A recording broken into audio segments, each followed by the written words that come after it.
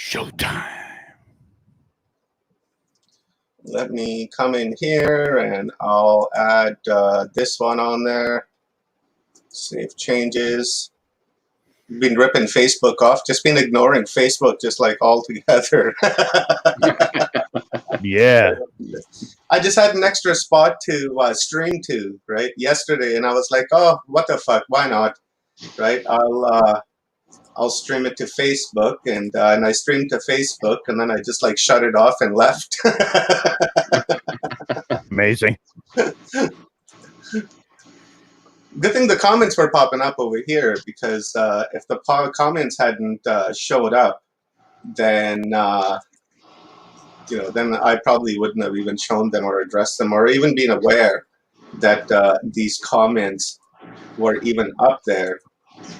I could care less about Facebook, really. I don't even like Facebook. The only good thing about Facebook is the connections, the people that are on there. Yeah. Right, to find speakers and kind of what have you, right? But anything beyond that, right? I don't particularly like Facebook. It's a fucking CCP. Pretty biased. It's a conduit of censorship. We'll just say that. Yeah, that's conduit. All right. Yeah. It's a CCP communist fucking platform, and constantly. Julie, hi, Julie. Constantly suppressed on there, right? So if I could get away from Facebook and find contacts and speakers and such someplace else, believe me, I would delete my Facebook account immediately, right now, right? Absolutely. Like literally, I would just get rid of it right now. But the only positive thing that's come out of Facebook is the connection, all the friends that I've made on Facebook, and that's really the only positive thing. Absolutely. So we are live on all of our platforms, guys. I just checked them all out, and I've loaded them up so that we can monitor the chat rooms. So if you guys want to open up some on your end, that would be decent. Absolutely. I flow through them as I cycle through them every time I click to YouTube. I cycle through all of them. So yeah, every 5 minutes I do the same thing. I got them all lined up from left to right, and then I just go click, click, click, click, click. It's like OCD. It's like OCD. I'm telling you, it's terrible. Yeah, it is. It is. Julie, welcome, Julie. Thank you very much for showing up. Miss you so much, Claire, and so good to see you. Yay. Yeah, and everybody loves you. See, I don't know why you're in hiding. That's true. I think it's because he's growing his beard to a glorious length. So he is trying to hide until it's absolutely at the point that he wants to show it, like it's ZZ Top type, Moses ZZ Top length. Total divineness. That's right. Is oozing from Clarence Mitchell. Then he'll be like, okay. Whoa, I'm back. Let's all take a sip of the coffee and we will plunge right into it. Ladies and gentlemen, welcome to day 5, the final installment of Total Disclosure. If you haven't learned anything by now, you haven't been listening. We have had an eclectic group of speakers. So much information has come out of these last 4 days that today is just a cherry on top, and we are going to have panels. Everything is going to be amazing today. We have an epic presentation by one of the creators, Omar, and we have Michael Feeley coming back to he actually got a new headset so we can go ahead and have it streamed totally clickless, which is great. The messages, people were so adamant about hearing his message. They were so in tune with what he was saying that it only does justice to bring him back to do the entirety of his presentation again. And first and foremost, we would like to give shout outs to all of the people who are letting us stream to their platforms. We did that in the hopes of reaching as many people as possible and showing as many people as possible that we are the ones we've been waiting for. We are the disclosure. So thank you to Paul Wallace for letting us stream to his YouTube. Thank you to Alan Steinfeld for letting us go to new realities. Thank you to Neil Gower for Portals to Ascension. Thank you for Stephen and Evan Strong for Forgotten Origins. Thank you to Lyanne for letting us do the frequency as well. And thank you to myself and Omar for we are streaming on our platforms as well. And, you know, I give thanks for all the people that have subscribed and helped build this community that we are ultimately trying to create. So we have a space where we can have a dialogue, an intellectual conversation about the things that we see, the things that we experience, and the things that we want to basically discuss. So, with that being said, I also want to give a tremendous, tremendous thank you to Paul Wallace and the Eden series for sponsoring this event. There is The Scars of Eden, Escaping from Eden. I mean, I'm speechless. These books are absolutely incredible. So go to paulanthonywallace.com, grab your copies because they are life changing at a fundamental level. Also, I would love to give thanks to Stephen and Evan Strong. They sponsored us with Forgotten Origins and Our Alien Ancestry. Both of those websites are theirs. Our Alien Ancestry goes through a chapter-based disclosure from the things that they found coming out of Australia from man, artifacts, hieroglyphs, everything. If you are into history, this is the place to be, right? Forgotten Origins is the out of Australia theory as well. So we have forgottenorigins.com and ouralienancestry.com. Those are our two spots to go. .net, sorry, ouralienancestry.net. Those are the two places to go to find the amazing work that they do. And again, we have the Eden series, paulanthonywallace.com. And on top of it, we have Neil Gower and Portal to Ascension, the website as well. The website has thousands of hours of free content that you can pick up to enlighten yourself, to fulfill yourself, to raise your frequency, as well as many disclosures. So many different topics that go through Portal. Portalstoascension.org, correct? Yep, that's Roger that. Absolutely great. So, guys, we are here. We're ready to rock and roll. And I just want you all to come in, Omar and Clarence, and I'm going to start.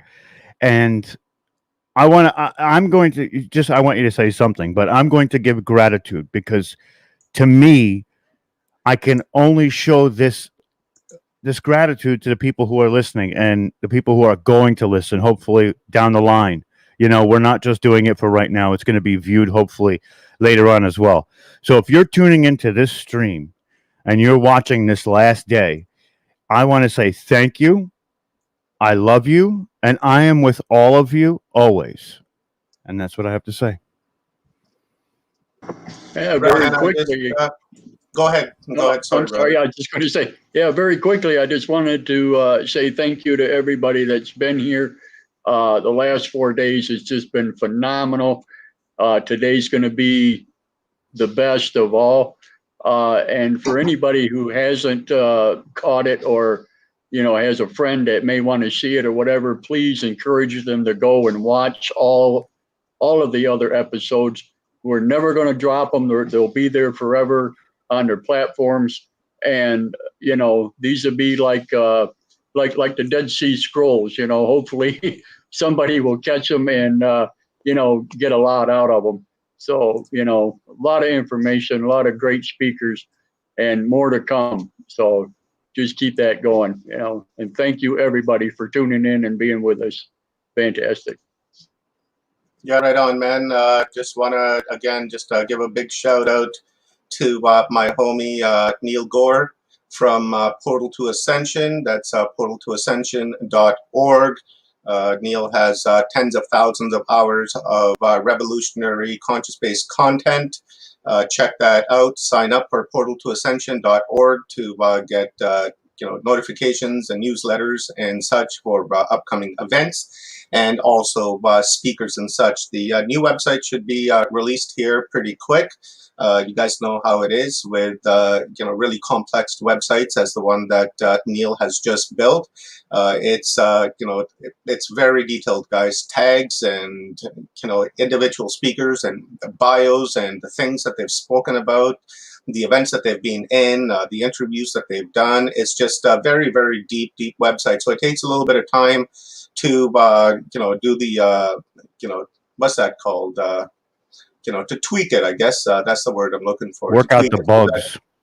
So that you guys have the absolute best experience that you can when you visit portaltoascension.org. So with that being said, much love to my brother Portal to Ascension, Neil Gore. Hopefully we'll see you soon, brother. That's right, a brother from another mother. Absolutely. Oh, absolutely. Neil is a mentor and a brother, a friend. If it weren't for really Neil, these events wouldn't be happening because Neil is the grand master of it all. He's the pioneer in doing day events and like mega events like such as these. When I started off doing Watchers Talk, I was at the grassroots level of just doing interviews with authors and researchers and such. And then I came across Neil and I said, wow, what a great idea to do day events and multiple day events and such. So really it's because of Neil that this event is really even produced, right? The idea of it really came from him. So thank you very much to Neil. And guys, keep an eye open. Go and visit Portal to Ascension, the YouTube channel, and register for the channel or subscribe to the channel. Hit that bell because Neil is going live like almost on a daily basis. The other day we had 2 live streams going on Portal to Ascension. So that's a testament to Neil's dedication when it comes to disclosure and really releasing revolutionary and very controversial information too, because we know that when people hear things that go against the grain of their beliefs, they get pretty pissy. So it's pretty controversial stuff. So we are on our final day, day 5 of total disclosure. Rob Yawks, Full Spectrum Universe, myself, Watchers Talk, Clarence Mitchell, Closer Encounters, and of course, Greg Bornstein of Open Loops. Conversations that bend. That's right, and the conversations have been bending here the last few days. So let's quickly go through the schedule for this morning. At 11 o'clock a.m., at 10 o'clock a.m., we have Michael Feeley coming back. As Rob was saying, he's got a brand new mic. So we're not going to have that crackling issue, and we're really going to get a superb download from Michael Feeley. Then at 12 o'clock, we have Roger Spurr from the Mud Fossil University coming on. And then at 1 o'clock, we have Mr. John Cadman coming on. I'm really looking forward to that. It's like the water pump theory. He's the original thinker of that. So really looking forward to John's presentation. And then at 2 o'clock, we have the North American panel happening. On that panel, we're going to have Drs. JJ and Drs. Desiree Hurd talk. Then we're going to have Dr. Sam Osmanovic. We will have Joan of Angels, Dr. Joan of Angels. And as well, it's going to be us on that panel along with Alan Steinfeld. So that's going to be a superb panel. And that panel is really, we're going to dig into the disclosure and the information that we've been learning over the course of the last few days. And it's really a wrap up of the entire conference. And then at 3 o'clock, we have Rodney McGillvary coming on, and he's going to give us a download in alchemy. And then after that, we have Joel Ayala Ayapana coming on. I'm sorry, Joel, if I pronounced your name wrong. He's going to come on, and he's going to give us a download in ancient knowledge. And then at 6 o'clock, when we're going to be wrapping things up, we're going to have the Australia disclosure. And we're going to have the usual suspects for that one. I'm hoping that we can get Jerome Calvar into that. Still waiting to hear from him. We're going to have Stephen and Evan Strong, Leah Capitelli, Saul Rita Antaria, and I believe we are going to have Oli at the conference, or at the panel as well.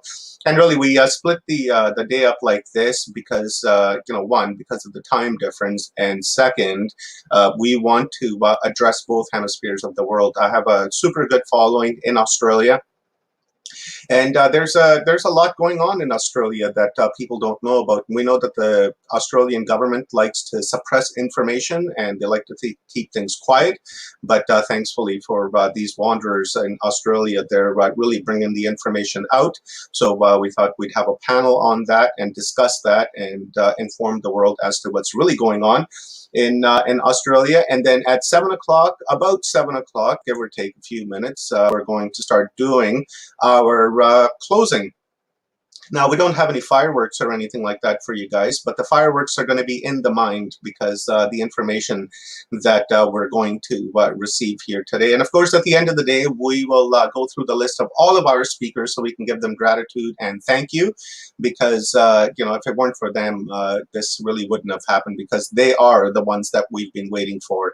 We are simply the people here facilitating them to make sure that their message gets out. Everyone plays a part, and this is our small role, and they're playing their role. So it's a team sport, and you guys are part of that that team as well. Because remember, you know, when we go to a hockey arena or a football arena or any type of sports venue or even a concert, you know, the players and the performers have always said that we get our energy from the crowd.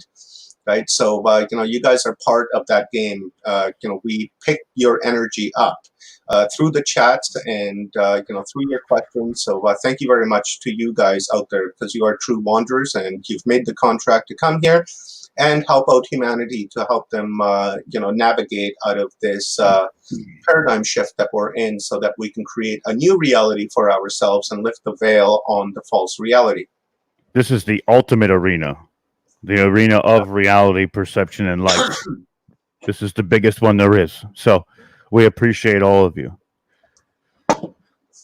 So now that we've got all that out of the way, let's go through a couple of comments here really quick. Welcome, Sir Kev, from Facebook. We are streaming to Facebook.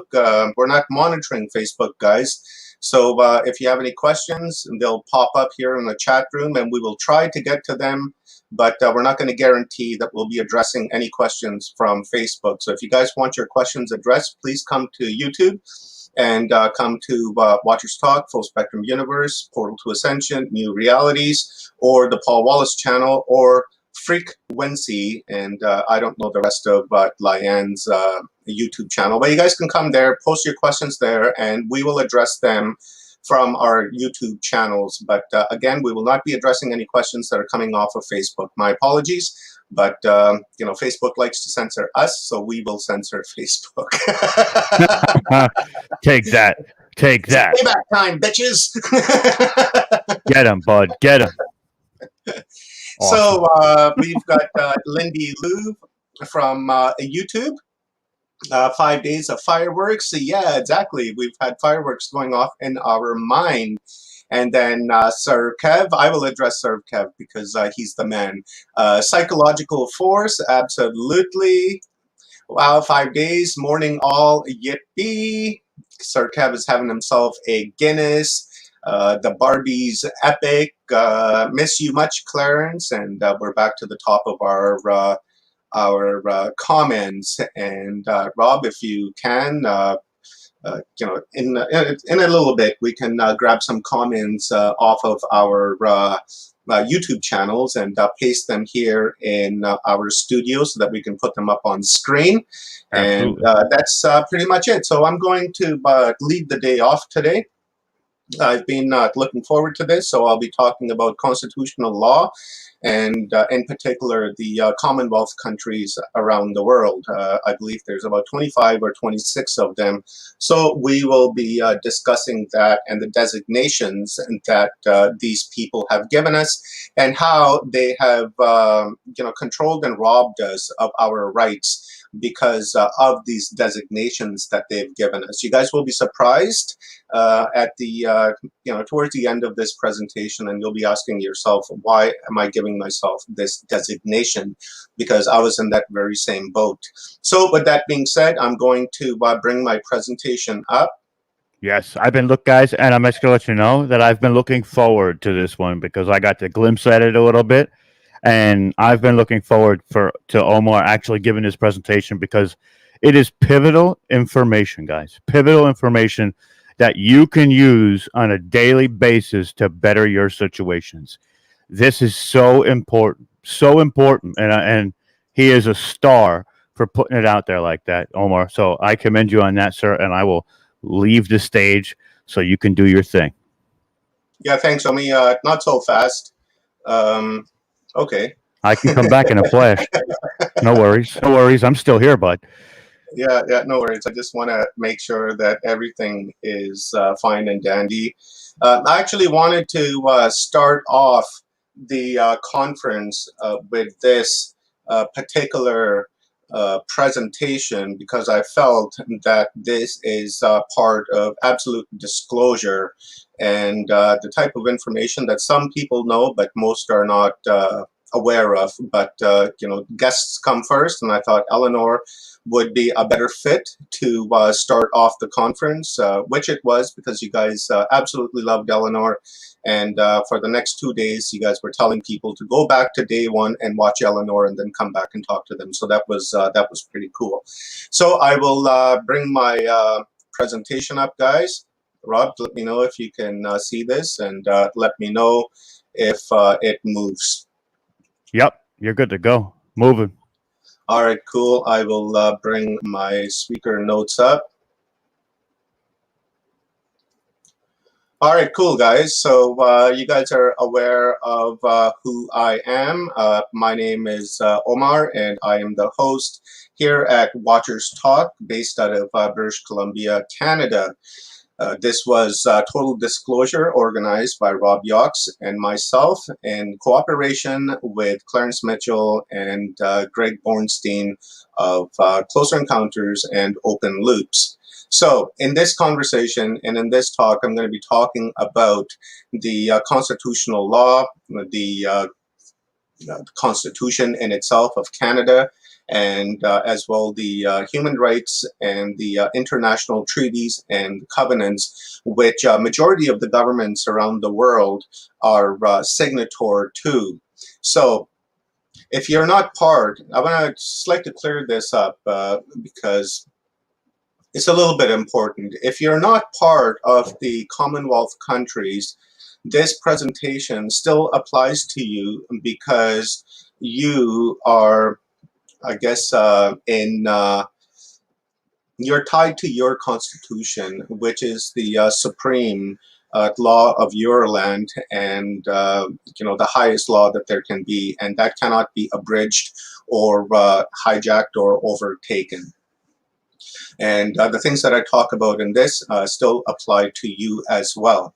And, I'm just using Canada because that's where I am and that's where I'm living and part of the Constitution. So I thought I would use these laws to make an example.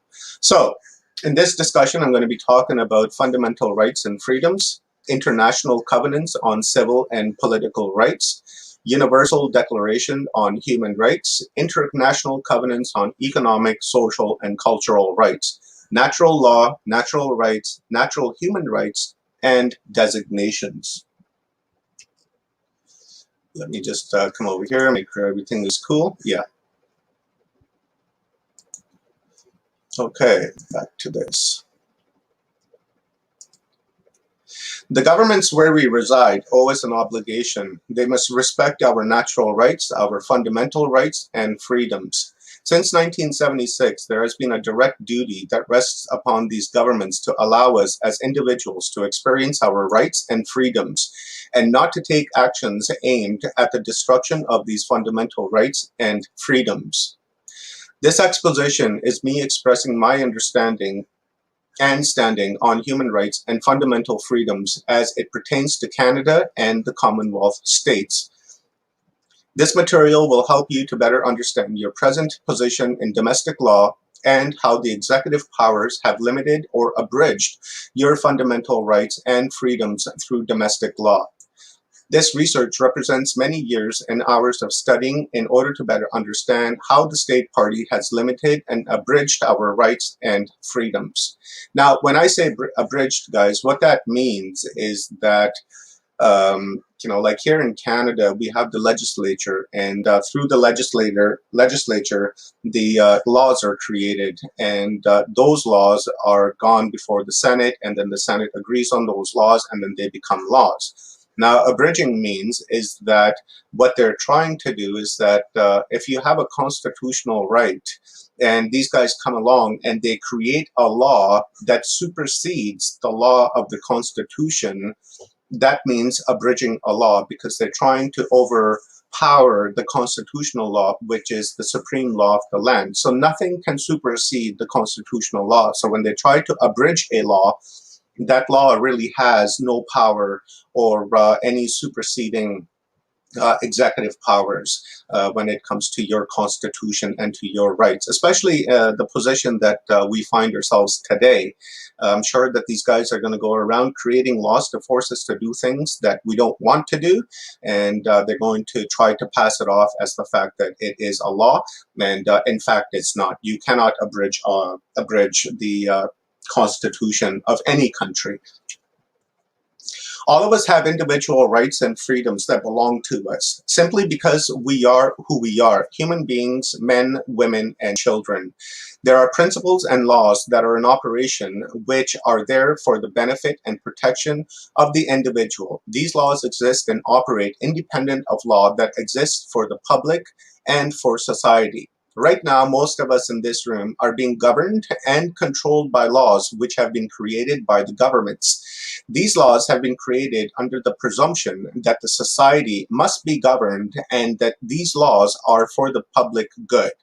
Law, the regime that orders human activities and relations through systematic application of the force of politically organized society or through social pressure backed by force in such a society. The legal system must respect and obey the law. Within the law, we find the following principles. Now, as I was just saying a couple of minutes ago, they're going to try to abridge some laws to the Constitution and try to force us to agree with them and to follow their narrative, which is against the law, guys. They cannot do that because they are signatories to some very special documents.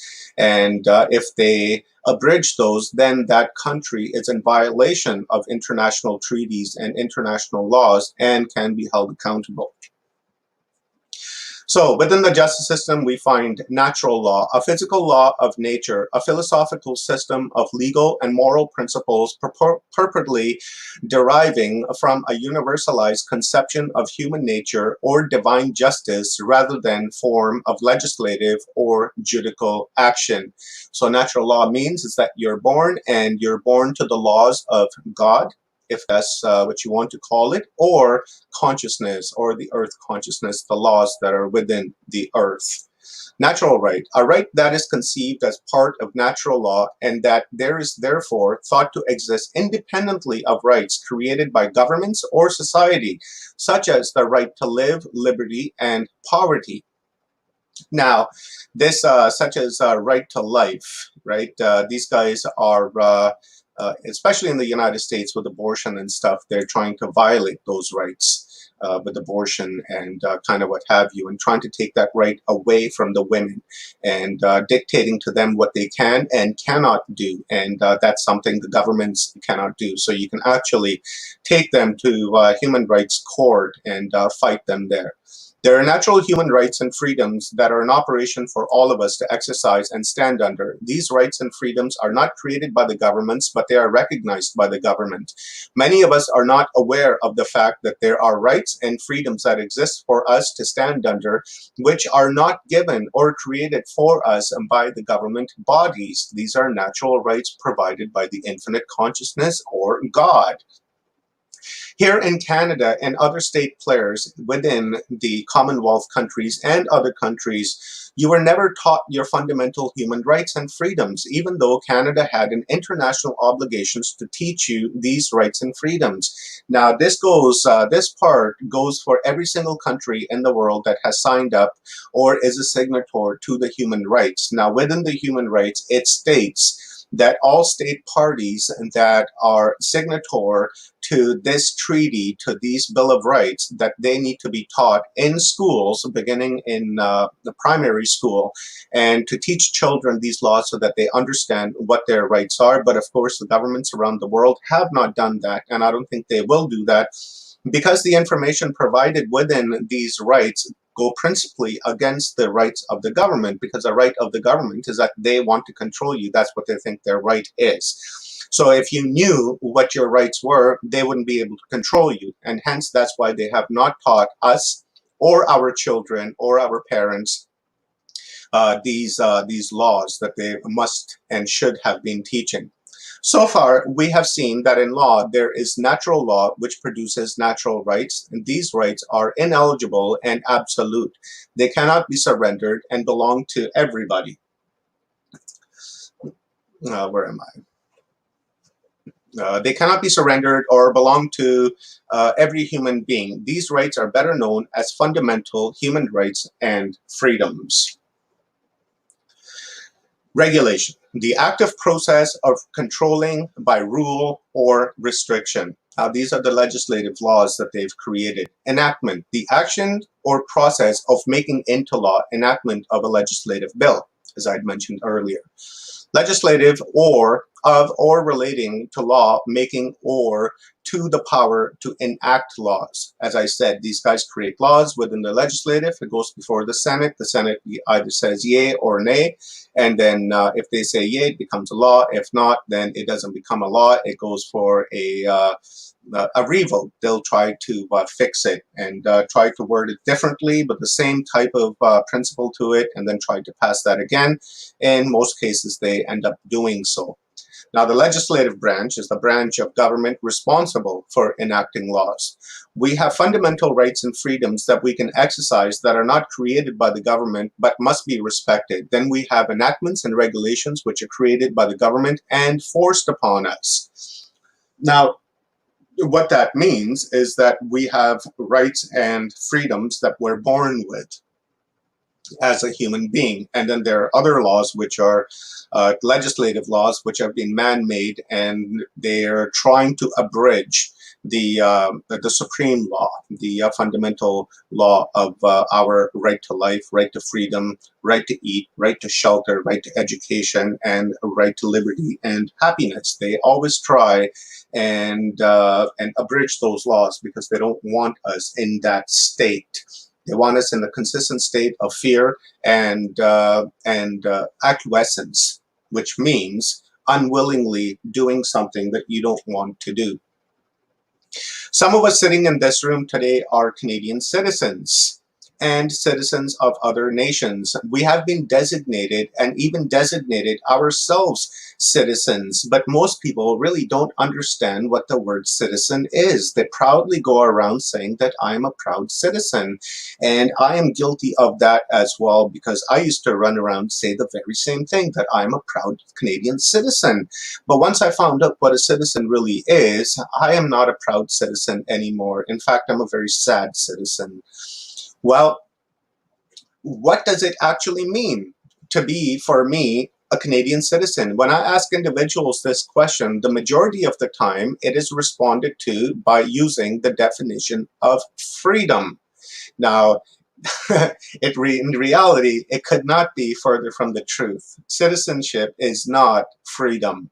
When we look into Canadian domestic law, we find the following oath that a Canadian citizen must take. Now, I'm sure this is the same, a little bit of different wording, but pretty much all around the same in all of the Commonwealth countries around the world.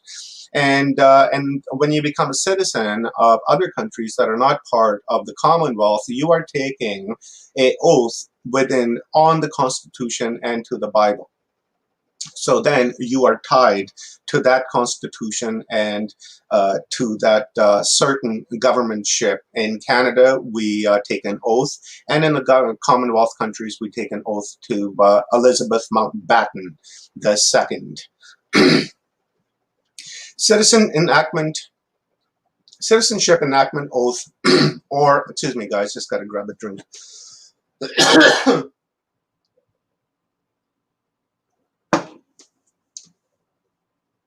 Citizenship enactment oath or affirmation of citizenship. I swear or affirm that I will be faithful and bear true allegiance to Elizabeth Mountbatten II, the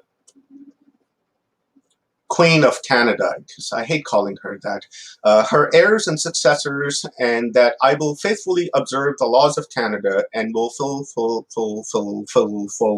my duties as a Canadian citizen. Now, you see, it comes with duties and it comes with jobs and kind of what have you, so that's not really freedom now, is it? Allegiance, a citizen or a subject obligation of fidelity and obedience to the government or sovereign in return for the benefits of the protection of the state. So if you're not a citizen, you don't get no protection. You have to take that oath and you have to say that I'm a citizen in order to get protection from the state, or otherwise you're up shit creek without a paddle. Subject, one who owes allegiance to a sovereign and is governed by the sovereign's law, the monarchy's subjects. So in the Commonwealth countries, we are actually subjects. We are citizens and subjects of Elizabeth Mountbatten. As we can see, to be designated a Canadian citizen means that we will be faithful and owe true allegiance to Her Majesty the Queen, and that we promise to obey the laws of Canada. This is a true characteristics of a citizen. Every individual who claims to be a Canadian citizen or any other citizen is being held under the oath of servitude and bondage. Now that means that you are a slave, Neil.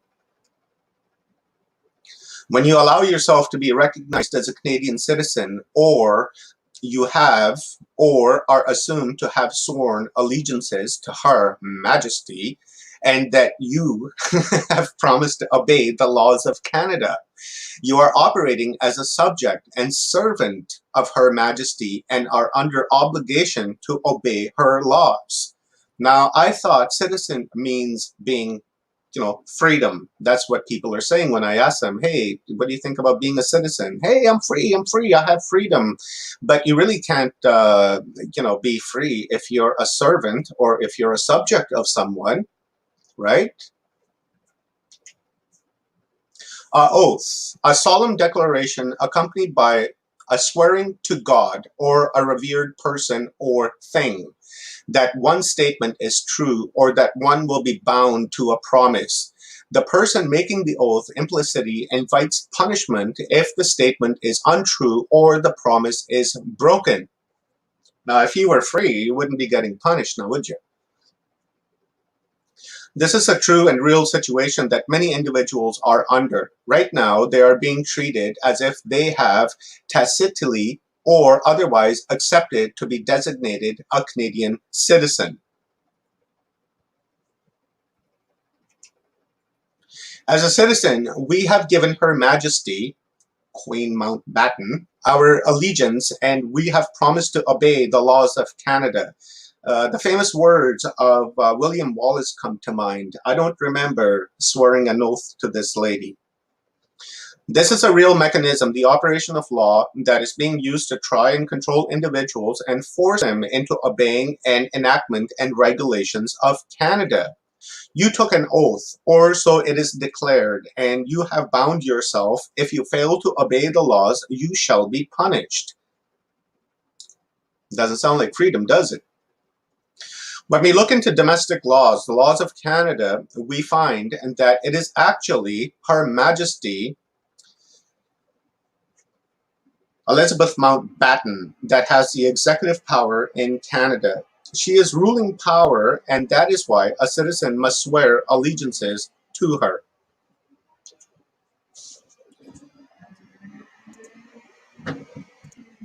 Just give me one sec, guys. I gotta close the window. I've got a big garbage truck out back.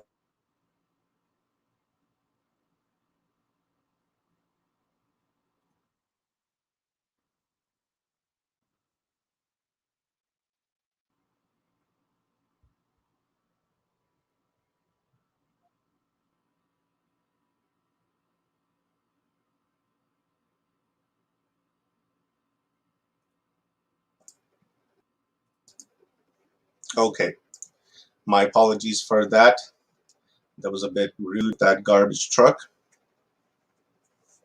The executive government and authority of and over Canada is hereby declared to continue and be vested in the Queen of England. Executive, the branch of government responsible for effecting and enforcing laws, the person or persons who constitute this branch. Notice it didn't say citizen or everyone or a human being. It said person or persons. We'll get into that here in a little bit. We are seeing that the executive powers of and over Canada remains the Queen's, which, when I say Canada, guys, just include all of the Commonwealth countries within that, because we all belong to the same union. She is the authority over Canada. When we look further into the Constitution Act, we find that this executive power is transferred or operated by the governor and the lieutenant governor general. Now, if you guys are not familiar with the Commonwealth or the way the English Queen system works, the Governor General is the executive, almost like pretty much like the CEO of Canada, and she's the right-hand man, or he is the right-hand man of the Queen, and they carry out all of the provisions for the Queen within the territory of Canada. For instance, if Canada, let's say, declares a war on someone, Canada is actually not allowed to use their military, and that goes along with the entire Commonwealth. In order for Canada to use their military in a hostile way or in a peaceful manner, they have to go before the Lieutenant Governor and ask the Lieutenant Governor General or the Governor General for permission to use Queen Elizabeth Mountbatten's military, because it's not Canada's military, it's her military. And if they say, yep, go ahead, you can use the army, then Canada is allowed to use that military. But if she says no, then Canada will not be allowed to use that military. The power is transferred and operated by the Governor and the Lieutenant Governor General. It is clear that these offices of the Governor General are carrying on their duties and responsibilities on behalf of Elizabeth Mountbatten. The Constitution Act. Now, Canada has two constitutions, guys. It had to be changed, and I'm glad it did. The first constitution was written in 1867. It's kind of like the Magna Carta of England, and then the second constitution was in 1976, I believe, or 1982. It's one of those two. I can't remember. There's lots of notes here, but we'll get into it. The Constitution Act 1867, Article 10, the provisions of this act referring to the Governor General extend and apply to the Governor General for the time being of Canada or other Chief Executive Officer or Administrator for the time being carrying on the Government of Canada on behalf in the name of Elizabeth Mountbatten by whatever title he or she is designated. So she pretty much saying is that the Governor General is the right-hand man of Elizabeth, and that their power is supreme power within Canada, regardless of their title. It could be a prime minister, it could be, the opposition leader, or it could be really anything. It just depends on the title that they give themselves. Queen Elizabeth, man, I hate saying that, transfers or delegates her control and power to the Governor General of Canada. This office of the Governor General operates on behalf and in the name of Elizabeth Mountbatten. Elizabeth Mountbatten retains her powers and authority, and when she is present in Canada, the Governor General is not officially operating in any capacity. Because the head of state is on the territory of Canada, the Governor General is rendered useless, because now the head of state can make all the decisions, and when she leaves, then the Governor General is back in power. Actually, the Governor General has more power than the Prime Minister of Canada, because the Prime Minister of Canada has to go to the Governor General to ask the Governor General if he can dissolve the government and hold elections, if he can or she can use the military for domestic purposes or international purposes. So the Prime Minister really is a puppet figurehead, and beyond that really has no power. And that goes along with all of the other Commonwealth countries around the world. Your prime minister has no power, is a puppet. Oh, I almost said it again.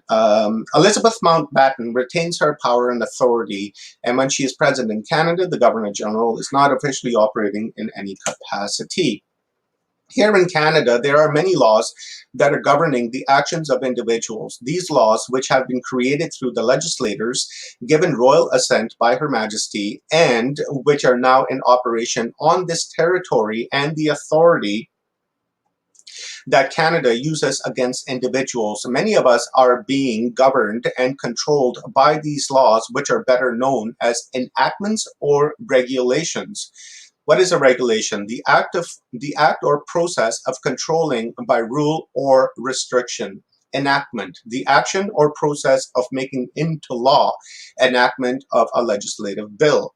Thou shalt not spit on your yard, or you will get $100 fine. That is enactment.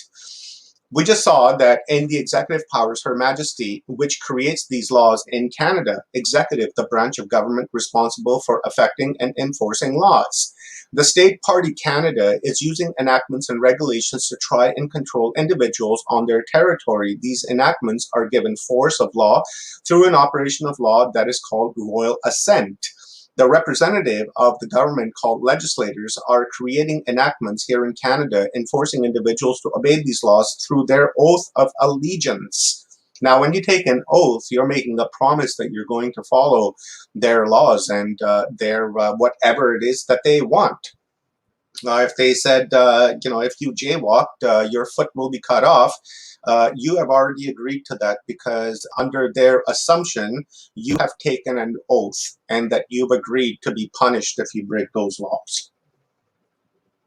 We have enactments that control the drivers. We have enactments that control property. We have enactments that control healthcare and so forth. And it is being said or held over us that we have promised to obey these laws.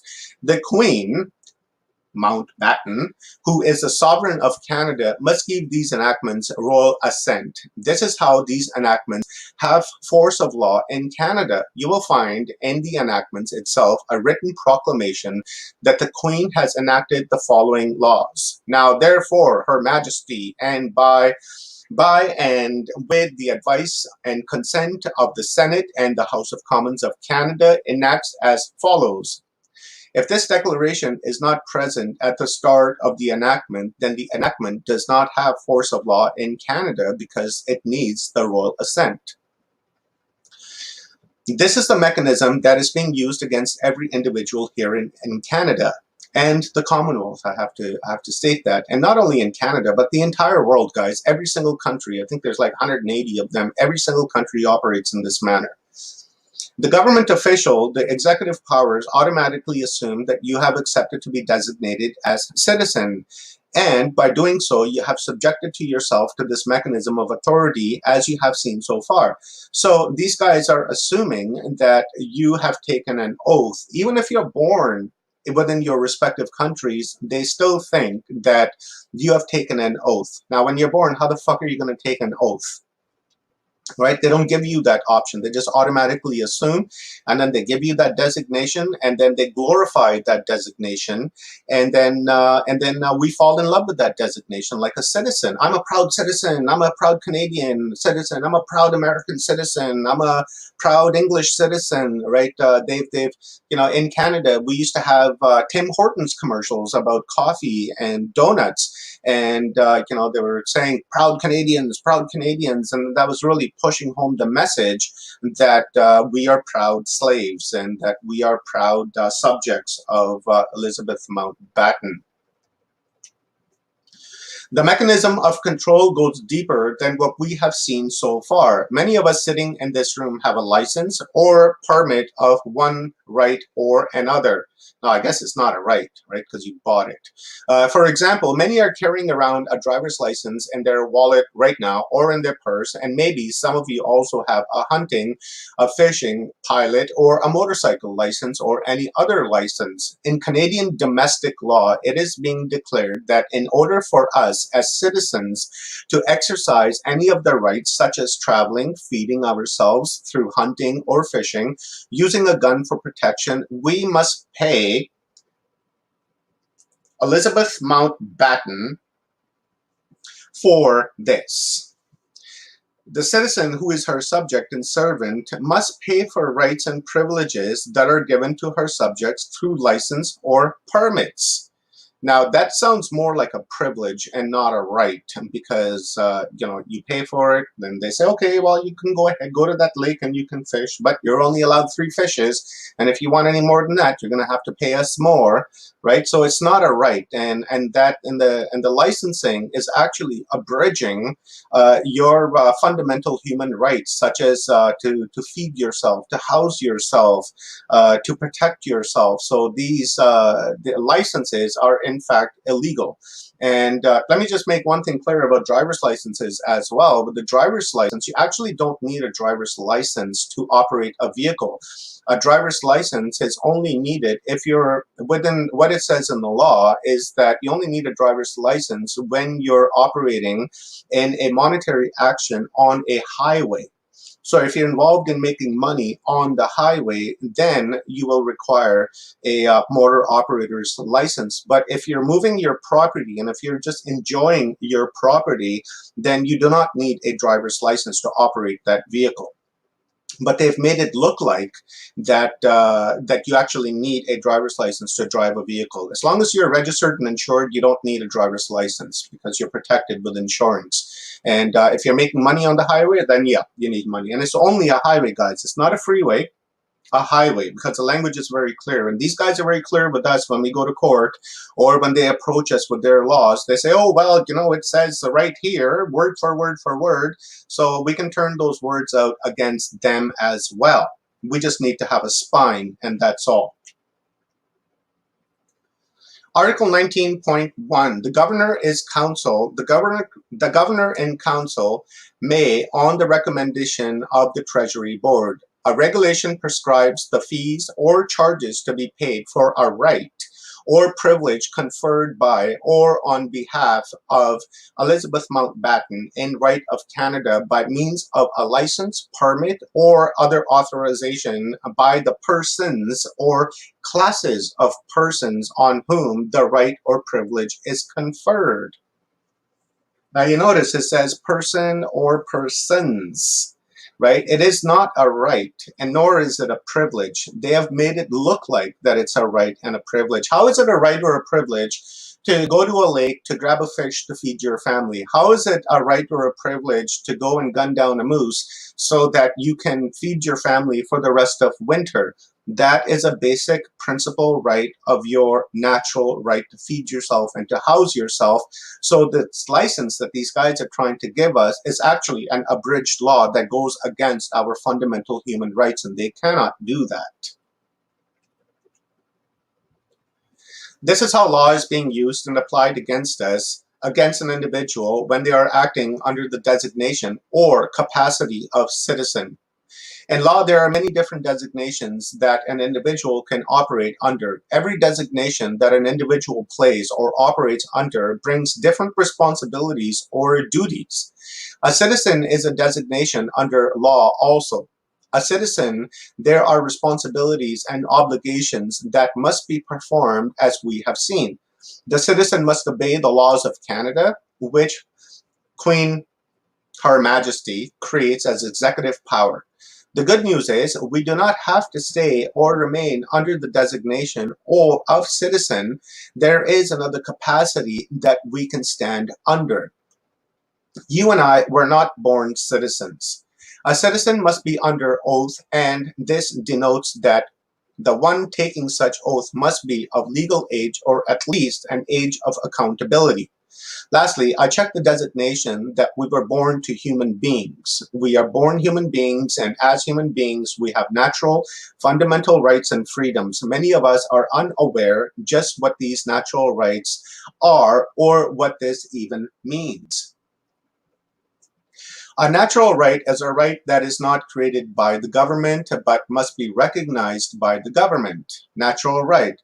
A right that is conceived as part of natural law and that is therefore thought to exist independently of rights created by governments or society, such as the right to life, liberty, and property, like the rights that the infinite consciousness or God has given you.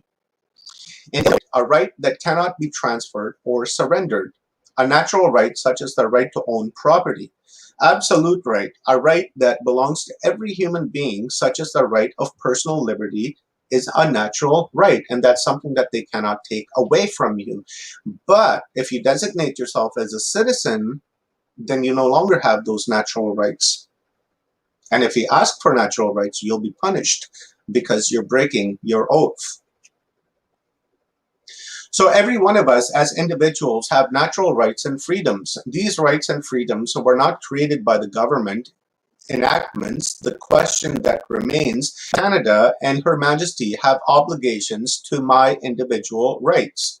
Canada is aware that you have these rights and freedoms, and actually they are accountable and to protect and respect these rights.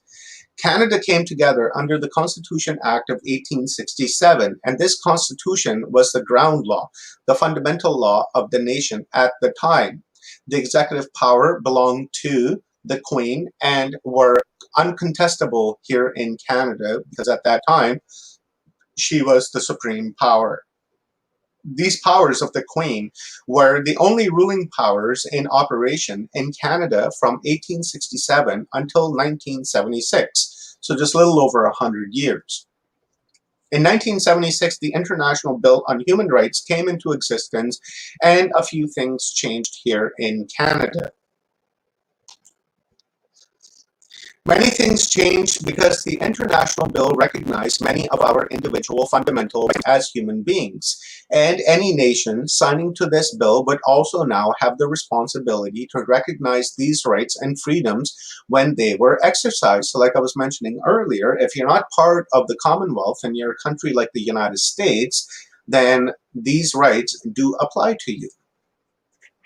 Any nation that wanted to become a signatory to this international bill on human rights, and Canada did indeed sign and is indeed a signatory to the International Bill on Human Rights. This also will include the international covenants. Now, I'm not sure if you know that there are international covenants which protect us, but we will talk about those. Canada became a signatory and agreed to all the provisions enumerated and listed with the covenants.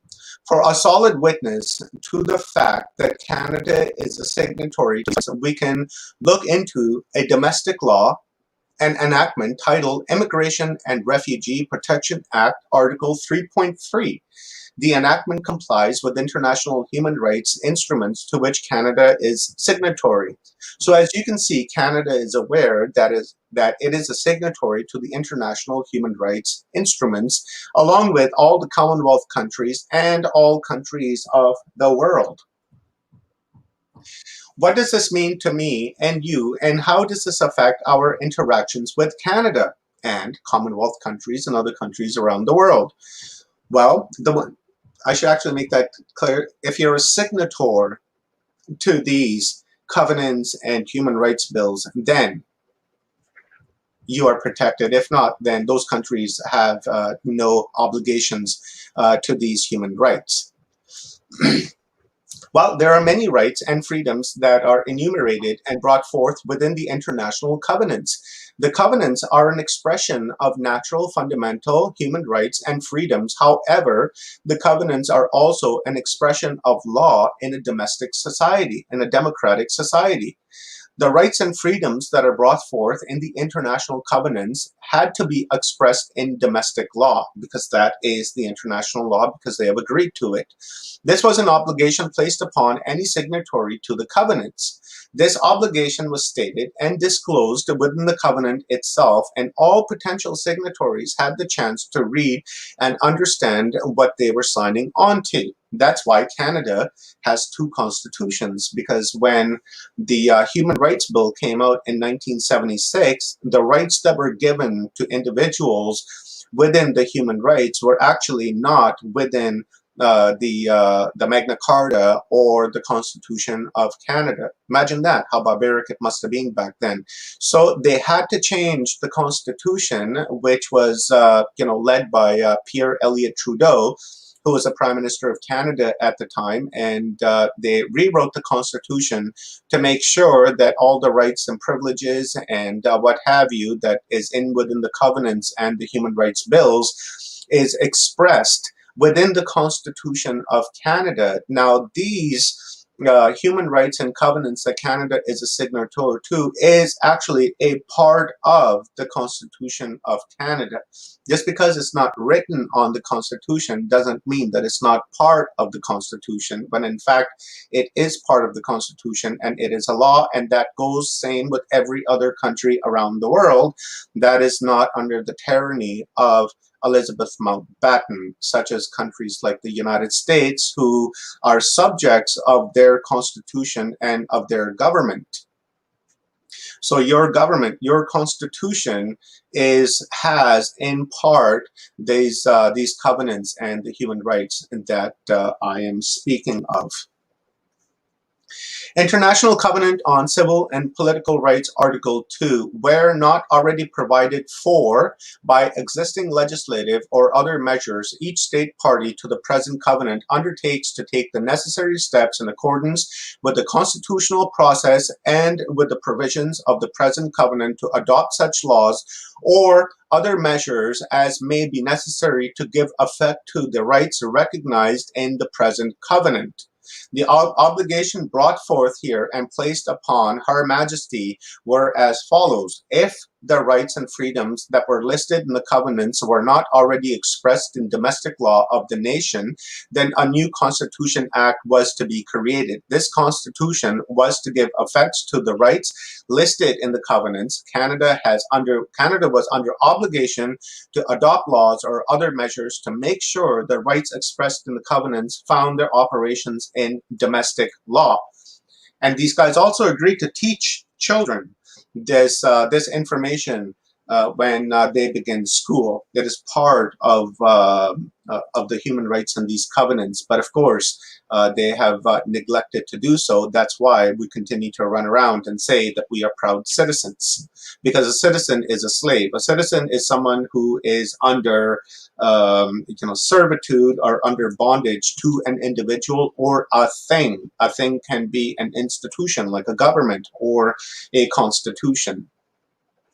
The international covenants are the guiding force, the controlling mechanism concerning how Canada can create laws. Whatever the covenants say must transpire. Canada must fulfill this obligation, because if they don't, then they are breaking the international law and can be held accountable. This power operates against the executive powers of Canada. It confines their actions when they deal with us on an individual level.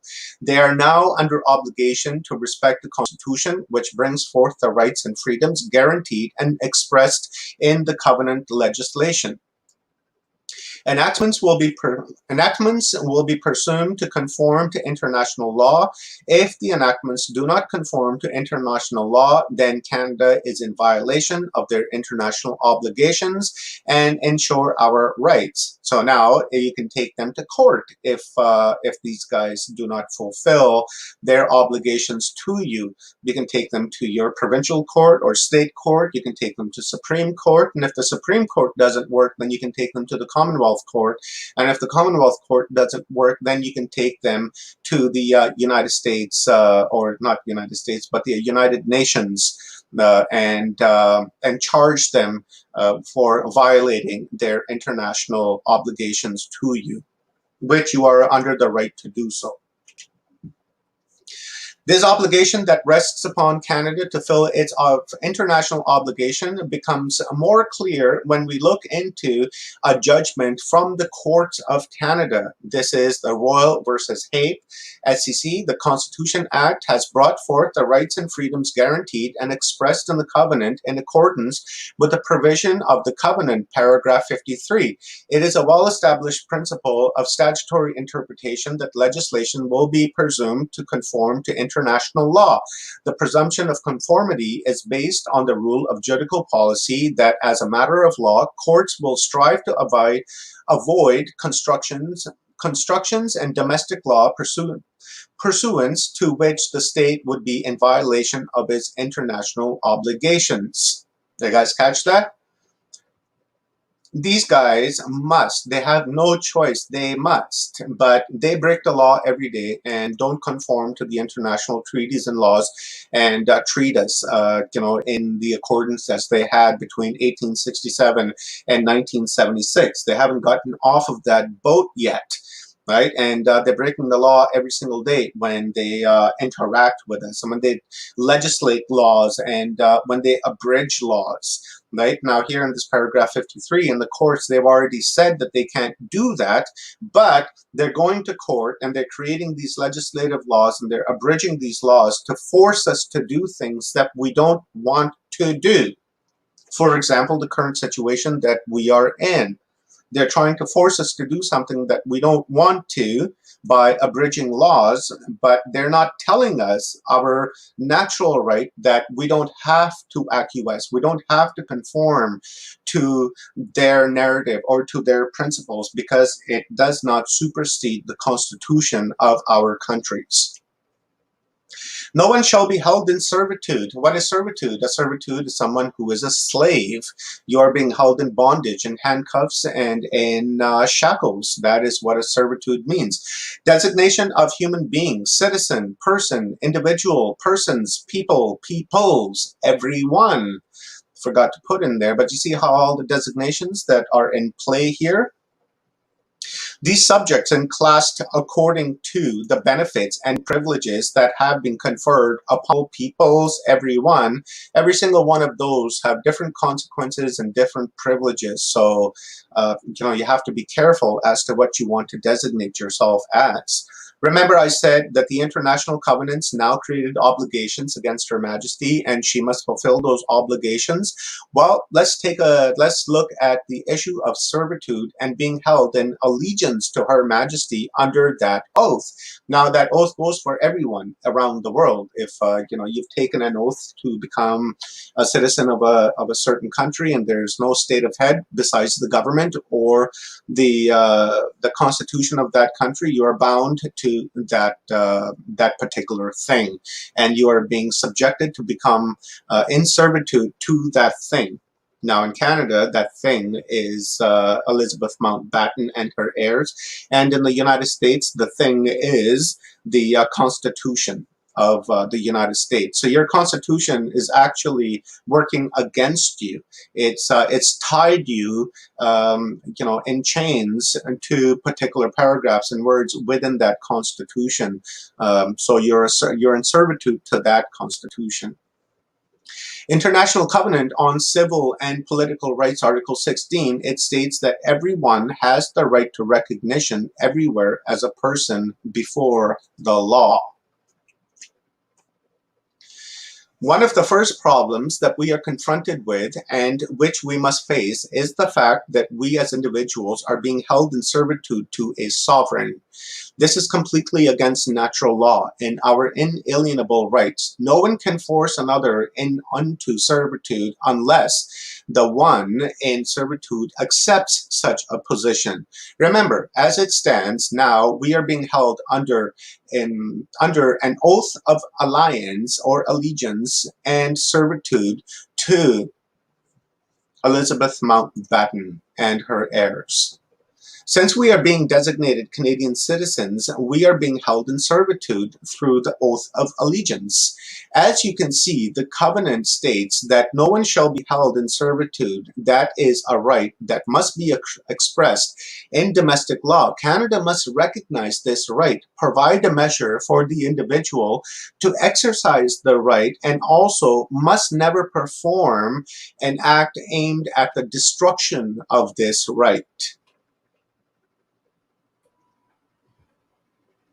They must never perform an act aimed at the destruction of this right, meaning that they can't legislate a law and abridge it to the Constitution and take the right away from you of your natural rights. They cannot do that, but they do that on a daily basis. We know that. So these guys are not, walking the talk.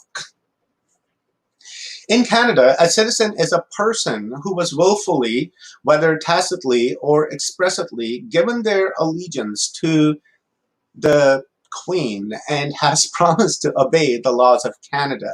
The position of Canadian citizen is one of subject and servant to the Queen, and that goes for all Commonwealth countries around the world and our friends down in Australia.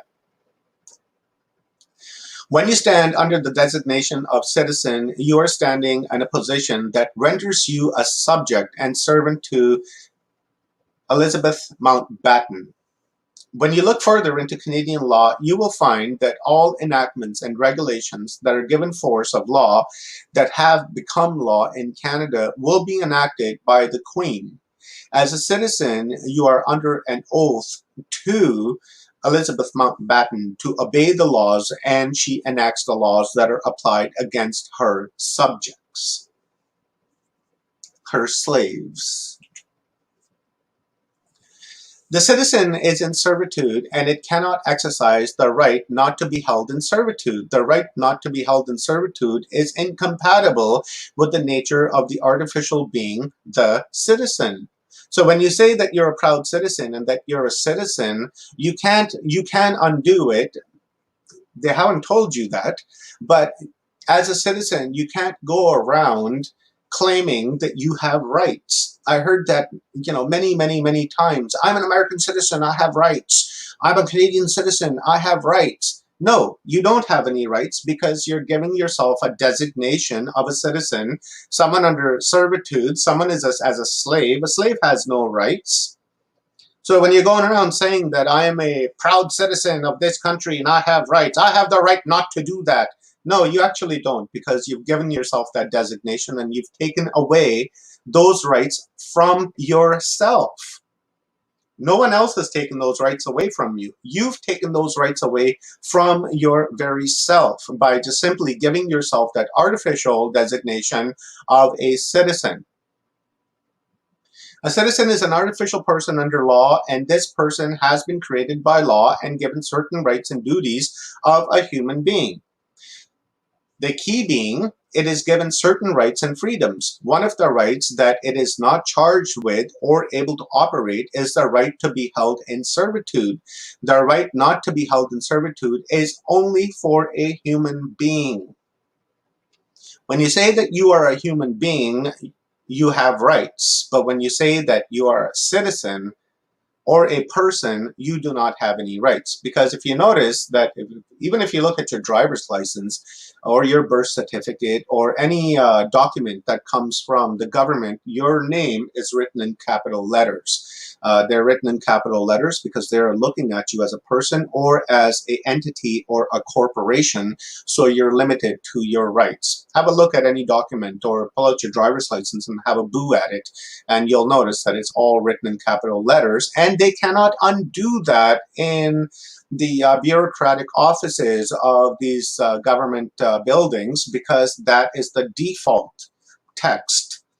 Even if they wanted to use lowercase letters after capital letters, they're not able to do so because the default is capital, because they have assumed and believe that you are a slave, Neil, that you are a subject and a citizen of Mountbatten or to your constitution or to your president. A human being is free and cannot be held in servitude. The right that we find expressed in the International Covenant Article 8.2, no one should be held in servitude, is a natural right that only applies to a human being. This is why if you allow yourself to become a designated citizen, you no longer can exercise the right not to be held in servitude. This is also why, when you look for the fulfillment of this right in domestic law, you will find that the right only attaches itself to the human being and never to the artificial person. Sorry, guys, let me just check this. I believe my next guest is in the house. Michael Feeley's in the house. All right, so I will. Yes, he is in the back. This up in a few minutes, guys. And if I have some time over the course of the day, I'll come back and I'll try to finish it for you guys. He actually just dropped out, Omar, so keep going. Pardon me? He just dropped out from the backstage area, so he's probably some connection issue or seeing if everything's working. So just keep going. Okay. Constitution Act of Canada, 1982, Article 7. Everyone has the right to life, liberty, and security of the person, and the right to be deprived, therefore, except in accordance with the principles of fundamental justice. Now, I'm sure this sounds familiar to our American friends. It sounds familiar because that is from the treaties and the covenants and the rights that the United States is a signer to. SEC Thompson Newspaper Limited versus Canada at page 1004. Everyone has the right to life, liberty, and security of the person serves to underline the human element involved. Only human beings can enjoy these rights. Everyone, then, must be read in light of the rest of this section and defined to exclude corporations and other artificial entities incapable of enjoying life, liberty, and security of the person, and include only human beings, because it is only human beings that can enjoy life. A corporation can't enjoy life. A false entity or a fake entity cannot enjoy life. So everyone then therefore must be looked at as a human being. The designation of everyone. One is the key there because of the source one which is recognized within the human rights. As you can see, the courts are aware that these rights can only be exercised by a human being. And when you look at the nature of the rights, in Article 7 of the Constitution Act, you find one in particular as being designated as liberty. Liberty is the opposite of slavery and servitude, and it is only a human being that can exercise their right to liberty and not be held in servitude. When a human being takes recognition as a Canadian citizen, he or she has been stripped of certain fundamental rights and freedoms that are available to the human being. So again, if you say that you're a citizen, you're taking away rights from yourself. It's not Elizabeth Mountbatten that's taking your rights away from you. It's you yourself who is doing it when you say, I am a proud citizen of this country. When you say that, you're essentially saying that I am a proud slave of this particular country. What you have seen is the operation of law that are being used against us and the operation of law that binds Canada's interactions with us. Now, when I say Canada, I really mean the Commonwealth, the entire Commonwealth, and all of the countries in the world that are signatory to these covenants and to the human rights, because it is fundamentally part of the constitution of your respective countries, and they must be recognized by your government. Canada is under obligation to transfer our fundamental human rights and freedoms into domestic law through the primary means of the Constitution Act of 1982. Now, remember I was saying that Canada has two constitutions, because the one from 1867 to 1976, and then when Canada became a signatory to the human rights, they had to rewrite the Constitution because of the rights that were granted to human beings that were not being granted between 1867 and 1976. That's why a lot of massacres of Aboriginal peoples happened in Canada and Australia. Canada is under obligation to transfer our, I read that, the Constitution and the covenant is what offers individual protection and power against the actions of the executive power. Because we know the executive power is going to try to abuse their powers and lie to you and try to control you. Hence, that's why they have not carried out their obligation to teach us this type of information in schools as a program so that we understand and know what our fundamental rights are. So when we're interacting with the executive power, we know what to do, but we don't. The rights and freedoms contained in the covenants are the principles of fundamental justice. It is important to always remain under the designation of human being, for by doing so, you reserve your right to operate and exercise your fundamental human rights and freedoms, your natural rights and freedoms. When standing under your natural designation of human being and not allowing yourself to be placed in the capacity of an artificial person, that is subject and servant of Elizabeth Mountbatten, you force the liability on Canada or the Commonwealth or your government to respect your fundamental rights and freedoms as a human being. When you are born, the government requires that our parents fill out a live birth record, a registration of birth. After this, we are issued a document that is called a birth certificate. The live birth registration of birth is bringing forth the fact that you are a living, breathing human being, and as such, Canada has obligations towards your natural rights and your fundamental human rights and freedoms. The birth certificate is issued to the subject and a servant of Elizabeth Mountbatten. This document represents the artificial person in law, the one who is a subject and a servant of Elizabeth Mountbatten. Now, in Canada, they don't give you the live birth record because they don't want to keep that record. They want to make sure that you are a corporate entity, or that you're a false entity, or that you're a fake entity, or that you are a corporation. So then they give you a birth certificate that has a registration number on it. That registration number is your corporate number. Not only is it that your corporate number, but what these guys do is that they take all of the people that are born in a particular year and that registration number, and they take it to the Rothschilds or the Rockefellers or anyone that owns these major banks, and they go to these banks and they say, okay, we had 200,000 births in our country, and here's all of these registrations and birth certificates of these corporations. We would like to borrow $2 billion from you, and in 18 years, when these people begin to work, we'll start paying that debt off to you. So when you're born, Neo, they've automatically put you into debt. The birth certificate is a document that we use to acquire all subsequent pieces of identification, whether it be a social insurance card, social security card, a medical card, or a driver's license, a fishing license, a marriage license, whatever. All these pieces of identification designate an individual as an artificial person, a subject and servant of Elizabeth Mountbatten, who is under an oath to obey these laws. The only document that we can have access to which identifies us as a human being is our live registration of birth, which we are never given a copy of, nor are our parents given a copy of. We underestimated their sneakiness now, didn't we? They keep that document and they say, no, here's the birth certificate. That's all you need. And you can go and get the rest of your IDs so that you become a full-blown person, a fake entity. And we're not going to give you your live birth because to us, you were not born as a human being. And it does really make sense. When you look at the archonic force that's operating on this planet, they're an extraterrestrial being that's occupying our planet. So therefore, they really don't see us as human beings. They see us more as a source of food. As you learn and become more aware of your fundamental rights and freedoms, you will begin to see that you have been stripped of these rights and freedoms, or the majority of them.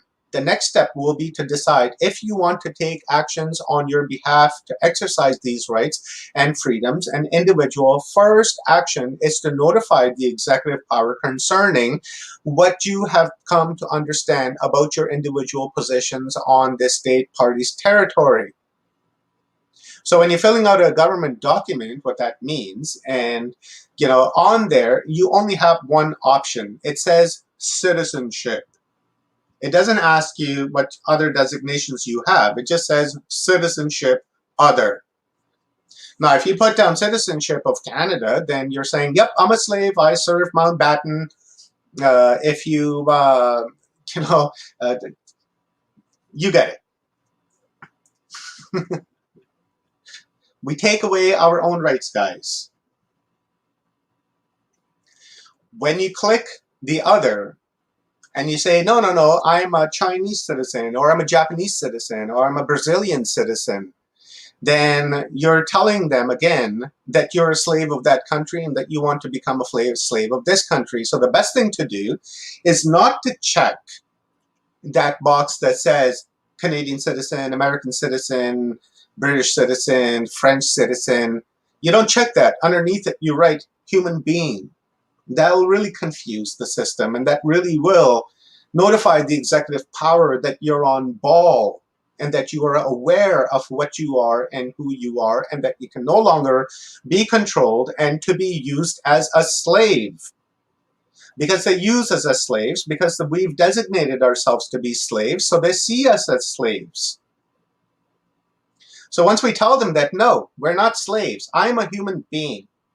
I'm not a citizen, I'm not a person, I am a human being, and you must respect that. But they don't. Because like I said, we have an archonic force that's working against us, and you know, we're a source of food to these people, or to these things. I'll close it off here, guys, on 32. Now let me ask you, how many here are citizens or would consider themselves a citizen? I myself used to accept that and was even proud to designate myself a citizen. It was not until I went looking into Canada's laws that I found out what being a Canadian citizen really meant to my life. What we are seeing here is that we as human beings have given away our freedom and have entered into an oath of allegiance to serve Elizabeth Mountbatten and to obey her laws. A citizen or a subject's obligation of fidelity and obedience to the government or sovereign in return for the benefits of the protection of the state. A person born within the dominion of a monarchy. One who owes allegiance to a sovereign and is governed by that sovereign's law. What we are seeing here is that when we as human beings have given away our freedoms and have entered into an oath of allegiance to serve Elizabeth Mountbatten and to obey her laws, we're simply saying that we are slaves. That's a mentality that we are under. We've been browbeaten. We've been beaten into a position for us to think that we are slaves. That's why we feel like that about ourselves, because you know, this is something that's been hammered into our mind since we were born.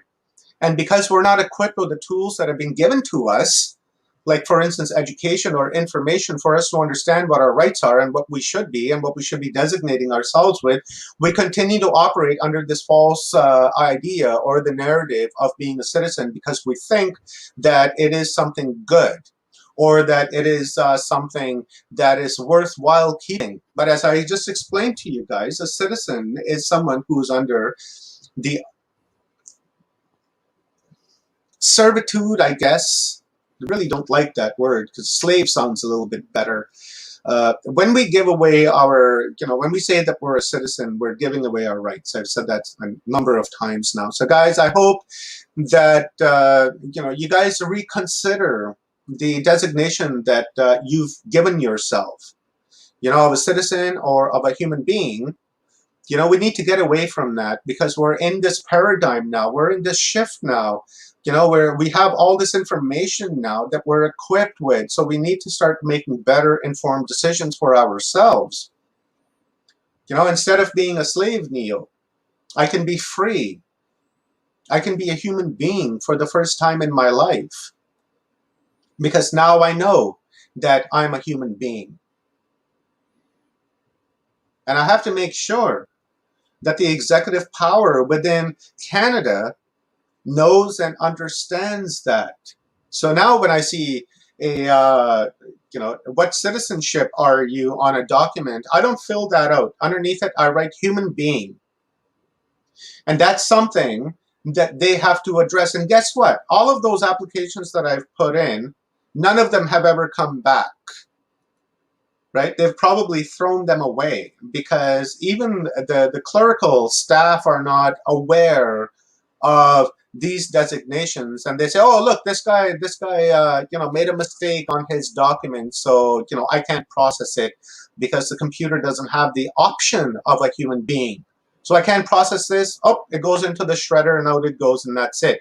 So they try to force you into saying that you are a citizen.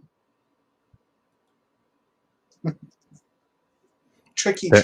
They're loving it out there. We have one question from the poll. I mean, you did such a thorough job that everybody was just like, thank you. There's some super pertinent information to what's going on right now. But we have the one question here. Bring yourself on screen, Rob. From Frogsy is, where is the source? I'm coming in hot. Where is the source of this info? Where can one go to locate this information for our own edification and dig into the nuance of this corporate fictitious system?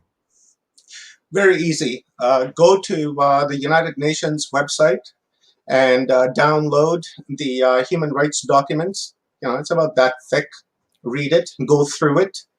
Then download all of the international treaties and the covenants, which are there. They're listed there for you to educate yourself with and to download that information. Go through that, and then go through your domestic laws of your country. Right?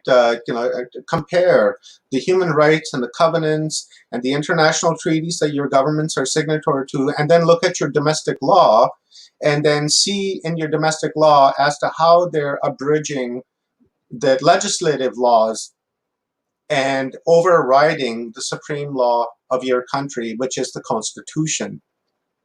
So all of this information is widely available, and you can message me if you like, or you can email me. It's on my YouTube channel, and I'll be more than happy to respond back to you. I have about a 55-page thesis written on this, and I'd be more than happy to share that with you guys so that you can read that of the research that I've done into it, and maybe you can expand on that and come back and let me know the information that I myself don't know. So with that being said, thank you very much, guys. I really appreciate it. Very happy to share this information with everyone. And I think it's a very fundamental part of the disclosure because a lot of people don't understand this. So I thought I would put this out there to let you guys know that being a citizen is not the coolest thing out there. That presentation was everything I hoped for and so much more. Like, that information is so important. And, we get caught up in a lot of the nuances of what we're doing here with disclosure and figuring things out and, trying to bridge gaps to our past and things like that. This is our present. This is the now. And this is where we can ultimately and fundamentally make these changes to make sure that our children, for the future as well, are so much better off than we are in the system right now, because it took us a while to figure this out, right? Yeah. To figure this information out. Now that we have, communities far into the future will not suffer the same fate that we are at right now. That is why this is so huge. And I was waiting for it, and I was sitting here, and I'm just like, I was sharing stuff out on Facebook, and I had to stop because it was drilling into my brain how important this actually is and how fundamental people really need to take a look at this, because we need to help for our children. Only if we apply this information into our day-to-day lives will this make a difference in the future. But if we continue to run with the narrative of being a proud citizen, right? I'm a proud citizen. How proud are you of being a slave, Rob? I'm not proud at all. And, proud at all. So, the freedoms that we think that we have are an illusion. They're an illusion to keep you in a box. That's one of the reasons why you call it observing from outside of the cube, because we're not holding ourselves to these same edicts that are parents did or our grandparents did, because they were conceptually caught up within that lie. Yeah. Well, you have to So- remember our grandparents, most of our grandparents were born before 1976, right? So they were under the tyranny of the English monarchy from 1867, a little bit earlier than that, because they landed here. I believe, it was like the 1400s. They landed in Canada, in Quebec. And Quebec City is the oldest city in North Quebec. America. It's like 450 years old, right? But they're born under that mentality, right, of royalty and kind of what have you. And these guys were in love with royalty and still are here in Canada. Anytime any of the Mountbattens show up here, people are lined up on the streets, fainting and just It's going sickening. senile in their mind when they should really understand that what they're looking at is a reptile, and it's just vibrating and shape-shifting to look like us, but in reality they're not a human being at all, like I was saying earlier. So our grandparents, it's not their fault. It's no one's fault. No. We just got duped, and now we're at a point where we're beginning to dig all this information out. And even myself, Rob, like I said, I used to run around and say I'm a proud citizen when there was a Stanley Cup game on or something, and then I found this out, and then I realized that I'm not so proud after all, and that I'm going to designate myself as a human being. Next time you fill out a government document, keep an eye out for citizenship and other, and click the other and put human being in it and see what happens. You watch, the government's not going to respond to you because they're going to think, they don't want to deal with that, right? They're going to say, oh, sorry, you didn't fill out the document correctly. And they'll send it back to you, and hoping that you'll check that citizenship card again and send it in, because that's what they want. They'll do that again and again and again and again and again. I even had the opportunity to speak with someone on the telephone, and they asked me my citizenship, and I said human being, and they said, oh, well, that's not part of the options here. And I was like, well, I don't care if it's part of the options. This is my designation. And also in Canada, let me just quickly say this before we bring Mike on. Within the Constitution of Canada, there's the Fourth Amendment, and the Fourth Amendment says that you have the right to, well, I'm not going to say verbatim because I can't remember. You have the right to choose to participate within the political party. Now, what that's saying is that if you choose to interact with the political party of Canada, anyone, that you are a citizen. Now, you have the obligation of having the right to not participate within the political system of Canada. Now, when you don't participate as in the political party of Canada, then you've designated yourself as a human being, right? Because you're not participating in their game. In order for you to participate in their game, you have to take their designation. It's like giving consent to be a part of it, essentially. That's right. In order to play, let's say, Stratego. Yeah, we've got to get the dice out. To play on a football team, and your name is Tom Brady, and you play with, I don't know, the Buccaneers, then you have to say that you're a Buccaneer in order to be a quarterback for that team, right? You can't say that you're a Seahawk. Still. I'm a Seahawk, but I'm a Buccaneer tossing the ball, right? You can't do that. So the same thing is happening within the political system of Canada, the Commonwealth countries, and all the other countries of the world, because majority of the countries of the world are signed on to these treaties and covenants and such, right? Anyways, we can talk about this like all day long. One more thing before we stop. One more thing. And, it seems now that you're saying this, that there is social designations, right? And like formal designations, right? Yeah. So the social designations would be, I'm gay, straight, I'm male, female. That's sort of a biological one. But then it goes into, I'm citizen, I'm human, whatever the case may be. So they're literally breaking down that construct to finite it even further and further and further. And now that seems to be the ultimate goal, to divide and conquer. Really great stuff, man. Yep, it is. It very much is, man. And when you you have to play their game. They say, right? They say that you have to play their games, and this construct that they're having by breaking us down into categories, and a lot of people are going with that. I'm asexual, I'm bisexual, I'm homosexual, I'm straight, I'm this, I'm that, I'm this, and I'm that. When You're you human. do that, when you label yourself, you're limiting infinite consciousness. How can you limit infinite consciousness? Because that's what you are. You're an expression of the infinite consciousness. So when you limit yourself to a label, even the label of a human being, right? You're labeling yourself as to a limit. This is my limit, and that's all I am, and that is it. Right? When you say I'm a human being, that you're limiting yourself, because you are acting as a human being in this time, but that's not what you are. You are an expression of the infinite consciousness. You're a unique signature within that infinite consciousness, that God energy, the Christ consciousness, whatever it is that you want to call it.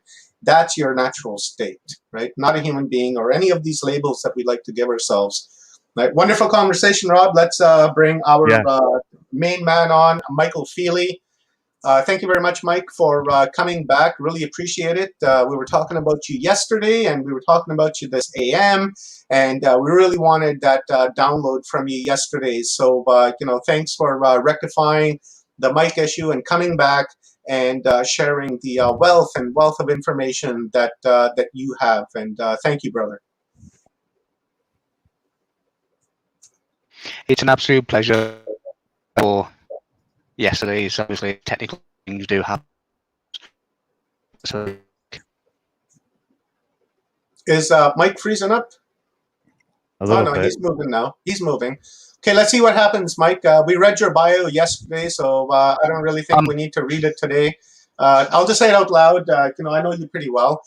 Michael Feeley is an independent researcher, and he is an author, a former police officer of the United Kingdom, and he decided to focus his attention on esoteric knowledge to help all of us from digging into old stories such as the Bible and other characters within that Bible. And Michael's idea on that is that that's all they are, is that they are characters, and that in fact what they're talking about within these holy books are metaphors of higher consciousness and the Christ consciousness. Michael also lives in the UK and has many books. I have them on my shelf over there, a lot of them. And Michael is the code breaker of the real Da Vinci code breaker of the planet. And he has some super groundbreaking work. He just recently shot a documentary and a series with David Icke on the Iconic channel. So go to the Iconic channel, check that out. And I believe that there is a premiere of Michael's documentary coming up on the Iconic channel on YouTube here pretty quick. That is being run for free. So go and check that out and sign up for Iconic TV. That's David Icke's baby. And go and follow Mike there. Check out Michael's website at michael-feeley.com. I will put all of that into the comments, guys. I don't want to take any more time away from Mike. So, Michael, thank you. I will toss this on to the screen. I will give you the stage, and it's all yours, brother. thank you, Omar. Can you confirm that you can see my slideshow? I can see your slideshow, and I can hear you as well. Absolutely I'll wonderful. put your slideshow on full screen, so anyone that is watching on their telephone can see it a little bit better. There you go, Mike. I'm going to mute myself, and if you need anything from me, just do a shout out to myself, Robert Clarence, and we will jump right in. That's lovely, guys. Thank you very much. I do apologise for the viewers whose technical problems with the microphone. Hopefully, this will fix. So, planet Earth is a temple of initiation. I'm going to speak a lot about initiates and initiation during this talk because it's really a deep esoteric knowledge that's been hidden from us. So I think it's quite important to re-emerge that and bring it back into the public forum. Our life generally, especially when we're on the spiritual path, reflects the ceremonies of initiation in two different degrees. we all contain within us the halls of records, which is the frequency of knowledge. And the physical body of the initiate is the heavenly Jerusalem microcosm. And Jerusalem doesn't just mean a physical land. Some of these initiates are able to put themselves in what is known as a jinn state. And obviously the jinns are quite prominent in Islam. But it's a jinn state, which is really a suprasensible world, which means that it is beyond the experience of the material world. It is beyond the 5 senses of humanity. So the jinn are people who have actually transitioned beyond the 5 senses. An everyday person really has little concern about anything beyond his circle of friends, his family, his job. To him, nothing else matters other than his soap, his TV, a certain program that he watches on a certain evening. This, of course, as Omar was saying before I came on, this leads to the imprisonment, the enslavement of a system that the everyday man does not understand, leading him open to be deceived and tricked and manipulated by those who do understand the system. The everyday man is hypnotized in many ways by TV, by all kinds of things. He's in a state of hypnosis. It is really a coded world that the everyday man does not even understand or doesn't even give a moment's thought. So what is not in your awareness can be. And the idea of talks like this and the idea of conferences like this is to actually put this kind of information into people's awareness so that it can be known to them. Because Hey, we Mike. live.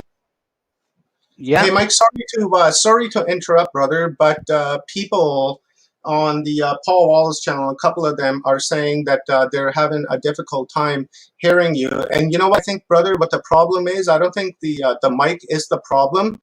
I believe that it is the gifts in your presentation and the computing power of your computer is not syncing. It's just using too much memory to run the GIFs. So I was wondering if you can just shut the GIFs off and just give us like just a total, just like a lecture style. Let's try that, see if that works. Okay. Yeah, no problem. So we live in a world that is a grid that has been overlaid over our normal grid, and our reality is not what we expect our reality to be. It is something false.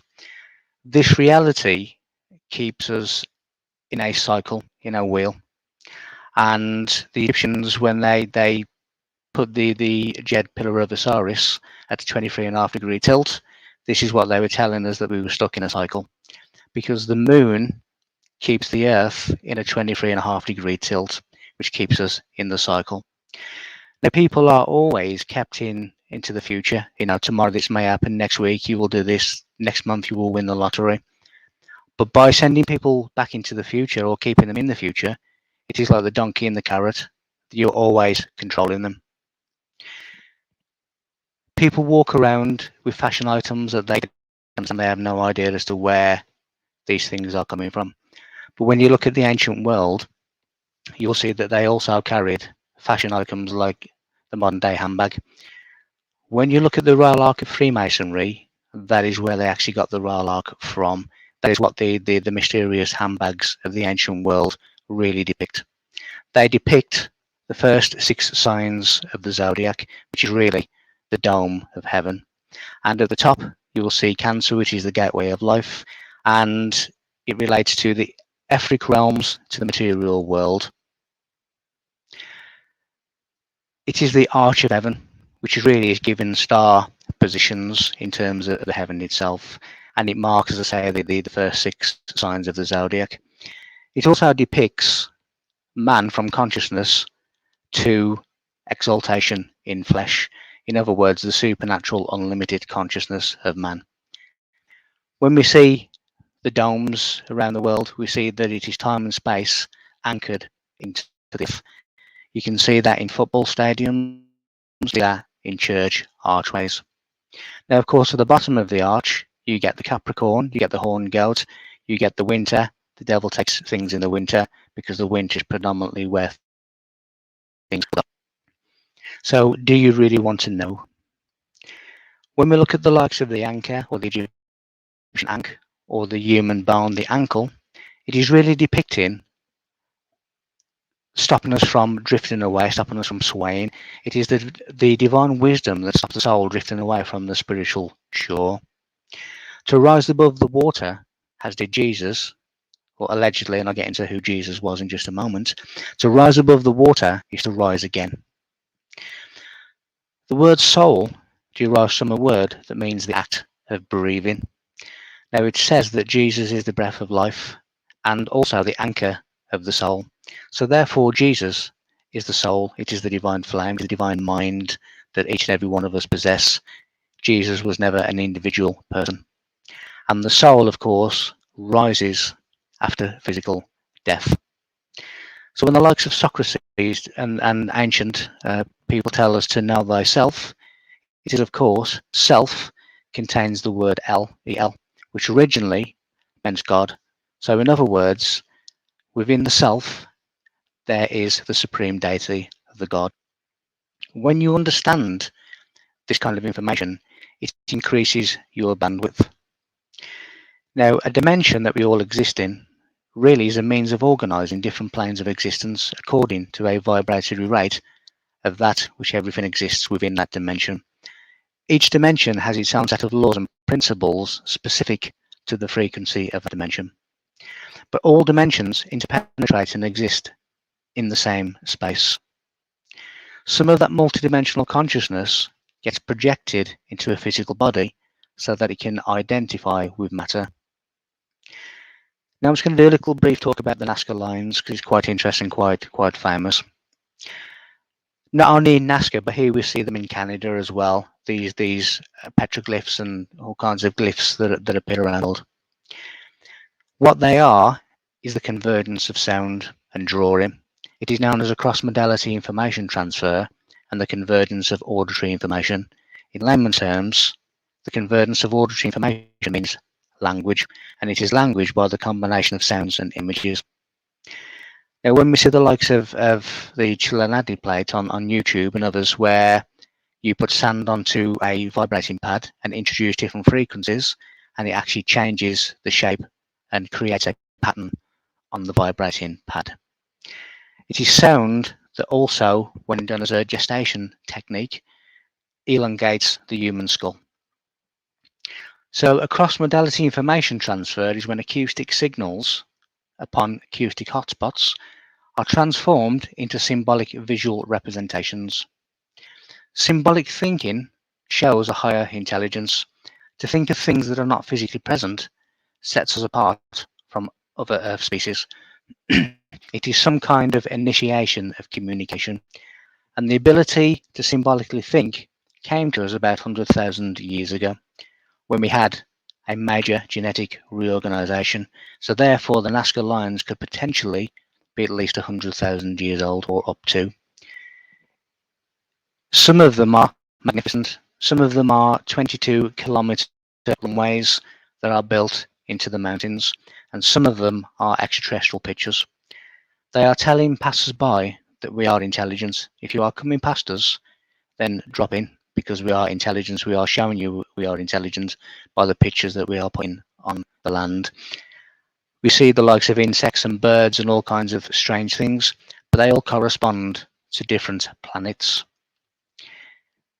The lion, for instance, is also a lion's gate. Ironically, we had the lion's gate just yesterday.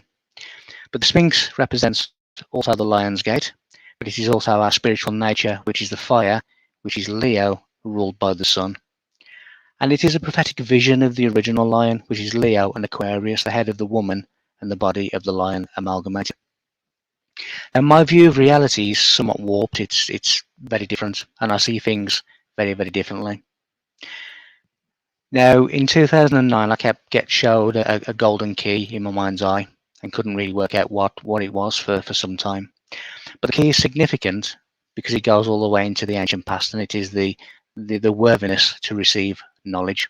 So when you look at the like of the Chiru, which is the XP symbol of Christ, it comes from the Orion Nebula and the way in which the stars are aligned. It is really the lost key of Solomon, the key of Solomon, which is Orion. It is a cosmic signpost and the way to the secret of where we came from. Now, when you come through the silver gate of Orion, which is just above the arm of Orion, that is where the souls are believed to come into this reality, into this realm, through the silver gate above Orion.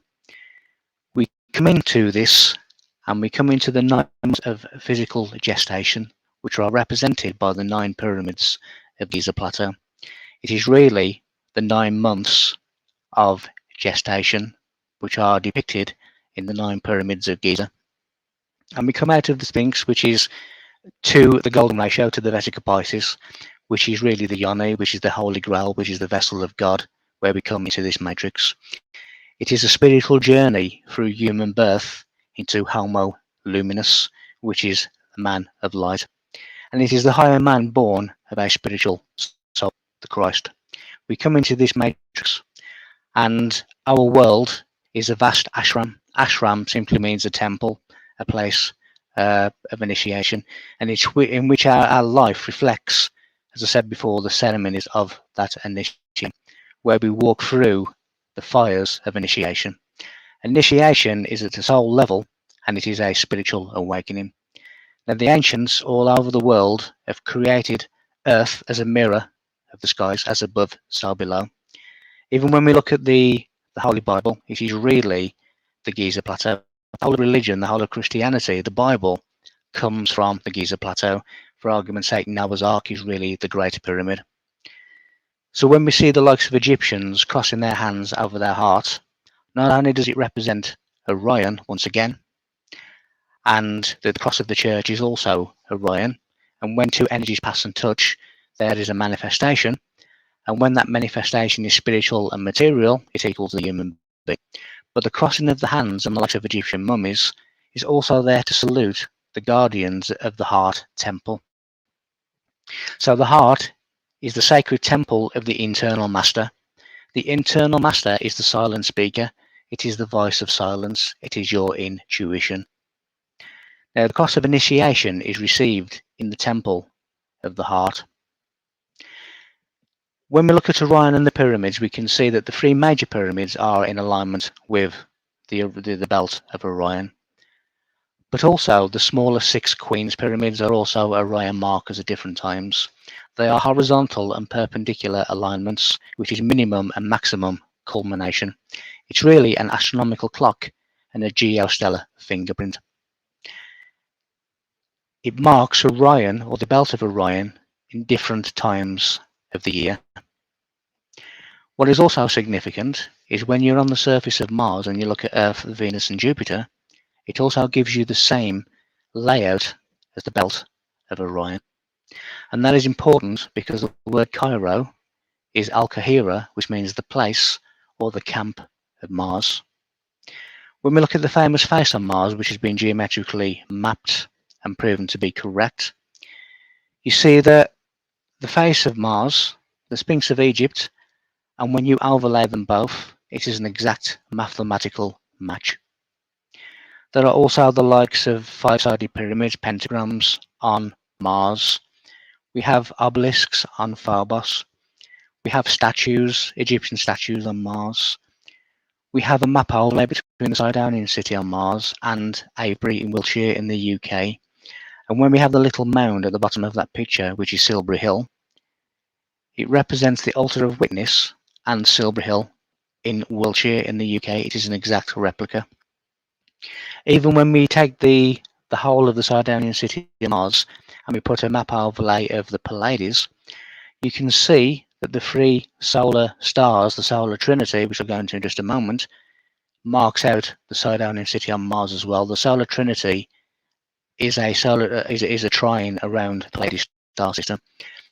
There are pyramids on Venus. There are obelisks on the moon. And when you take the coordinates of the obelisk on the moon and you put those coordinates onto Earth, it relates to Egypt, which is no coincidence. There are pyramids on the moon in some of the craters. There's clearly an attempt, or there's clearly an interaction between worlds. I don't mention it in this talk, but I've mentioned it in others, but there are also many longitude and latitude coordinates of mathematic numbers. There are a navigation system between the planet and off-planet monuments. For argument's sake, the face on Mars in its longitude and latitude coordinates tells you how to find Stonehenge. Stonehenge tells you how to find the face on Mars. The Great Pyramid tells you how to find Sardinia City on Mars, and vice versa, and so on and so on, and this is replicated all around the world. Now, going back to the 6 small pyramids, the horizontal alignment, which is the minimum culmination, the lowest point of the Queen's Pyramid, indicates the year 10,500 BCE, which is the end of the last ice age that Leo, the Sphinx, took us out of. Now, when you look at the perpendicular alignment, which is the maximum culmination of the small 6 pyramids, it relates to the year 2500 CE, which as yet is an unknown event. So what is it warning us of? There is no blueprint anywhere for Giza or the Giza Plateau, and that is because the blueprint is in the sky. Now, when you enter the Grand Gallery of the Great Pyramid, you'll see the steps that appear to be descending, but you'll also see a bright light that appears like a tower above. Now, that bright light is replicated in the likes of Stonehenge, in the likes of certain layouts around the world, especially in America. Now, the solar trinity, the Ra symbol, is at 33 degrees arc from the Washington monument, the obelisks of Washington. So it's marking the star of the gods, the Ra star, which is exactly the same shape as the obelisks which all around the world, which again are the stars of the gods. They are target star markers. You can see that the Vatican City also replicates the solar trinity, 3 soul stars, and you can see they have marked that by obelisks. Even Rome itself, the Vatican City itself, resembles a key. And when you have the gate of God, which is the Golden Gate, and you also have the gate of man, which is the Silver Gate, which is above the Orion constellation. And that's why it's no coincidence that we have the likes of the Golden Gate Bridge in America.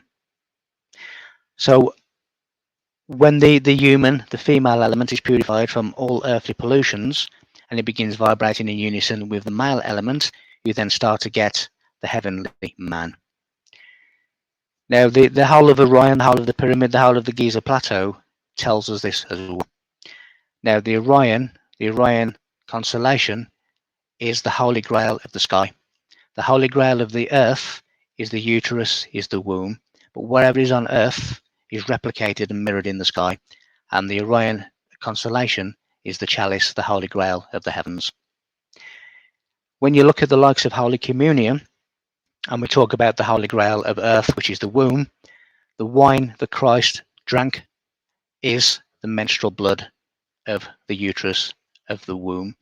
Now, originally, Holy Communion was the drinking of the elixirs of life, the fluids of life, which was semen and menstrual blood. So we see as above, so below in the likes of Egypt, which gives us the Tau cross above the pyramid. It gives us the Key of Solomon, which is the Orion Nebula. It gives us the womb of Egyptian god Nuit, which again is the womb. And it also gives us the funnel of knowledge, which is the hourglass. Now, when you look at the likes of Egyptian hieroglyphs and other hieroglyphs, people make the mistake that they just look at them and think there's some secret. There is, it's sacred. But what you need to do is touch them. When you touch these hieroglyphs, it is really the codes of the ancient creators. And when you touch them, there is a soul connection between yourself and the message of the hieroglyphs. It is knowledge buried within us of thousands of years that comes out when we remember. Now, part of initiation is known as the Lion's Path, which again relates to the Sphinx.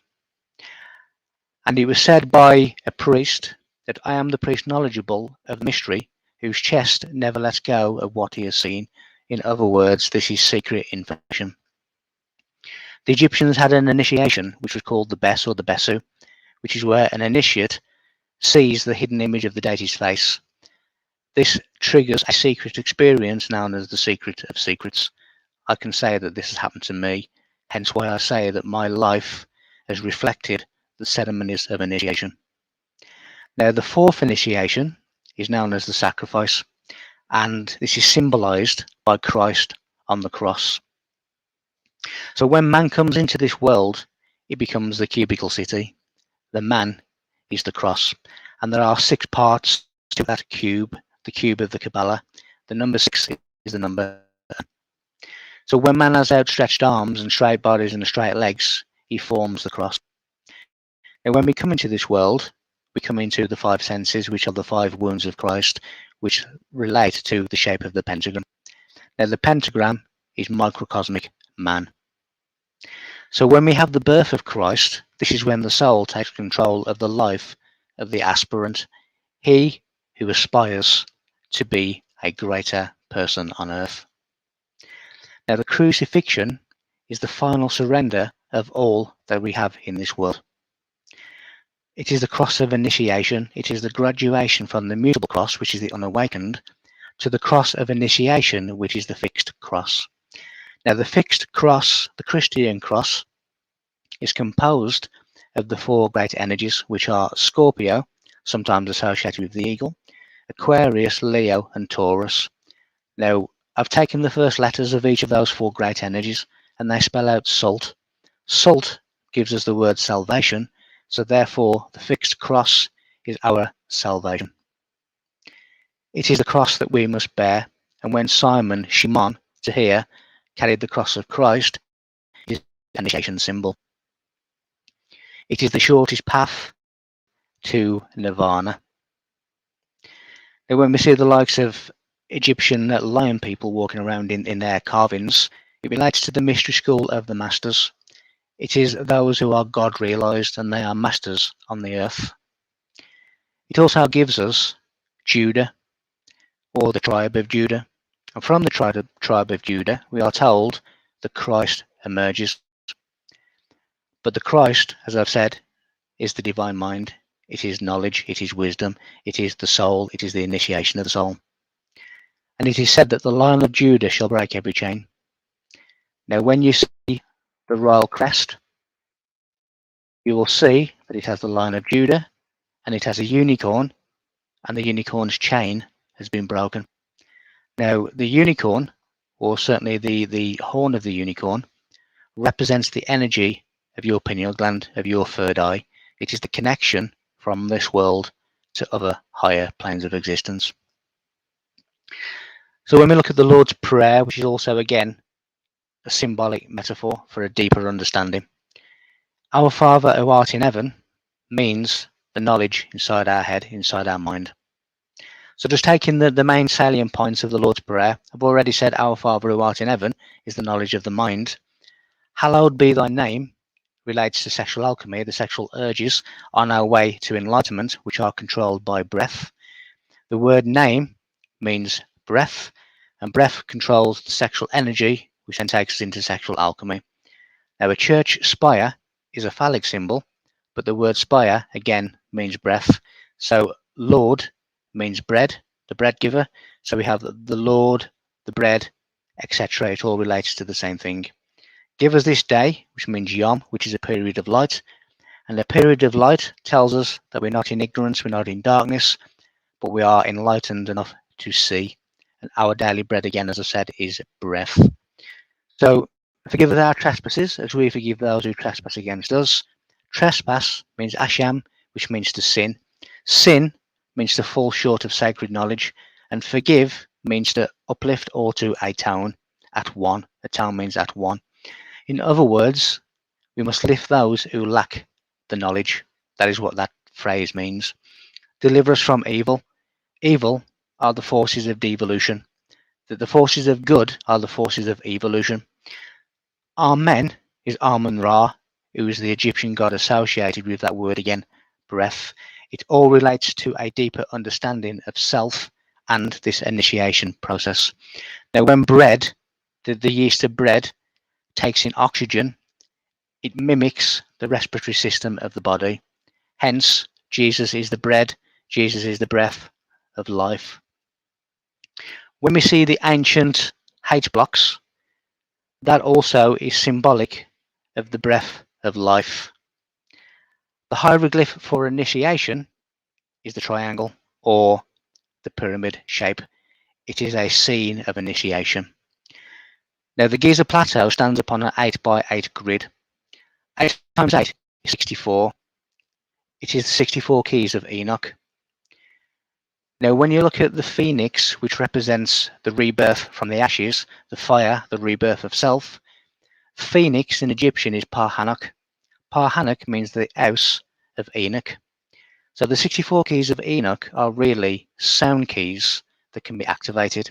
Now, when you reach the 64th note, which becomes the hemi, demi, semi quaver, it activates the Stargate of Giza.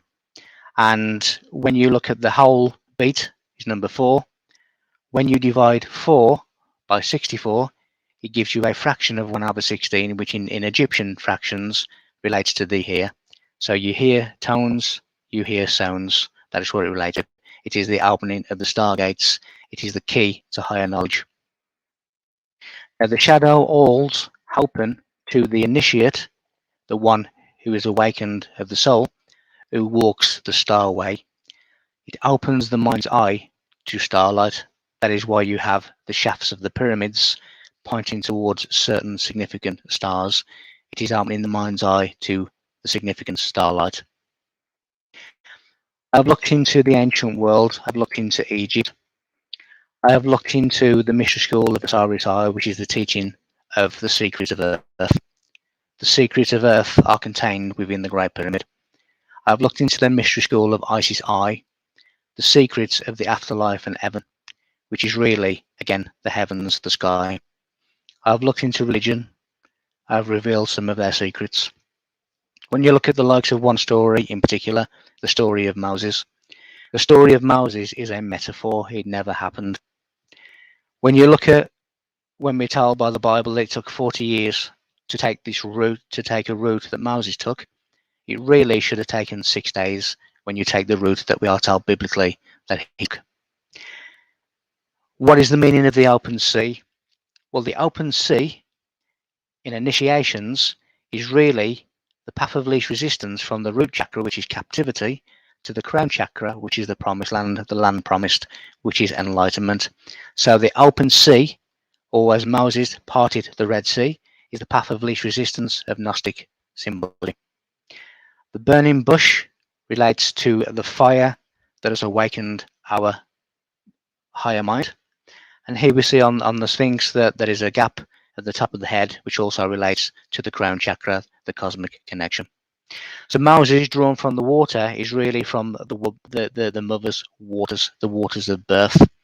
And when you look at why it was 40 days and 40 nights, the number 40 in Hebrew gives us water, gives us mem, which relates to the number 40. It is really born from the waters of the womb, where the child was destined to be saved. The child is the young initiate. It is a spiritual journey through human birth. 2, the land of milk and honey. The land of milk and honey is the colour of the secretions of the pineal gland. It is also what the ancients fed their children. When we look at Egypt and we see the word for honey is given 3 letters, which is THB, and those 3 letters are always used in parallel with another 3 letters, which is WRH. So in other words, those 2 letters combined means honeymoon. So when we get married, that is the union of opposites, and following the union of opposites, we have heaven on earth, which is Zion, which is the honeymoon. We see that the Kliploth, the abyss, is the Kabbalah Sedefot, which tells you Egypt to the Keter, the crown, which is the path of resistance again. So the true exodus of Moses is the completion of the 7 chakras, from captivity to the promised land, which is the crown chakra. By knowing the divine power within, your life becomes suffused with Ananda, which is really sublime joy, which is the higher spiritual state. Now in the New Age, the name for Jesus is Sananda. So if you are suffused to Ananda, you are Sananda. I've looked into the ancient world, but when you get to that level of understanding, you realize that the gods are insignificant. The only thing that matters is your journey, not gods, not masters, not anybody else, because we have everything that we could possibly need within our fingertips. Society, humanity, is generally completely and utter brainwash. Now, in the beginning was the Word, and the Word was with God, and the Word was God. But the Word is the circle, is the order, and it is the door or the der, which is order in Hebrew. Now, words are an ordered sequence of letters. When we misuse words, we are misusing the fifth chakra, which is the throat chakra. Within the throat chakra, you have the Adam's apple. So when you curse and you swear and when you say nasty things to people, you are misusing the Adam's apple. It is the fall of man in Eden, which is the body. We are fallen man because of our actions, because of what we do and what we say. In geometric terms, the golden fruits of knowledge are from the Vesica Pisces, the almond of the Vesica Pisces, which is the knowledge of the apple. So when we are told that for by him all things were created in heaven and on earth, visible and invisible, it relates not only to visible and invisible, which is dark matter and light matter, but him relates to sound. It is the sound of the universe, which is why we have certain constellations and stars and planets at perfect distance away from each other, because it was introduced by sound. Now, when you look at the Egyptian was scepter, you will see a tuning fork at the bottom of the was scepter, which was only allowed to be carried by the masters of sound. Now, that tuning fork, they used to hit certain rocks and stones, and they were able to levitate them by sound. Universe itself means one verse, and a verse is a metrical rhythm. So there we're amalgamating sound and mathematics. It is the monochord, it is the singularity, it is the one, it is the creator. Now the mystics say that sound creates matter and that the world is a reflection of infinite combination of sound patterns. This is exactly what we have with crop circles. Now a lot of crop circles are pulsating signals from the rings of Saturn, which are taken by the crystalline areal that is Stonehenge. That is why the majority of crop circles are in the region of the Stonehenge monument. We see, if this was a GIF, you would be able to see a crop circle actually being formed by these two orbs of light, which were known in the ancient world as firebirds. The white horses that are around England and other places in the world represent the firebirds. So therefore, they are indicating the crop circle phenomena could at least be 3,000 years old. Even when we see lightning in a storm, that lightning is created by sonoluminescence, which is sound. It is the sound that creates the light. When we look at black noise of the universe, that represents silence. When we look at the unseen dark energy, it forms 68% of the universe and the rest of it is 32%. And that is significant because when you just juggle those numbers, it becomes Jesus Christ. So in other words, for him, by him, it is the universe, it is the mathematics within the universe. Now, when it says in Romans 8:10 that Christ is in you, that is literal. Because look at Jesus Christ, which is Jesus 73, Christ is 37. When you add the mathematics, it becomes 2,701, which is the numerical value of all words in Genesis, which is the phrase about creation. In the beginning, God created the earth and the heavens. That is 2,701, which relates to Christ. Christ also relates numerically to the protons and neutrons. He relates to the sidechain code of DNA. It relates to the 5 kinds of atoms, which also gives you the numerical value of Christ. It relates to the factorization sum of Fibonacci, which also relates to the numerical value of Christ. The Fibonacci sequence is related to the golden ratio, which again numerically relates to Christ. Christ, and that phrase of Romans is talking about genetics, so Christ literally is within us. Now, when you take that to the Anunnaki, and you look at that, the little star, and what people believe is the early universe, the early solar system with the sun in the middle and the 11 planets around the outside, that really relates to the nucleus of DNA, the hexagram 11, which is Anu, man, and it depicts the nuclear explosion inside. It is the nuclear power within us, which is the basis of who we are. Now, when you look at the likes of Enki and Enlil, the Snake Brothers, It relates to the double helix of DNA, the two serpents of positive and negative twist. Even in Babylonia, they have the same story, but spelt in a different way. It is said that Jesus is an incarnation of Enki, the Sumerian god, but it is really just telling us the same thing in different ways, which is divinity within our own helix. The serpent man, the Anunnaki, Anu in Egyptian is man, Naki is snake, relates to the wise adept, which is the sign of initiation, which is telling you that the serpent within them has been risen. Even when we see other pyramids around the world, and again you would see this on the GIF, but as a picture, when the sun shines on this pyramid, it gives you the serpent down the stairs, which is really the descent of grace, which is the Kundalini energy. We all have our roots in the stars. We are all star seeds. We are all star stuff. We are divine man from the sky. Our DNA was programmed in the stars, and our physical body came from the Orion Nebula. Everything is a microcosm of the macrocosm, and everything is a perfect life within. We just have to come out of the underworld of ignorance to see what is going on. Now, every spiritual master knows that there are those born with the calling and those who are not. An initiate in the birth and death cycle continues in this life where he left off during the last incarnation. Now, our two physical eyes represent the soul strength of the twins, the metaphysical development and the approach of divine ascension. It is the chemical mallees that I spoke about previously. These twin souls are connected by the heart chakra.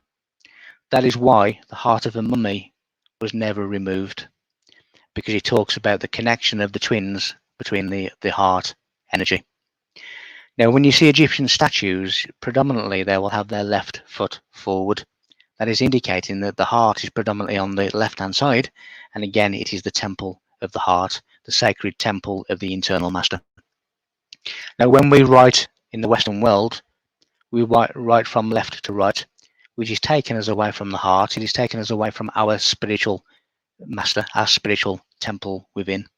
But when the Hebrews write, they write from right to left, which is taking them towards their spiritual center, their sacred temple. And when we look at the Torah, which is the 5 books of Moses, most people would read them from Genesis to Deuteronomy. But the mistake is you shouldn't read it from left to right. You should read it from right to left. You should read it from Deuteronomy to Genesis. Then you get a completely different interpretation. The dilated pupils of the human eye are the gateway to the soul. That is why we have the likes of the Greeks, where they had naked statues of women and women holding babies. It has been scientifically proven that when a man sees a woman's body, his pupils will dilate. It has been scientifically proven that when a woman sees another woman carrying a child, her pupils will dilate. In other words, they are accessing the soul. Soul, the entity, the quantum entity that exists within all of us, it is the Christ. Now, when we see lots and lots of celebrities covering one eye, bearing in mind that the 2 eyes represent the divine ascension, the twins. When celebrities, etc., cover the one eye, it is really mockery of divine ascension. It is mockery of the Christ within us, which is that divine ascension. And a lot of it comes from the priesthoods who are opposed to the divine ascension of the internal Christ. We have Set in Egypt who killed Osiris, and we have Set in Egypt who chopped up the eye of Horus into 6 pieces. So in Egyptian, Set or Seth means to dazzle, which means to become blind. Now, when Jesus cured the blind, in other words, he's curing ignorance. He's showing people the way to this divine ascension. The alchemical marriage, the twin souls, are represented by Isis and Osiris. From this alchemical marriage comes Horus, who is the ascension of light, the rising sun. Now, in Sanskrit, ark, arka means sun. So the ark is a piece of the sun, which is the piece of God. The Ark of the Covenant is the sarcophagus within the Great Pyramid. Now, biblically, we are told that the dimensions of in the Bible the dimensions of the Ark of the Covenant is 2.5 cubits by 1.5 cubits by 1.5 cubits, which is 45 inches by 27 inches by 27 inches, which ironically is the exact volume of the stone chest or the sarcophagus in the King's Chamber of the Great Pyramid. In Hebrew, Ark means chest. So this is probably what the Ark of the Covenant, the sarcophagus, may well have looked like originally. The gold, the higher headland. Now, initiation of the initiates within the pyramid changed the molecular structure of the body so that candidates could handle the higher voltage of the ark. It was the granite which contained the higher solar voltage. So not only does the obelisk around the world signify a star marker, but it also signifies the lost sons of Isis and Osiris, which is the male aspect of woman and the female aspect of man. In other words, the split duality, which is maintained by the old ones of Set. In other words, they wish to keep us separated and they wish to focus on what makes us different instead of unifying us. So it is the woman in chains and the man kept split. They are trying to prevent the age of ascension, the age of light, the age of knowledge, and they are intending to keep us in duality, in separation. We have these kind of symbols, which is really telling us that the concealment of sacred knowledge. They are keeping that knowledge hidden, and they are reminding us of that fact in every significant place in the world. Here we can see the Vatican, Paris, Washington DC, and London. The main control centers of the world are reminding us that we are being kept in the split. They are trying to keep us separate. So the Egyptians spoke a lot in their monuments about invisible twins. So the Great Pyramid, when you look at the solar trinity, becomes the hourglass. And the hourglass, the sand of the hourglass, empties into the desert of Giza. It is the hourglass which is the beginning and the end. Now, as stated, that solar trinity is represented by Rome, but it is also represented by Jerusalem. So he who controls Jerusalem controls the gate of heaven because it is directly aligned to the silver gate of Orion. It is taken us from Babylon, which is confusion, to Jerusalem, which is the higher mind. Now, the full extension of pi is 2,400 royal cubits, and it gives us a circle, which is the Great Giza Circle. Now, the astronomical unit between Polaris A, the North Pole, and Polaris B, the invisible twin, is 2,400 astronomical units. Now, taking that concentric circle design, you can translate that into Atlantis. Now, Atlantis, the island of Atlas, is the 33rd vertebrae of the spine, the jet pillar of Osiris. In Egyptian, the jet pillar of Osiris means the shining one, the enlightened one. Now, at the top of that, we have the human brain. And in the human brain, we have the pineal gland. The pineal gland is the island, the lost city of Atlantis. And here we can see a human head overlaid over the Great Pyramid, which represents the endocrine system of consciousness. So where you see the most famous and pinnacle chambers is a position of the pineal gland, the pituitary gland, etc. It is said that Zeus cast a curse on Atlantis. But when you look at the Suez Canal, which is Zeus backwards, it is right next to Egypt. So this is the canal of the pharaohs. It is talking about the Suez Canal and Egypt, which is Atlantis. Zeus is Jupiter, which also gives us Jesus, which gives us the word Jesus. Most of the Greek philosophers were mystery school initiates of ancient Egypt, hence the reason there's lots and lots of correlation between the two lands. So the Egyptian god Shu was known as Atlas, and as I've just said, Atlantis means the island of Atlas. It is connected to Egypt. Ancient Egypt, the Giza Plateau, the pyramids are Atlantis. Atlantis is a state of mind, it is a state of existence, it is a state of consciousness. Now, when you look at the Great Pyramid juxtaposed as an inverted image, it gives you the Star of David, which is also relates to the Bible, and the Giza Plateau is the original Bible. Now, when we start putting all of these images together, we get this image, which is the Star of Venus. The Star of Venus is also a pinnacle in the baptismal font of the church, and it is also the Queen of Heaven, which is Lucifer, which is Diana, which is Mother Mary, Ishtar, Isis in the heavens. It's important that this knowledge never disappears. Even our modern day calendar has been changed by the Church of Rome, so it misleads us and takes us away from true star dates, true codes. And for argument's sake, October means 8, so therefore, why is it the 10th month? December means 10, so why is it the 12th month? The Church of Rome has altered our calendar so we get confused by star dates. So in other words, a lot of the codes, a lot of the ancient codes from Egypt that went through the Jewish mystics into star codes that were hidden in the Dead Sea Scrolls can never be deciphered because we have the wrong timeline. We must unbind ourselves to continue the cosmic dance so that humanity can become whole and free once again. This is the age of ascension. So when Isis put the 14 pieces of Osiris back together, it made him whole again.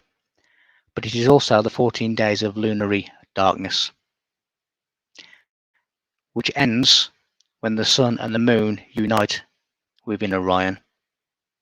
As I said earlier, the 1/16 fraction relates to the ear. All of these fractions of the Egyptian eye, the eye of Horus, that was cut into 6 pieces, which relates to the infinite expanse, the pupil, and also the 5 senses, it gives you a mathematical formula of 63/64, which means nothing. When we see a lot of Egyptian pictures, they will have 2 hands or 2 feet, the same, 2 left hands, 2 right hands, 2 left feet, 2 right feet. It is telling you of the time before separation, the time before duality, before we came left and right, etc., which is dualistic. Dualism is the permanent separation. Non-dualism tells you of no separation. So if I say I saw a tree, that is saying that the I and the tree are in the same awareness. Therefore, it is non-dualistic. Where there is no difference between what is seen as you and what is seen as not you, you become non-dualistic, you become unified. When all appears in the same awareness, there is no you, there is no other, that is oneness, that is singularity. So to the mind of the creator, to the observation of the creator, everything is within the same awareness. Therefore, to the creator, there is only one. We must prevent ourselves from being split. We must prevent ourselves from permanently being split by the forces of devolution that wish to stop us from ascending. I don't mean ascending as in leaving the body and going to the heavens. I mean the divine ascension, which is the re-emergence of your sacred knowledge. The word remember, re, is the perpetual cycle of existence, and a member is to be a part of. So therefore, remember that you are a part of eternal existence. Thank you very much for your time, and I'll be free to take any questions if there are any.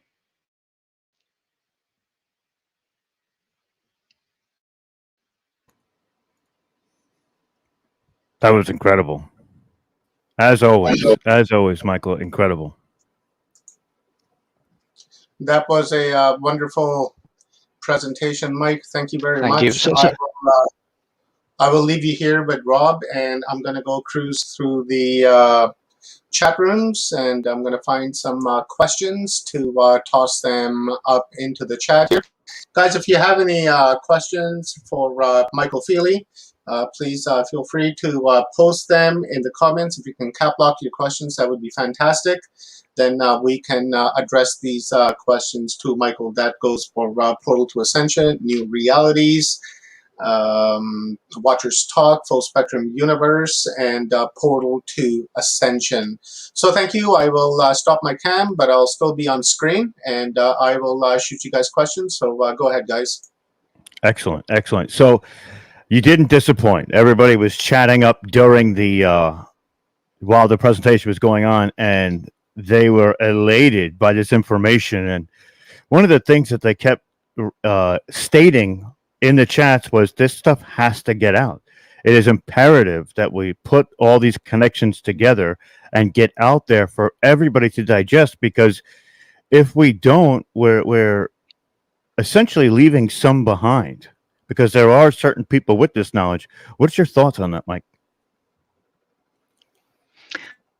Absolutely, as I said in the presentation, and it's not in your awareness, you can. So if you put these things into people's awareness, then they do know, and in those terms, they make an informed decision whether or not wish to be left behind or lost, or the phrase you wish to use. So it's important that we have platforms like this. It's important that we have this kind of information about people. People always taught worship as an icon, something external to them. All the ancient texts, when you look at all the sacred message we are being left, it tells you about the self. It tells you that the important part of this is you and everything. So if you are always looking at external sources to come and save you, it doesn't matter. It's an external force that you are always looking for. And when you are always looking for something, that is always into the future.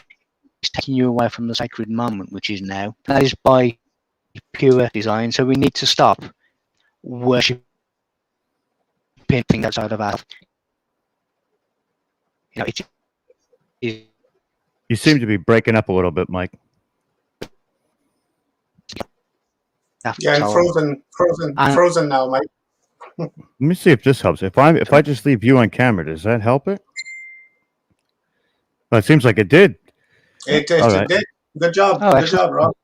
Well, we tried. So we have a question here. It says, what do you think is the long-term agenda of the Orion ETs in regard to Earth humanity?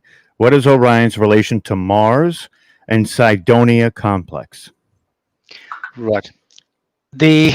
When you go into the subject of ETs, there's a lot of them that are trying to help us, and I can assure you that there is a lot of help energetically. There's a lot of help with incarnations. There's a lot of help with putting information into genetics that will help future generations. When you look at the malevolent ones, you look at how humanity is completely imprisoned. When you look at how humanity is completely snuffed out, how humanity is kept in the dark, it's never told its truth, it's told truly what it is. It's never told true science. It's never told the true meaning and the nature of the universe. It's never told that if you answer a mystery, you need to look at the mystery itself. It's never told that if you want to understand the universe and nature, you have to understand yourself, because you are a mixture of those things. So the agenda of the extraterrestrials from Orion and other places is to completely captivate and imprison every aspect of society. But because they can't come into, a lot of the time, they can't come into this reality, to this existence, use puppets in this to do that work for them, and that is the likes of your leaders, your royal families, your politicians, your presidents. They are using these people as stooges because they can't end the timeline themselves, and they're using them as in many respects to come here. But they're in a nutshell, their overall agenda is the complete captivation of every aspect of human life: DNA, the mind, thoughts, body. They control, the air. They control the water. They control food. They control everything that we require to live. And if you can do that, then you have a complete control of that civilization, of that humanity, of the people on that particular planet, and that's exactly what they're doing. How does the Sidonian city and Orion and everything correlate? That is clearly either the travel of one civilization between the two places, or there are multiple civilizations who clearly have a deeper connection between them. Every single monument on Earth, every single civilization on Earth are all saying the same things in different ways. Now, when you start looking at how they all relate to Mars, It is my belief that the layout of Earth's monuments were planned from planet Mars. And that's why we have the Sidonian city. Again, the longitude and latitudes of the face tell you how to find Stonehenge and so on and so on. Orion is important because that's where we come into this reality. Orion is important because it correlates to the pyramids. Orion is important because of its metaphorical and star-like sort of consciousness. Everything is correlated on all of the planets: the Pleiades, Sirius, Orion, Earth, Mars. You know, we even have Venus and the Moon that is incorporated into this as well. Everything is all a series of breadcrumbs in order for us to follow, in order for us to advance.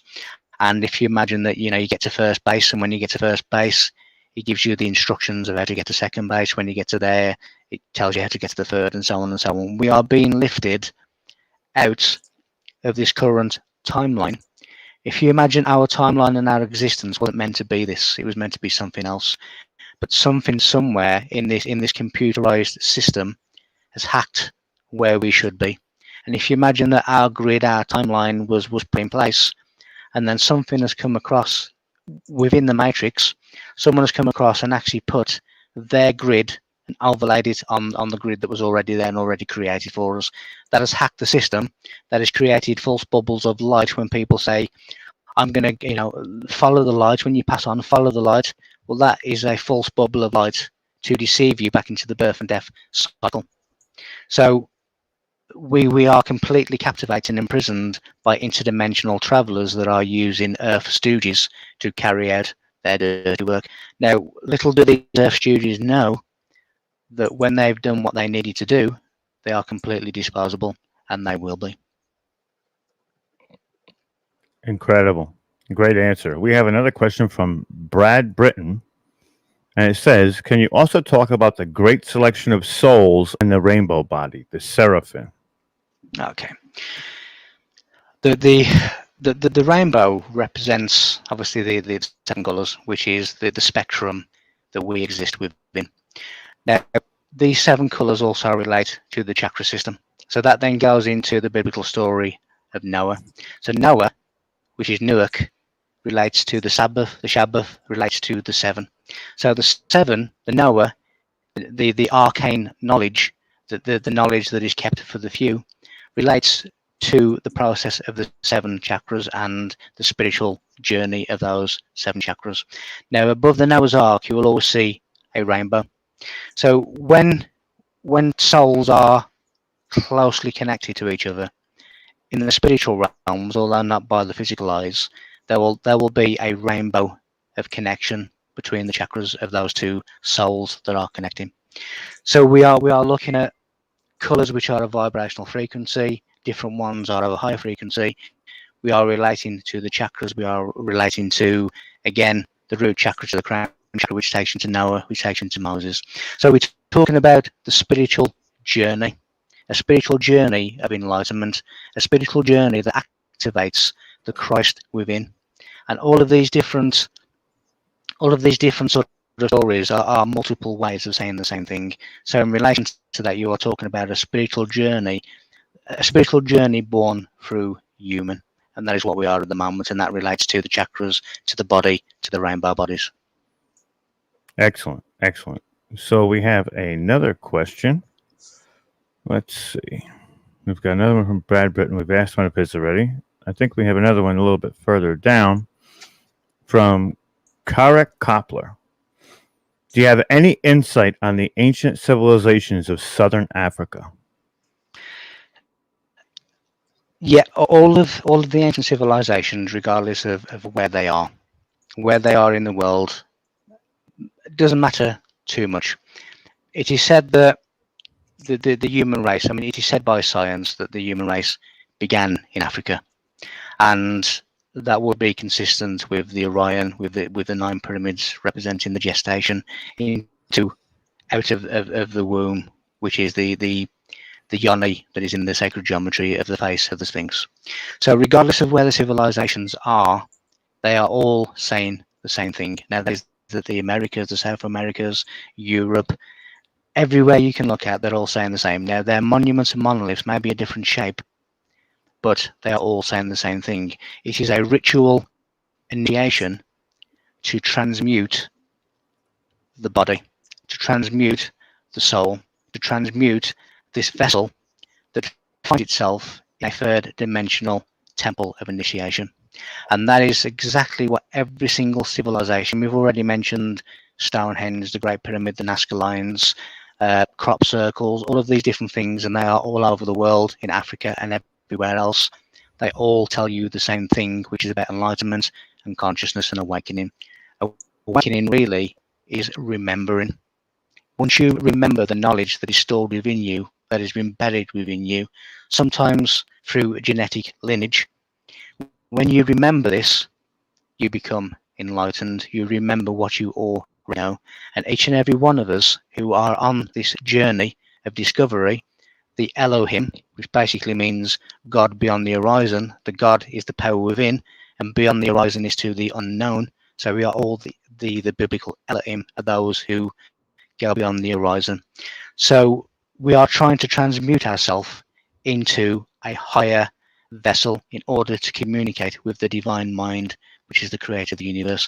So really, regardless of whether it's Africa or Germany or England or Canada, it matters not. It is all saying the same thing, which is the commutation of this human vessel.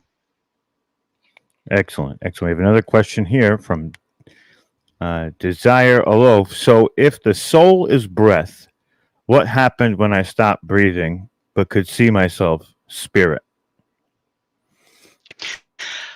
The word soul relates to breath. Now, when you look at all the different things that relate to breath, when you look at spire, aspire, conspire, expire, the bread of life, the breath of life, Amun-Ra, who is the god of breath, God breathed into man to create man. The soul comes from a word that means breath. It is the sacred breath. When the physical body expires, in other words, it stops breathing, the soul will leave that body and it will go back into whatever dimension it needs to go back in. It came from 0 dimension. It came into for argument's sake, in numerology, the number 10 is quite significant, and it's quite significant in esoteric circles, because the number 10 represents the union of something and nothing. So something is one and nothing is obviously nothing. So we have the union of something and nothing, the number 10. But when your soul leaves your body, it doesn't expire, because it is the animation of your body. It leaves and it goes elsewhere and it does other things. So when people are leaving this body, they sometimes are looking back. I've had many instances where I have felt that I am that my consciousness has gone into something else, and I'm actually looking through my own eyes, but as a separate entity looking through my eyes. That is the soul looking through the physical eyes into this reality. So the soul knows it can never die. It goes elsewhere when the physical body expires and stops breathing. Another excellent answer, Michael. I feel like I can ask you anything, but we're going to let everybody else ask it first, and then I'll ask a few questions myself. So we have Rick Keefe here. Says, it seems that the Earth and humanity has been seen as a resource planet by the malevolent ETs looking for gold, fresh water, and slave labor. Is this why all our leaders have left Earth in such a mess? When you look at if you say that Earth humans are creating this mess, if you say that it is human beings that are making a mess of the planet, that are killing the planet, that are killing people, that are creating famine and poverty and homelessness, it makes no sense, because you can turn around and say, well, they have to live here as well. So why on earth would they kill their host? But when you realise that it's actually being driven by non-human entities, then it makes a little bit more sense, because then you can see why. If you want the complete control of humanity, and they believe that there are too many of us to do that, if you want complete control of a particular race, and you can't actually enter that timeline, that dimension yourself, then you have things put into that. It's just like the Matrix film. You know, when you have Agent Smith and you have Neo and all of these different people going into this matrix, because the architect couldn't do that himself, so he had agents to do that for him. And that really is the same kind of scenario. So when you look at it as humans killing the planet, it makes no sense. But when you look at it as benevolent ETs wishing to control humanity, then it makes perfect sense. And we are in a mess. We are in a mess that we didn't need to be in. We are in a mess because we've been led astray. You know, the captains have steered us wrong. But a lot of these captains are influenced, or they are hosts for the non-human entities that wish to control us. When you look at it in those terms, then it makes perfect sense as to why the Earth is in such a mess. Excellent, excellent. We have another one from Brad Britton, and it says, can you explain the relationship between the root of David opening the 7 seals and the etheric body, protoplasmic body? David really relates to the skin, and the skin really relates to light. So what we have in David is a relationship to God clothed man. In other words, the clothes of man are the skin, which is light. So David relates to our light body. When you start looking at 7 seals, again, you are looking at a chakra system. Excuse me. And that chakra system are the 7 seals. Now, when you look at the Bible where it says that Jesus cleansed the 7 unclean spirits, again, it is talking about the cleansing of each and every one of our chakras. Because when we cleanse those chakras, we leave a perfect vessel, a perfect tunnel, in order to achieve this ascension, this consciousness ascension. So 7 seals, David is talking about light. It's talking about the awakening of the sacred energy centers of the body, which are the 7 chakras. And how does that relate to the etheric realm? We are in multiple places at once. We are multiple levels at once. We are the etheric realm, but we are in a physical 3rd-dimensional realm. We cannot see, because of our visible electromagnetic spectrum, we cannot see every aspect of ourselves. We cannot see every aspect that is around us. We can see very, very little. But when we start to develop ourselves, and when we start to balance ourselves, and when we start to create almost open doorways for the sacred serpent to rise, then we become an enlightened, remembered being. And that connects us to the etheric realm. It connects us to the 7 chakras. It connects us to the skin, because it is the light of the body. It is Homo luminous, which is man as a lighted being. Now, when you look at some of the ancient rituals, likes of Stonehenge, etc., they were transmuting themselves with the use of piezoelectric methods. They were transmuting magnetic energy from the ley lines of Earth, and they were transmuting that into electric light energy. Now, science doesn't tell this, but when you look into the sun, it's an electric generator. So when you transmute yourself from magnetic energy to light energy, you are transmuting your body into a body of light, a Homo luminous, and that was enabling them to travel the etheric realms, to go to certain star systems, to travel through the gateways. It enabled them to meditate, to be given passwords and codes in order to enter these places. So we are looking, in a nutshell, we are looking at the transmutation of self in the likes of David, in the likes of the Star of David, in the likes of the 7 seals, the 7 chakras, the 7 colors of the rainbow. It is all connected to the same thing. Incredible. Incredible. We actually have a lot of questions that just came through too. So we have Laura Adkerson. A question: were the Anunnaki malevolent or benevolent beings? Like any race, you're going to have a mixture of both of those things, and that's the same in the human race and any single race. My opinion of the Anunnaki is it is largely relating to humanity. So when you start analysing the different meanings of the different words of the Anunnaki story, you start to realise that it is talking about genetic potential, and that genetic potential is talking about the human genetic potential. So as I say, the word Anu in Egyptian means man. Naki means serpent. So when you talk about the serpent man, you are talking about the man who has gone through some kind of transmutation, some kind of metamorphosis, like a snake does when it sheds its skin. So the walking serpent, the Anunnaki, the snake man, talks of the initiate who within him has risen the serpent, the Kundalini energy of the divine. So for me, there are extraterrestrial races. The Anunnaki would fit into that. You know, you have the reptilians, you have the Anunnaki, they have the Syrians, the Sautatians. It's really endless in the amount of extraterrestrials that are here, and have been here for a long, long time, trying to help or not. There will be a mixture of benevolence and benevolence in any particular race.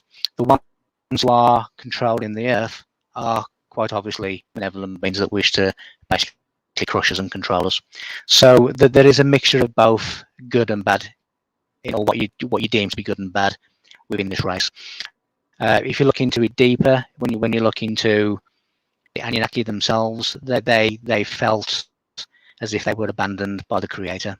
So they began to create other timelines. They began to create a separation between themselves and the creative force.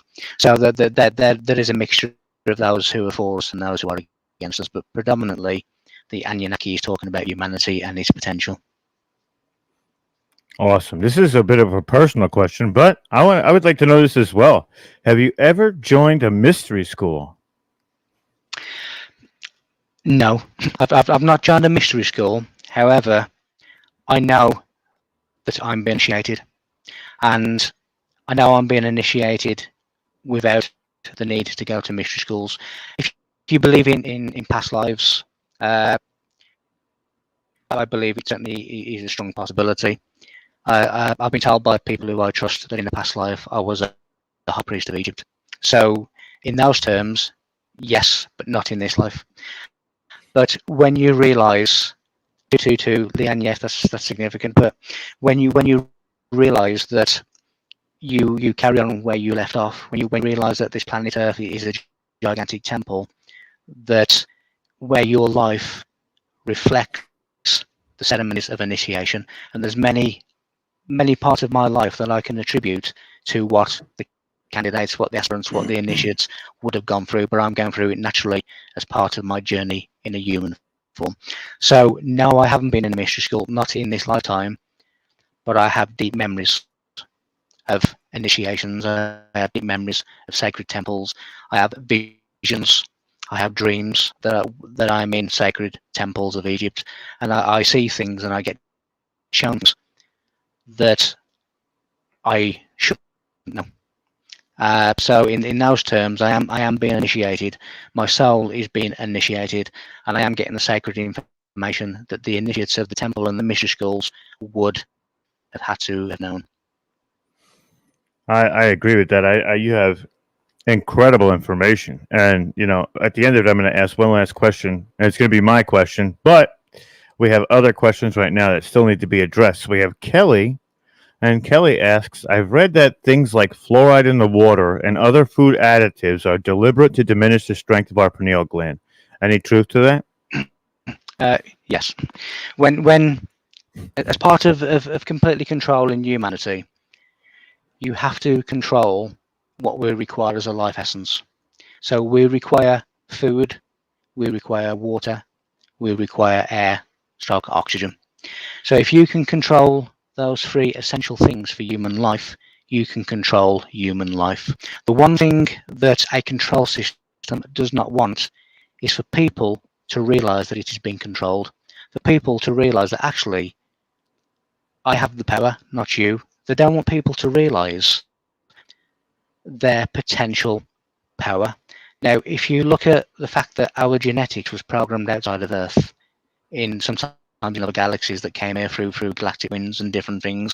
When you look at the fact that our human body was created from an exploding star that created through a triple alpha process the oxygen and carbon that gives us this body, that gives us this human life, we are all star seeds. We are not from this planet.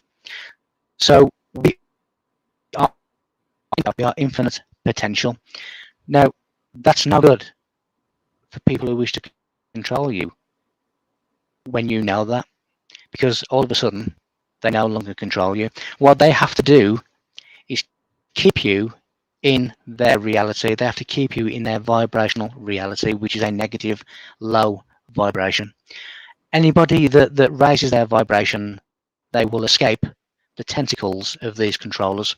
So they try everything to keep you within the dimensional vibration. And a part of that is fluoride in water, GMOs in food, which genetically modify you. It is not really food. The food-like stuff that we're eating now has a zero vibration. It is dead.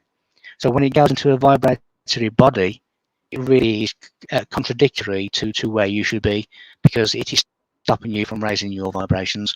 So yes, Kelly, they are putting stuff into the water to affect pineal glands, to affect consciousness, that affects vibration, that affects food, that affects the atmosphere with all the positive clusters, the chemtrails, which become a degenerative disease when we breathe them in. So that they are targeting every avenue that is essential to human life to control human life.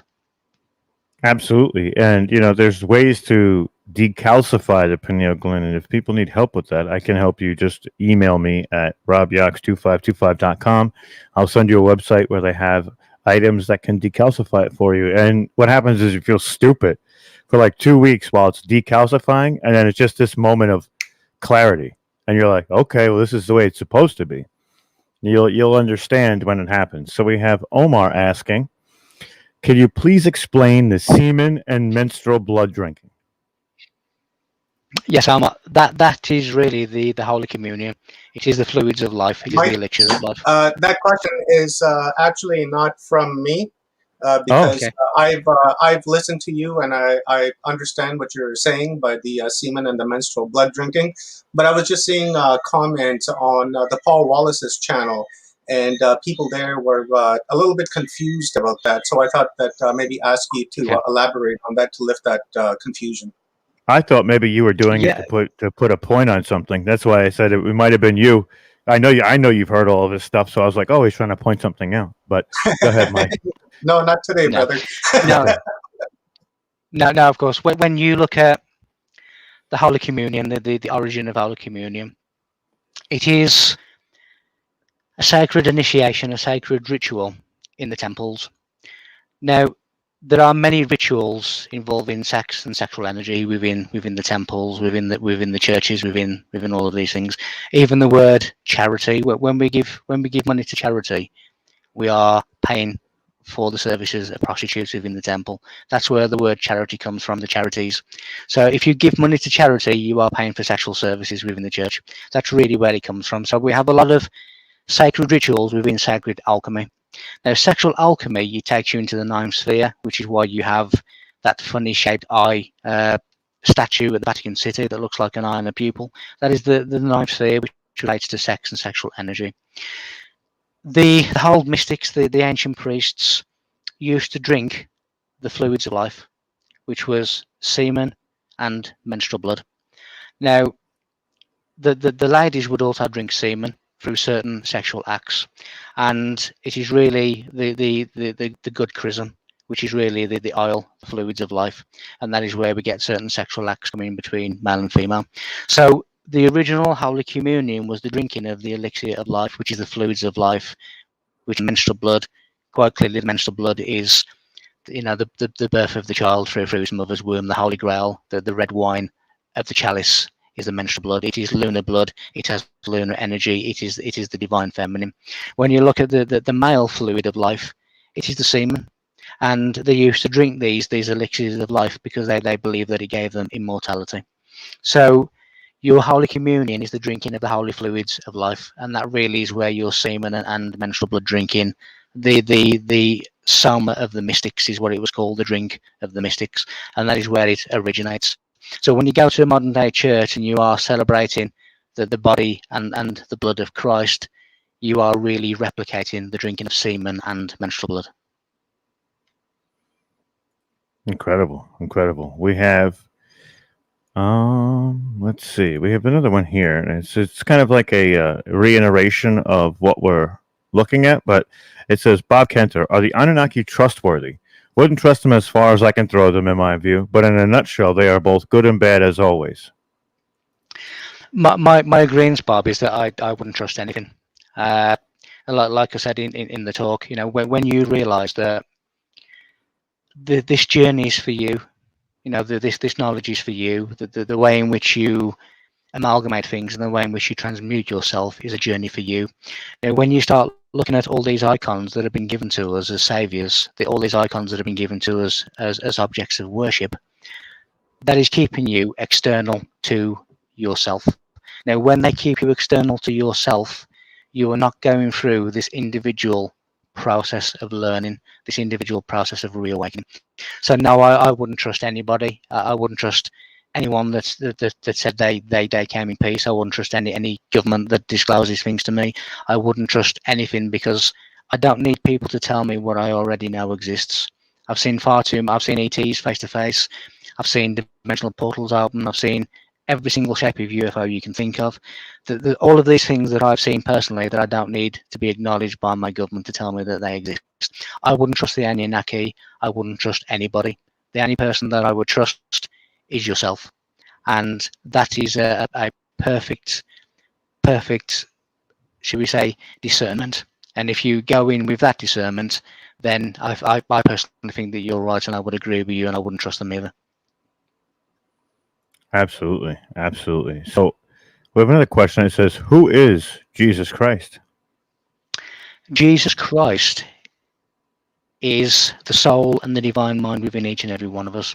It is the potential to awaken the Christ within. So Jesus is a metaphor, the same as all of the famous biblical characters. They are metaphors that hide a secret message.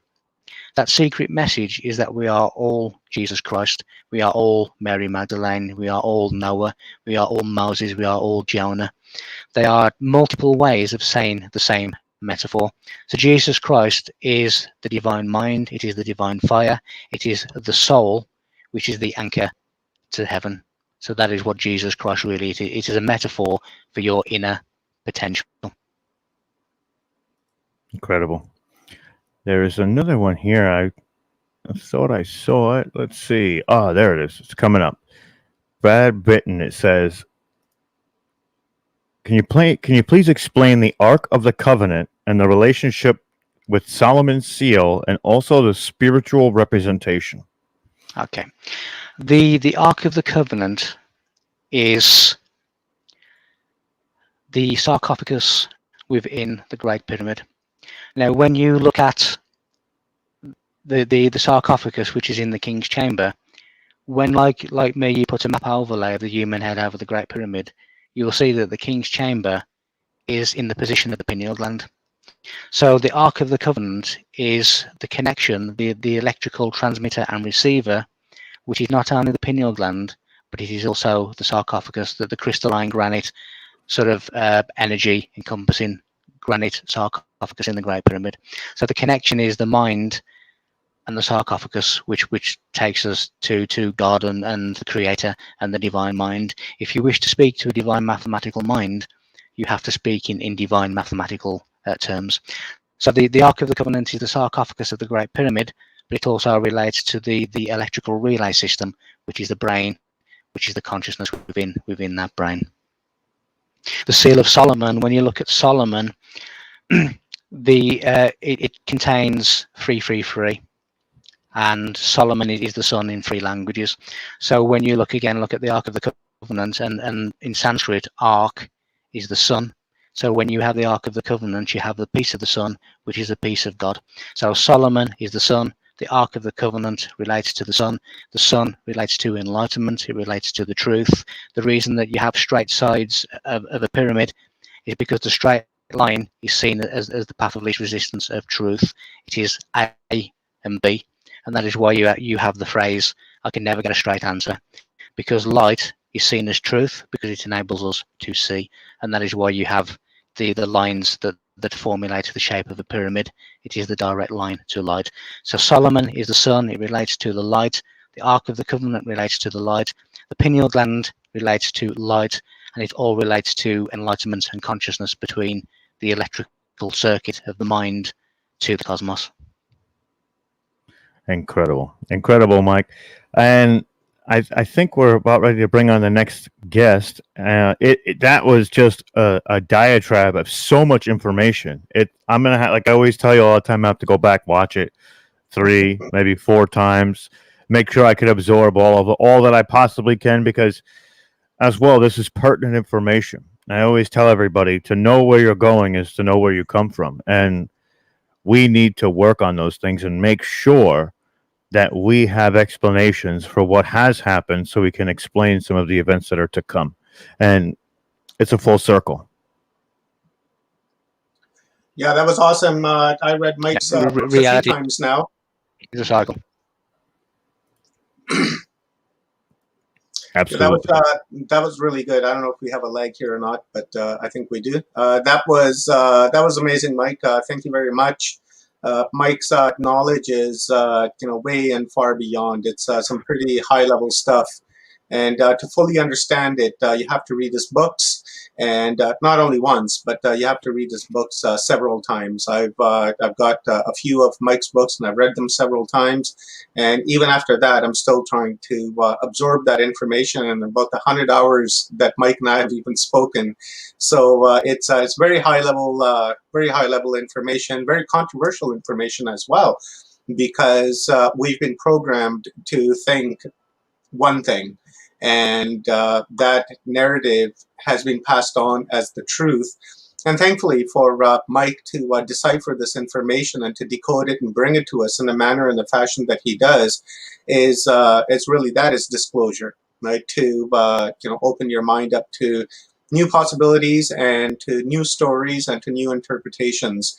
And that is all part of disclosure. So thank you very much, Michael. Really, really appreciate it, brother. Appreciate the fact that you came back today.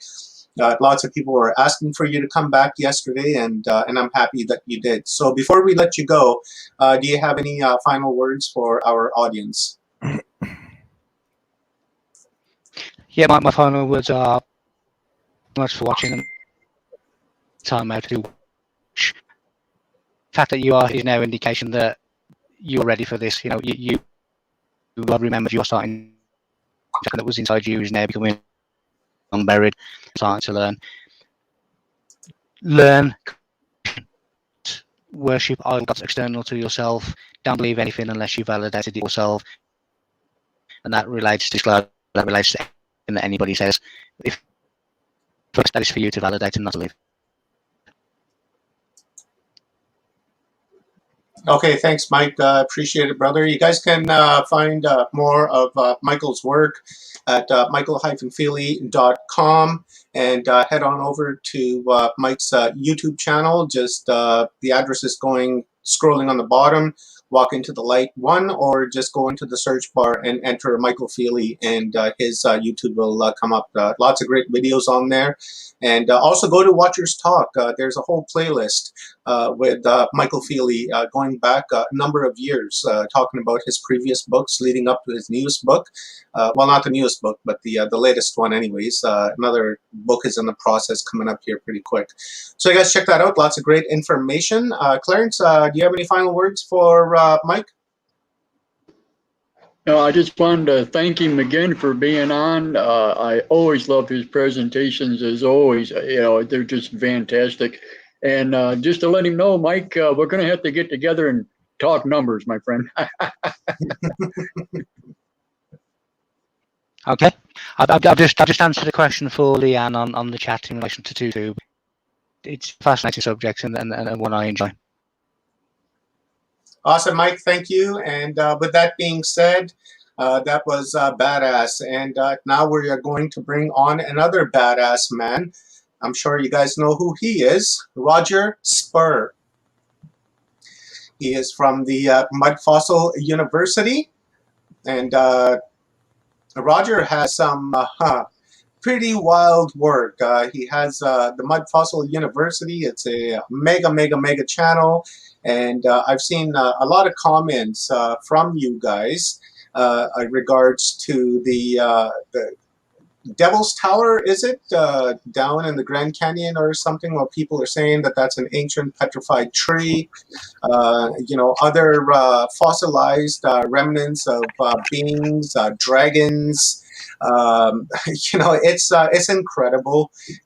He has chemistry behind his work, genetic information behind his work, but unfortunately, as we all know, the mainstream is not on board with this, and Roger has been trying to talk some sense into their heads for a very long time now.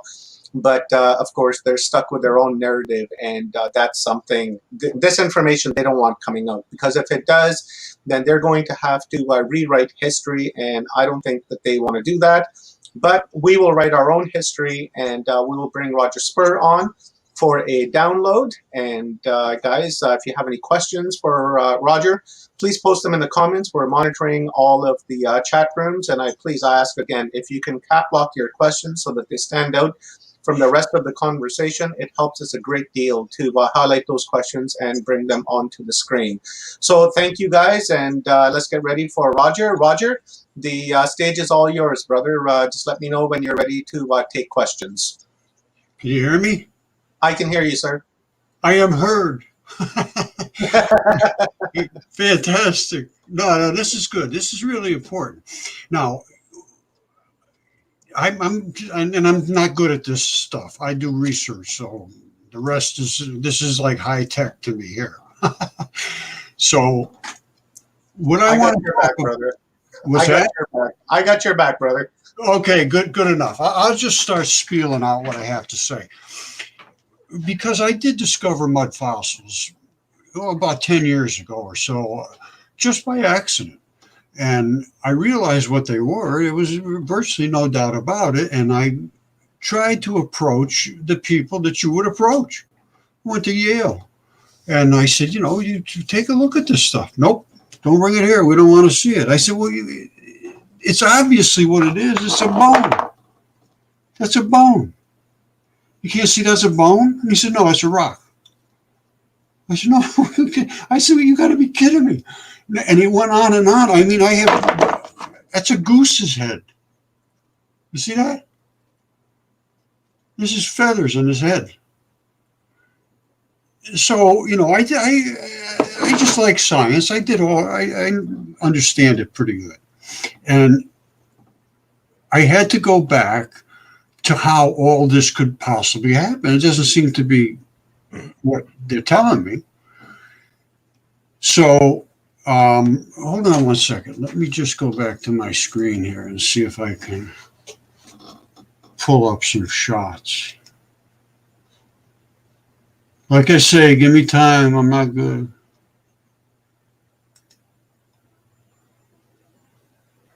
This takes a while to load up. Well, fast. I'm going to just show you some. What's that? All good, Roger. We've got about an hour and 15 minutes. And also, if you can just turn your camera so that we can see your screen, that'd be wonderful. Oh, you can't. Can I share my screen so that I don't have to do the camera thing? Yeah, you can share your screen, absolutely. So how do I do that? Just go. You go down and right at the bottom, I see it. It says share. Oh yeah, okay, share. And then go to share screen. And then just click OK. And then OK. No, go to window. You'll see it in the middle up top there where it says entire screen. Yeah. And then window. Right, and that's where all of your stuff is, I believe, that you're trying to share. Okay, so can I just have my screen show up for everything? I think so. Click that, and I'll toss it up here, and then we'll see. Choose what to share. Let's go with this one here. Wait a second. All right, downloads. That's what I want. Can you see that?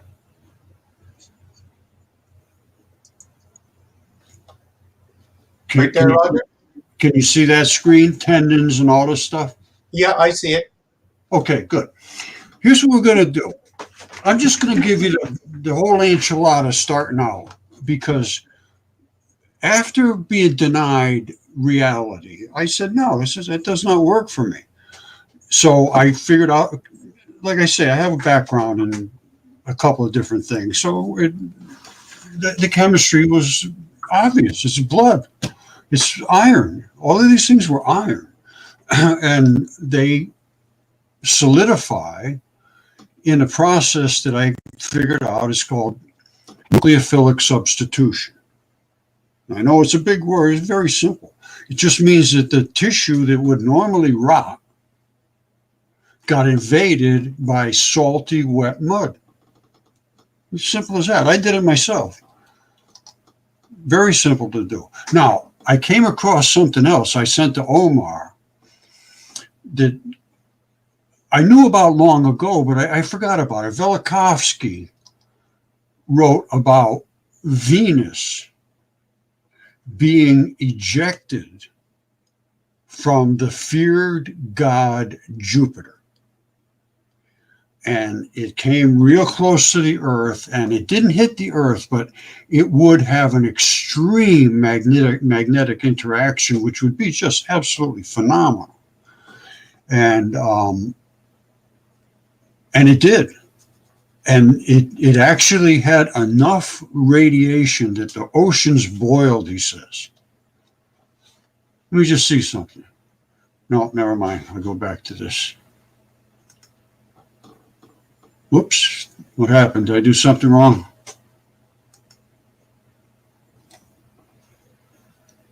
Can you guys hear me all right? Yeah, I can hear you. I still see your screen, but the image that you just clicked is not coming up. So maybe go back into share screen and go to your window, and it should be there.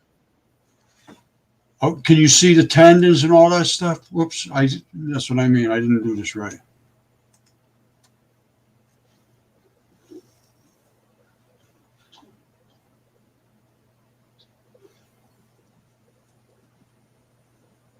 Roger, maybe the best thing we should do is just stop sharing the screen and just point the camera to your screen. Yeah, and just turn the camera slightly to your screen. All right. Or your monitor. Yeah, there we go. It's a bit of a better view. Hold on. Oops. Now, if I open this up, it's not going to work. Yeah, no, just stop sharing screen altogether, Roger. Yeah, stop share screen. Just hit X. Just hit X up there and just stop sharing screen altogether. And then now what you were going to show us, your previous screen that you had on screen, just bring that up. See, I told you I'm an idiot at this. Hold on. No one's an idiot. Oh, you are not wise, my friend.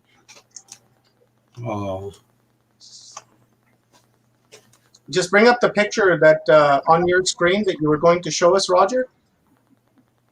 When I do that, you see what it does? No, just stop sharing screen altogether. I can't seem to get to that spot. It says right there, it says stop. Yeah. Here. Stop screen. Not on mine. I can see mute, stop cam, camera, mic, and I share. don't know what window you're in. Can you exit out of there altogether? The only way is if I hit share and then I hit share screen again. Then it brings me back to don't show these tips again. Okay, yeah, click that. Just highlight that box and then go share screen. Well, it says share screen. So I click don't show these tips. That message again. Here, hit share screen. All right. Yeah, and then now go to window. See up top where it's highlighted blue. Oh yeah, okay. Yeah. Window, and then the image that you're trying to share is going to be in there somewhere. Because I see you have 6 windows open. Scroll down a little bit. What if I just click on this one? Because I want it coming out of my downloads. But when I'm in downloads, I want to be able to click to a picture and another picture and another picture.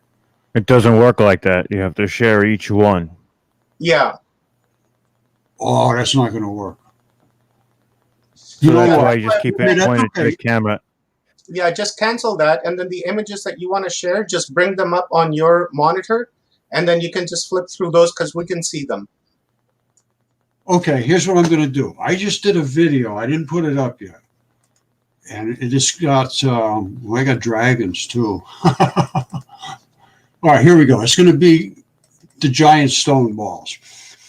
Can you see my screen now? I can. And you see number one is 01.mod. Yeah, I see that. Yeah. All right, now, can you? Okay, can here you- it's Roger Right. once again. Today, speaking about the giant stone balls, they're everywhere around Earth. They're not just found in Costa Rica. You know, they're everywhere. Siberia, Bosnia, virtually everywhere on Earth these are. And I know what they are. I know exactly what they are. And you will very shortly. And you will understand these little spots here that some of them have, not all of them. It depends on what specific type of biology created them. And I am going to show you the biology that did create these stone spheres. And they come in a variety of ways. And I have hundreds of pictures. Well, maybe not hundreds, but dozens at least, to show you and prove to you precisely what they are. They can be tested. This is not a mystery. All right, did that go through okay? Omar. It did, Roger. Oh, okay, good. This might work. All right, I don't know. Like I say, I put these together after I'm done, so I don't know how this is going to come out. But as we go through them, I'll just, the first ones were about light. I mean, that last guy that was on, I think it was Michael was his name. He was good. Yeah, Michael Feeley, he's excellent.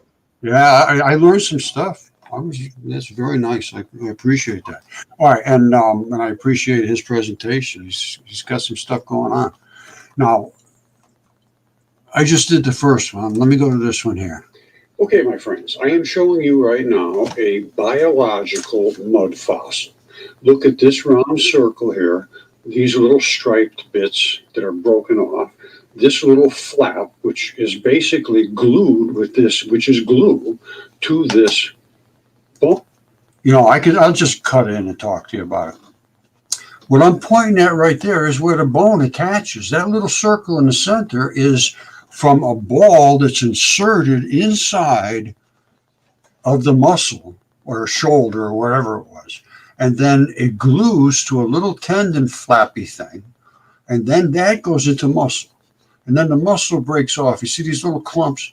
Those are what they call, well, I call them abrupt transitions. This is all bloody up in here. Now, I don't want to bore you with all this stuff.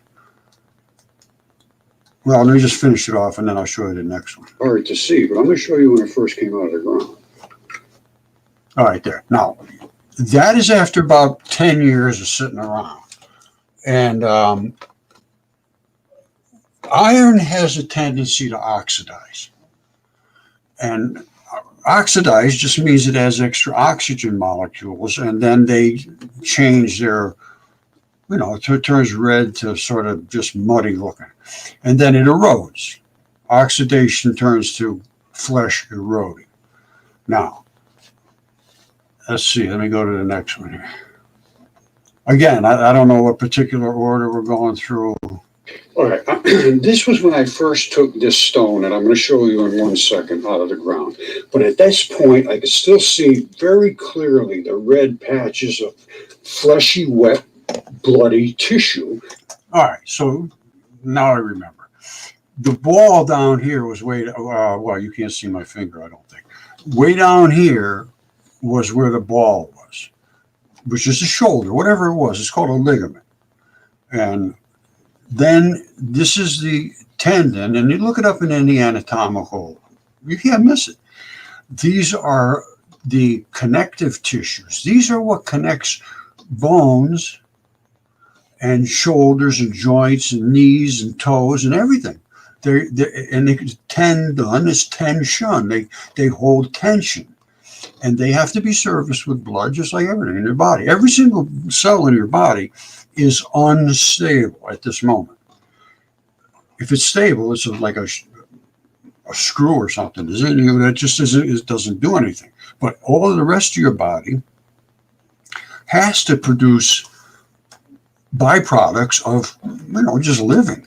So it has to take things in and give things up. And that's where you come into the membranes. And I will probably talk about that. I think I did in this one. But you see way out here? Whoops. You see way out here? This is what it's called an abrupt transition. And that's where the muscles or tendons, they all do it.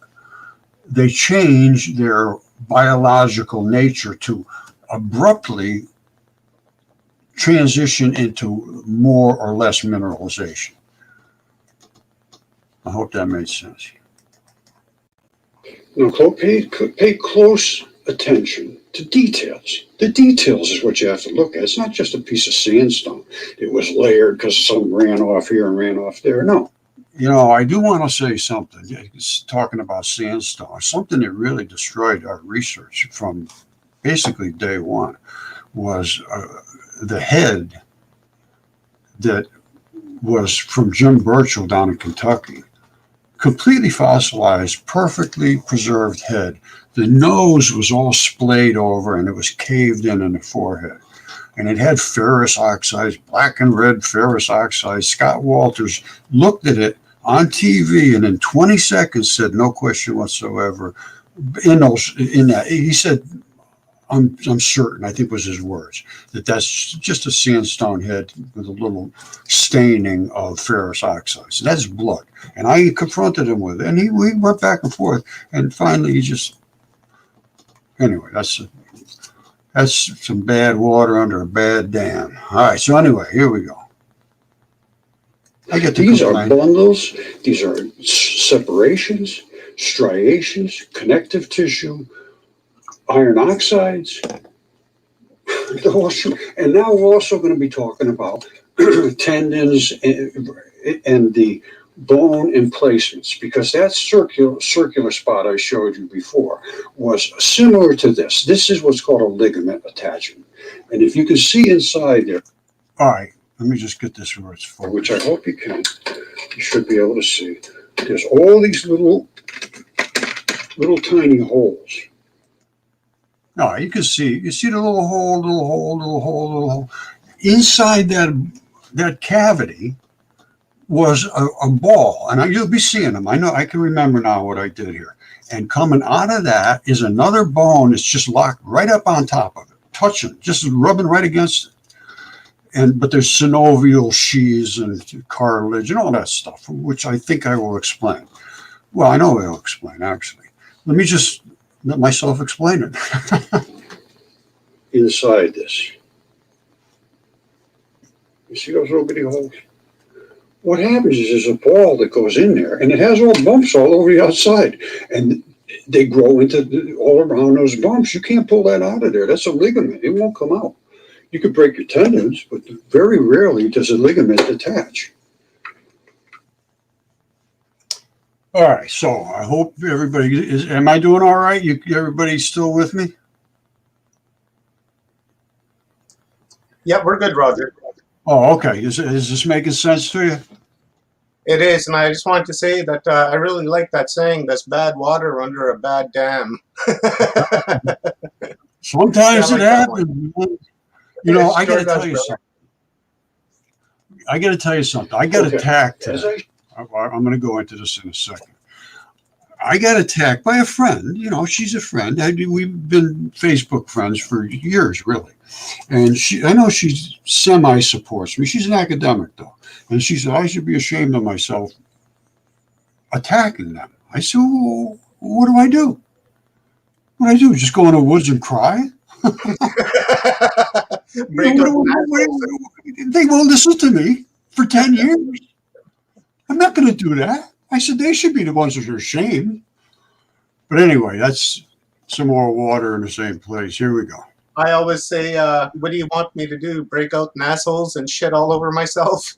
I tell you, once not they get, here's the thing, just like Michael was talking about, they have gotten control of us. We are literally a slave class now. If you're not an academic, and they're the ones I'm after, if you're not an academic, you're one of the slaves. Now, there's some good academics, yeah, absolutely, but they are also a product of the slave culture. If they speak up while they're in that occupation, they're destroyed. I don't care. Look at what happened to Velikovsky. I was working with Omar a little bit talking about Velikovsky. And he plays right into the mud fossil theory as well. Because if you, Omar. Yeah, I read the book. Yeah. Now, just so everybody else can have a quick understanding of mud fossils, and this is actually a revelation. It came about not too long ago for me. I knew that this stuff turned into stones. I mean, they're there. You can't stop that. And you can see the blood. Blood actually literally runs out of these things. I have them with blood that leaked on my counter. I'm not kidding. So, where was I going with this? But, anyway, let's get back to Velikovsky. He said, and this is why the mud fossils bothered me a little bit, why they were so perfect but I did make them. I made them myself and it worked fine. But I used electricity. I used a little bit of electricity because there is what's called telluric currents. Mm-hmm. You know what they are?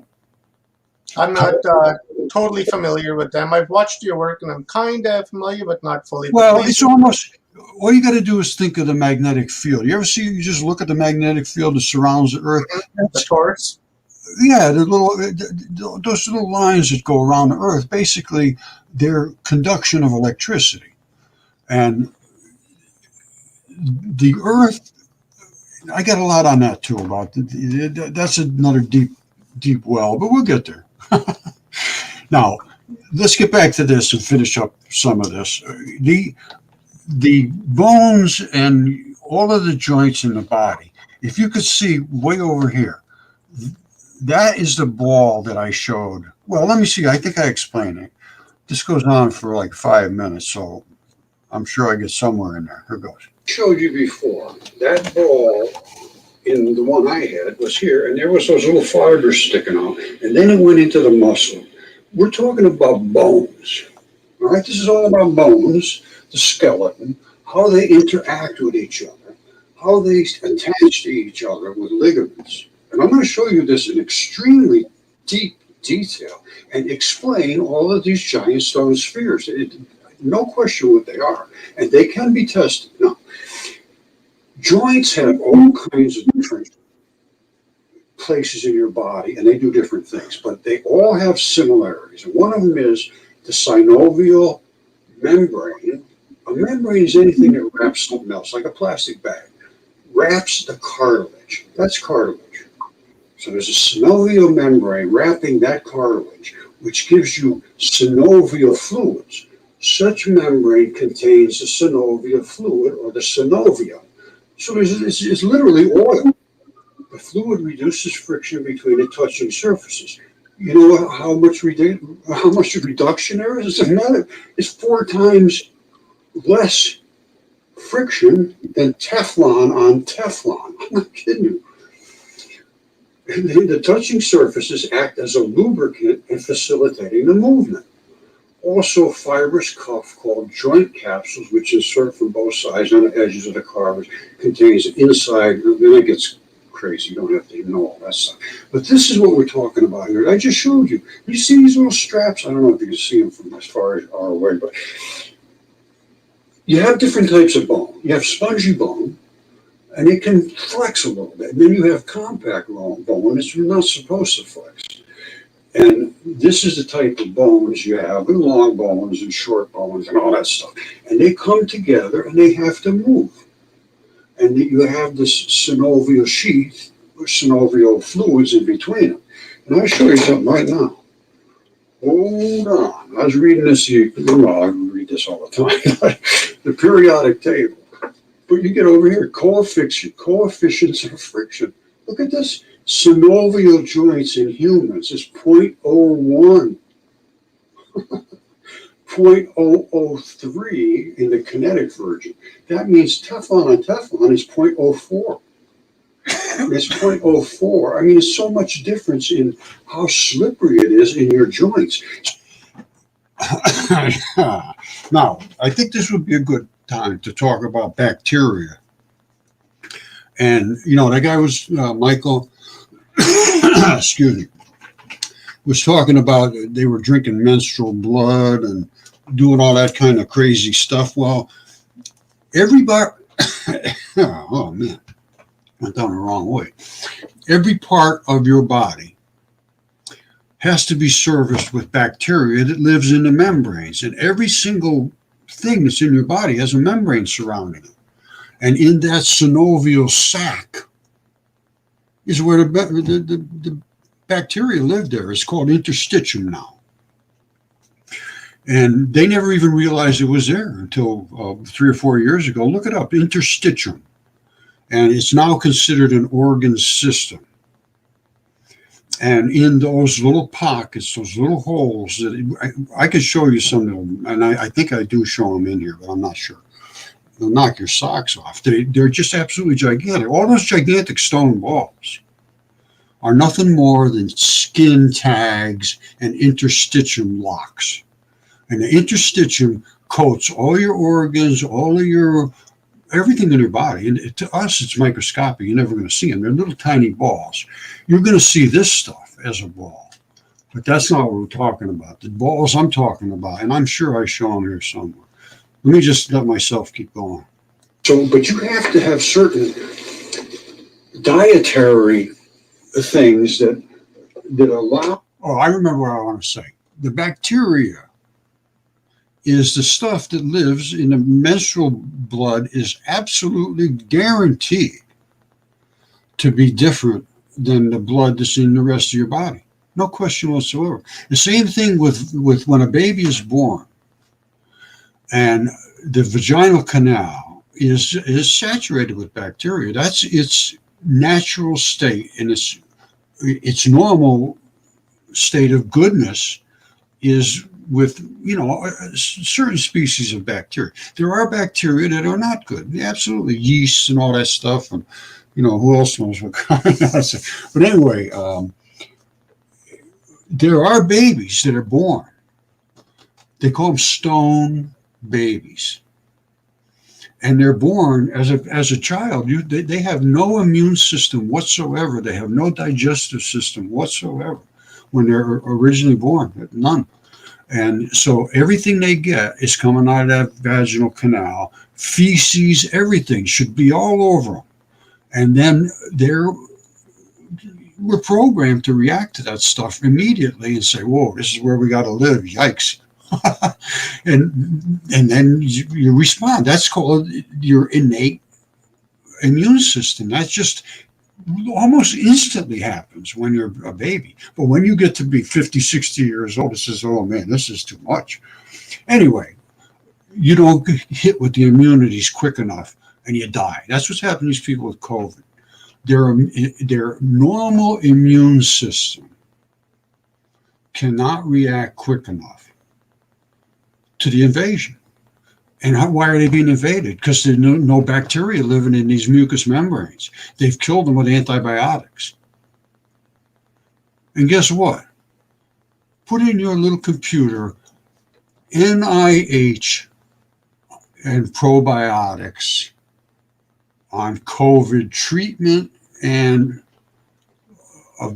just put in the COVID treatment with antibiotics. Roger, Institute. We're trying to stay away from talking about that a little bit because of the censorship. Okay, and it's so heavy. I apologize for breaking in like that. Yeah, no. I agree. I won't say another word about it. But anyway, let's get back to this. And thank you, because sometimes I do get carried away on nonsense things. I'm not saying it is nonsense, but some people regard things all kinds of different ways, and I should respect that. All right, now I got Pfizer. All right, here we go. How you to keep the. Now here's the tendon emplacement. that I'm showing, and we're talking about all the little tendon fibrils. Now, let me keep going on this. Those fluids working correctly, and you also have to have bacteria in these membranes. Membranes have what's called membrane-bound bacteria. They live there. That's where they live. Nobody ever knew this about this before. It's just very, very new research. And it boils down to the fact that in every single membrane, and there's nothing but membranes in your body. You're 100% membranes coat every single separation of every single organ in your skin and every place. All your everything. They all have their own membranes. And that membrane keeps them protected. And sometimes there's synovial fluids in them for slipperiness. Sometimes they're just isolated from things that might hurt them, like your kidneys, bile, and all that stuff. That's floats around your body. All these things do. So the certain membranes only allow things in. Membranes have things that can come in and things that have to go out. So what does that mean? That means that the things coming in cannot damage you. And who decides? Who decides what comes in? Bacteria. Bacteria have different chemical propensities. A propensity means they want to do certain things to other chemistry. And they know what chemistry is allowed in and what chemistry isn't. Case closed. That's about as simple as it gets. Now, they have to discharge wastes. Absolutely. You're going to have problems building up in there. You're going to have all kinds of things happening inside these membranes that has to be dealt with by the bacteria. So let's just get past that. What we want to look at now is these giant stone balls. I know I keep floating this way and floating that way. I'm a floater. I can't help it. See that? I even admitted it in it beforehand. Okay, here we go. Like I said, I don't know what's coming up, so. All right. I'm sure I showed you this before, which is where there was a ball locked in here. Now you can see these little fibers. Listen, they're not hard to understand. These are ligament fibers, and they were attached. They hold in, but they don't just stop there. There's a bunch of little balls that they attach to. Wait a minute, let me come back. And they were attached. They hold in, but they. You see that, Rob? Well, it's hard for you to lock in on it, but there was a shoulder or a knee or something that was attached to something else. I don't know if it was a knee or not, but I can't remember. A doctor told me what yeah, I know what that is, and I forget.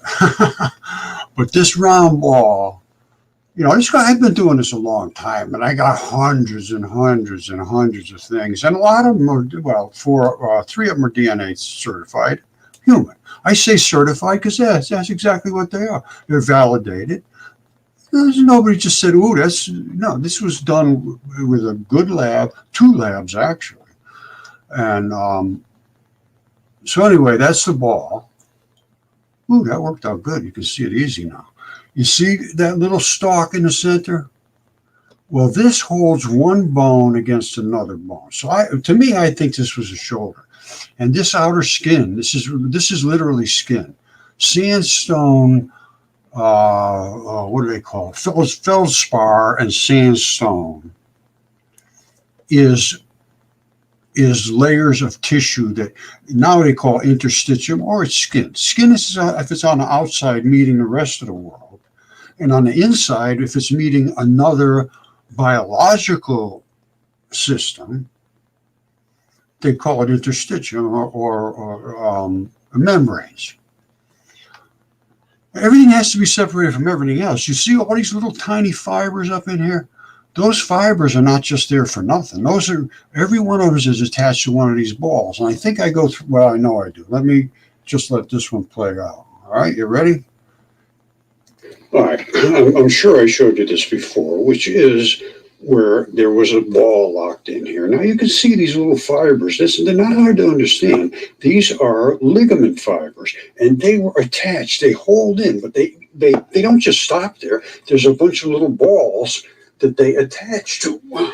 And these are the balls. So what are we looking at here? This is all about tendons and ligaments. And what does it mean to be a tendon or to be a ligament? A ligament is what attaches bones to other bones. Hold on. I remember this. I couldn't find the bone. Well, I don't know where it is now. But it has the, I think I showed it to you already anyway. I tell you, I can lose stuff faster than anybody. But it has a hole in one bone, and then another bone locks up against it. And the hole that's in this bone has a ball in it, and that ball has bumps sticking out of it like this. And every ball in that lump has a fiber coming out. See all the fibers coming out? Well, they don't just go and attach to the outside of the bone. They go to the inside of that and attach to balls. These are the balls that are all over the earth. You know, Sam Oswegowicz, well, they're all over the earth. I mean, they're Costa Rica, they're everywhere. And I'm sure I talk about that too, but I forget. Now, there's other styles, which are these that attach into flesh and so forth, which are not exactly the same. They have mats and all kinds of different things. But the key to remembering this is there's going to be different anatomy in different balls. Some of them are going to attach inside these bigger balls, and some of them are just going to be sort of floating around, interstitium and all that stuff, which is just, and your muscles can pull this way and that way, and your skin can move this way and that way, and it will come back to wherever these balls were attached to.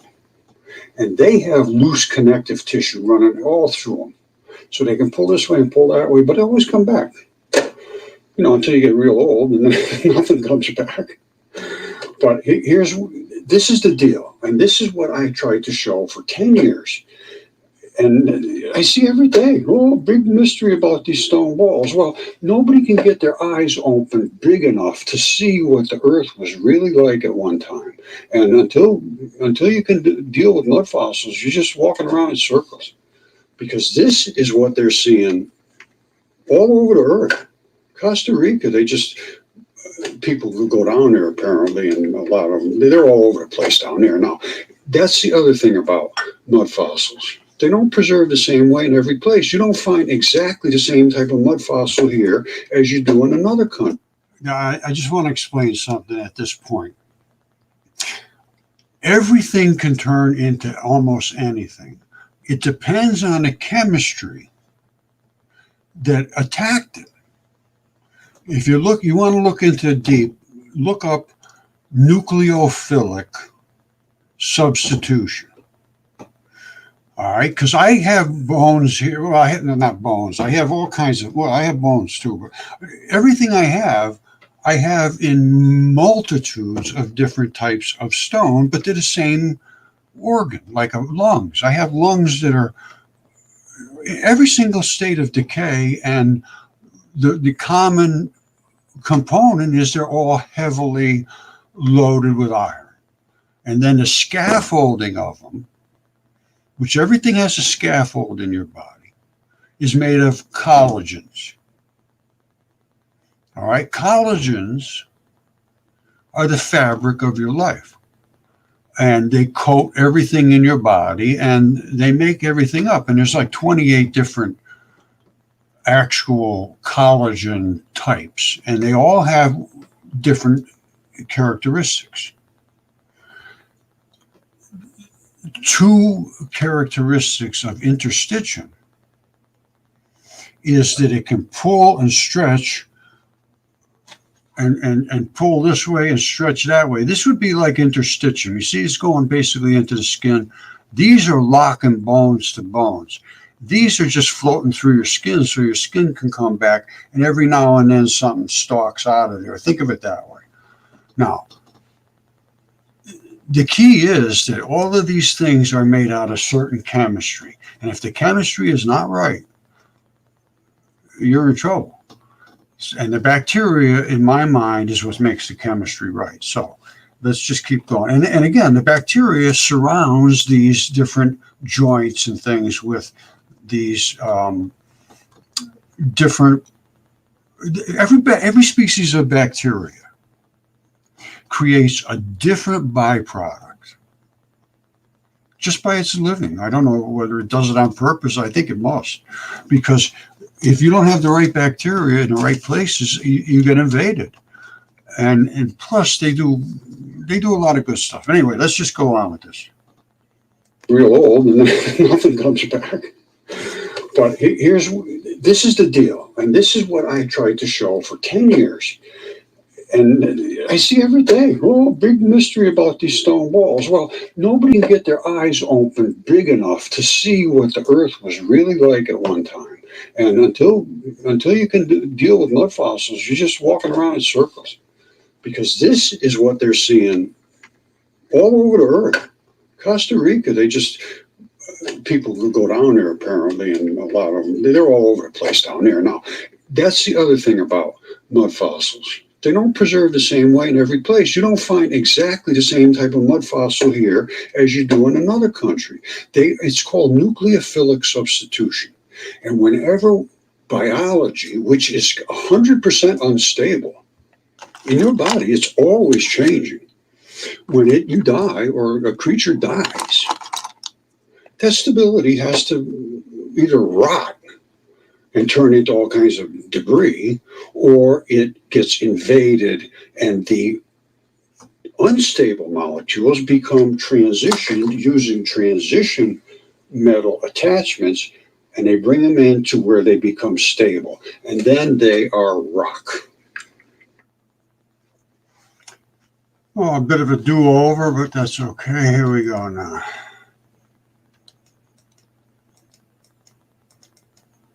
All right, by the way, I did find the bone. And that is the ligament attachment. That's one of these.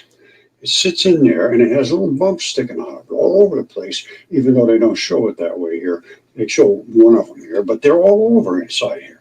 And so they sort of lump around in a big lump. But additionally, each one of these balls attaches to one of these. And these are the abrupt transitions. They show them in everywhere. They all have abrupt transitions. And I'm going to show you one right now.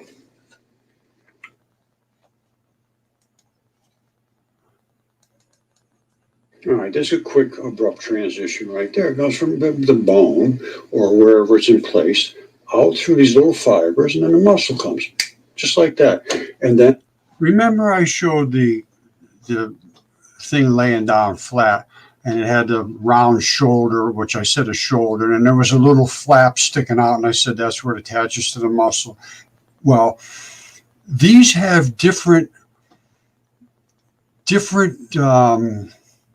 characteristics, let's put it that way, when they dry out. Tendons have so little, they don't have much blood in them. You can see that. They're very, very heavy collagen. Not a lot of biology going on in them. That's just the nature of them. They have to be very, very, very, very tough. And so there's a whole difference in biology. And what happens is the muscle doesn't really even shrink in the mud fossils. It just stabilizes. It's in these wet conditions, but there's so many other molecules around it that are so similar to what should be there, salty waters and blood and all kinds of biology. Now, it changes the muscle to be, sometimes it'll turn to marble, basalt, all kinds of different things can happen. And the same thing with tendon, but that's all about the place that it was entombed in. Let's call it that way. Here goes. And about out here, there's another transition and another transition. It gets less and less mineralized. Now, tendons also have their own abrupt transitions, but they're way down here.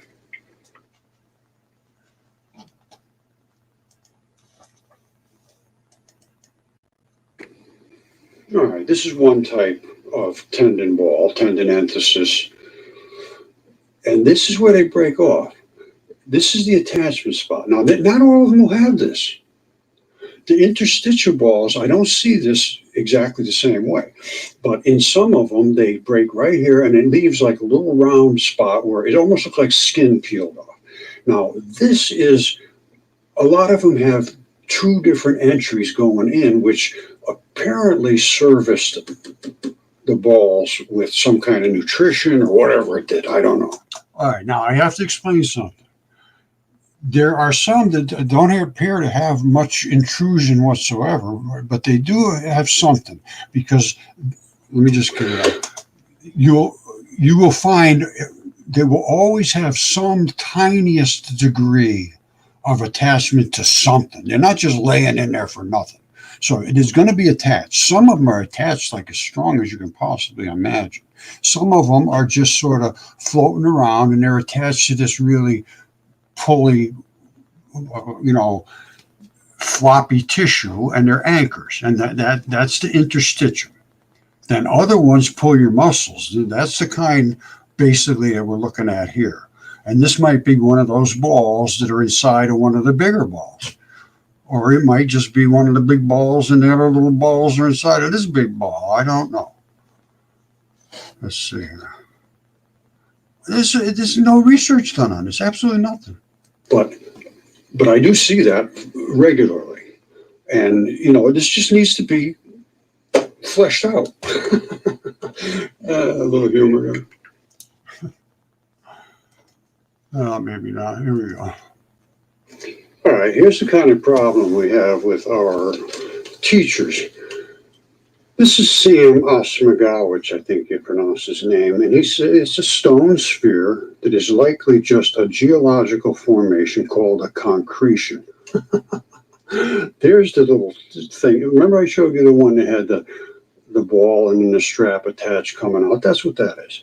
Now, it says, although the giant rock sphere looming out of the forest dirt undergrowth appears to be man-made to the untrained eye, this monolith is likely not any specific sign of a lost civilization, although archaeologist Samir Osmagowicz, known as the Bosnian Indiana Jones, says a 3-meter wide stone ball found in the forest of Visco Valley in Bosnia was made by an unknown civilization. Well, that's not right either, Sam. They used to live in the area over 1,000 years ago, but there are many reasons to cast doubt on this outlandish claim. It is precisely the description archaeologist Samir that the brown and red color, which is iron, of the ball point to very high content of iron. That leads experts to believe this is a naturally occurring spherical rock called a concretion, because they see them all over the world and they just call them concretions. They have no clue what they are. Many concretions are iron-rich, so they take on a reddish appearance. That's because they're made from biology, which is loaded with iron, called blood. A little emphasis on that one there. Hold on, here we go. Oh, I don't know. I think that was it for that. Let me just see if I got any. Whoop, dragons. Hold on.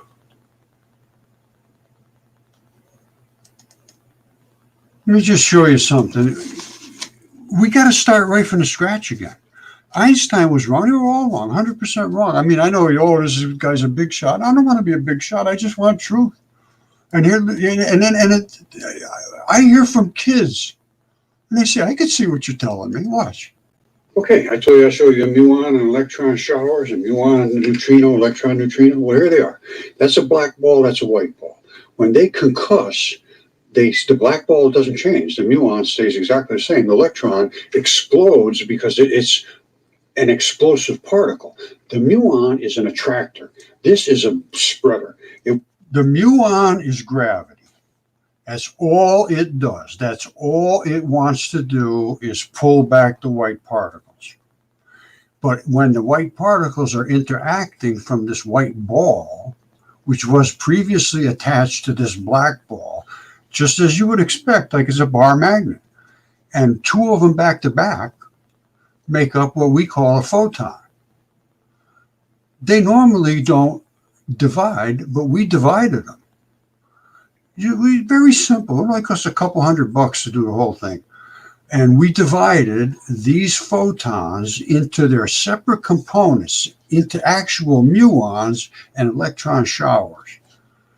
When it hits into a cloud of electrons, they just go flying. And here is the proof of that, because we put it through a Venturi, which shows that Einstein was totally wrong. Hold on, we'll get here. Here it is. This is light accelerating. The particles, the black muons, are separated, and the white shower is exactly what I just showed you. Now, Whoops. Let me see something here. white shower is exactly what. All right, here's the deal.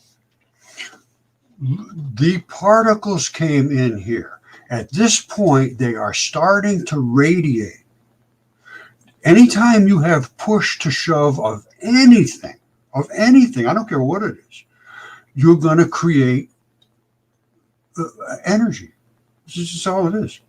You push to shove and you get energy. You scrape yourself on the floor, you get energy. You scrub your hands together, you got energy. If you pull apart molecules, you get energy. Well, guess what we did? We took that original photon, which in this case was red laser, pulsed red laser, and put, if you can see my cursor, like two round pins here. And that forced the magnetic fields, because the particle is way back in the beam, and the field that precedes it is its magnetic signature, because it is pushing to shove. You see way out here? This is the magnetic signature of a particle way back here. That's why the particle creates a wave. That's a particle wave duality. And I show this so obvious, it's 10-year-old. I just showed you. Now, how did they start? All right, they started back here with a particle creating a wave in front of it. All right, right there, Einstein's totally wrong. If you can accelerate light, that means light has no speed. It certainly doesn't have an upper limit speed. We know it can slow down, but if you can accelerate it, I don't care if it's in a vacuum or if it's in the toilet. Einstein was wrong. This is like going faster than the speed of sound, only you were with light. Now, consider this. At the Venturi, I just showed you the particles that are the little box of particles. I don't know if I showed you that yet, but they're two bar magnets back to back, basically. And I showed you the black balls got away from the white, which created the showers. That is atomic fission. That's what it is. Fission means you divided it. This is subatomic fission. This is like photonic fission. All right, whoops, what did I do? Okay, I show you a muon and electron showers and particles. Then it explodes. Okay. This is faster than light. That means Einstein was wrong. He was wrong about, a lot. I don't want to get nasty, but, people won't listen to truth. They don't care about truth anymore. They don't care about truth whatsoever. I guess fine. Just like that guy Michael was saying. And he's right, absolutely 100%. Look what happened to Velikovsky. Destroyed him. Absolutely destroyed him. His book was on the bestseller list for, I think it was 11 weeks in a row. And it was so popular that the academics forced the publisher to take it away from the bookstores. Take them down, take it out, or they would never buy any books from them again. Now that sounds like racketeering to me. And it's going on today. And to me, it's, I get kind of, I say I don't want to get nasty, but yes, I do. As far as I'm concerned, it's a criminal organization at this point. It's no fiduciary. Yeah. Okay. We do have to get nasty, brother, because up until now, we've held our tongues, we've bit our tongues, we've been attacked, ridiculed, careers lost, lives destroyed because of these people. So we do have to get nasty, because we're at that point in time now where we're at that paradigm shift now. It's either do or die, right? So we have to do what we have to do to get our message out and to get the truth out and to battle these people. So, brother, if you want to get nasty, I encourage you to get nasty. I have a tendency to get a little on a pushy side, but what do? How do you react to somebody that just refuses to engage. I mean, which when I went to Yale, I was stunned. I was absolutely stunned. No, don't Yeah, have. it's like when if you corner an animal in the corner, right? What are they going to do? They're going to come out swinging, and I feel that our community and our genre and the things that we've been talking about in this arena has been cornered into a corner, and we don't have a choice now but to just come out swinging and fight for what is right. Yeah, well, I would think people should contact Derek Briggs at Yale University, New Haven, Connecticut. He's only 20 miles away. And I have all this stuff laying in my yard. And I had it DNA tested. I had things CAT scanned. You know all that.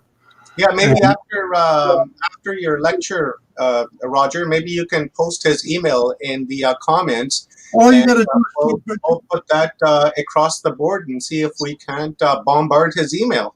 Yeah, just put in Derek Briggs, Yale University. You can't miss him. And he comes on. I follow all these guys to see what they're saying. Obviously, I don't come blind. I don't come out and just start running my mouth. So I looked up to see about him 10 years ago, because that's when I started to try to interact with him. He still, to this very day, refuses. So, and he's supposed to be, he has a big page about fantastic fossils, because he was supposed to be the world's leading expert. So I said, that's where I want to go. Well, that was a big mistake. So I run into all kinds of trouble with him, and it had turned into a fight. And a fight. And what's that? Roger, I got Rob looking up that guy's name. Can you say his name again so Rob can type that in? Yeah, Derek, Derek Briggs, Briggs, I believe. Yale University. Like from Lethal Weapon. You remember those movies? He's an Irish paleontologist, correct? Yeah, at Yale University.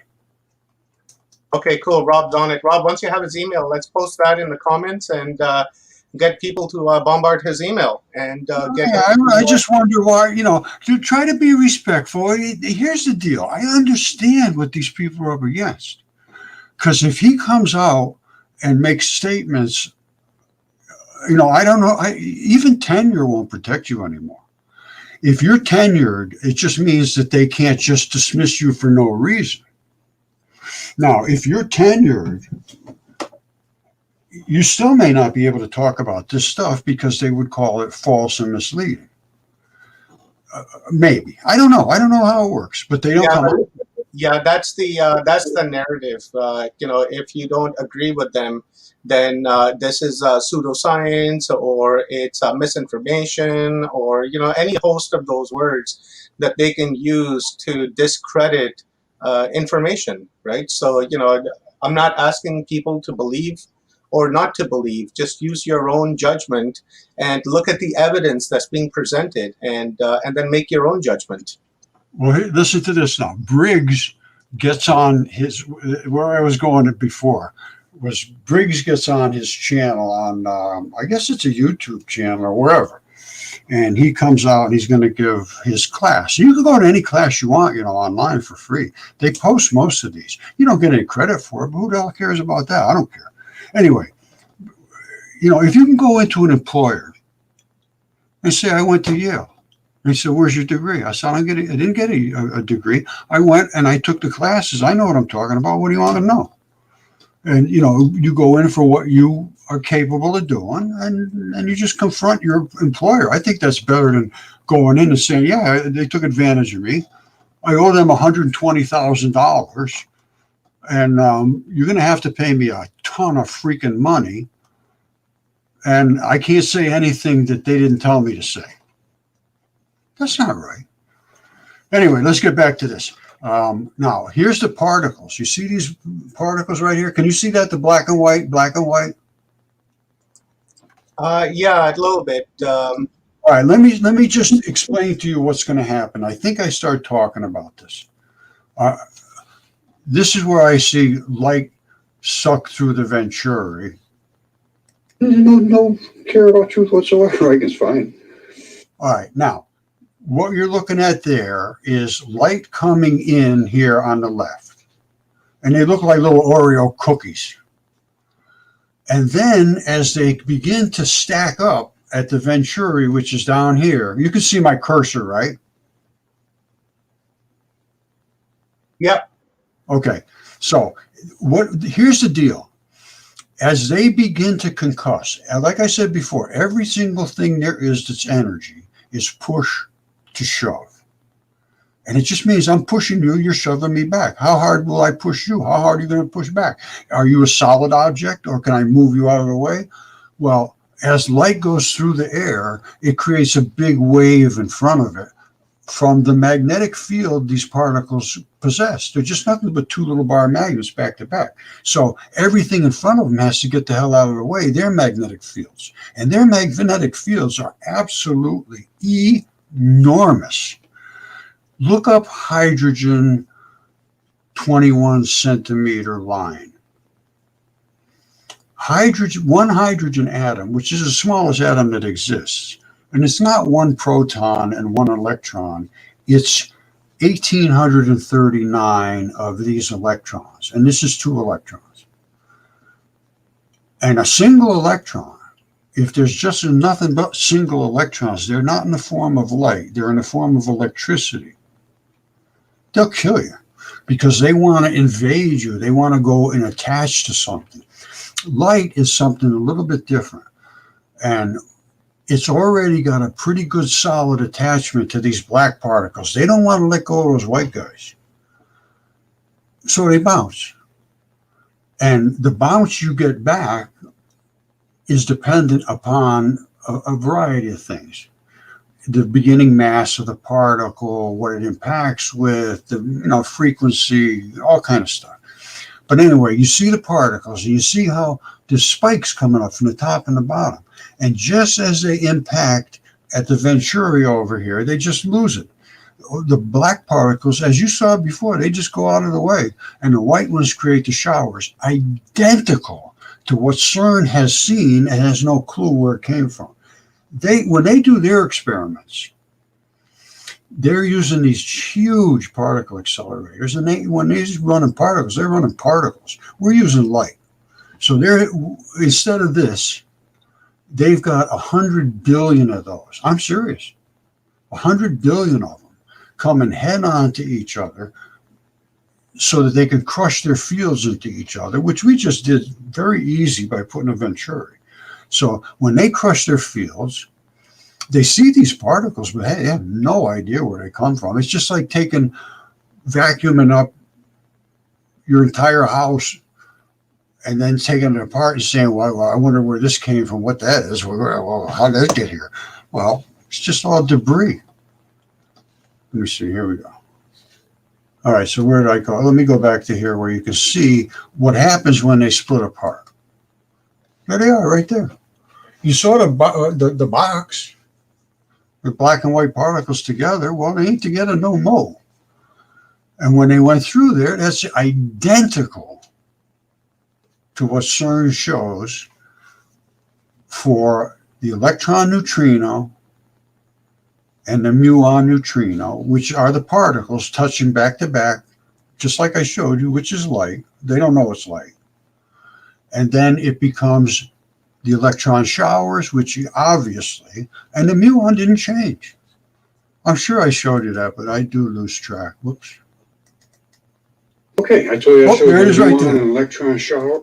Manifest destiny, baby. All right, so here we are accelerating the light. If you could contest that, I just want to know where you live. And I can tell you what, that is atomic fission. We increased the energetic value, which is nothing. Energy means you just created energy. And that's creation of energy right there. We increased the value of that particle, at least I would say 200 times. And they do agree with that. So I'm going to go with their 200. I won't argue that one. But I can tell you what, if you could see the reverse field coming all the way back. I don't know if you can see it in this shot. It may become a little more obvious shortly, but you see these are more light particles. They all have fields in front of them, just like that one did. And it just happens to be that one's in the center and it's quite more obvious, but their fields are being forced to go through this Venturi. And when they do, it's lights up, not lights out. And the reverse concussion wave is so phenomenal. You can see it way back here. And it's like, I don't know how many zillion times bigger than it was coming in. And we can see that by how it's affronting the other waves, which are nothing more than light particles. And the particles way back here. But this is, you never see them. The only reason we see this is because it's right into the Venturi. And Rod Warren did these experiments. And very talented guy.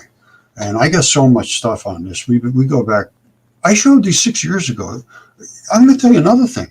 I went to CERN, not CERN. I went to University of Geneva. I took particle physics there.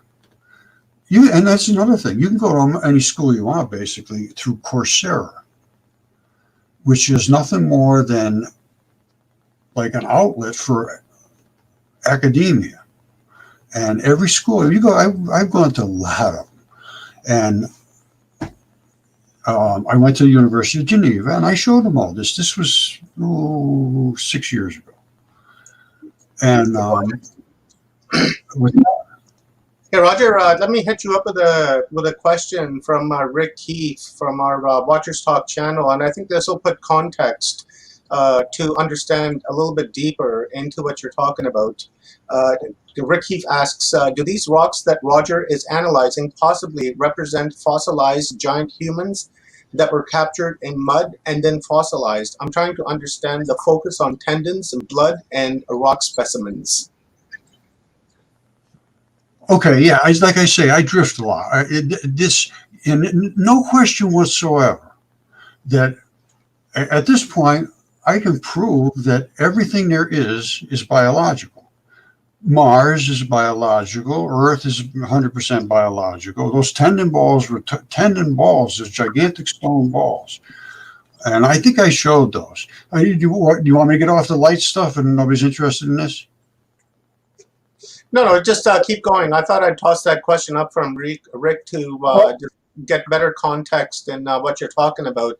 Because this information is pretty new for a lot of people. So, a lot of people are having a hard time understanding because, the idea behind it is that, geologists, if they say it's a rock, then it must be a rock, right? But, we're trying to look beyond that and trying to help people understand why is it that this fossilized specimens that look like rocks. So I'm just trying to get clarification on that. I got you. I go back to trying to understand how everything works, because if you can't get like light and electricity and these, how are these stones made? Did you see all the different things I showed in the beginning, the goose head and all that stuff that we showed? Yeah. Yeah. Well, how did they get that way? They're not right about anything. They're not right about anything. Einstein was wrong about light, and this is the problem. Even Max Planck, he says science advances one funeral at a time. The guy's got to die off, or you're going to have to say exactly what he says, or you're going to have to leave that business. So if you want to be successful, you repeat exactly what you were told. And the closer you are to the exact statements that you were told to say, the more successful you will be in that medium. I was like 10 minutes in there and I was gone. I had my own business. I was successful. I didn't need them. And I've been this way my whole life. But you can't win. You just can't win. And even when you have this kind of evidence, you can't win. But anyway, going back, because I got the atomic evidence that protons aren't one big gigantic proton. They're not. They're made out of 1,839 of these little electrons I'm just showing you. So That's why they can explode into these particles here. What they tell us is just insanity. But you have to say the same things they say. Then the particle itself just accelerated past the speed of light, because light is light. So if this was the speed of light, this is faster than light. That means Einstein was wrong. He was wrong about, a lot. I don't want to get nasty, but, people won't listen to truth. They don't care about truth anymore. No care about truth whatsoever. Right? It's fine. And this is the particle as it starts to concuss. You don't even ever see it until it begins to concuss. Then it starts to display the black and white. Then it turns into a box with the black and white particles. Then it explodes at the Venturi. That's what I just showed you. That is the electron neutrino, and that is the muon neutrino. When they explode over here, they turn into, the muon doesn't change the black ball, but the white turns into electron showers. All right, there they are right there. So, Hey, Roger? yes. Just to give you a 5 minutes heads up, I've got about 10 minutes left, and going to bring our next speaker on in about 10 minutes. Okay. You want to just, I would like to show the mud fossils more, but Yes, please go ahead. Can you see my screen still now? I do. Now, let me just ask you, if I click on a picture, will you still be able to see it? I believe I will be. Let's bring it up and see if we can. Can you see that? Yeah, it's all white. Can you turn your camera or your screen just a little bit? Oh, yeah, see, that's not, I wanted to be able to show it right off of my screen. The image did come up, but it just looked really white because of the reflection. How about this? There we go. I see that. Yep. All right. These are all the tendon balls that are all over the earth. But they're gigantic. They're everywhere. And they are rolling around all over the place. They have no clue what they are, so they call them concretions. They're heavily mineralized, mostly with blood. Now, let me see.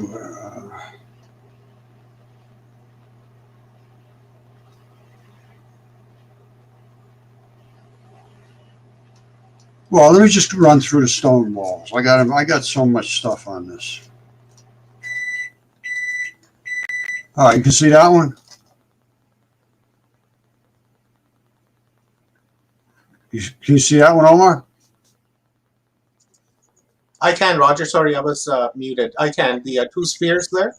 Yeah. Okay. I'm just going to run right down. Those are stone balls, and let me just. These little pieces in the back here are broken ones. They're all over the place, and that's because there's hundreds of them in every ligament and every tendon. Some of them are layered like this. All right, and that's one type of tendon. They're all over your body. They're different types. Some of them have like geometric patterns in them. Mm-hmm.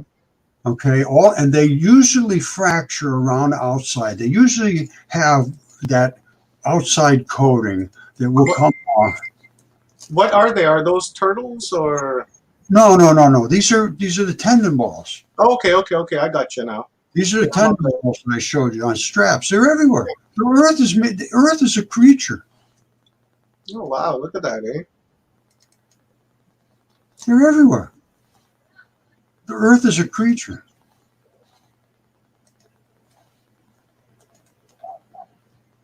See? Oh wow! Oh, you haven't seen anything yet, brother. All right. Now, this is where chemistry comes in. It was probably near a kidney or heart or something where it had a lot of copper. And they layer up like that quite a bit. And then you have them like this. Now, that I think is like in a shoulder joint or something. And this creates chert. Can you zoom that a little bit, Roger? There we go. Better? Okay. You see, this is real tough, scrappy stuff. And then you have this central core.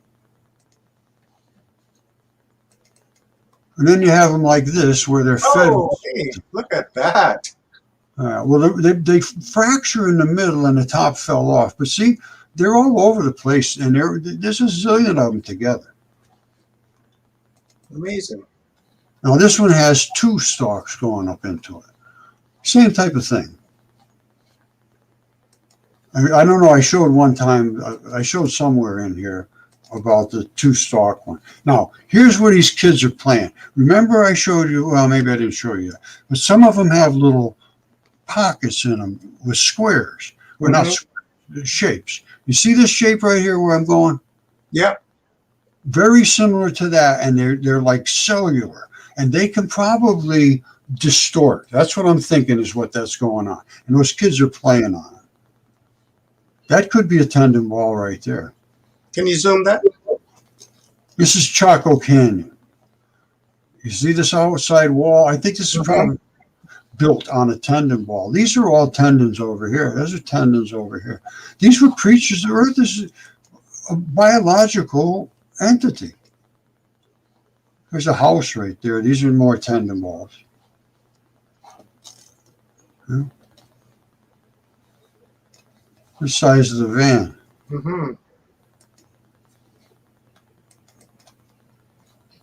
They're everywhere.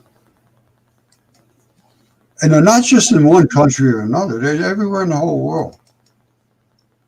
That is I believe this is huge. Looks like an eye.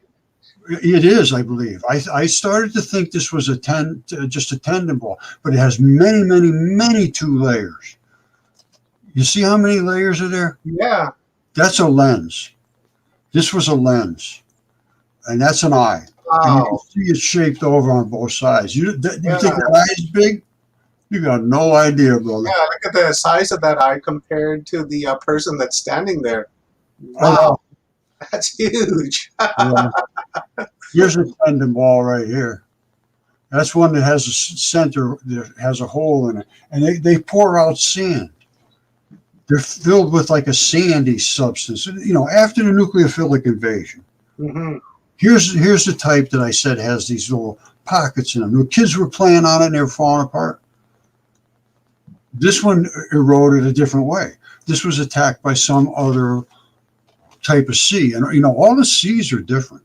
There's different chemistry in all the seas because, different body parts in the seas. The Great Lakes are organs.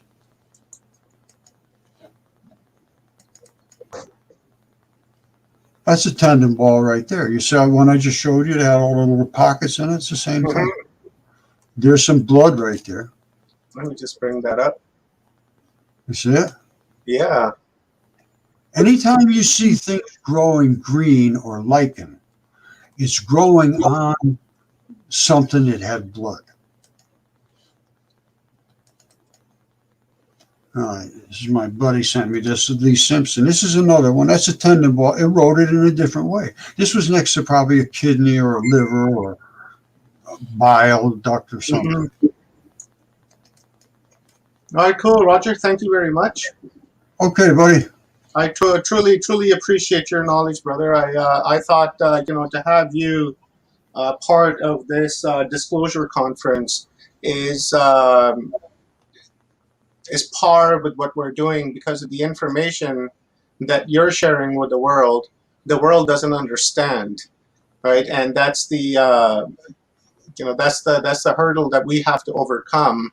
I've come across many comments, many posts where people are talking about the mud fossils and the Mud Fossil University and trying to understand your research, but the programming, right? The programming is so intense and so deep that we can't get beyond that. So, I thought to have you on here and come on and explain your research, should, would have been good. And it is good. A lot of people have resonated with your presentation, and there are others out there who are a bit confused about it, but I'm sure, as their level of awareness and consciousness increases, then they too will begin to understand what you're talking about.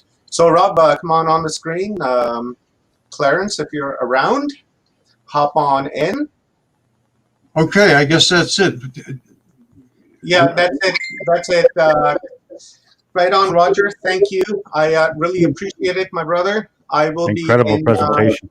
Oh yeah, it's mind blowing every time. Roger's a brilliant, brilliant man, and I came across Roger. What was that? About 8 years ago, 7, 8 years ago, and I saw that, and I was like, "Hold up a minute, what's going on here?" And then Hold up. Wait a minute. yeah, we had a nice long conversation one day, about 4.5 hours on the phone, and then Roger explained to me, what he's talking about, and it rang, and it kind of stayed put.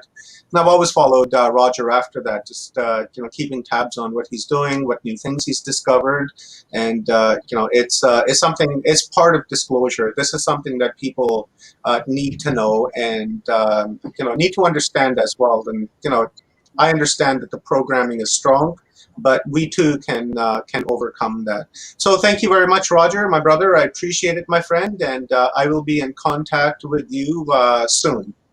One last word. Thank you also, my friends. It's been a pleasure, and this is, we have to get the truth out there. That's all it is. And I do appreciate it. Thanks, Omar. Thanks, everybody. Thank you, my Great. brother. Thank I love you, you, Roger. and I will talk to you soon. Thanks a lot. Okay, I'll be staying tuned. Oh, where'd he go? Awesome. It'll be like, hold up, wait a minute. Roger put some knowledge in it. Get it, bud. We appreciate it. Can you imagine the size of something that, I mean, you're talking that ball is just a piece of like inside of your joint. You know what I'm saying? Yeah. Can you imagine what's attached to the outside? And then, you know what I'm saying? That's just, wow. Mega. I'm It's like, mega. yeah, I mean, phew. It's hard to fathom. Like, it's probably so big, it's hard to fathom. Or, when you look at humans as a species or animals as a species, there's only a few big ones, right? But even the 7-foot tall human or the elephant or, really, how many are there that are that big? Yeah. It's huge. Or what about the creature no, go ahead. Sorry. I was going to say, I got bones up here on my shelf. One of them I think is a whale bone, a vertebrae that's, this big around and about yay tall. And you think of whales as being giants and stuff, but compared to that, forget about it. A whale would be a guppy. Can I say one last thing? Can I say one last thing? Yeah, go ahead. Absolutely, Roger. Yeah. All right. I have in my own property right here, I have many samples, and two of them that are giants have been DNA certified as human mitochondrial DNA, which is the mother side, from a very expensive test. I extracted the samples. I sent them off. I know where to get them. I took them right from the blood supply, so they're literally blood. And they came back, and he stands behind the test. He says, but don't you tell anybody that I took the samples, or, that he took the samples. Because he said, I didn't see where you took the samples from. You could squirt your own blood on there. I said, well, have him come and talk to me, but I'm going to say you did the test. I know he was assaulted, and nobody will do them now. You try to get somebody to do a DNA test on mud fossils, forget about it. Yeah. And mine, one of the bigger one, has a 3-foot long fingertip. The tip of the finger is 3 foot long, and you can see the fingernail absolutely flawless and well kept. And on the other side, I broke off a piece of the grip skin, which is your fingerprint. The fingerprint's perfect, just like yours. You can put it on a wall in a post office. They catch a guy in 15 minutes. It's flawless, and that's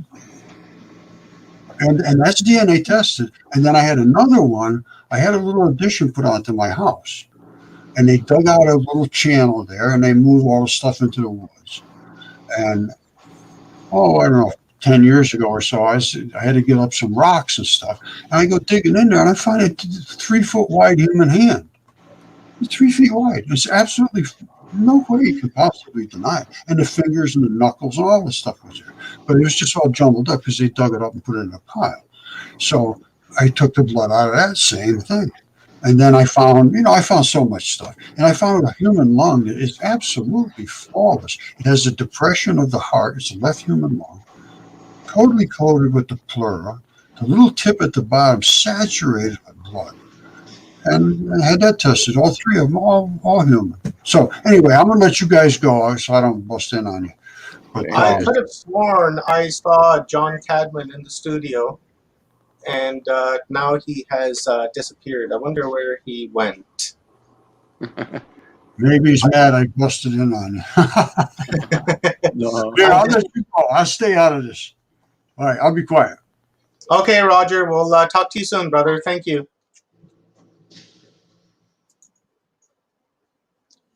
Okay, so we did have John Cadman in the house. Maybe he has to reboot his computer or something. We'll give him a few minutes to log back into the studio. I just tried to give him a call. I didn't get an answer. So hopefully he can come back in here soon. So while we're waiting for Mr. Cadman, let's talk about what's coming up next. Next, we have the North American Conscious Panel coming up, which is going to be with Alan Steinfeld, Drs. JJ and Desiree Hertog, Dr.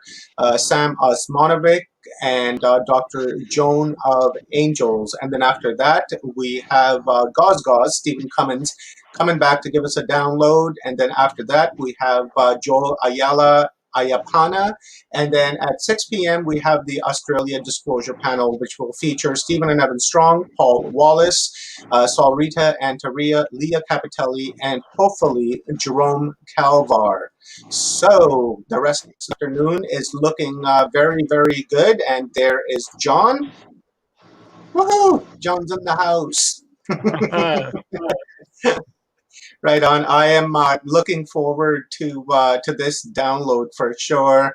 A lot of people have been trying the weird I was going to say the weird water pump, but the pyramid water pump. But John, I believe it's his original idea, or it began. I believe it was in like 1700s. I think that's when the pyramid pump or the water pump was spoken of. Let me just quickly go in here and have a quick look. Yep. It was invented in the 1700s. Hydraulic ram pumps are primitive but highly effective machines. These simple pumps incorporate only two moving parts used extensively around the world until the invention of electric water pumps. So 1700, this theory has been around, and John Cadman has really expanded on that and has actually built a, I believe, 1 to 48 size water pump on his property in the United States. So while we're waiting for John to come back on, it seems he's having a little bit of tech issue. So while he's trying to come back on, let me just quickly read a little bit of John Cadman's bio. Egyptology has been polarized into two primary factions. The Orthodox camp follows the standard vision of history that claims the Great Pyramids was utilized as a tomb by Khufu, yet no one has ever found any signs of a non-intrusive burial within any pyramid. The only sign that the Great Pyramid was even related to Khufu is the glyph in an upper chamber that was most likely forged by Perrin. The entire subterranean section is a mistake, and believe the 1,500 square foot subterranean chamber was unfinished and left abandoned. The use of the Great Pyramid subterranean layout produces the best and most advanced hydraulic ram pump ever built. Is this more coincidences and that these parts can be used in some type of simple where did I go? Simple yet sophisticated machine? What physical evidence supports this claim? We do find extensive water erosion patterns that exactly match the water flow of the machine. So that is pretty cool. John Cadman is still not in the house, so we're still waiting for him, guys. He's in and out. I just had him on the screen, and his screen was buffering, so hopefully he has that addressed and can come back on. In the meanwhile, let's let's talk some good stuff. Let's talk shop. Yeah, let's talk about this right here. Do these rocks that Roger? Okay, we went through that question. TV just joined, and I look at rocks the same at all. After finding his videos, there were giants. The Native Americans have many stories about redhead giants, but were cannibalistic. I believe Brad Olson touched on this a little bit yesterday, but we are not going to waste any more time on that because we have John Cadman in the house. Nice meeting you, John. Hi, how are you? It sounds like you're muted, my brother. Just go down down at the bottom of the screen. You'll see Cam and Mike with the gear. It's not muted. Yeah, click that. Go to your audio, and then you'll be able to find your mic in the options. Say something. Maybe we can hear you. No, still muted. What does this say? Daryl Perrier. Didn't Tallager, in his name, discover these bones in Africa, that they had energy that made the airline warning system go off? Yep, I had Michael Tallager on Watchers Talk a number of years ago, and he was transporting those rocks and went onto the airplane, and in fact, it did have a bit of an issue. And then he hasn't traveled with them since. Since then, he has built a museum on his property that highlights all of these mud fossils that he has discovered. And also, just to clarify, that the mud fossils that Michael Tallager is talking about is Roger Spurr's work and is based off of Roger Spurr's work. And being that Michael Tallager is a smart fella, he was able to go around South Africa and other parts of Africa and did find hearts and bones and ligaments and kind of what have you. So I just want to clear that up so that the credit goes where credit is due, and that is to Mr. Roger Spurr. What else? Maybe Roger is saying that Gaia's minerals and rocks are all biological. Is that it? That's exactly what Roger is saying, Keith, Rick, that they are biological and they have just fossilized over the course of, tens and thousands, hundreds of thousands of years. In fact, there is one dragon in the desert of Africa, which Roger spoke of, and this dragon is literally a few hundred miles long. It is incredible. It shows evidence. You can actually go on Google Maps and notes. Let me hear again, John. I thought I heard something. Yeah, I put on headphones. So yeah, there we go. There we go. Here, let me edit your mic settings to turn up your volume. Okay. So that we can hear you. Okay. There we go. There we go. We got you. How you doing, John? I'm good. There's a little bit of a time delay on this because my internet is DSL and it's a distance and it's terrible. You sound okay right now. I did notice you were having a little bit of buffering problems earlier, but right now your video seems to come in good and your audio seems to be good. I've already read your bio, John, so we'll remove ourselves off of the screen and give you the stage, brother. We'll be in the background. We'll be in the background. Just shut your cameras off, guys, and we'll remain on the screen. So in case we have a question or if John has any concerns, we can promptly address that. Hey, so okay. John? I was just going to say I had a lot of problems with setups on down at my. Well, I've got a research bungalow down by the pulse generator because I actually have that pulse generator that's built into a glacial boulder. It's like a 15-foot wide glacial boulder that was split, and so we built one of the models, the pulse generator models, into it, and we were trying to put up a copper pyramid, which we did, but I don't know how to get my camera out to watch it, and it's actually running right now. But constraint of tech, other than unless I could get like some fucking smartphone out to stare at the thing, I'm frustrated. You can, if you want to use your phone, John, just use Chrome. I don't know how to use the fucking things. Shitty, man. It's okay. It's no worries. Maybe I can You know how to use them?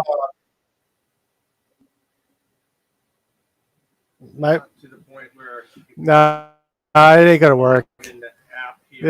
It's too many apps to log into and stuff, and this is a live event, so we'll just continue. As long as I can share some screens, I can just run through some stuff, and that'll be fine for now. But let's get into Zen land.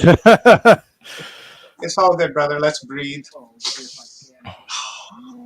Yeah, gotta see if brother can do some shit on this to figure out the phone stuff. Because I hate smartphones. I hate them with a passion.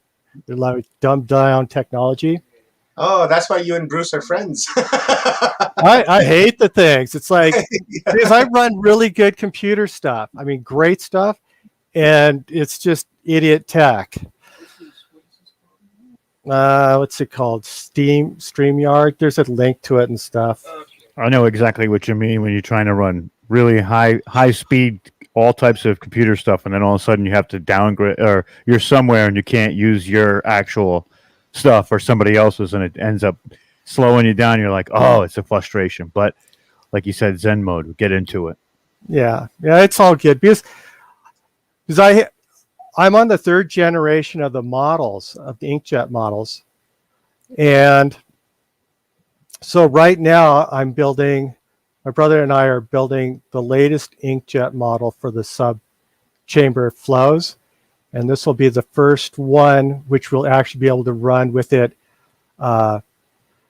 put ink injection in different colors into I'm probably jumping way ahead of myself because I haven't really even explained what I've done yet.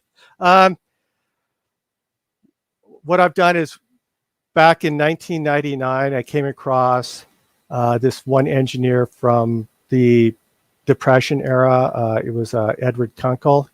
He described that the way that the Great Pyramid was built, his theory was that they used water locks. And it was kind of a bet during the Depression era for something or other. And then his work from the Pharaoh's pump was published. That was the name of the book back in the 60s, real soft covered small book. And then in the 90s, Richard Noon had republished Edward Kunkel's work in his book 5-5-2000, which kind of end of the days, planetary alignment and doomsday book. But it most of it was really good. I was surprised the book was really good, but it had a catchy title. And he covered a lot of ancient Egypt, and he had Peter Tompkins' work on the Secrets of the Great Pyramid. He had endless amazing stuff on the Templars and all the different societies, lost civilizations. And so he did have the description of Edward Kunkel's pump. Now, I live on 10 acres above the city, and there was no power at that time back in 99. I do have power now, but I have DSL for internet, which is, it might as well be dial-up. So I needed to move water from one part of the property to the other, and that particular powerless water pump assembly, high-tech water pump assembly, part of it made sense, part of it did not. Edward Kunkel actually described two specifically different pumps. This first one, which he called the construction pump, made sense for the most part, in that it just dealt with the subterranean chamber, which is 100 feet underneath the base of the bedrock of the Great Pyramid itself. and it's a room that's 27 feet by 46 feet by 11, about 11 feet high. It's got some fins in it, hydraulic fins, and a pit, and a lot of what Edward Kunkel had written about the lower assembly made sense. But then he went, and he just kind of delved on that briefly. And then he went into this really complex vacuum assembly in the upper part of in the actual building of the Great Pyramid, the building structure itself. And that stuff was, it wasn't great, to say the least. And there was a lot of there were some physics flaws in it, and as far as how high you can elevate with the vacuum, which is only like 32 feet, it's maximum elevation from vacuum, and so he didn't have that into it. But his lower part made sense. So I actually had built the model back in 1999 of what he had described as the construction pump, which would elevate water high enough to like do a water lock system to actually float and move the blocks into place. And I made it in June of '99, and it did not work. So, and I put hundreds of hours into this scale model, and the scale model, the scale I had used, I actually used I used a 1/4 inch to a foot, 1:48 scale. And that worked best for the shafts. Is one of the shafts going, the descending passage shaft is basically 4 foot by 4 foot. And when you start doing 1/4 inch to the foot, then you got a 1 inch square shaft. And then bottom shaft's like a 3 foot by 3 foot. So that's 3/4 of an inch. And you use 3/4 inch square dowel or pipe or whatever you wanted to replicate the square shafts. So that was the reason I chose that scale. And it ended up with a really nice sized model, which was like the sub chamber itself being, it's like 11 inches by 7 inches. Pretty much, which is not a bad size considering the dynamics which are being incorporated into making this thing run. So I'd done that in June of '99. It didn't work, and I knew a lot of Kunkel's design was right on that part. The upper part's all wrong, and so that's also on the web. You'll see the pump.org, and his stuff is shit. Not a fan of his. And so actually on December 31st of 1999, the last hours of the millennia, the design came to me, and I figured out where the different shafts were supposed to go, and because there was down at the bottom of the subterranean chamber, there's a pit that's offset at an angle, a 45-degree angle, and it's offset again from the wall also by about the shaft itself about 4 feet off the wall. So those are actually indicators. Eventually I figured out those were the indicators of where that output shaft down the pit was going to be coming out. You can actually determine where it's coming out from the offset angle. It points directly to the output. And I got so many pictures and stuff. I don't even know if I can do a slideshow and stuff. I'm so disappointed because I have so much stuff. I've got 3D animated flows that, and this one guy, Kevin Baumer, did. He's a 3D animator. We did actually side profile scans of my silicon I have a silicon mold to actually make subchamber models for experimentation, so I don't have to rebuild this room. John, if you want to share the video, any videos, when you come down here to where it says share and it says video file, you can just upload the video right to the studio, and I can put it on the screen, and I can put it side by side so we can watch and you can explain whatever you like to do. Okay, I'll see how this works.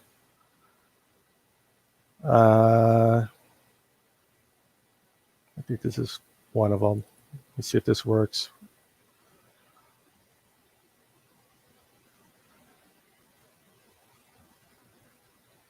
So it's showing the flow. I don't know if it's going to your screen or not, or. Yeah, I see it, John. It's right here.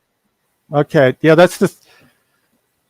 So that was our 3D animation of it actually running. Yeah, my internet's so slow. This has been.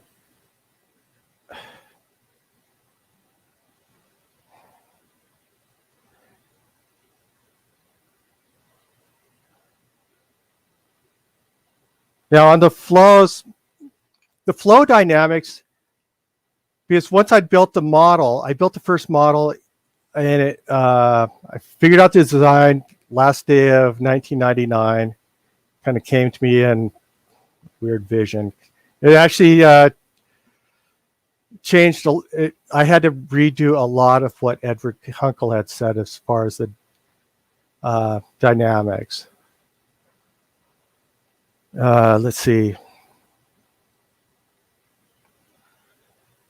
So once I rebuilt the whole thing, and it first one ran in April of 2000.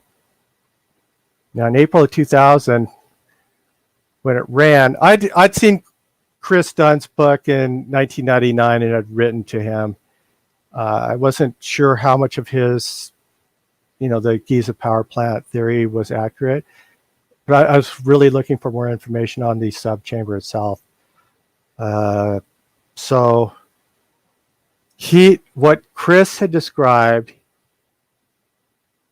because it was very brief on the subchamber, but he said the subchamber housed the equipment which sent a pulse vertically to the King's chamber, which is the resonating chamber. It's a freestanding rose quartz granite tuned resonating chamber. And, if you don't know Chris Dunn's work, you should, and that's all I can say. So he said the subchamber had missing equipment that he thought there was like some sort of mechanical equipment which sent some sort of pulses up to the ceiling to basically prime the Great Pyramid to cause it to resonate with the Earth itself, the Earth's base frequency of 7 hertz, or he said 104. We said 410 or 440 hertz or something, but really it's at the Schumann resonance, which I've actually done recordings down to 5 hertz, and I've done all the sound analysis of all the frequency down to 5 hertz, and actually have all that set up, but I can't broadcast it. I have everything actually running here, so the internet sharing thing sucks. Okay, after it ran, and within, say, 20 minutes of the first model running, it became obvious that Chris Dunn was right, that there was actually a pulse generator, that almost like a subwoofer that sent a compression wave or a shock wave, sound wave, whatever you want to call it, up to the core of the Great Pyramid. So I was writing to him back in 2000, and I've been right. Well, he's visited me twice in 2005 and then 2016 for this new model, and also the Godfather, really the most knowledgeable and most expertise person on hydraulic pulse generators in the world that actually has done all the designs on them was here, Dr. Jack Collet. And he said, yeah, that's a hydraulic pulse generator. And he uses them. He actually designed he uses hydraulic pulse generators in offshore oil drilling rigs. And he uses it for two functions. One's for look forward vision. So he actually sends pulses down 5,000 feet down the pipe, the drill pipe, down the seabed floor. And it's, you know how they use dynamite and stuff to check to try to figure out how deep the oil and stuff was. Well, he was using hydraulic pulses down the drill pipes, and then put sonophones in the silt down on the 5,000 feet down in the ocean, and that way, without pulling anything out of the pipes or anything, they just stop the drilling, send the pulses, they pick up, how deep the oil was by the pulses. That's just oil stuff, proven oil stuff, and that's his invention. And that's the dude that was up here. And so the Great Pyramid's the same thing. It's the same setup. You've got a pulse that goes 2,000 feet up a pipe, and this pulse is set off by a 4-foot square rock pipe. It would have either been a basalt, some sort of igneous rock, basalt, or granite box would be sliding in this pipe, and water would shove it forward, it'd slam it shut. And that's like the old hydraulic hammer from the old pipes and old houses, which we all know about or might know about. That's what I'm talking to you. And where you get a near instantaneous stoppage of fluid within a pipe, and that because fluid's not really compressible, it compresses it a little bit, and then when it compresses it sends a shock wave which travels like straight up the pipe with a rarefaction wave right after. The rarefaction's equal and opposite to the high pressure shock wave. And these shock waves are massive. It's not to even be underestimated at how intense they actually are. And that's why they're always just trying to get rid of them in any sort of hydraulic system. So you try to delete them because they destroy things. Here, I have about 7 feet of water drop or water head, and 7 feet in a static pressure. It's like 0.42 pounds per foot of drop, and so 0.42 times 7 be a static pressure by 2.8 or maybe 3 psi, but from just the actual water drop. And I have a wastegate valve, and the wastegate valve is just, this is stupidly simple. All I'm using,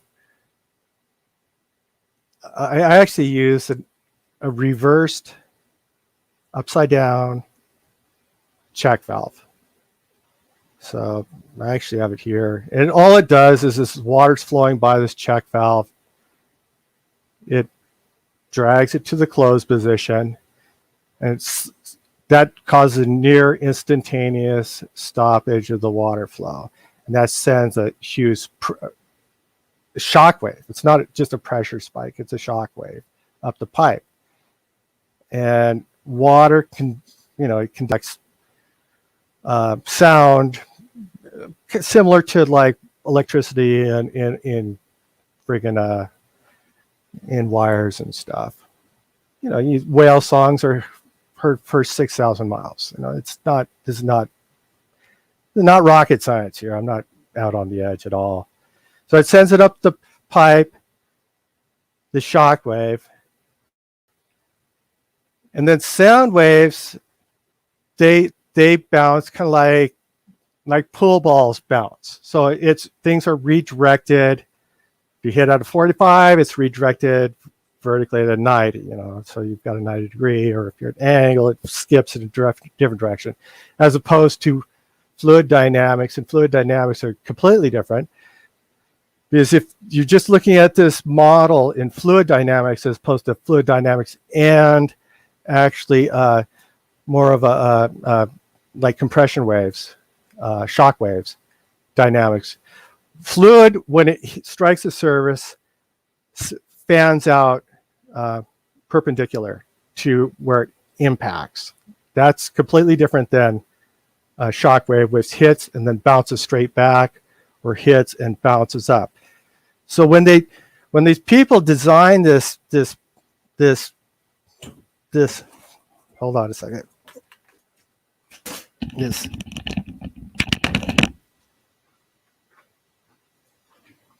Here's some models. I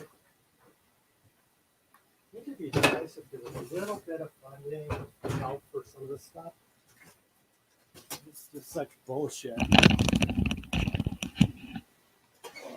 So here's the original. This is an inkjet model that I built. Now this is actually a scale model, a 1/4 inch scale model of the subterranean chamber that I built. And then it has on the sides, I actually put little tubes and of it's drip watering system is what I used for it, since you can't keep throwing money down the drain on stuff. And I actually put little places for the ink to come in at different locations, so I could actually determine how the water flows were within this room, and just by opening different jets. Now this is the old one, and I did this back in 2002 when I did the initial one. And the drip, water drip stuff, it's really chicky pokey. Did in the pinch, but they leak, and leaking out ink and stuff sucks. And so now the latest model actually going to have like higher tech ink injection, where you could actually, anybody that visits can do their own experimentation and do camera angles over the top, different places on it, so they can actually determine different parts of the ink flows within the room. These are hydraulic fins. This is the room, and it actually has hydraulic fins in it.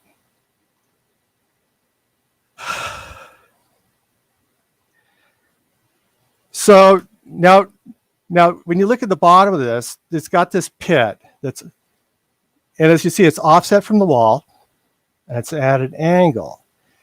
And you're going, okay, nobody has an explanation for it, well, except me, because when you're doing some sort of, if you're doing square shafts, and they do all square shafts in this thing, if you're going to reflect compression waves, shock waves, and you want it to not get all spread and messed up by doing a little round corner, you do a flat surface, and then that would reflect the sound waves from horizontal to vertical. And when you,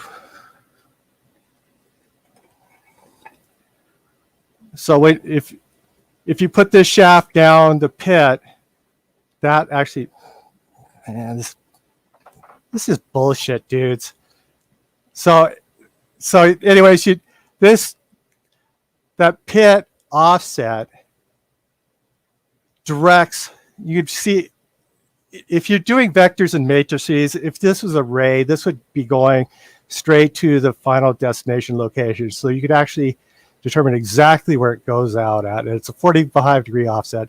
So a 45-degree offset actually puts it out in front of the Sphinx Temple, which is only 2,000 feet away. And there's the the water department of the Egyptian whatever thing. They were doing testing for the water table at down in front of the Sphinx. They drilled down, it's 100 feet in front of the Sphinx temple, down to where the old Nile was. And at that point, they drilled down and they found, ran into granite down, I think it was 50 feet below the sand. And there's no granite in that area. So there's got to be some sort of artifacts in that area. And that's the old Nile. Nile is only 2,000 feet away. That used to be the corner of Africa. And the water feed was from up the old Lake Morris, which was size of Lake Erie, is upstream of the Nile, and it's the old Fayoum oasis. They dug a channel to it, and it was dammed and stuff. This is all, I mean, this is just standard history. I'm not even making up shit.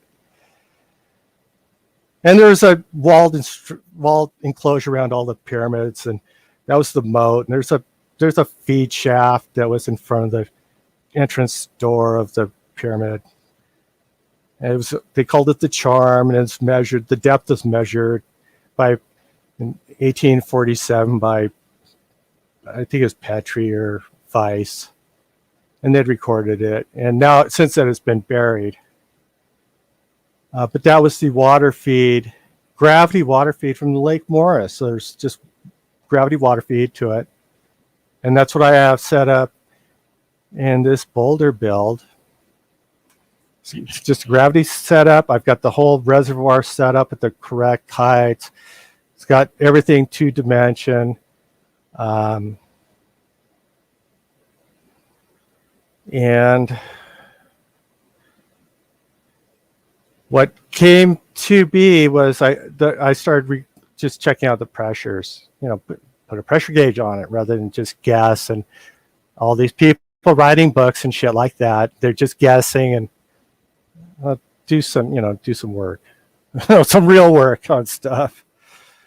So I did experimental work, did put pressure gauges, did recording of pressure gauges at the valve itself, and especially since it was breaking PVC, different forms of PVC pipes and fittings, which are rated for 450 PSI.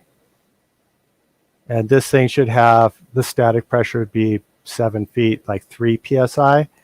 So there's, water hammer is, you know, multiplies it by at least a factor of 100.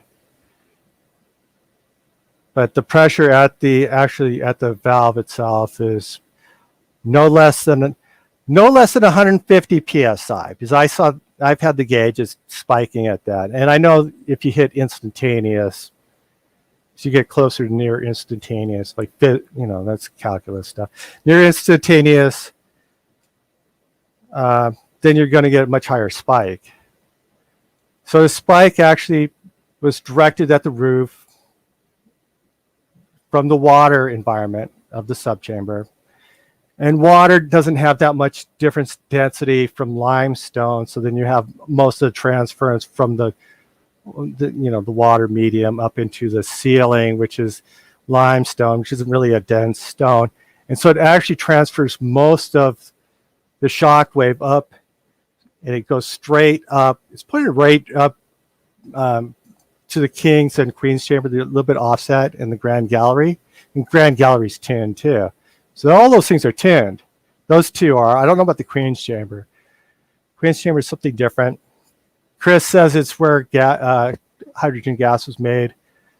I noticed that with it being a slightly recessed floor and then a horizontal floor going to where the old well shaft dropped down,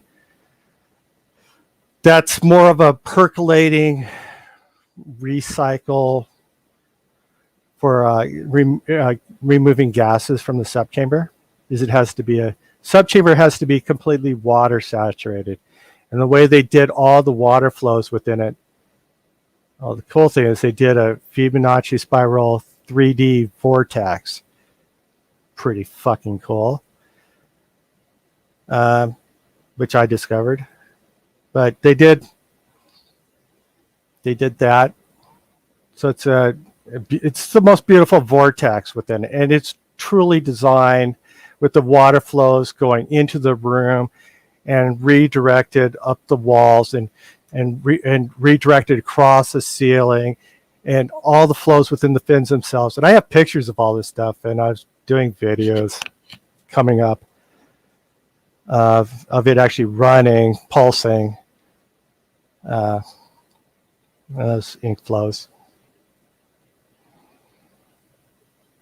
Let's see.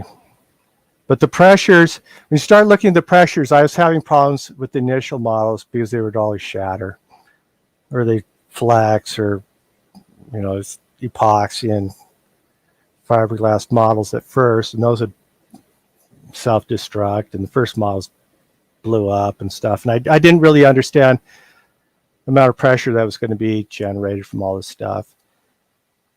But once you start figuring out the pressures, like in Great Pyramid, the pressure would be no less than, if you did a water output, be no less than 3,300 pounds per square inch. No less than that. That's really a conservative figure, which is great hydraulic pressure. If you want to spin something or whatever you want to do. But really the water output's secondary, or it's not even being used. I think they actually used, if they had it, if you change the water pressure by changing by opening or restricting the output pressure, it changes the density of the water and also changes the pulse rate and pulse frequency. So you'd actually be able to tune this, giant static machine just by opening and closing a little valve a little bit, and would be a really nice control thing for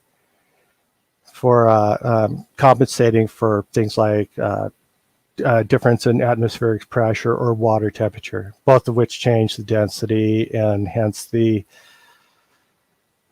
shock wave velocity, and then that also changes the pulse frequency because velocity has to do with frequency, and so you have to be able to adjust that to some degree. So having a water output through what they call the dead end shaft, I think they had just a valve at the end of that that's hence been sealed up from thousands and thousands of years. But I catch so much crap from various people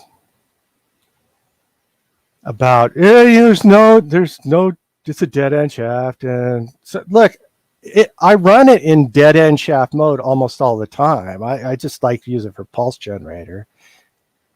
I don't even have water output, so the dead end shaft in my model is actually dead end shaft. It runs beautifully all the time. It's the best and simplest machine I've ever built. And I was a chief engineer on king crab boats up in Alaska. I was a chief engineer, so I actually got to fix absolutely everything that broke, and everything broke. Every piece of hydraulic equipment, everything broke. And you got generators and pumps of every single form, and refrigeration equipment and all sorts of forms, and I also got to deal with all sorts of,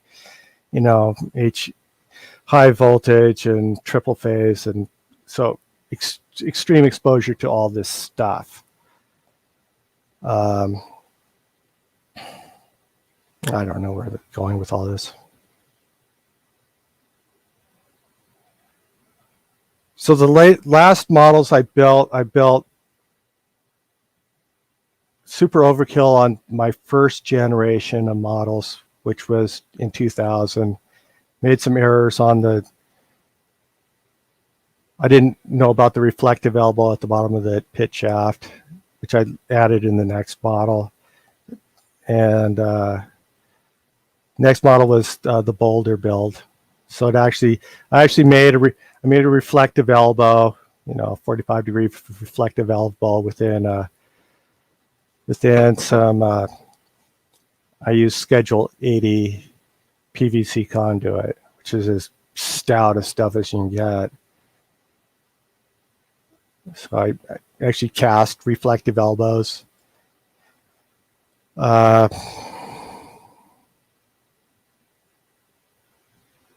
have so many videos and pictures of this stuff, and this thing gonna go well. Hey, John. Yeah. And just to give you a heads up, in about 5 minutes, we'll jump in with some questions. Don't be disappointed, brother. I think I was talking to Rob. Actually, let's just jump on right now, Rob. Hop on in.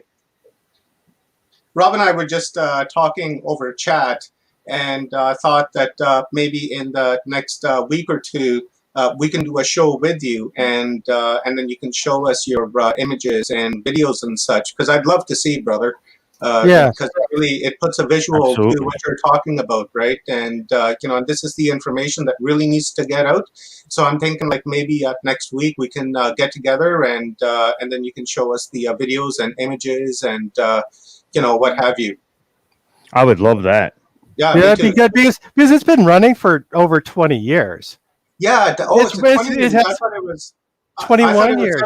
Because I was just telling Rob, I was like, he's got a machine on his property that he's built to, I think, like 1/48 scale, and this thing's been going hard for like 7 years. I didn't know it was 20 years. Wow. Yeah, I don't even know why it hasn't been. I don't know why it hasn't even been out there much. I was on Ancient Aliens a few times, and been in a few books. I was in the Complete Pyramid Source book by Dr. John DeSalvo, with all sorts of notable people. So I had a chapter in that, and I was in 39,000 BCE, and then also Chris Dunn's doing a revision of the Giza power plant, and he's been here and he fully supports all this. So it fits with his, but I didn't build it.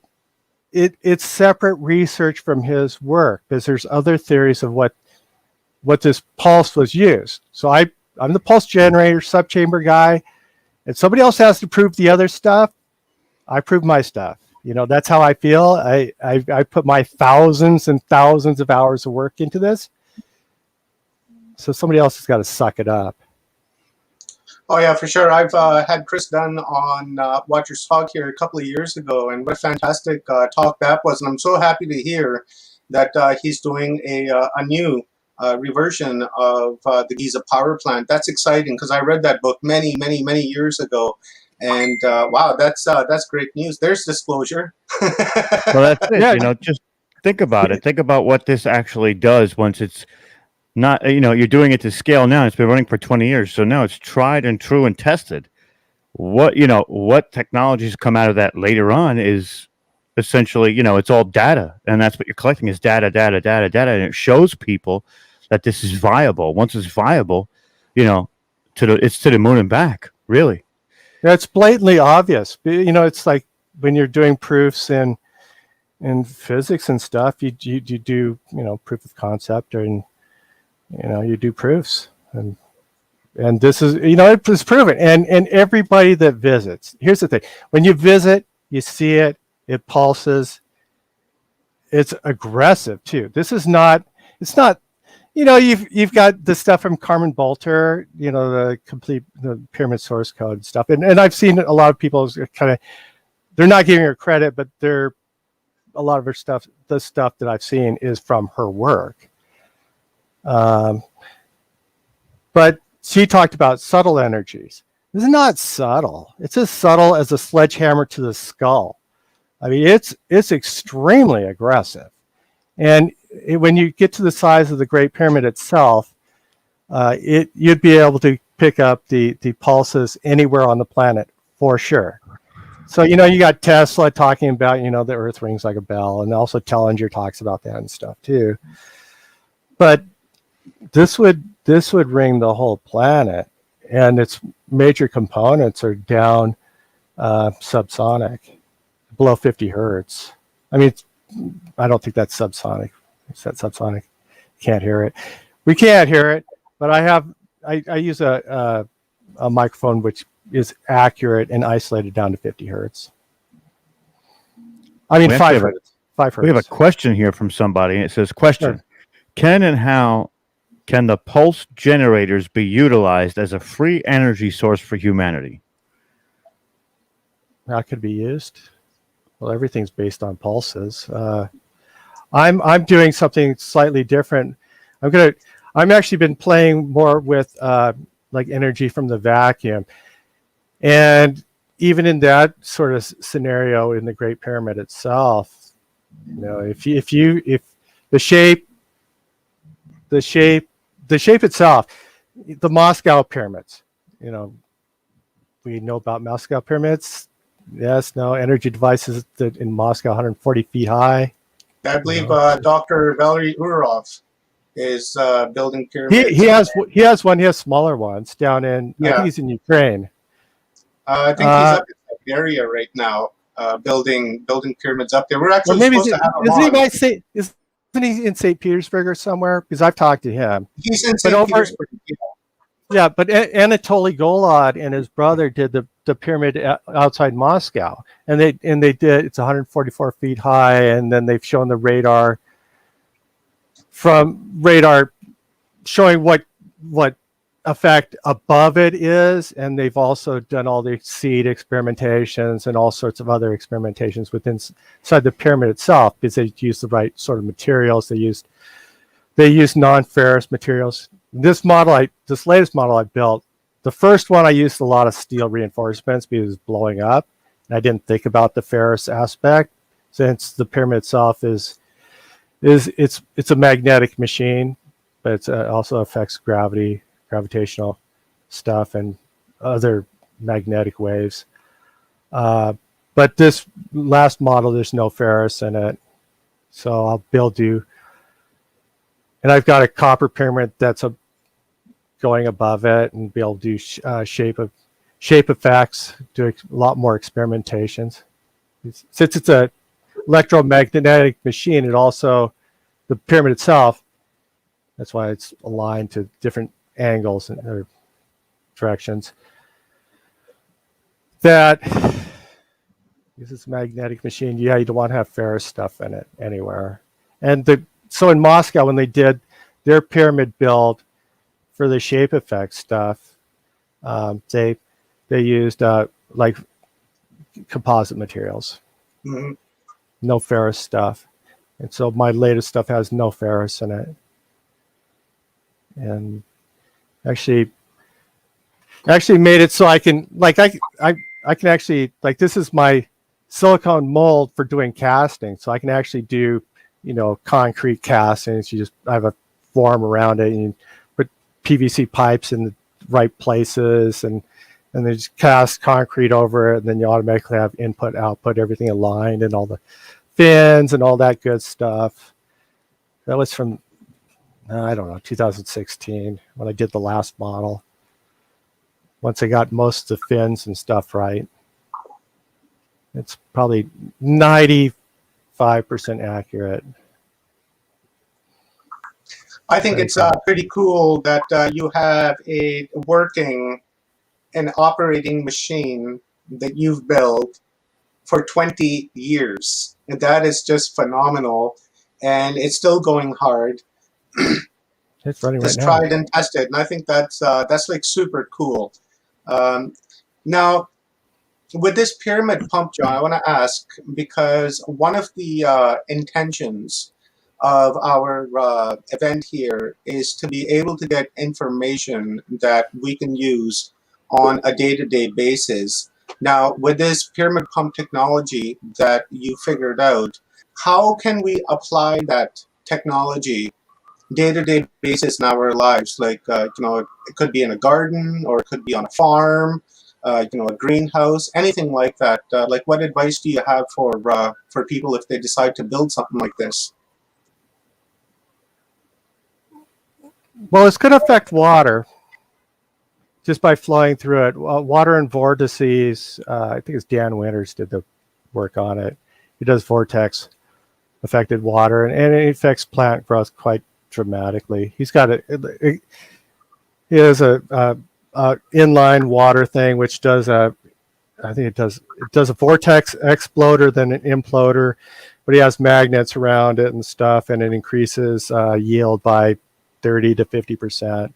And this is a Fibonacci spiral, 3D Fibonacci spiral vortex, and so once you run it through that and you add the pulses and stuff, and this whole thing, once you get the shape and stuff above it too, which is a magnetic machine, which actually focuses more like a vortex of the Earth's energy down straight below into the water itself.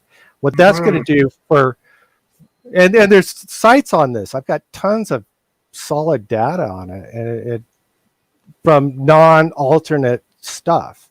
Yeah, it almost sounds like what John Shaughnessy is talking about with the pyramid gravity force. Are you familiar with I know his work. with John's work? Yeah, I think some of it's right. Well, think about it. That's like the equation, and he has the answer, right? Like that's basically, John Shaughnessy was writing the program, and he implemented the application of it. So they work hand in hand, I would assume. It's crazy. It's hard to say. But I don't know all of his work. I know the basic concepts of it. So I can't talk about his work too much because I'm not that well versed. I know his main thing was the pyramid itself would direct gravity redirect into the Earth, and then on the far side of the planet you'd be looking for some sort of sign on the other side. That's kind of his proof of concept stuff. Yeah. Volcanism. Okay, awesome, John. Thank you very much. I really appreciate your time here, and I will be in contact with you tomorrow because today's our final day, and I'll be in touch with you tomorrow, and let's see if we can set up a time for like next week, and so that we can have a look at your videos and images and stuff, because I'd love to see that, brother. It's it would be fantastic if we can do that. Yeah, I can. Let me put a link to my site, which has some of the stuff on it. I'm on Great Pyramid of Giza Research Association. I have a research article in there, which is gizapyramid.com, which also has the Russian pyramids on there. That's Dr. Valerie Orlov? Dr. John DeSalvo's website, but he was the first one that actually released the Russian research from Moscow on the shape. And it's not Valerie. You I can't Orlov. say Yurov. Yes, Orlov, I believe. I know his work. I know who he is. It's hard to pronounce. And I have Russian dogs. I should know how to say stuff. I import them from St. Petersburg and Moscow. I am. That's pretty awesome. Anyways. Right on, guys. Thank you very much, John. I really, really appreciate your time here this afternoon, brother. And I look forward to hearing more from you and learning more about your discoveries and the data that you've accumulated over the years. It sounds very fascinating and interesting, and I'd love to learn more about it. And with that being said, we are going to start our panel. The North America panel. We're going to talk about disclosure and consciousness, and how disclosure is related to consciousness, and how consciousness is related to disclosure. So let's bring our speakers on.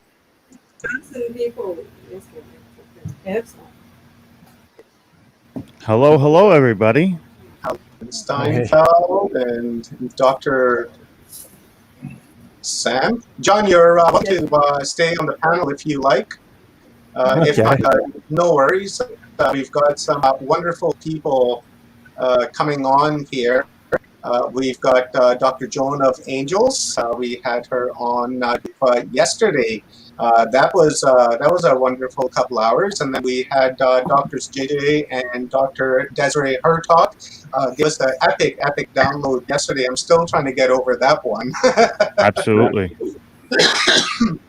Excuse me. And then we have Dr. Sam Osmanovic, who was on yesterday as well. And wow, the information this man has to share is just incredible as well.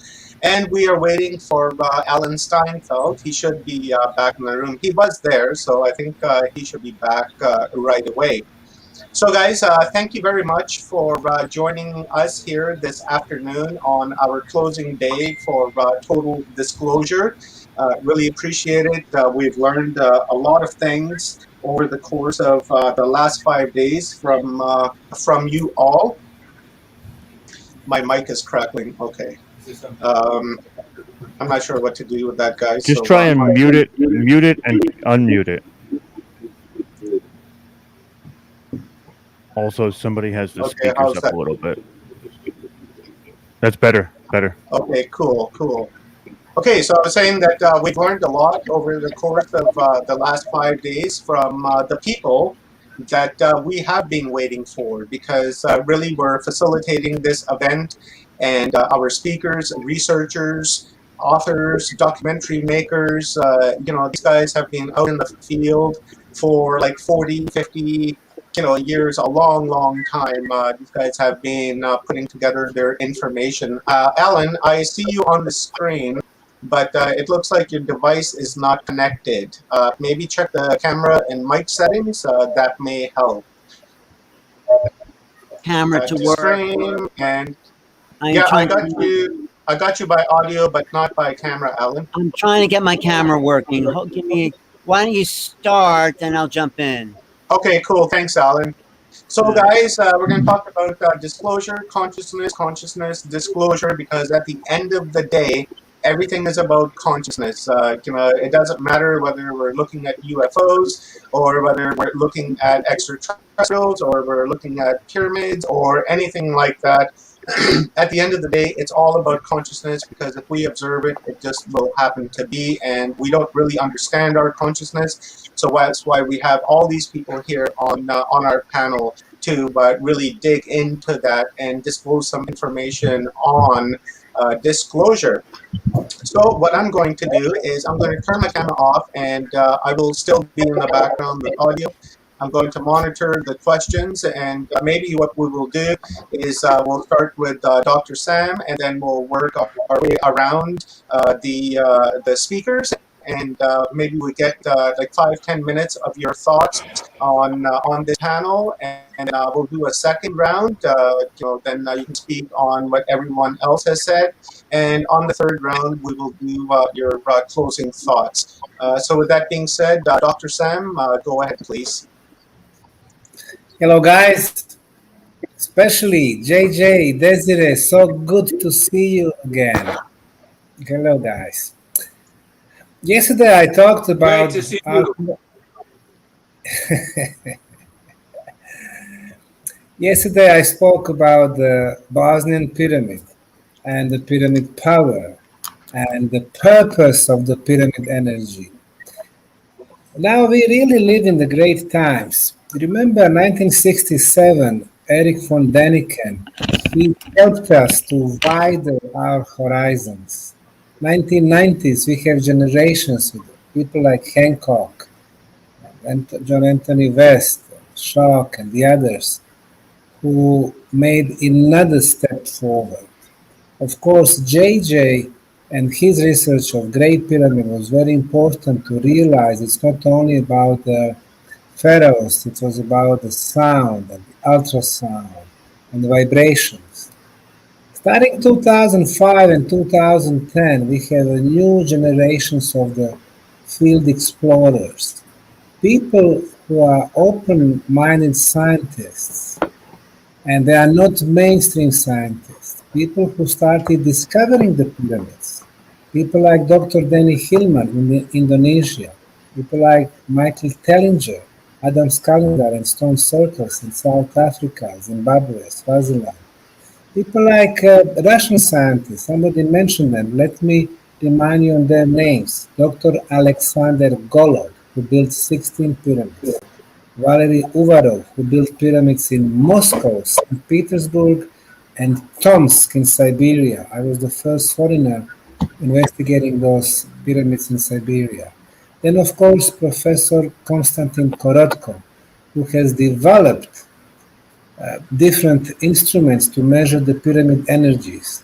Mexican pyramids in Teotihuacan, pyramids in Egypt, and the Bosnian pyramids. And by the way, he said the Bosnian pyramids are still the strongest on the planet.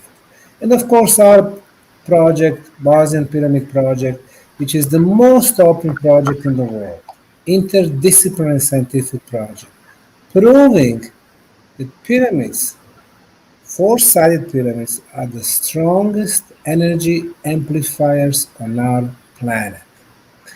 We have proven that below the Bosnian Pyramid of the Sun, the largest, the oldest on the planet, we have iron ore. Iron generates electromagnetic field, the pyramid amplifies it. Below the pyramid, underground water flow, water releases negative ions, the pyramid amplify concentration of negative ions, very beneficial to us. How do we know that? Because we measure everything. A lot of quartz crystal that we discovered during our archaeological digging on the pyramids and in the tunnels, huge underground tunnel networks under the Bosnian pyramids, quartz crystal transfers the energy. So it was one form of the energy after another. Ultrasound, electromagnetic fields, electrical energy being going through the top of the pyramid, frequency of 28 kilohertz, which is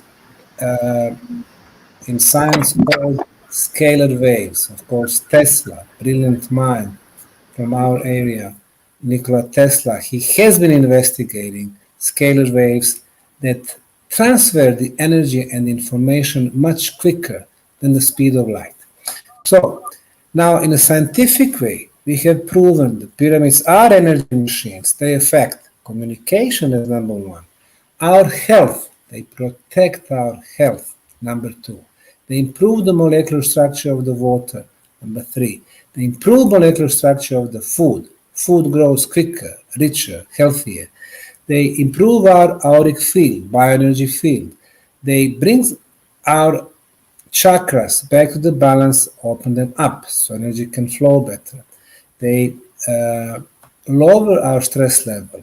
They improve the energy in our cells so we can fight diseases. They improve our immunity and so on. But also, they improve our spiritual abilities. Beside 5 physical senses, we have 30 spiritual senses. And they help us to see and feel beyond our physical dimensions. So somebody built very complex pyramid structures in the past, and they would work on so many different levels. And today we have means to prove that. It's very unfortunate that Egyptologists, archaeologists, and geologists who've been researching pyramids in Egypt, Peru, Mauritius, China, Mexico, Guatemala, Honduras, El Salvador, Belize, Bolivia, Australia, Gympie Pyramid, Kocher Pyramid in Cambodia, Indonesia, and so on, that they jealously guard those sites. They don't open them up to interdisciplinary scientific research, including spiritual scientists. Once they start doing that, they will realize that pyramid energy can help us in so many ways, including raising the consciousness.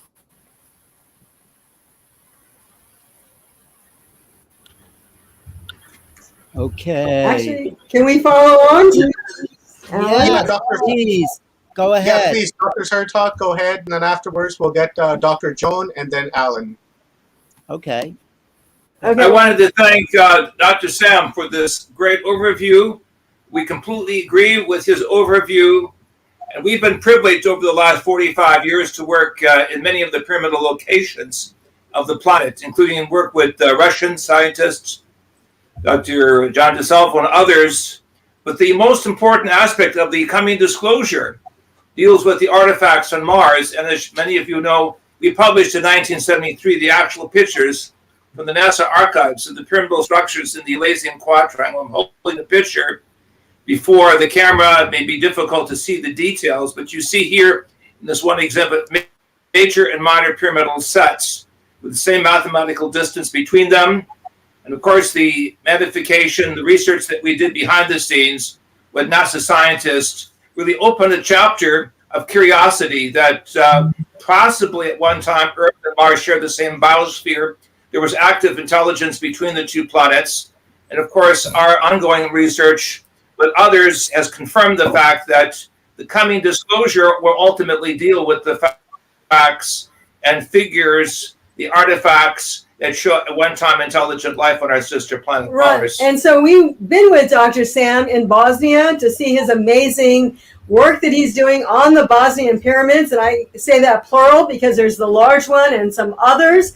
And then also the tunnels. In fact, one of the times we were in the tunnel, there was actually a blue light that was photographed that people felt when we were there. So there's a lot of positive energy surrounding the Bosnian pyramids. I also want to add, going back to the previous speaker program that you had, John Cadman, that actually we've done a book, which Alan's familiar with. It's called Giza's Industrial Complex. And this is available, of course. And it's similar to what John was saying, with water being key to some of really the energy technology behind the Great Pyramid. Of course, we've done a lot of research in Egypt. We've also done a lot of research in Mexico.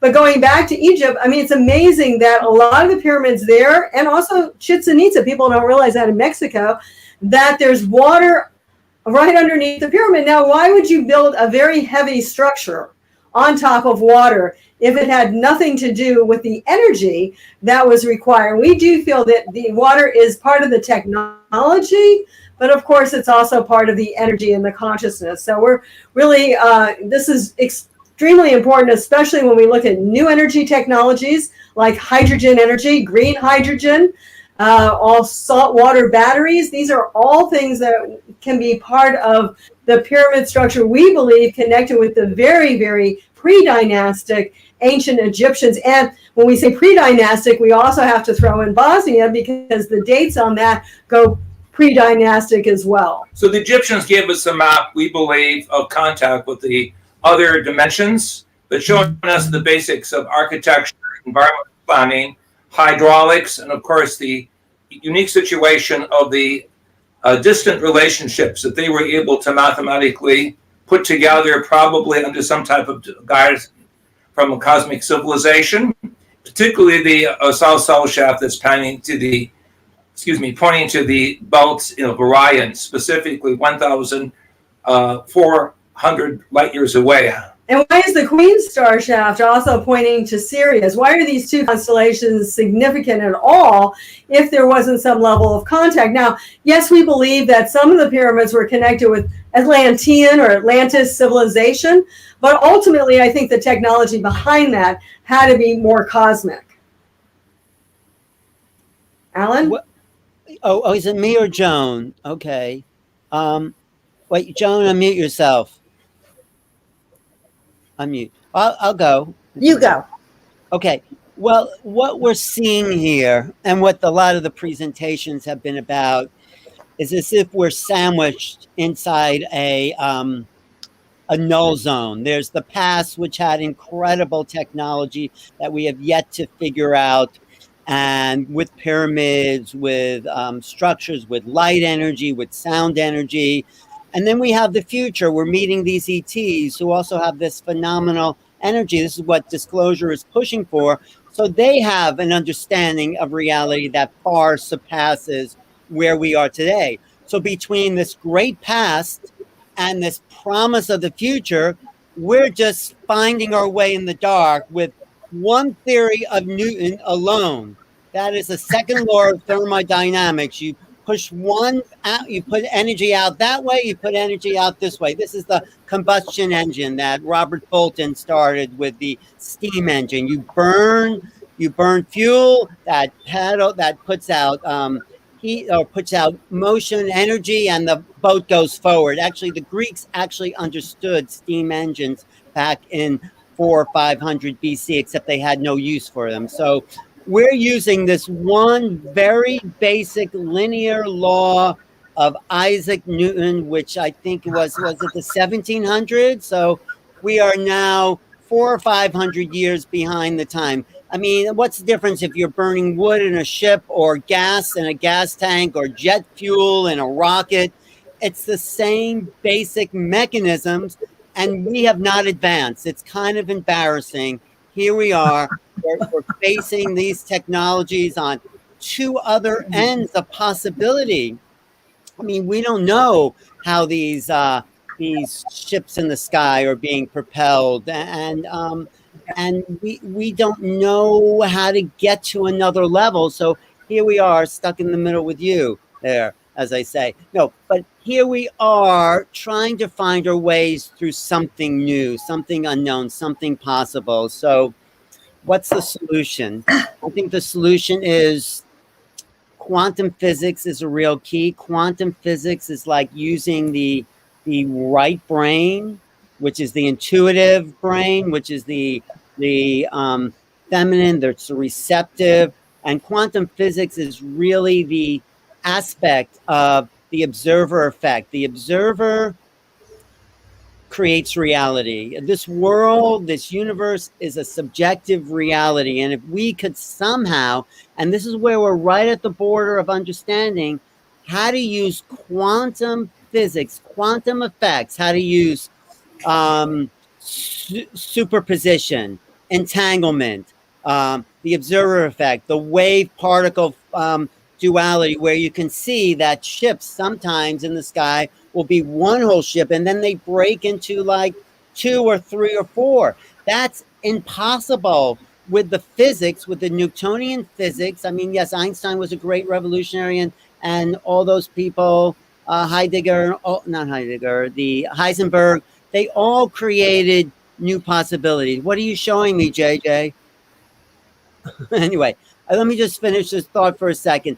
So if we can use the power of our mind, if we can tap into what it really means to own subjective reality, how we actually do create the world out there, we're not an effect of it, but we are the cause of the external world. Somehow, you know, if we take that position, psychology says we're crazy. They say, but quantum physics says, no, the observer effect creates the reality. If you're looking at an experiment, it will be different, the double slit experiment, than not looking at it. So there's something about us and consciousness, and I think the ancients knew this. That's why they built these structures that don't really work for us today yet, because we don't have the consciousness of the people that built it.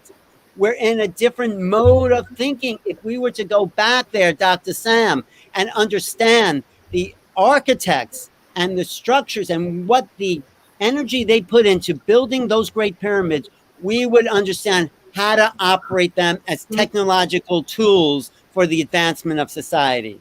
But we are stuck in this null zone where we are addicted to fossil fuels. It's like a drug addiction. You know, give me some more gasoline, give me some more oil. It's like we are stuck, even though hope of, like the Hertog says, hydrogen, solar, all this is on the horizon. But we are, I think it comes back to corporate greed. Corporations are paying off the politicians to look the other way and not fund renewable energy. And of course, this is the position we're in.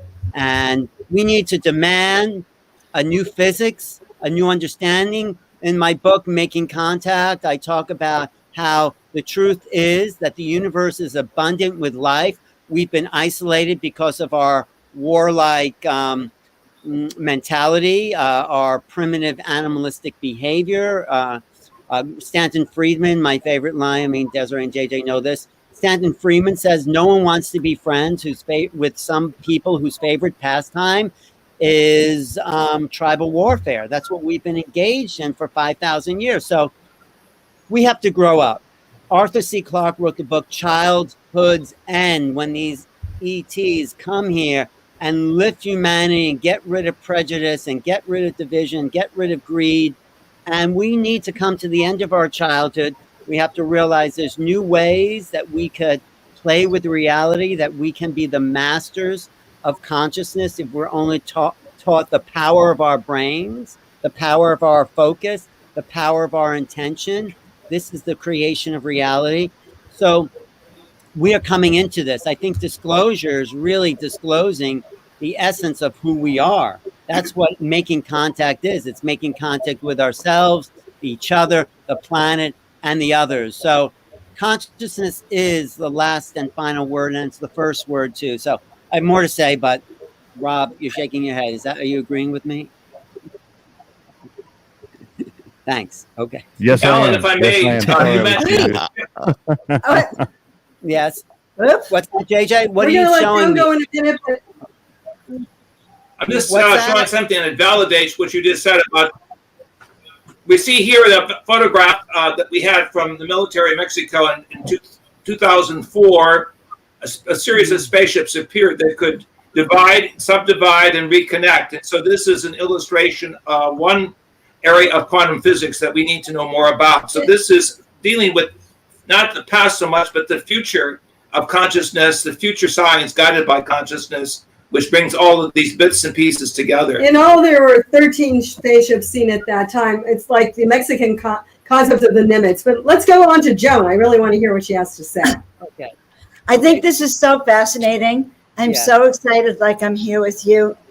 Here's what I feel and what my guides are saying. We are on the verge of the most cutting edge developments in the history of humanity.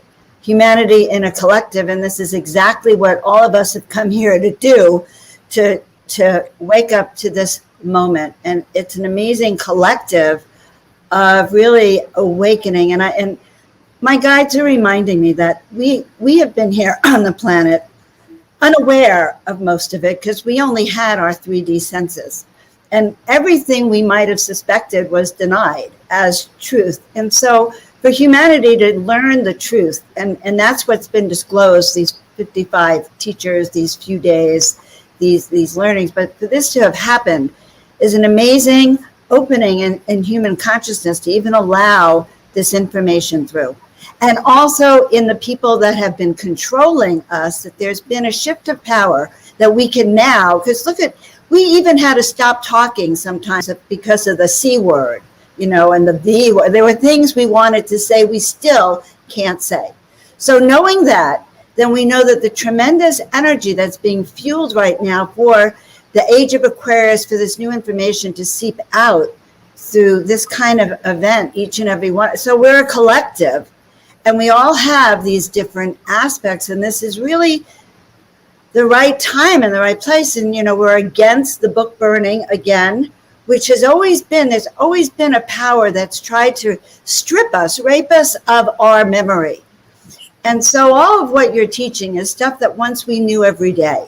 We lived it, we breathed it, we knew it. And so that this is a call also that the awakening of humanity is actually happening far faster than we know, that we could even get 55 of us and a huge audience out there.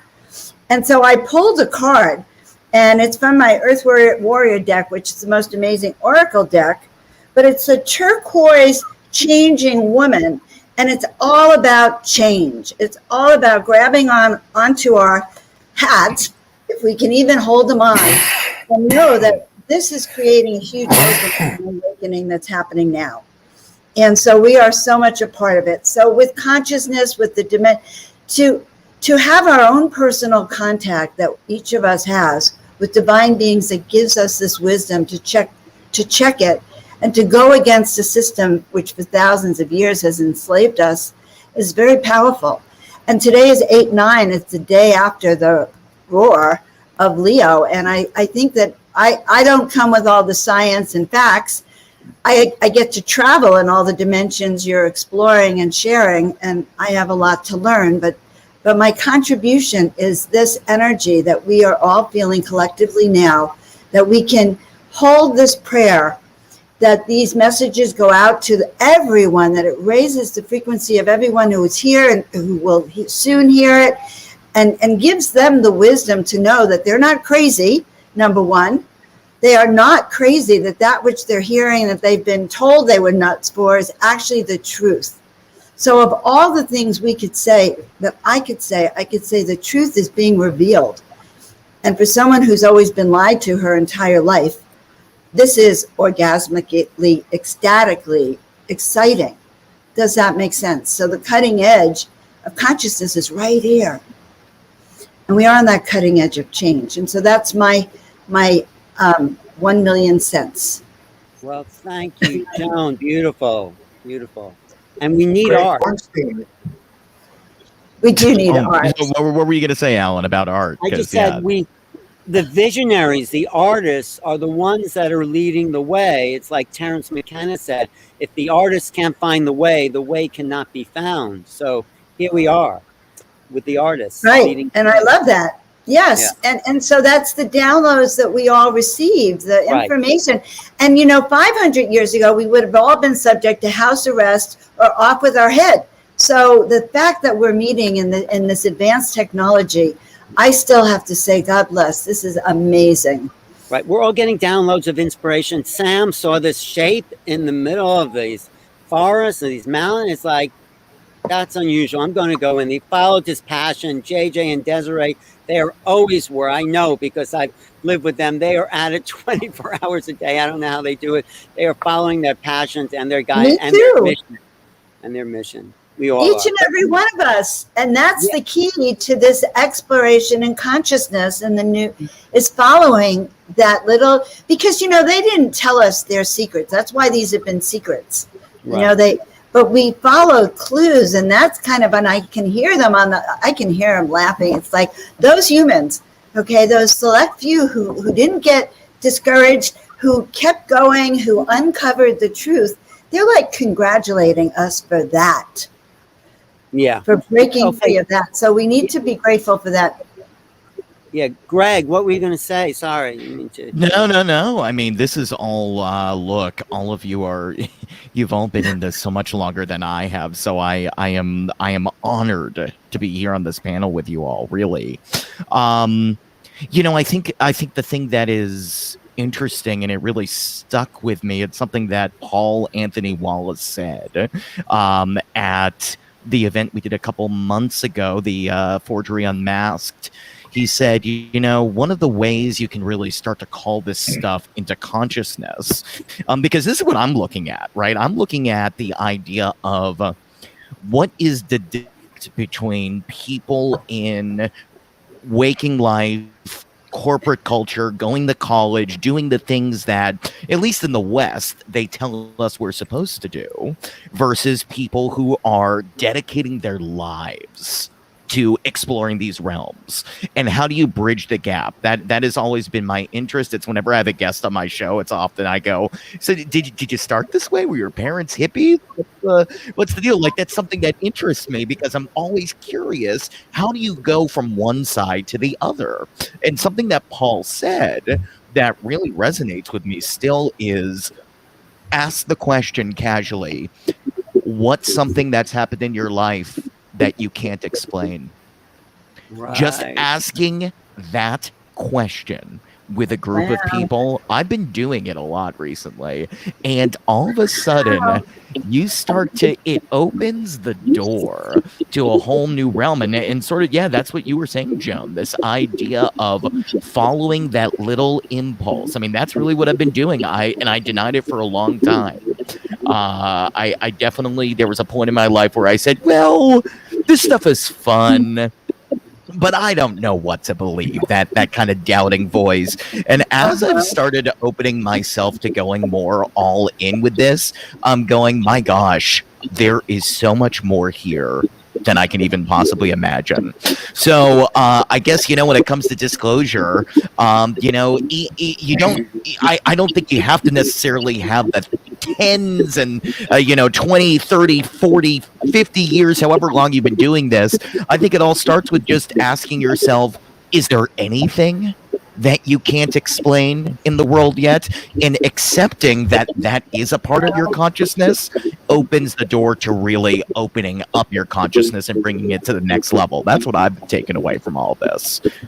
Really great. That's exactly. That's fantastic. Yeah, Desiree. So if we can continue a little bit with what Greg was saying, well, both of us have PhDs. In fact, Dr. Jack has two, one from the University of California, one from the University of Minnesota. But what's important here is the fact that you need to, and I think Dr. Sam, because we say doctor, probably also has a good degree, and you have to ask the questions. So that's the main thing. You have to ask the questions.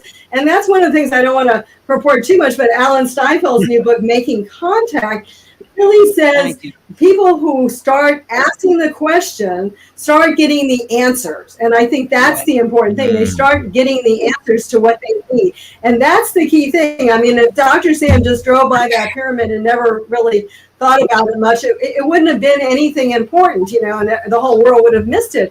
And it's the same. Ross PhD is permanent head damage. No. Everything I've learned that I published has come after my PhDs, because when you understand higher consciousness, you understand that traditional education is holding back the labor market 5 to 6 years. The reality is the experience of incarnation. So I think there's an awakening now. We even talk about a great awakening taking place on the planet right now, where people are starting to get those insights that are telling them, hey, look a second time at this. It's something different, or getting that still small voice within themselves that are saying, go here. And then they go here and they see their best friend from 20 years ago or something. I mean, it's amazing what's happening to people. There's a synchronicity coming. And I think it's a new time, a new era when we're answering questions. I mean, the Keys of Enoch, which was Dr. Jack's initial book of his experience he had, actually just talks about how all these areas of science are going to change, and they have. We now, you can't go back and say humanity began 6,000 years ago. I mean, it's not even valid on any level anymore. And also look into the stars, places of star birth, star death, black holes. Black holes are not the end of it all. There's so much going on now, from DNA to AI, that we all have to start asking questions. Right. Let's get Rob and Clarence into the conversation. Rob, what? We're gonna have Clarence. We're gonna have Clarence go next, and then I'll go after Clarence. Okay, Clarence. Try and keep it in the order of the panel. Oh, sure. Yeah, Clarence, what really stood out for you? Well, mine's a little bit different than most everybody's. As a contactee, and I've stated this before on other shows and different things, I was invited into this by other entities. It wasn't that I went out looking for it. I didn't have a choice in this matter. Therefore, I had to change my whole life since I was a youngster. And it really made me develop this inquisitiveness, searching for the truth and the knowledge and all this, which brings me to here and now with everybody on these panels. And it's just such an uplift, to gather the stories and to hear the evidence and all of this and bring it out to the public, as we do, and which is what the disclosure movement is all about.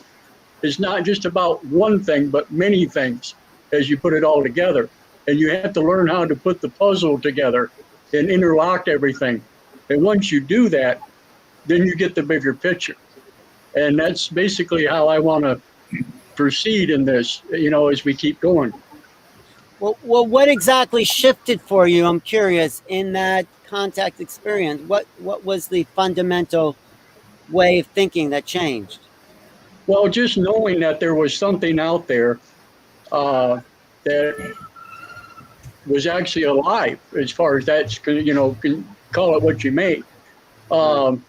Because everybody always thinks of this image, say of God or something, in a religious aspect and whatever. But to me, that was proof that we are not alone, and that this has been going on for many, many, many millions and thousands of millions, billions of years, infinite, which is a hard concept for anybody to gather. Once you learn about infinite, then you may unlock the whole key to everything. and that's going to be a battle. Great. Thank you. Yeah, Excellent. Rob. I had to let Clarence go first because without Clarence, I wouldn't be sitting here right now. He introduced me to this sort of line of work a year ago, and to think that I would be sitting here a year later with with everybody that's on this panel is, I have to say, I didn't think that was going to be a possibility just yet. But so here I am, and one of the things that stuck out to me, and I actually just saw it in the comments from Eleanor, and she said, you have to raise your frequency. Otherwise, exploring that ancient history and these pyramids and things like that, without your frequency being raised, you may not be able to access the fullness of what that entails, basically to the consciousness and how we could utilize it towards the future. So we have to activate that DNA by raising our consciousness. So it's really the totality of it. It's a sense of understanding the history, learning from it, also learning the conscious side of it, raising our frequency. And when we raise that frequency, we're able to access all that should be accessed from that history. And what happens then? A man who knows where he came from when you don't know where you come from, you're lost. So when we go back and we explore that history also repeats itself. So it gives us somewhat of a roadmap to go further into the future. And one of the things that this specific event did was, a lot of the people that may have been on the fence or just dunking their toe in the water, it threw them all the way into the fire on this one, or all the way into the lake. It really, everybody who took part in this or was in the audience was submerged in information. And I think that what happens from this is it's going to umbrella out, and it's going to, like glass shattering, it's going to keep going, and the lines are going to keep getting greater and greater. And hopefully we can reach as many people as possible, because this is the most important information out there at this moment. With censorship, with the powers that be that try and hunker it down, it is beyond the shadow of a doubt that what we're doing right now is the most important work on the planet, because without that consciousness or without that raising of the frequency, we are food for the archons, and that's just what it is. You're right. We need those lessons that we learned here. There was one talk, and then Sam could jump in, I forgot the guy's name, by initiation. We are the initiates of the new time. Who was that guy again? He spoke today? Who was that guy who spoke about initiation of the higher conscious? He had to do it twice. His microphone was cutting out, but anyway. Oh, Michael Feeley. Yeah, Michael Feeley, really key for me in understanding what the evolution of consciousness really looks like as we as a human race go through different levels of initiation. So thank you. Yes. Okay. Sam, where do we go from here? What were you going to say? Let's define what the consciousness is. It is the state of understanding. We are very complex beings. We have three entities. The first one is our physical being, physical entity, with our emotional and intellectual part. Our physical body is for one use only, and we rely mostly on our physical senses. And this is how we understand our physical reality. Our second entity is our soul. It is very physical because it is here behind our chest. Our soul is almost forever. It goes through different experiences, including this one now. And through physical senses, it experiences our world. And then with that memory, with that experience, it goes to another one and another one. Once it finishes with our world, it goes to another planet, another star system, another galaxy, and another universe. But eventually, it goes back to the Creator. So it goes through so many different experiences. And our third entity is our spirit, coming from the Creator. You know how they say Creator is all around us, but also inside us. So we have those three entities with three different levels of understanding. Alan, you mentioned very important expression, the mission in our life. And by the way, hello, Alan, it's been a long time since us two met. Now, I realized that my mission, besides, finding the Bosnian pyramids and discovering them, was also to investigate the humanity in the last few 100,000 years.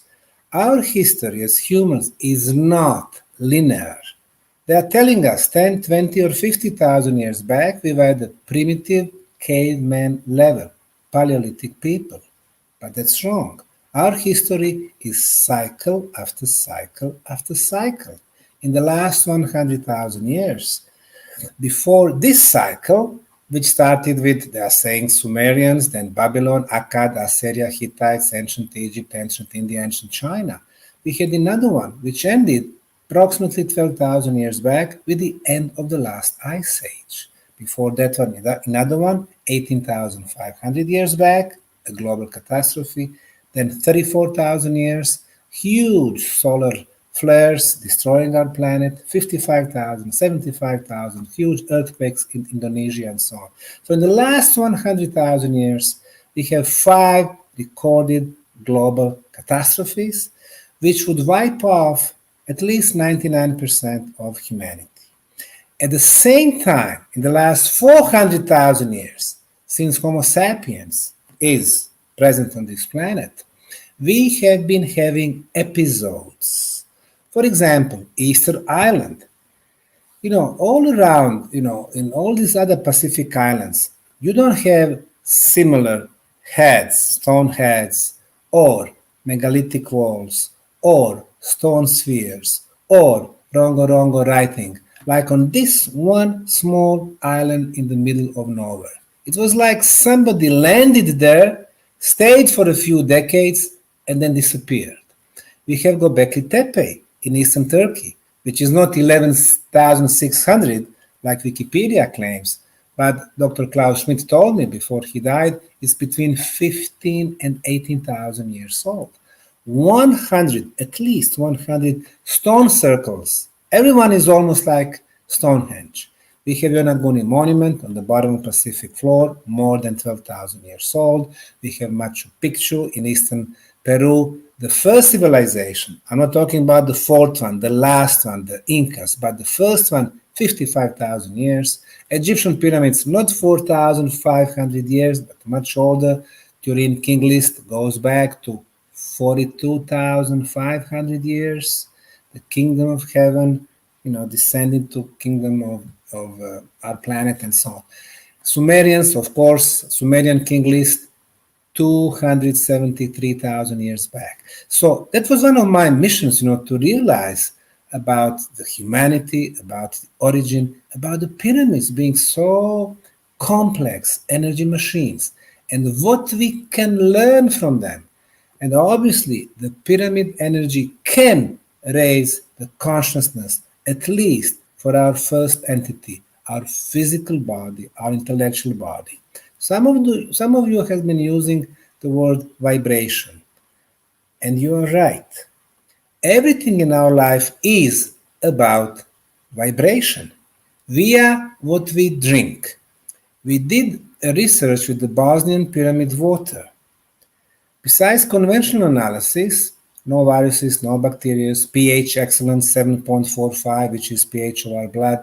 When late Dr. Masaru Emoto frozen our water and took the picture on an electronic microscope, he could notice hexagonal shape, perfect geometry, and crystal-like shape, meaning the pyramid energy raised the vibration of the water. We are what we drink. We are what we eat. We are what we think. We are where we walk and so on. So it tells us, when we hate, when we are violent, when we are jealous, we vibrate very low. And the opposite, when we have love for the whole world, we vibrate very high. So for the first entity, it is all about the vibration.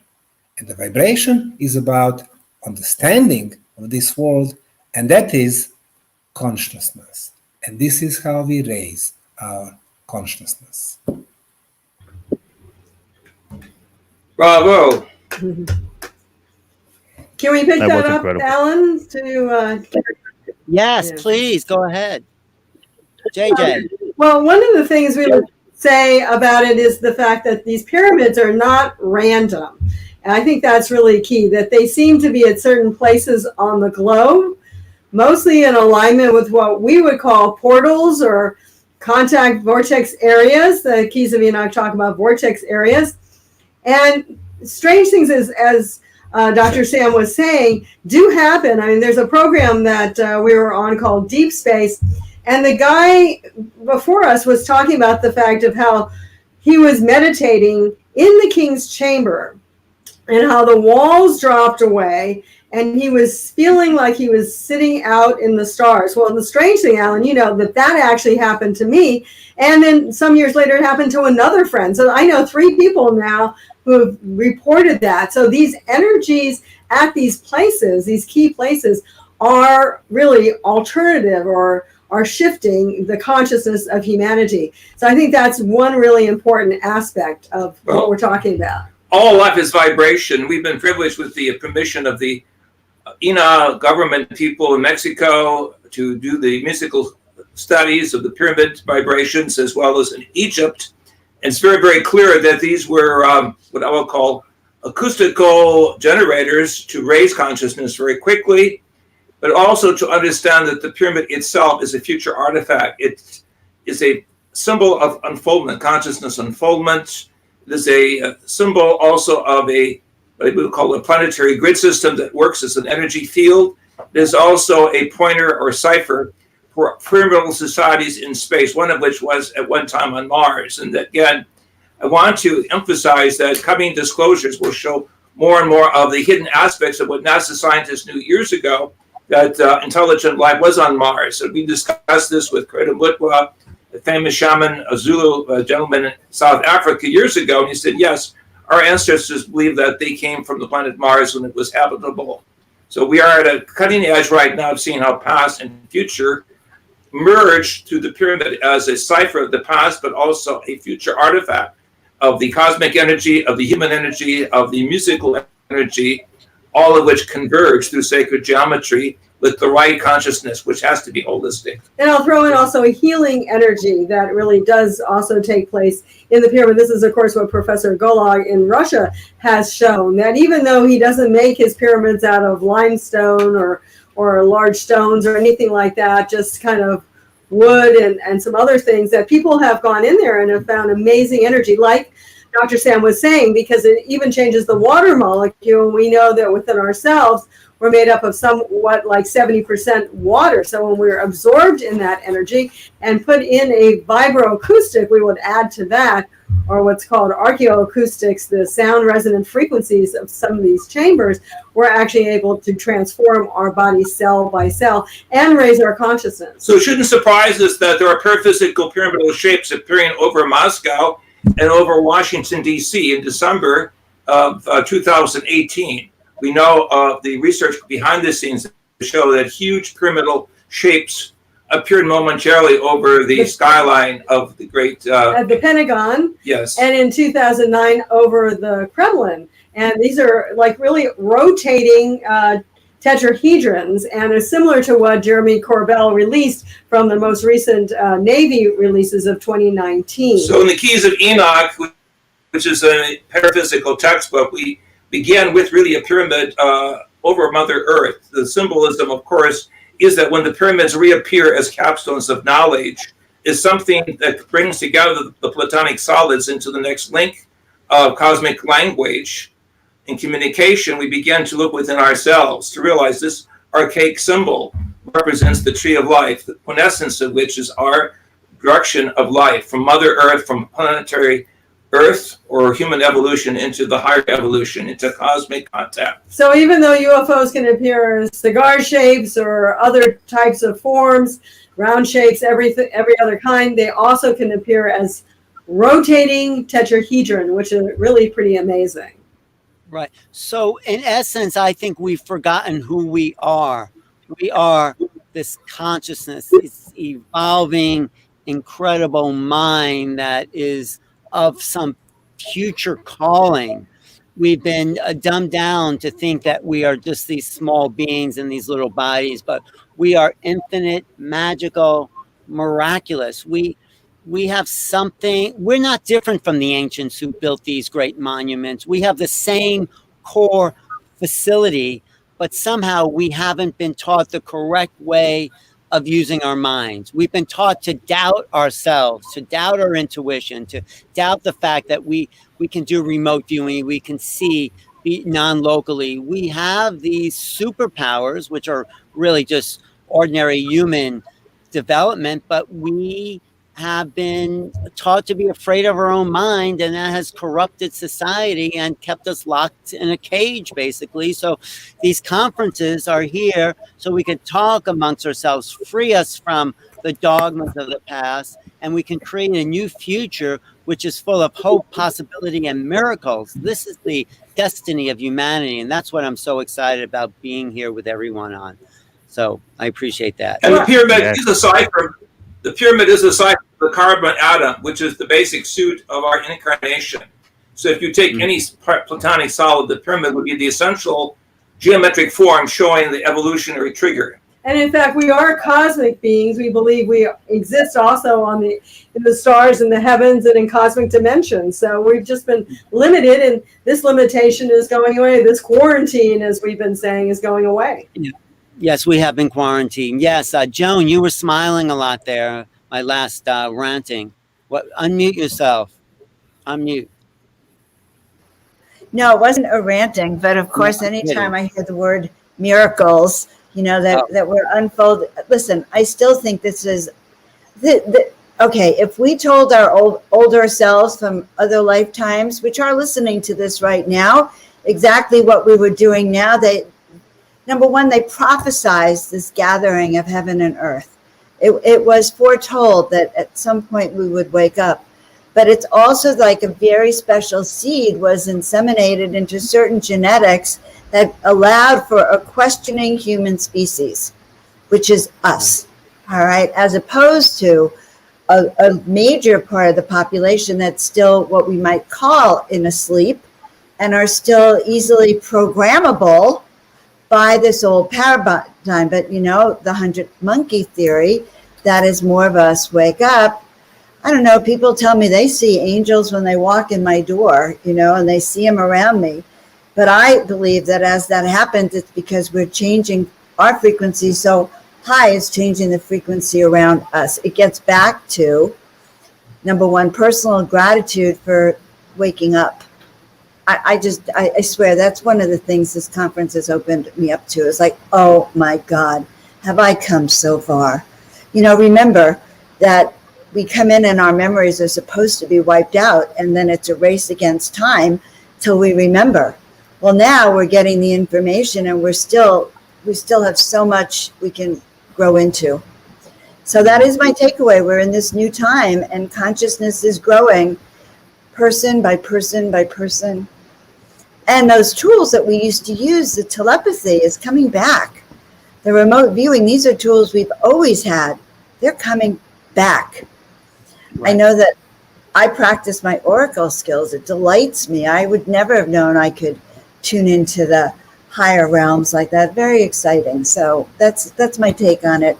We're stepping into the miraculous every day now with this new material, new awareness. Yes. Greg, what do you say to wrap up here? Oh my gosh. I mean, I saw Omar pop in, so I wanted to see if Omar, do you want to take it? I don't know. I don't want to. You haven't spoken much on this, but you are. Since you brought all these people together, I know. I want to let you have some of the final words here, given that you've invited me to be here with everybody. So, I'm curious your thoughts. Yeah, my apologies for being off screen. I had like 10 helicopters flying around my house, and the fire is about about 10 or 12 kilometers from my house, and they just all came like rolling in the river right beside my house. So they were coming in, grabbing some water, and calling over there. That's why I was on screen. I have to say that the angels that people seeing when they walk into your sanctuary, Dr. Joan, is yourself as well.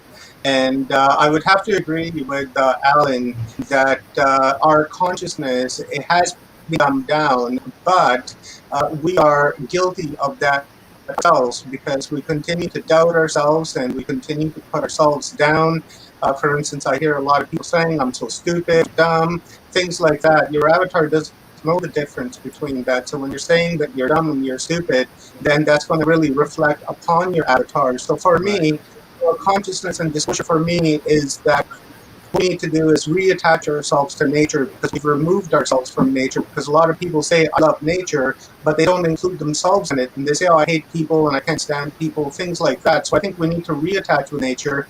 And we need to do grounding every single day. We need to do conscious breathing every single day so that we can begin to train ourselves so that we can raise our vibration and our awareness. Because the more we raise our awareness, the higher our vibration and frequency goes. So I think that's the key. We can sit and read like 10,000 books and watch 100,000 videos, but if we're not putting the principles at practice, then none of that really matters. It's really a big waste of time. So I think people need to just, reflect upon themselves. And what's happened over the course of the last year and a half has really helped paradigm shift, in the shift that we're at, because people are really beginning to question their reality and what's happening around them. And that's a positive thing, a silver lining in something negative that's happened. So I think people are really beginning to get the idea and are beginning to understand that they need to look in within to reach outwards. Right. Are you satisfied with this last 5 days, Omar? I am. I'm more than satisfied. This is more than I had thought. When Rob and I were putting this together, we had our speakers list come in, and as they were coming in, we were just numbering them. And then when we got together to put together our schedule, we just essentially put a letter number for the first 5 people and just repeated that 5 times. And that's how we came up with the day schedules. And then when we looked at the day schedules and tweaked a little bit, to add a little person here and remove this person from there, and then having see it in application over the last 5 days, I would say that the universe is totally watching and the consciousness is with us, because every speaker that's come in has really complemented each other as we've gone forward. And all topics have really been on key when it comes to disclosure. When one person was talking about one thing, next person comes on, they talk about another thing, so they weren't bombarded with the same topic from 50 different angles. So, I'm more than thrilled, and a lot of gratitude for every single person that's spoken at this conference and everyone that's watched this conference as well. Yes. Huge gratitude to every single person. Yeah. You too, Rob. Great. Absolutely, I agree, and it's been a blessing, and I have such gratitude just to be a part of it, and and just have all the people listen and everything. It just came together. The universe did it, and it felt like it was just a natural thing. We were going through 5 days, and everybody was great, and it worked itself out. And one of the things that I want this conference to do is to spark those questions and to facilitate people to research. And it actually just happened for me because Dr. Sam was talking about the healing properties of the pyramid. And then Doctors JJ and Desiree Hertog said that they saw the basically the tetrahedron and also the pyramid-shaped UFOs over the Pentagon and over the White House. Were they trying to heal the planet because of what these specific symbols or these buildings represent to the detriment of the planet and the damage that they're causing? Is that what they were trying to do? And that's now something I'm going to write down and look into because I feel it's important. Wow. Nice. This is not going away. We are able to put real information on the... Right, and we can also use our energies of intention, like right now. Omar, are you in Northern California or in a different state? You don't have to say the city. Dr. Desiree, I'm in British Columbia.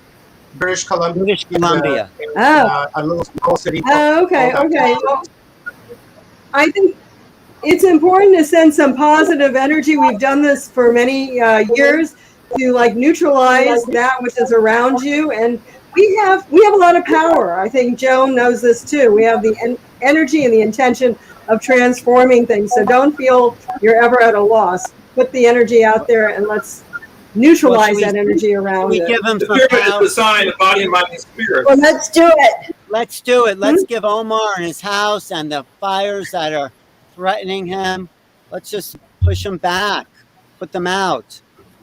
Everyone watching online, just We ask divine source and the Trinity sign bring body, mind, and spirit together for the unity of human relations, human creation, co-creation, and human destiny, as we understand the great opportunities we have to join with our cosmic family.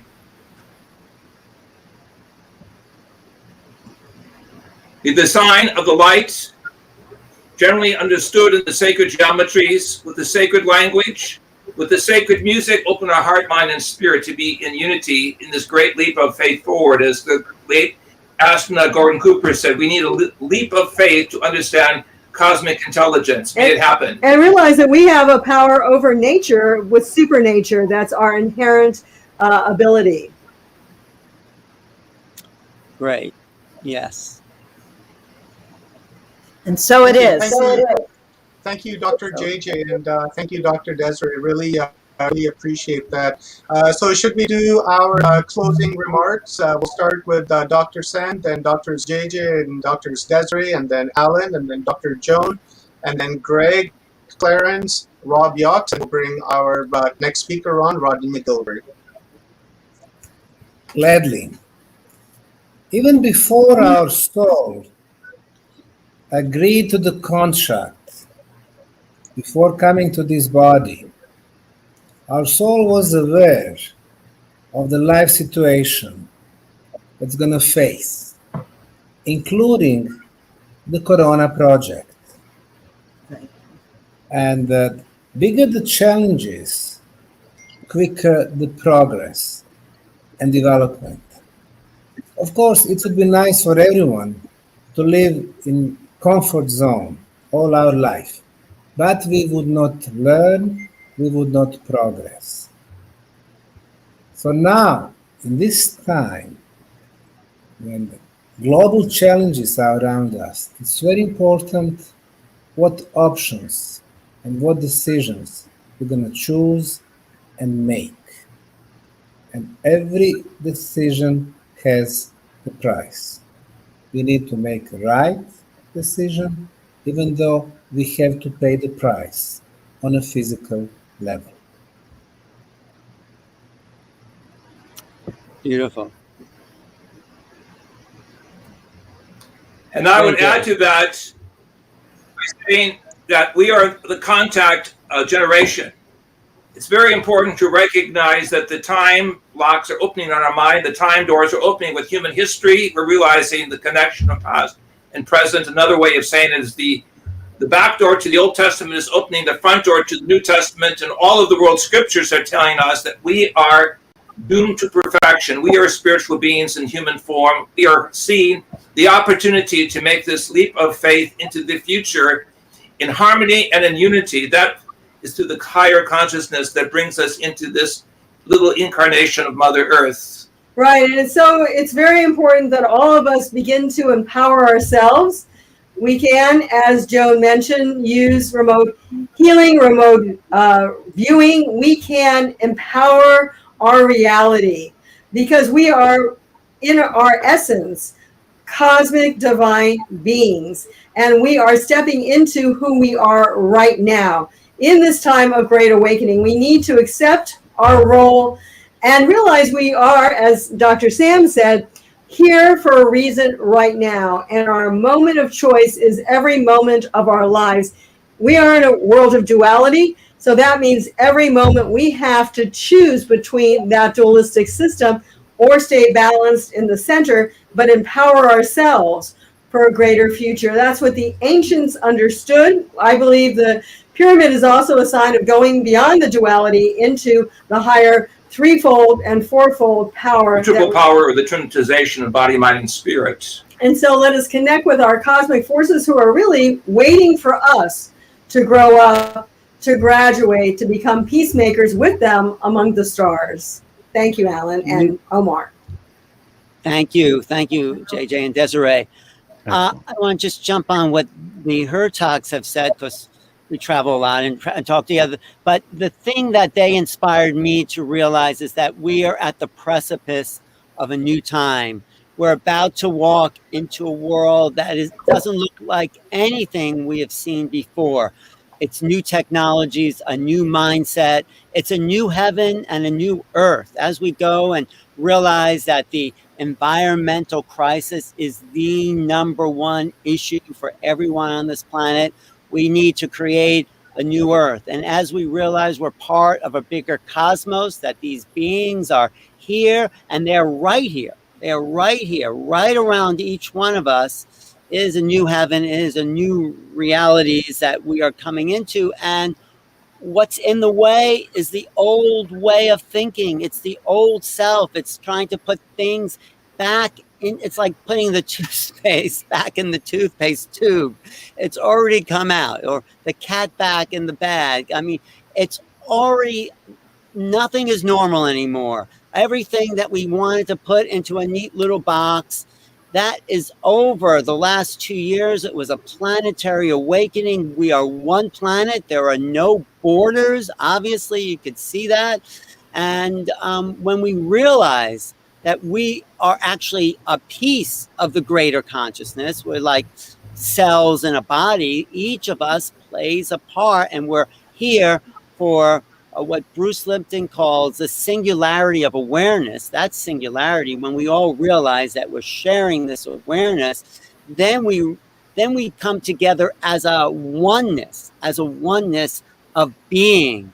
And only when we are one, and that doesn't mean we're subjugated, that we're all free, creative, ongoing individuals of divine light. When we realize that each of us are part of that, as a oneness, as an aspect, we're a fractal of the one, and we can speak to other ones. It's like, that's the nature of evolution. Cells get together with other cells to form multicellular organisms that form communities, that form cities, that form planetary civilization. But as we come together as this planetary civilization, we will then be coherent, and coherencies take us to the next level of complexity. If we're not coherent, what happens in complexity theory, as the system gets more and more unstable, coherence has to come in or everything collapses. So the idea of systems theory is that the underlying structures need to be there in place so a new frequency, a new vibration can take hold of the planet in general. And this is the struggle that we're all moving into now. Like Sam said, we have to let go of that past to embrace a new future. We have to let go of being the caterpillar. You know, the caterpillar goes around and consumes everything, absolutely everything it can see, until it's like overstuffed itself. There's nothing more to eat, and it goes within, it completely dissolves, and the caterpillar doesn't know what it's going to become. Every cell in that caterpillar's body becomes liquid, and something magical happens. This being that it could never suspect, this little worm crawling around eating leaves, would never suspect that this beautiful creature of wings and flight would then be able to fly through the air. So this is the seed change, and this is the moment of change, the moment of choice. This is the moment where we're here to start making contact to that inner parts of ourselves that start the chrysalis in motion to start to dissolve all the structures that have been in the way so we can be the new being, the Homo Luminanus, as JJ would say. Thank you. Thank you, Omar. Whoa, Alan. Okay, I love following you. I'm always going to follow you. You can follow me wherever you want. I'm always going to follow you. I'll be the wings that. Okay.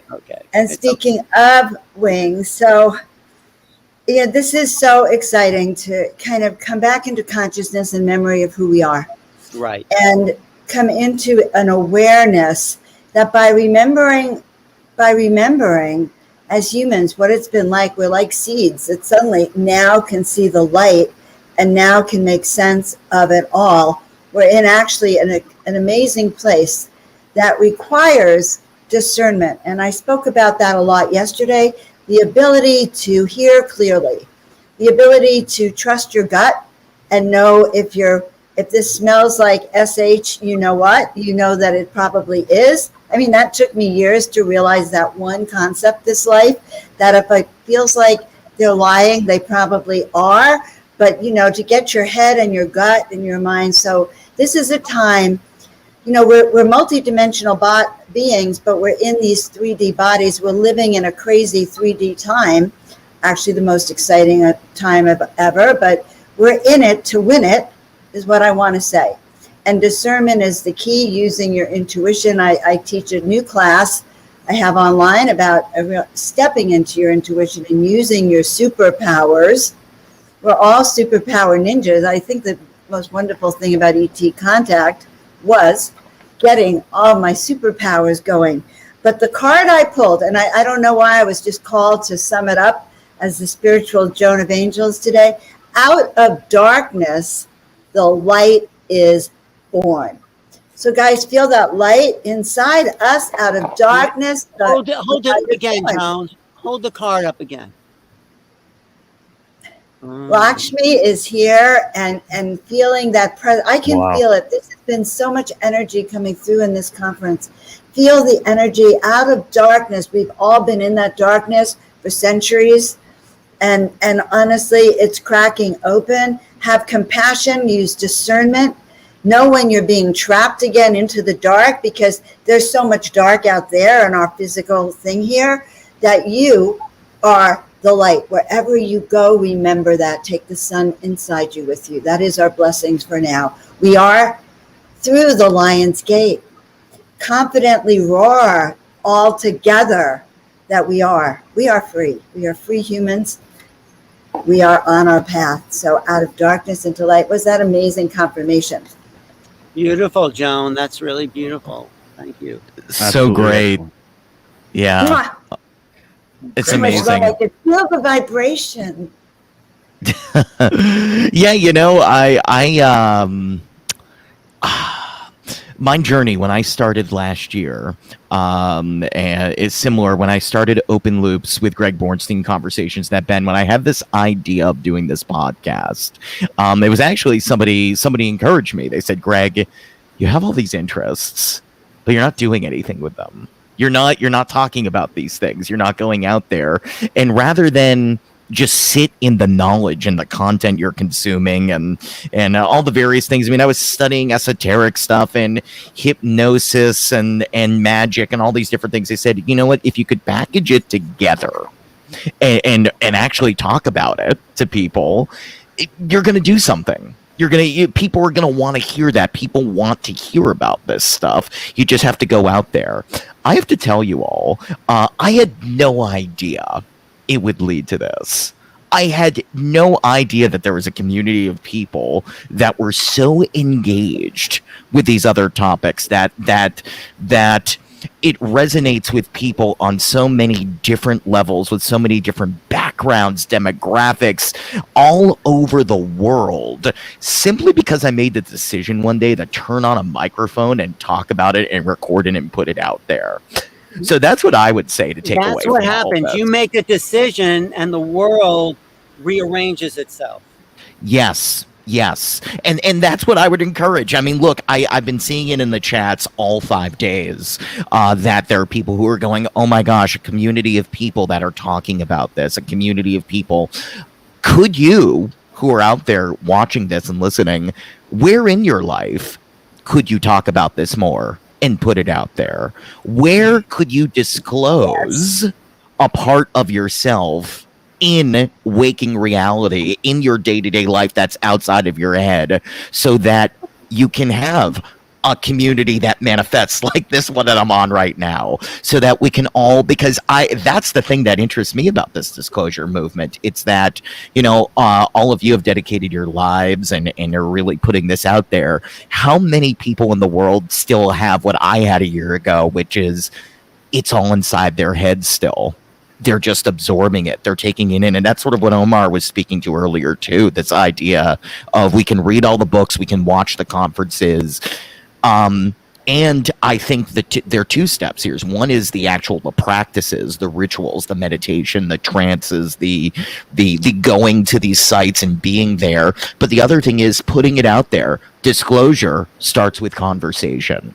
And the idea that I can be in this panel and have this conversation with you, any of you out there, if you can have one conversation with someone about this stuff, if you're watching this, that's someone that you've never spoken to, that is going to raise this Earth's vibration. There is no question of it. So, I want to thank all of you for being part of this manifestation.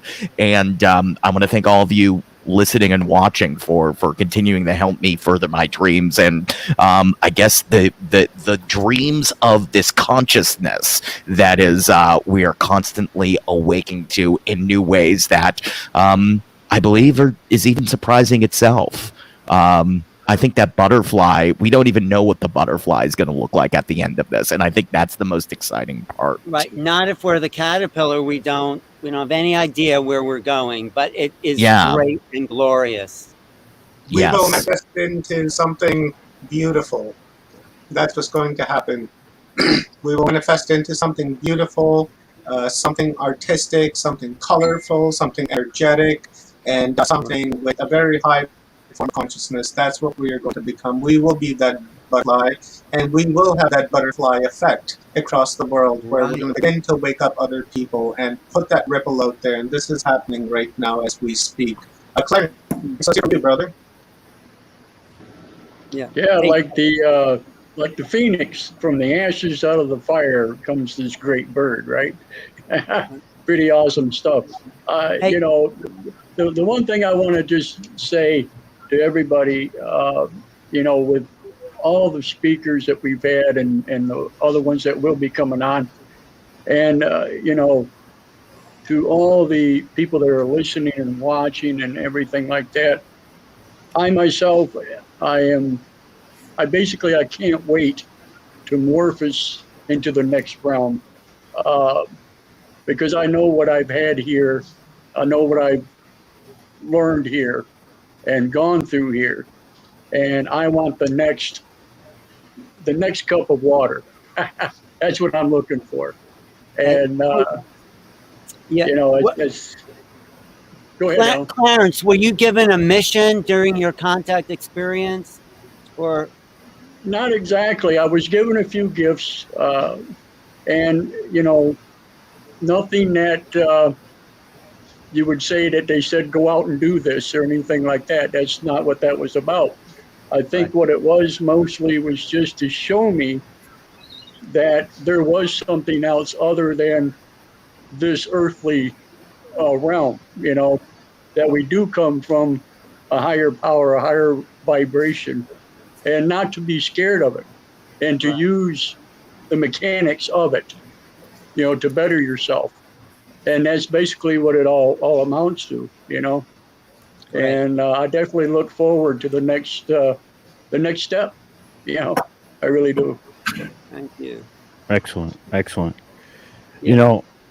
I am just eternally grateful. I have such gratitude. I like I said before, if I would have pictured this a year ago, like Greg said, I wouldn't have even fathomed this.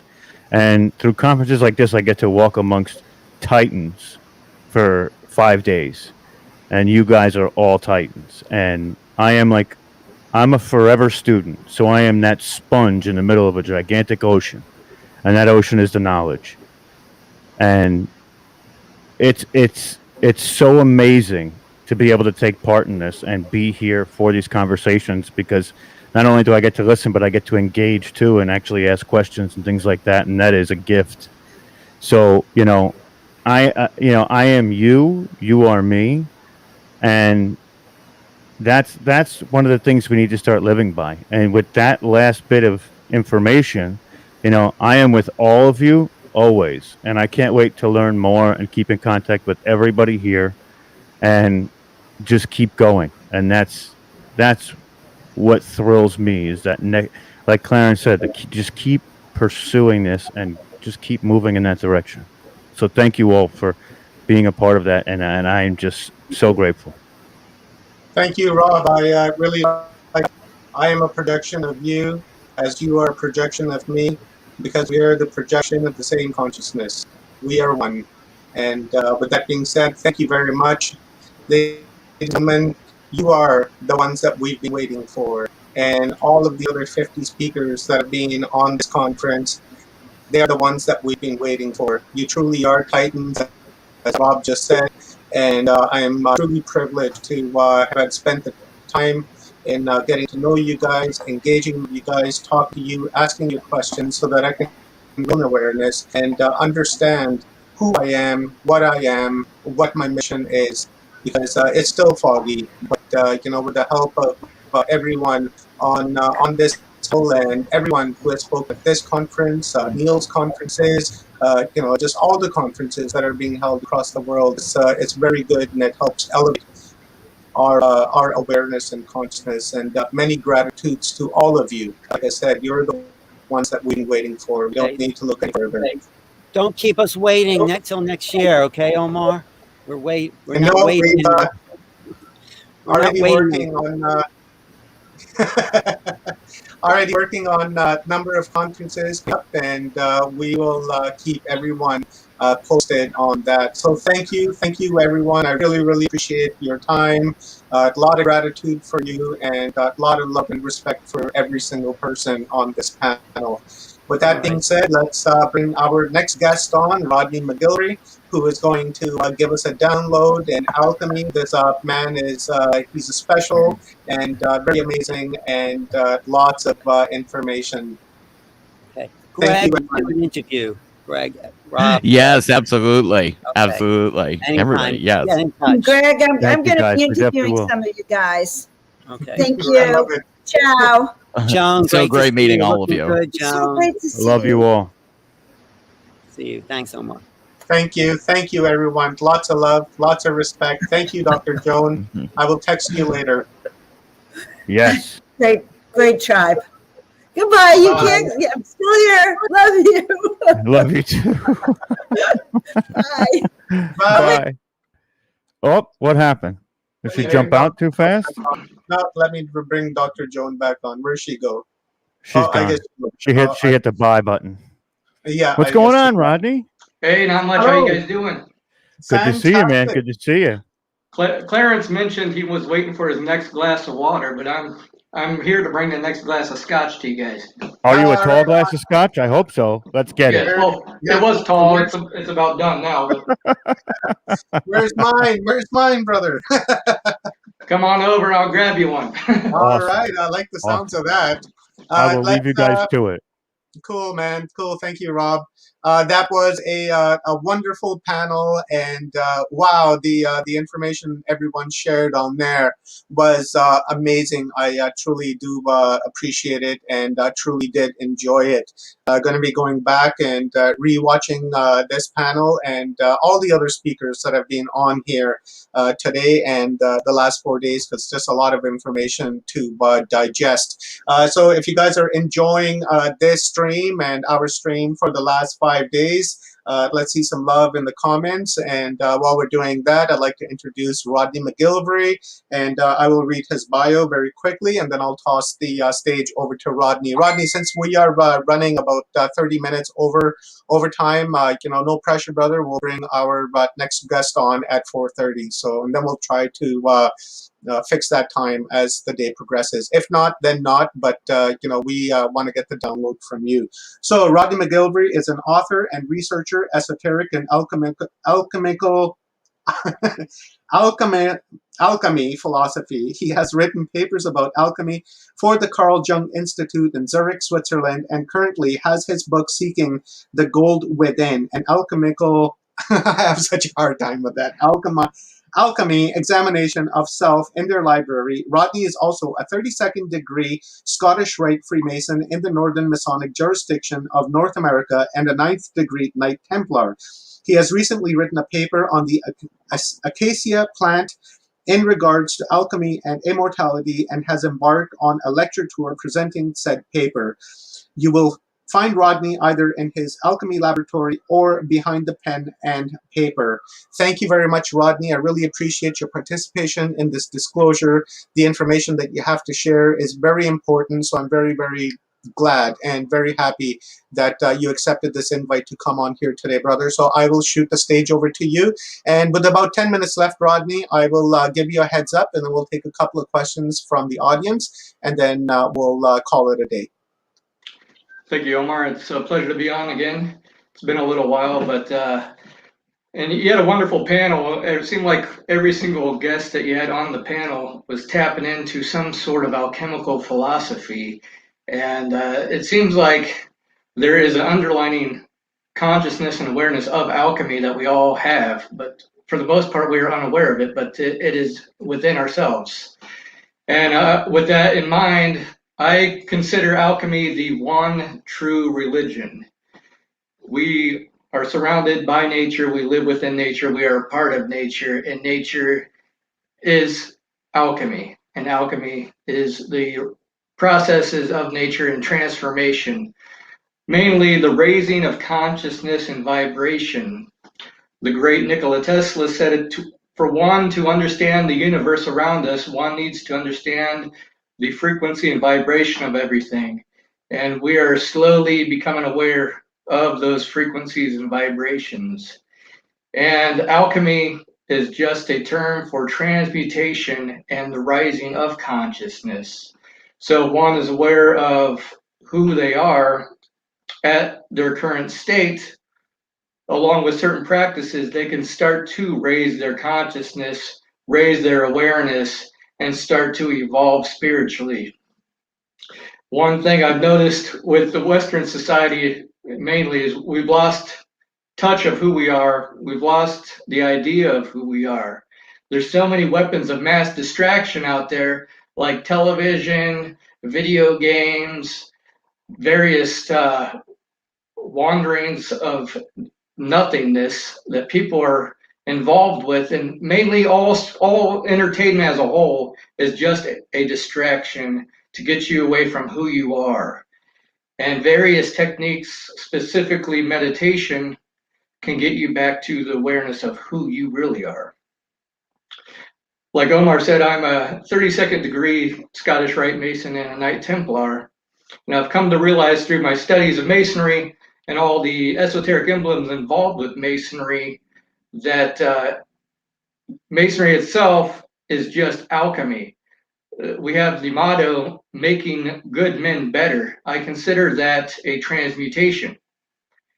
And there's various formulas within Freemasonry. We consider ourselves the rough ashlar, and we go through our life trying to better ourselves to eventually become the perfected stone.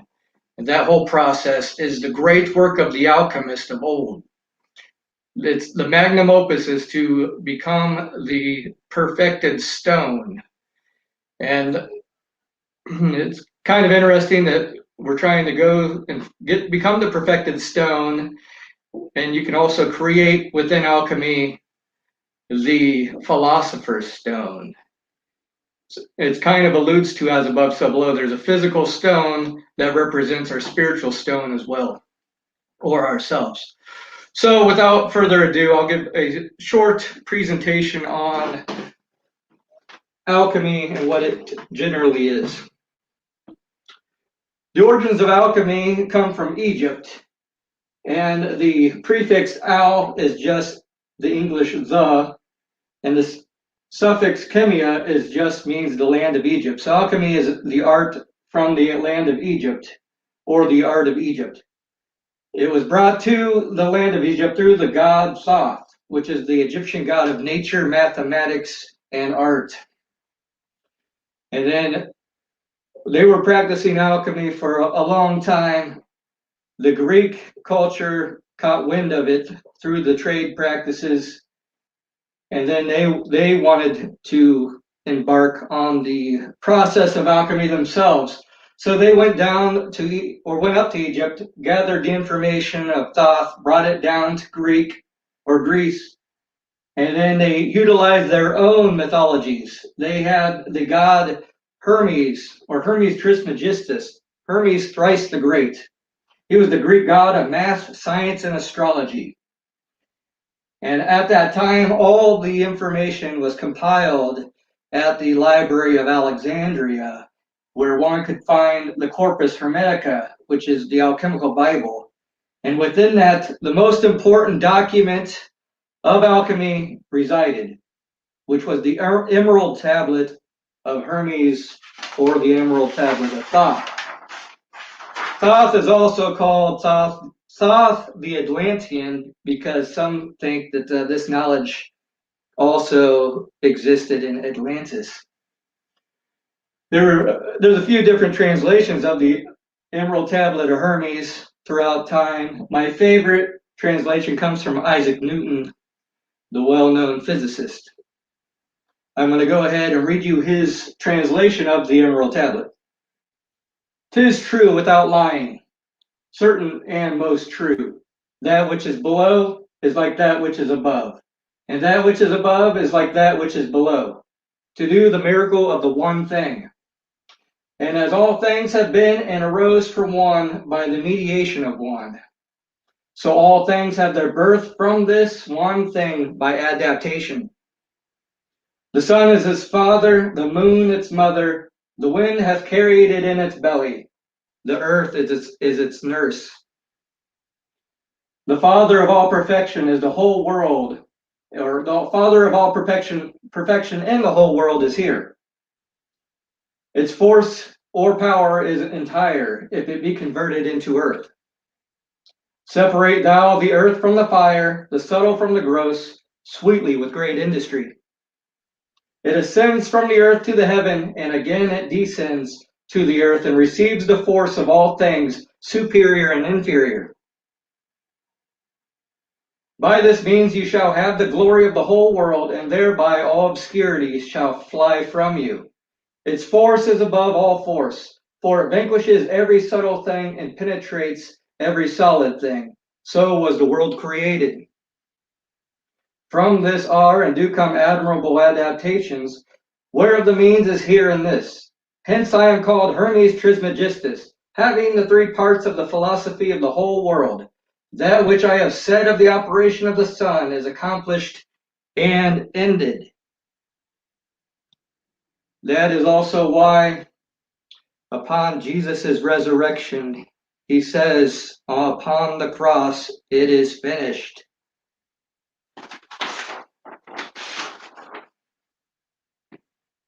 The main, or I think the most important aspect of the Emerald Tablet of Hermes is the second line where it says, as above, so below, as within, so without.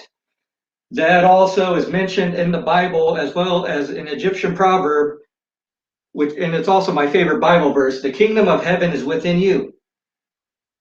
The universe is mirrored within ourselves, within our biology. I'll go further into detail in a little bit. Our bodies are an alchemical laboratory. You can become the philosopher's stone, you can be perfected, and you could be immortal. Above is the macrocosm. It's the heavenly abode, it's the invisible realm of God. Below is the microcosm. It's the earthly abode and physical manifestation. Within is the earth, and it's you. Without is the universe and the earth. As above, so below is a correspondence. It is to be in union with each other, to become one with everything, as all the guests on the panel just previously mentioned. We are just a fractal version of that one infinite source, which means we are infinite. It boils down to, alchemically, meaning we are God. Union just means two separate things that are actually one thing. We are living as that one thing as we speak. The alchemists work with a central material that is comprised within every single living thing. It's called the prima materia. It's all things. It's the thing that all things were created from, and it was by the one thing So the thing that everything is created from is also the thing that creates it. It's the first matter. It's the source of every living thing in life. It is life itself. And it is the prima material is expressed as three things, or the Trinity. Every main religion and every real philosophy really boils down to three principles. Like Christianity, you got Father, Son, and the Holy Spirit, and those are just alchemical principles, or alchemical elements. It's expressed as such. It starts with the prima materia, which can be represented with the yin yang. You got the dark side and the light side coming together, or the maternal and paternal aspects of reality coming together. It splits off into two things: the celestial salt and the celestial niter. The celestial salts are fixed salts. The celestial niter is the volatile parts of the prima materia. And the fixed salts then separate into two elements, earth and water. The volatile parts of the prima materia also separate into two elements, which are air and fire. Earth and water combined is the alchemical salt. Water and air combined is the alchemical mercury. Air and fire combined is the alchemical sulfur. If you mix the alchemical salt, mercury, and sulfur together, you have the prima materia again, or the alchemical philosopher's stone. An alchemical principle is mainly a fundamental truth or proposition that serves as the foundation for a system of belief, or it's a behavior for a chain of reasoning. I'm going to separate the prima materia into those three elements and tell you exactly what each of those elements represent. The sulfur represents the soul, or the consciousness, and in its material form is oil. Mercury represents the spirit, or the mind, or its material form, alcohol. Cheers to that, everybody. Salt is the body, or thought. And in its physical material form, it's alkaline salts.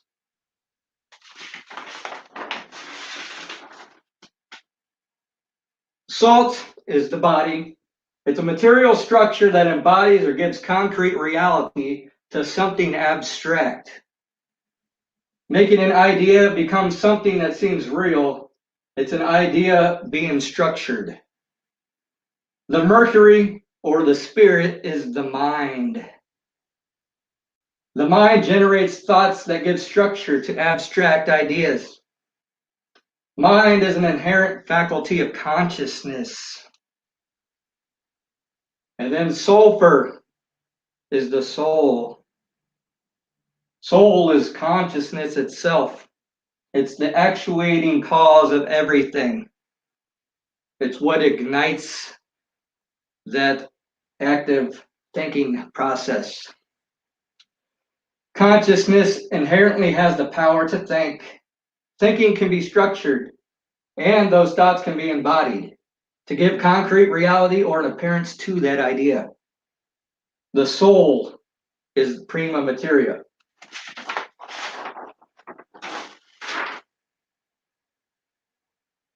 Alchemy is the understanding of the relationship between consciousness and matter. It is what gives meaning to everything around us and within us. Without that consciousness, we would not even be aware of anything. Nothing would exist. Mercury is the messenger of the gods. It's the bridge between that consciousness and matter. It's just like the Greek god Mercury. He was the messenger of the gods. He was bringing that consciousness to matter. Alchemy is a science of the mind.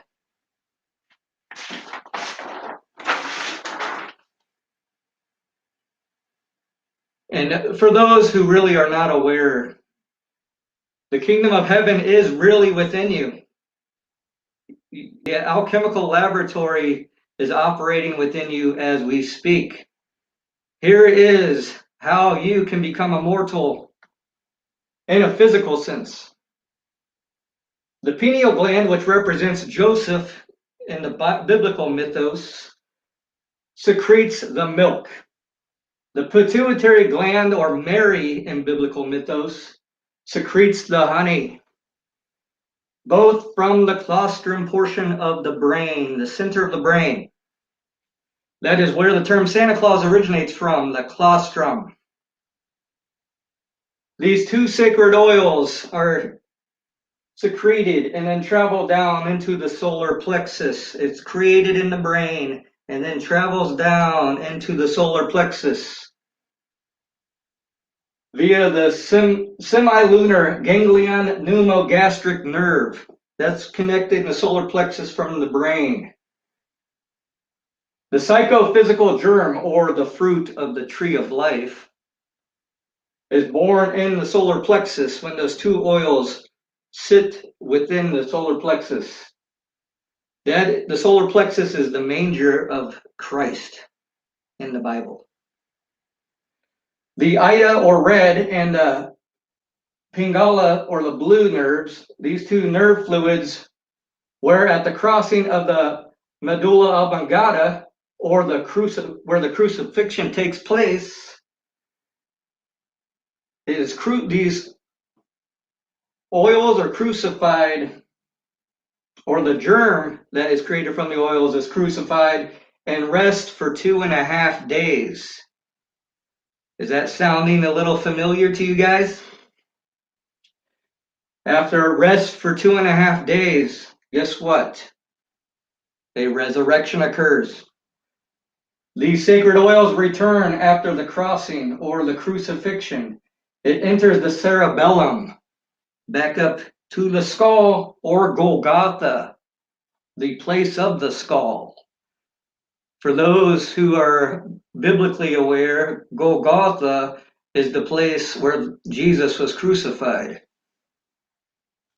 And then the fluid is created at Golgotha, which is called the Christ oil. This is where the term Christ consciousness comes from. And there at Golgotha, it gets refined 1,000-fold.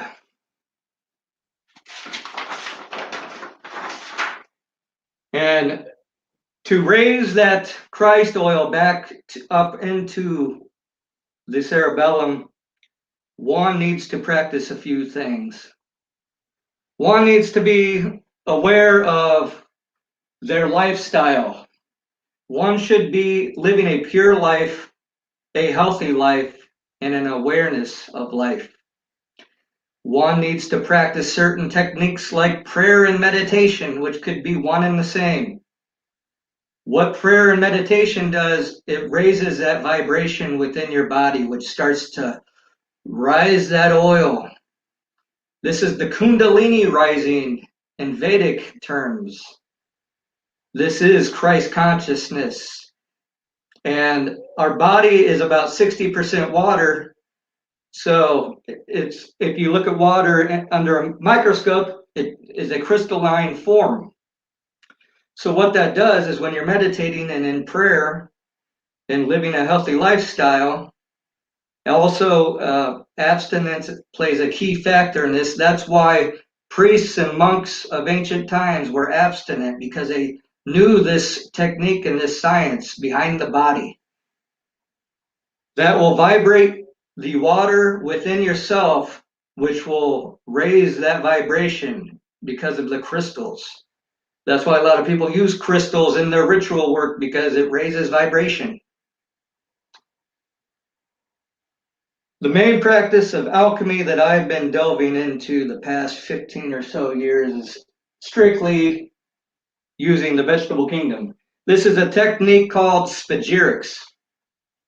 It's the alchemical process utilizing the material in the vegetable kingdom. I utilize the 3 alchemical elements within everything in life, including the vegetable kingdom. So everything, herbs, plants, flowers, everything in the vegetable kingdom that grows on the earth can be separated into sulfur, mercury, and salt. Sulfur is the essential oil of the plant. Mercury is ethanol alcohol that is derived from the plant. Salt is the plant's mineral body. And what the alchemists do is we separate all the elements, purify each element separately, then recombine. The alchemists call that solve et coagula, separate and combine.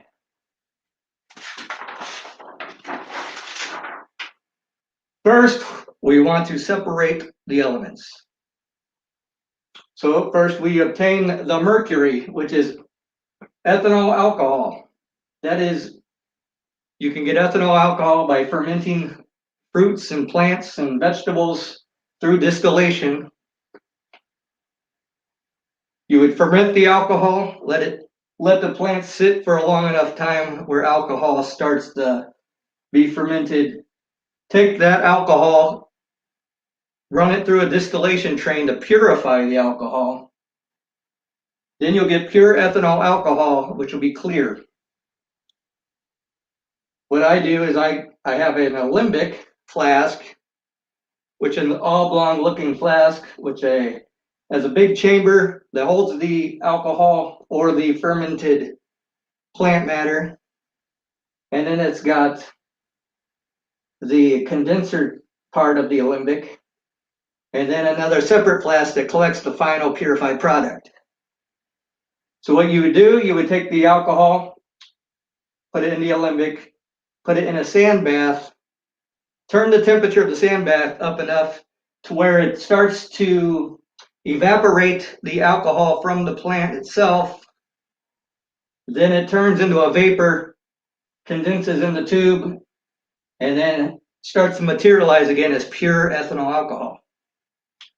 Once you have enough ethanol alcohol to fill I'd say a quart or I usually use a quart mason jar, fill it halfway with the ethanol alcohol, put the rest of the plant matter in that alcohol, and then it goes through a maceration process. And the mixture of the alcohol and the plant matter is called a menstruum. And the process of maceration goes through like a menstrual cycle, like what women deal with here on Earth.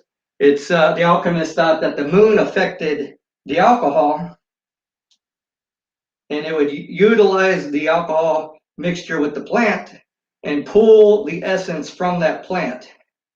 Just like all the oceans, the tides are affected by the moon. The body of women is affected by the moon. It's all menstrual. That maceration will sit in a dark cabinet for an alchemical month, which is 40 days. Next, we will purify. We will purify the dead plant matter through a process called calcination. The dead plant matter is also called, in alchemy terms, terra damnata, or the damned earth. We will obtain spiritualized salts from that damned earth. We will then distill the salts until they become pure as white, or pure as snow. So what you do is you take the dead plant matter from the maceration. So after 40 days, you take your maceration, which is the mixture of the alcohol in the plant body, strain the alcohol into another flask, and what's left over is the pure essence of the plant, as well as the leftover dead body of the plant. You'll take that dead body and put it into a cauldron for calcination, which is purifying by fire. This is the fire and brimstone the Bible speaks of. You will burn the plant, and it'll go through 3 different phases. The first phase will be black ash. and you'll burn it again until it becomes a gray ash. And finally, it'll be spiritualized salts, white salts. And then they become so spiritualized, if you distill it enough, I have seen them physically float above the surface of the flask. They are floating in air at one point. They become spiritually elevated. After you get the salts at the most purified state they can become, you also have the alcohol that also has the essence of the plant through maceration. Now you want to recombine. The maceration also, or the alcohol from the maceration contains the oil of the plant, which is also the sulfur, the personality of the plant, all of its attributes, like its the properties of color, smell, its healing abilities and whatnot, its poisonous abilities. That's all within that oil. You'll recombine all those three elements once again. And when you combine the three elements of alchemy, you also get the prima materia again, the philosopher's stone, represented by the yin yang, which I mentioned. It is the spiritualized essence of the plant. It brings about a motto that I personally hold. God is mind. Mind is thought. I am thought. The kingdom of heaven is within you. As above, so below, as within, so without.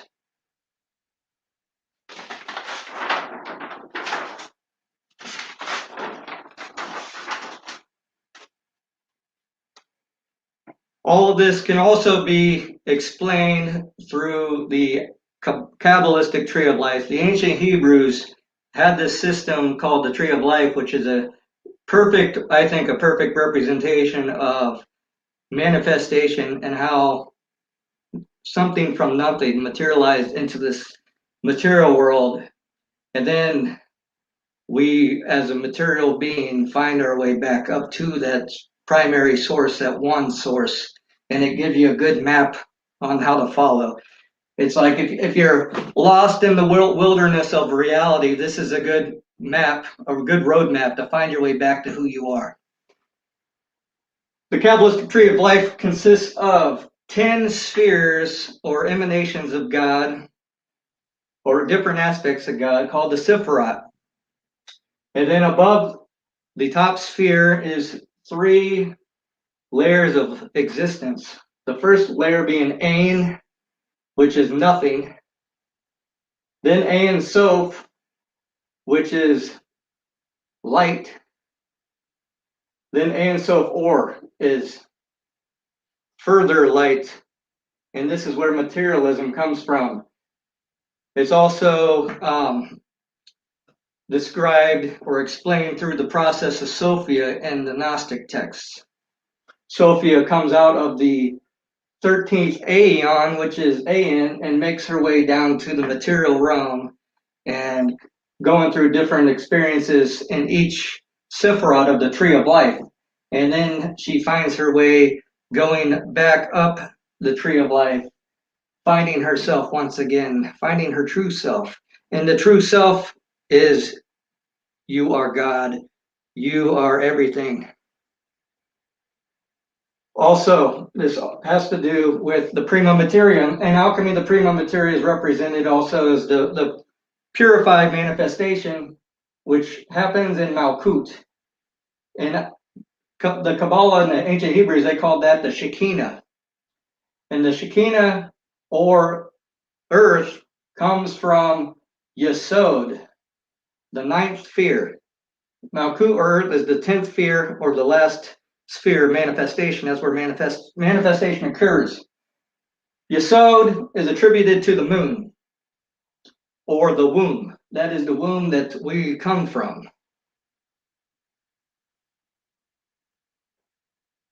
And also, it's number 9. You got 9.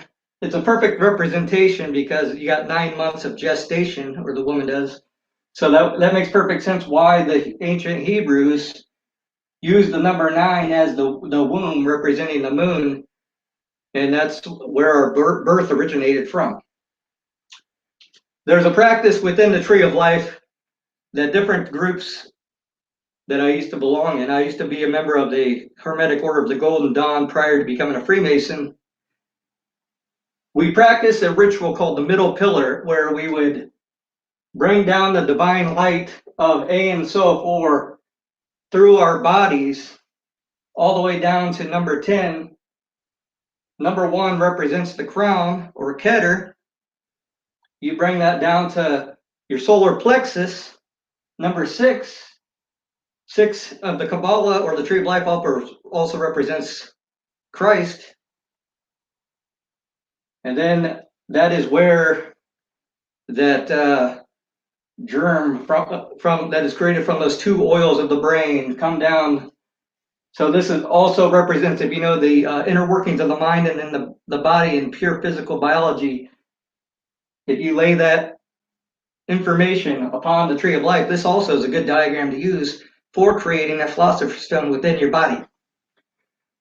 And then once we go and bring the light down through number 6, we bring the light down through the Yesod, or the womb, and we bring the light down finally to the number 10th Sephiroth of Earth, pure manifestation. That is how we ground ourselves spiritually. Earth is represented at our feet. It's our grounding aspect of reality. And once that light fully descends upon our feet, then we can circulate that like a mummy wrap of light and build up our body of light. This is a great way to raise your vibration and raise your frequency. This is also why different auras are highlighted with different colors.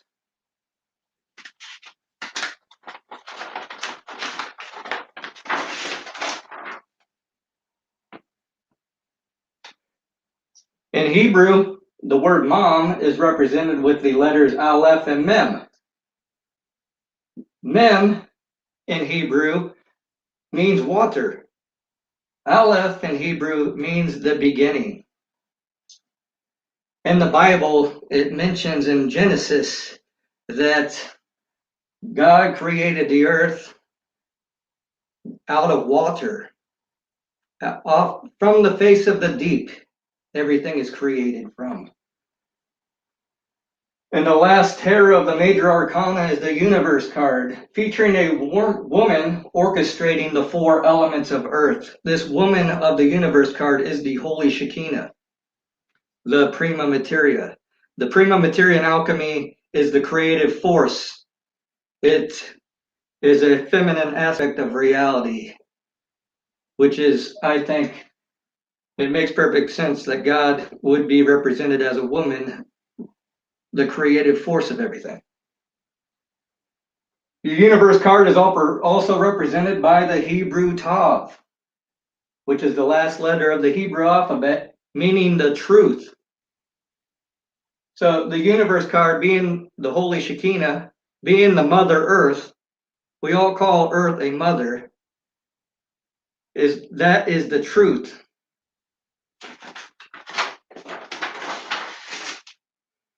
So that, ladies and gentlemen, is my short representation of alchemy.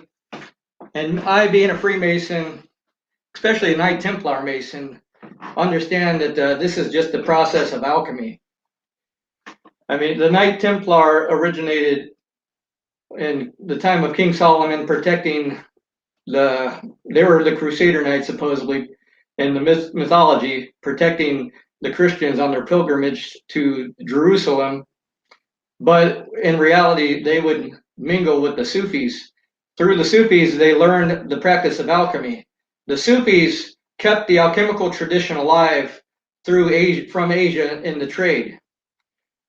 The Sufis took or brought alchemy to the West through the Knight Templar.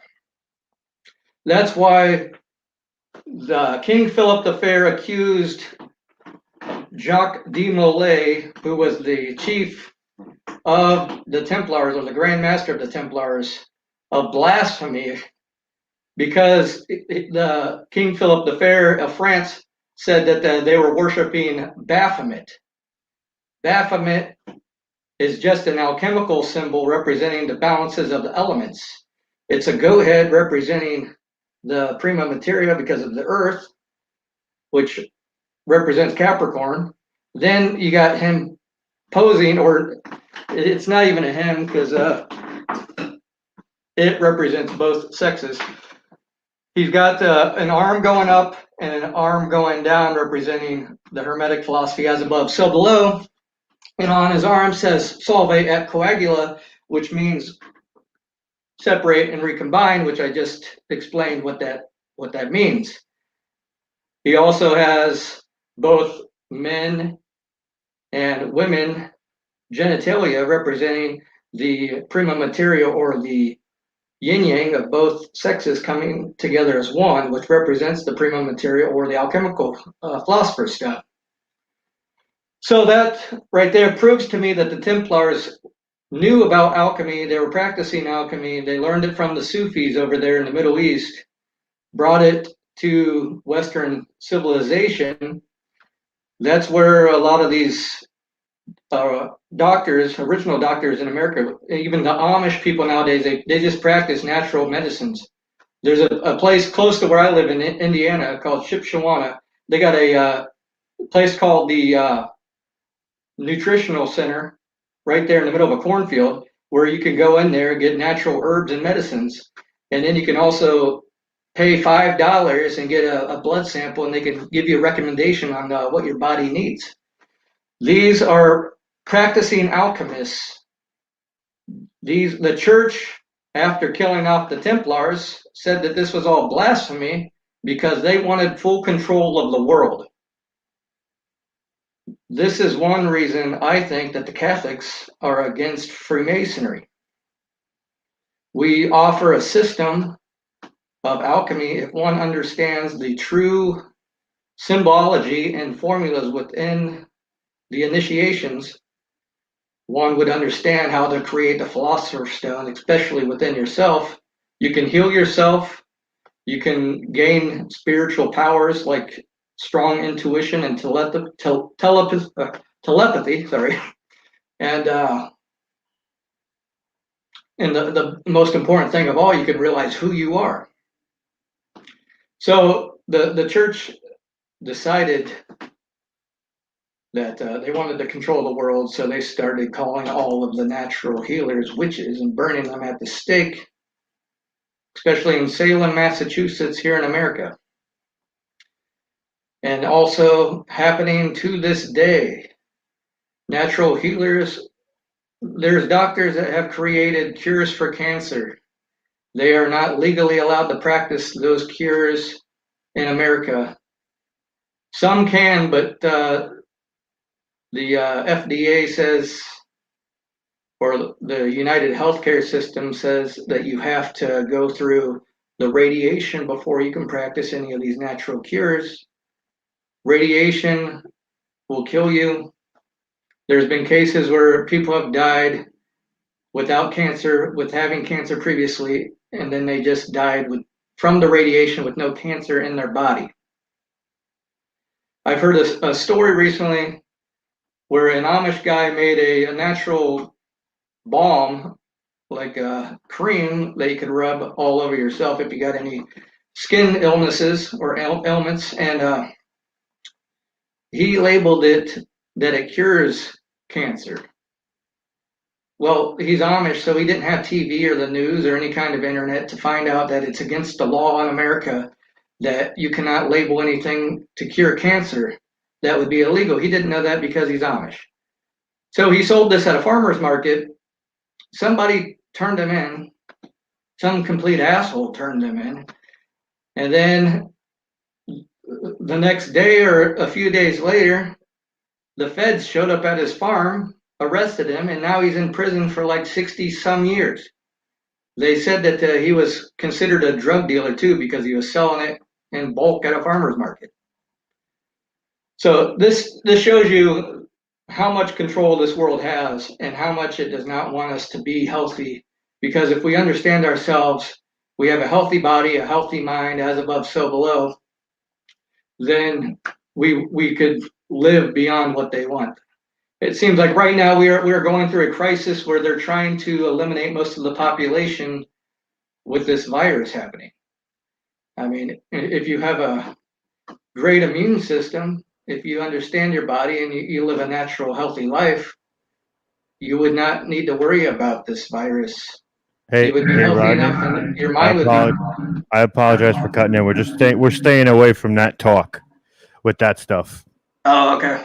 Censorship Sorry is about that. rough. No, it's all good, man. That's why we just want to tell you censorship is rough, and we don't want to lose hours of content. So I'll be back in a little while to talk to you at the end. So keep going, bud. But yeah, most of you here probably already know all of that stuff anyways in regards to censorship and control.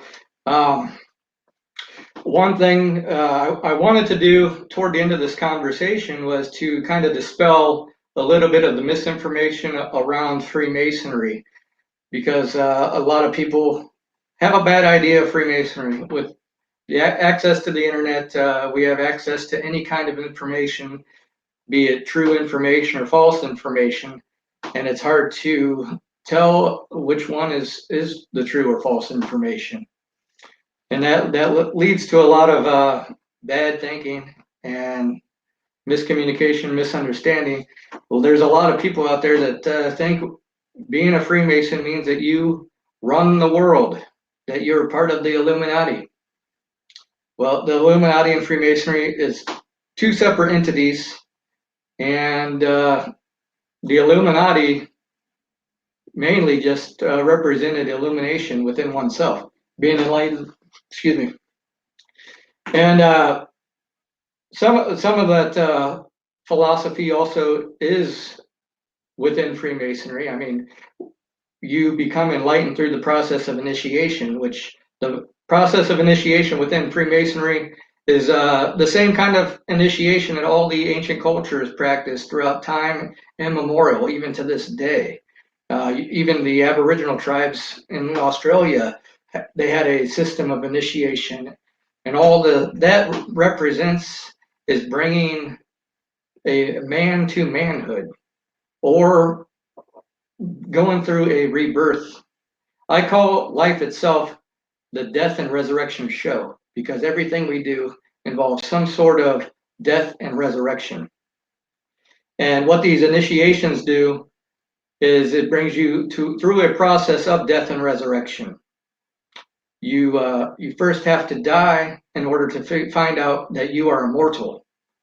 It's better to die while you're still alive and live forever than to die without realizing who you really were and who you really are, and that is you're an eternal being. And if one does not realize that within this lifetime, that is why there is reincarnation. And I've been taught that there are evidence of reincarnation, like a birthmark is supposedly supposed to represent if you possibly died in your previous life by being attacked in that specific area, and that birthmark is like a scar from your previous wound of your last life. And so the process of initiation is to prepare one while still living to face death straight on. You die, and then you are resurrected spiritually.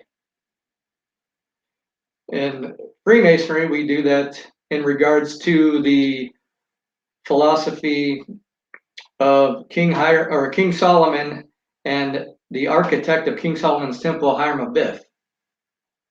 Hiram Abiff had the lost word, which the Freemasons were always on the constant search of this lost word. So what happened after or in the middle of building King Solomon's temple, Hiram Abiff, his architect, was approached by three ruffians. There's your number 3 again. Asked for the lost word. Hiram Abiff would not give the lost word, so he dies. He gets buried, and he gets found by King Solomon's men, pretty much, his journeymen. They find King Solomon's burial site. How they found his burial site was through some symbolism that the ancient Hebrews used to practice. They would put a sprig of acacia at the head of a friend's grave that had passed away. So it's kind of like the original tombstone. But the king, or Hiram Abiff, was buried, and the ruffians put a sprig of acacia at his grave site in case they need to move the body. That's how the journeyman found him. So once they found him, they dug up his body and resurrected him. The sprig of acacia, which I wrote a paper on recently, and I'm giving a lecture to it right now. And if anyone listening or watching is a Freemason and part of the Masonic Society, which is a publishing group of Freemasonry, we have our own publication called the Masonic Journal. And here's the latest issue. My paper on the acacia was published in this latest issue, and I pretty much tell the symbology of the acacia plant in regards to immortality and death and rebirth.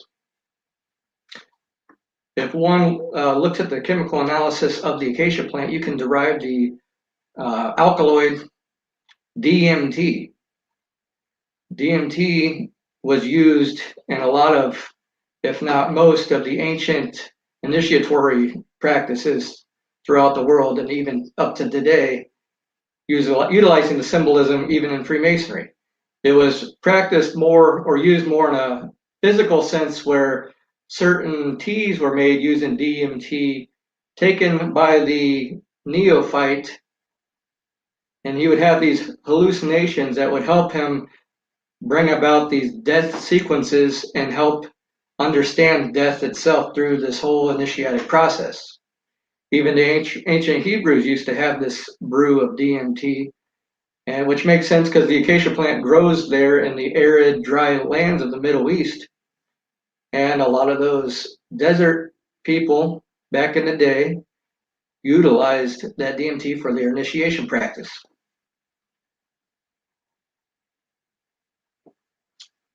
To further that, if one understands the mind, especially through that alchemical process of the brain that I explained a little bit ago, the pineal gland excretes DMT.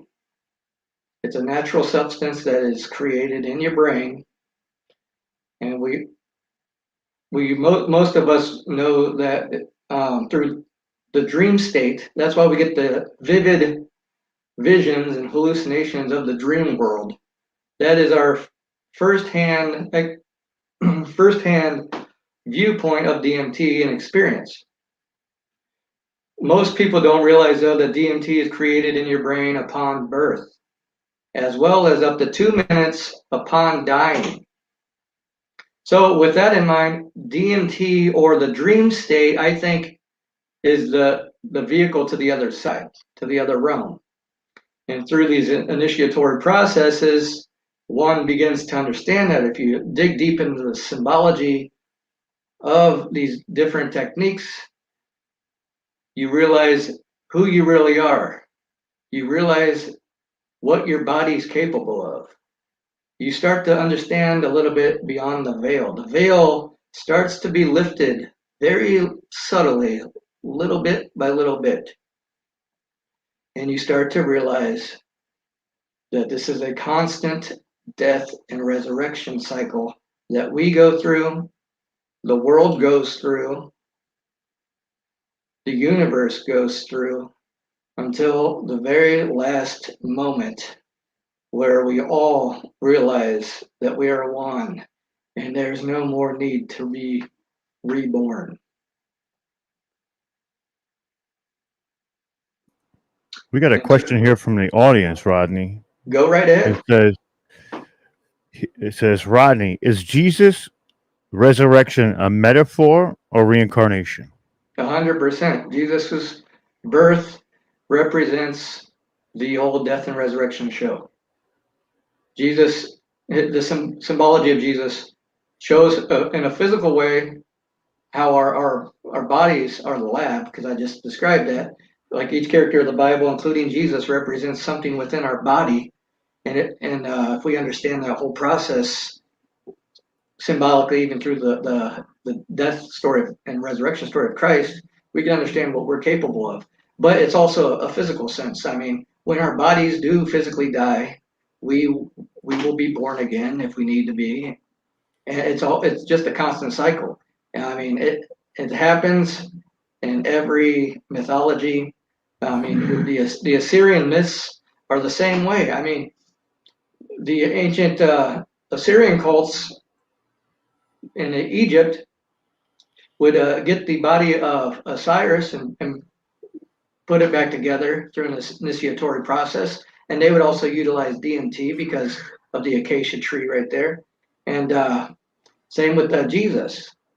The whole process, the cross was made of acacia wood. It's a strong, durable wood. You can even go back further to that, to the burning bush of Moses. I'm pretty certain, and there are some also Jewish Hebrew scholars that say that Moses was taking DMT because they used to, you have initiatory practices using a tea with DMT in it. The burning bush was an acacia tree, and so that was symbolic for the tea and the DMT that Moses was on, and he saw the vision of the burning bush and the visions of God and his messages from God. All that was communicating with the higher source through the hallucination using DMT. Every culture has done this in the past if they have an initiatory system. Also, in the Bible, it says that God told Moses to have his people use the acacia wood for the building of the tabernacle. This is prior to King Solomon's temple. And he was instructed to also tell the people to use it for the furniture, specifically the Ark of the Covenant, which there's strong Ark of the Covenant symbology within Masonry. And all that acacia wood, you can derive DMT from. And the Ark of the Covenant is where there was the mercy seat on there, and the presence of God was there. That just represents the mind dealing with hallucinations from DMT. So yes, that was the long way around the barn, but Christ and the Bible stories of Christ is symbolic for death and resurrection. That's a great answer. One of the questions I have for you is, knowing that you're a Mason, and essentially there's secrets that you can't give out. While I know these specific secrets, and now writing your book, how difficult was it to navigate through that field in the sense of not kind of giving too much? Because I'm sure some of this alchemy that goes into it, there is a ton or further you could go, but probably only with Masons, correct? Well, somewhat. In reality, which a lot of people or a lot of Masons won't agree with this, but in reality, the bylaws state that we're just not allowed to give out the signs and symbols, or like the signs and tokens of the initiations, like the hand signs and passwords and whatnot. We can expose anything else. That's pretty wild to know that. Not a lot of people know that. They think that there's this ultimate secretive type of society where you guys hold the keys to life, and you know what I mean? That's why I asked that question. We do, honestly, we do hold the keys to life, but it's just another initiatory system. If you understand other initiatory systems, it's very similar. I've run into most Masons that I've talked to locally. They have no idea what the hell I'm talking about when it comes to all the symbology, because they think it's just a business meeting. Overall, at least in America, it seems like most of it, Masonry is a business meeting. But if you're intelligent enough and you can see behind the veil, you understand that it's a system of initiation. It has to do with life and death, and it boils down to pure alchemy. So a lot of these people use it to just network, basically. Oh yeah, yep. I met many people that just want to connect with their careers and whatnot. Right, and in that aspect, doesn't it actually lose a sense of what the Masons represent in that aspect? 100%. and I'm trying to bring back the true philosophy of it all. That's why I'm going on this lecture tour and enlightening a lot of people. And so far, I'm gaining a lot of good vibes doing this. I'm gaining a lot of people that are now interested in true Masonic knowledge. They're trying to learn more and bring that to their lodges, and it's just building now. Like, I'm bringing back true esoteric philosophy where it remains stagnant and dead for a long time. It's now time for its rebirth. Absolutely. You know, a lot of the chats that are out there with the other platforms that, you know, we can't just pull up the actual convos. They are resoundingly, they love what you're doing and they support you in that sense. And I support you too. You know, we've been in contact a few times through events and shows and things like that. And, you know, you're so thorough when it comes to that side of the alchemy that it's astonishing that people don't pick up sometimes what you're putting down. They get, not that they get confused, but you're really trying to give them that true sense of that Masonic feel. And it's a testament to the book you wrote and to the type of person that you are. And, you know, I commend you. I think it's incredible. I think it's absolutely incredible. Thank you. I appreciate those kind words, my friend. I mean, the events like this, they keep me going as well. They keep me motivated to continue my research. Right now, there's multiple emblems of esoteric philosophy strictly within the Master Mason degree. The acacia plant's one of them. And I'm trying to dig deep now into each one, and I'm going to write papers for each one and bring about this new age of enlightenment, because that's what the age of Aquarius is supposed to represent anyways.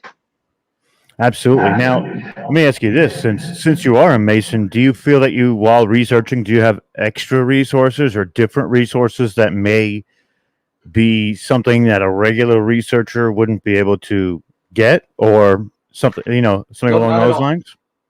I mean, I've went through Masonic research, and it's real stale. I mean, I have an occult background. I was in the Golden Dawn prior to joining Freemasonry, which is kind of backwards because the Golden Dawn came out of Freemasonry. Usually one's a Freemason, then they join the Golden Dawn, but I found Freemasonry through the Golden Dawn. But I learned a lot of good techniques there. I learned how to pick up on symbolism, and especially the studies of Carl Jung himself. You understand symbolism, and that's the true essence of communication, is through symbols. Symbols is pretty much, if everyone decides they don't know how to speak anymore, you can learn everything through symbology. And if you understand symbology and you see these esoteric emblems within Freemasonry, like I have, you know where to find the research, and it has nowhere near anything to do with Freemasonic education or research. I'm going through ancient sources, mainly sources in Egypt with the Osiris cult. That's what I was going to ask. Is that, you know, I know that a lot of the different symbols that they use are Egyptian in nature, and you can do that with the Bible. I mean, the Bible Absolutely. itself, if you understand the symbology of the Bible is an alchemical textbook. it truly is. And I remember I've heard you talk about that as well. And you know, it's funny how, not funny, but it's absolutely interesting how Masonic symbolism is very, very congruent with the Catholic faith and the Bible itself and the King James version of that Bible. It's funny how a lot of it coincides, which means when you get down to the point of it that, you know, of course, Egypt is a place where it was first, I'm sure, but I'm sure Masons have gone back even, you know, pretty far as well. And it's astounding how, when you look at it as a whole, the similarities between it. And that's something I did on one of my presentations, not with Egypt, but with the Iroquois tribes, and also basically the Aboriginal tribes and a lot of the different lineages. It's all linked from a common ancestry.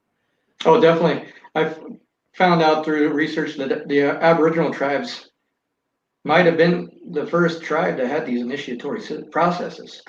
And then we gathered all that information through them. I mean, they used the acacia plant to get DMT quite a bit in Australia. there's a huge population of acacia trees over there. And I know for a fact that they were utilizing that during their initiatory practices. That's why we've got one more question and we're going to wrap up because we have Gazi Masu in the back.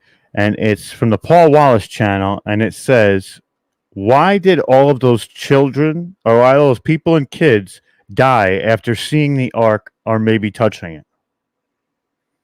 Because it's a symbol of how powerful that source is. Because the Ark of the Covenant held the mercy seat, which is where the Spirit of God resided. And the ancient Hebrew people, they even thought that you couldn't even speak the name of God.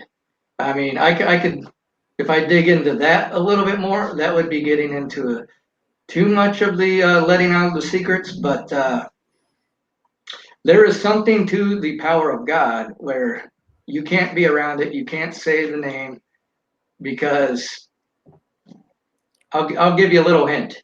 Okay. It's within yourself.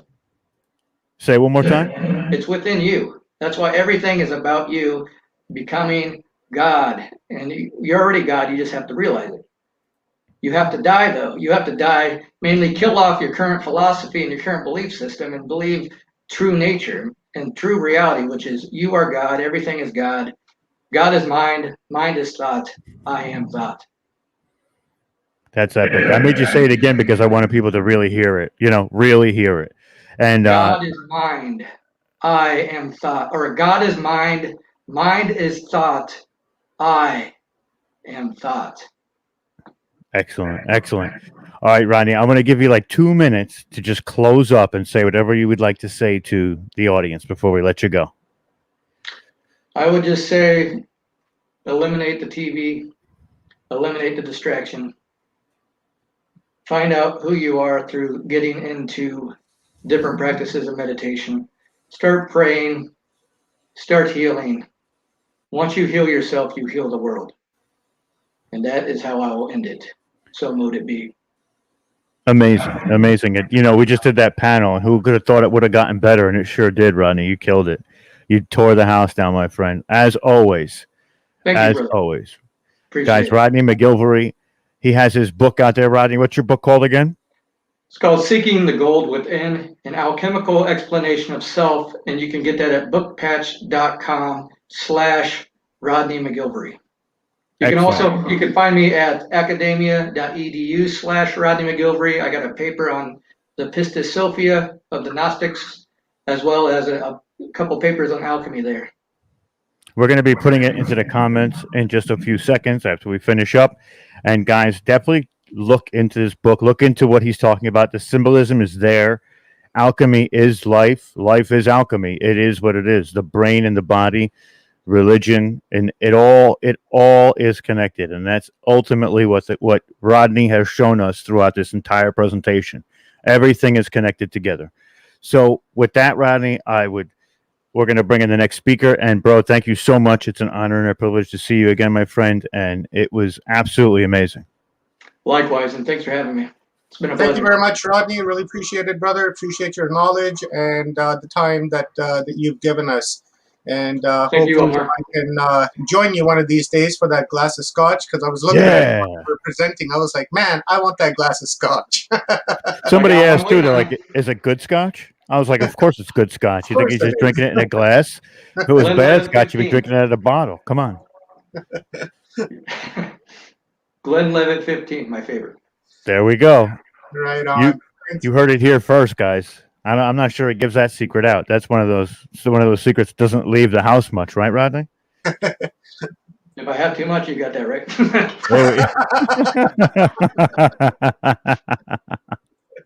Thank you, Rodney. It was a pleasure, man. Thank you. I'll shoot you a message here in a bit, Rodney. And guys, keep an eye out for the book link in the comments. We will be putting that up shortly. So thank you very much, Rodney. And we'll bring our next speaker on. We are getting to the tail end here now, aren't we, Rob? Mm-hmm. It's the three of us here on the screen, and Gazi Masu, Stephen Cummins. as we say in Japanese, gozaimasu, which is very, Japanese is so close to Maja language. Like the original Japanese was Maja as well. And there's still so much traces of Maja language still in Japanese today, even though things have been slightly sort of altered. But gozaimasu literally means it is so. So it's almost like a "so be it" kind of like a esoteric meaning. Like it is so, as above, so below. It is so. Yes. So we are. It defines life in the present, in the now, because that is the realest you can get in the present now. Once you're in the present now, hang on just 1 second, and just hold your thought, guys. Hold your thought. It all exists in the present now, and that is it. It's so simple. That's it. Yeah, it is so. So we are at the tail end, guys. Thank you very much for hanging tight with us for the last 5 days. That's pretty solid. And we've had some amazing speakers on here. Then we've gotten some wicked downloads, and it's going to take a little while to compress all that information and file it in the old dome so that we can go back to it and use it as a reference. So Gaz is our last speaker of the day, and he's going to lead us right into the Australia panel. And Gaz, if you'd like to stick around for our Aussie panel, you are more than welcome to. In fact, it all comes back to Australia because it all came out of Australia. Just hang one. Yeah, sorry. Just 1 second, Gaz, and then I'll give you the stage.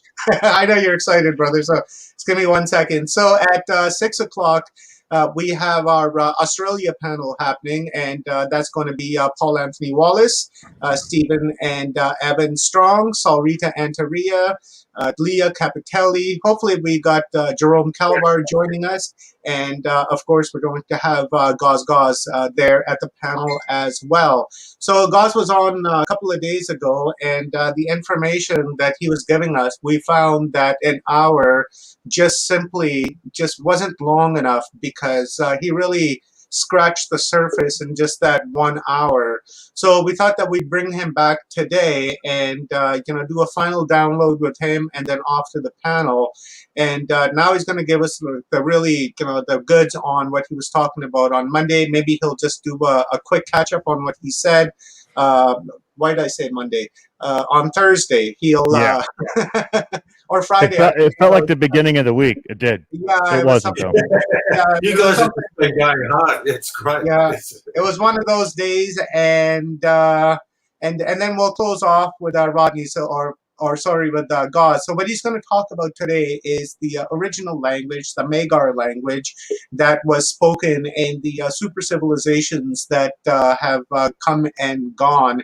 But the effects of those super civilizations still remain in the form of language. Now, we think that we're speaking a new language like English or even Latin for that matter. Those are not new languages. Those languages have been borrowed from other languages, and mainly from the Magyar language, the original language, and Gaz is going to give us a download on that. So Gaz, I'm going to hand the stage over to you, brother. You have until 6 o'clock. It's 4:37 now, so that's pretty much an hour and a half to drop some knowledge, brother. So it's all yours. Okay, thank you kindly, brother. I clearly sort of slowly and patiently went through, because you've got to define all the fundamental principles of everything, of like the foundations of everything, which if you don't get that right, everything that's on top becomes distorted. So the foundation stuff you have to get right. And the foundation stuff is actually very, very simple. It has to be simple, but within that simplicity where less is more, there are a lot of subtle little delicate sort of but vast sort of comprehensions that we have to get right that are so easy to miss. And you can spend lifetimes trying to find that last little subtle sort of masterstroke sort of, of the fine paintbrush to get the last sort of aspect to make it all solid and grounded and in place. Now, the last time I was talking about the Magyar language and the Bible and all that sort of stuff and how we came to the Kabbalah sort of situation. Now, And what I was going to say was, in the last one, I can't even remember what I said because I've been like yourselves, guys. I've just been through so much. I'm just busy all the time, doing similar things to what you're doing.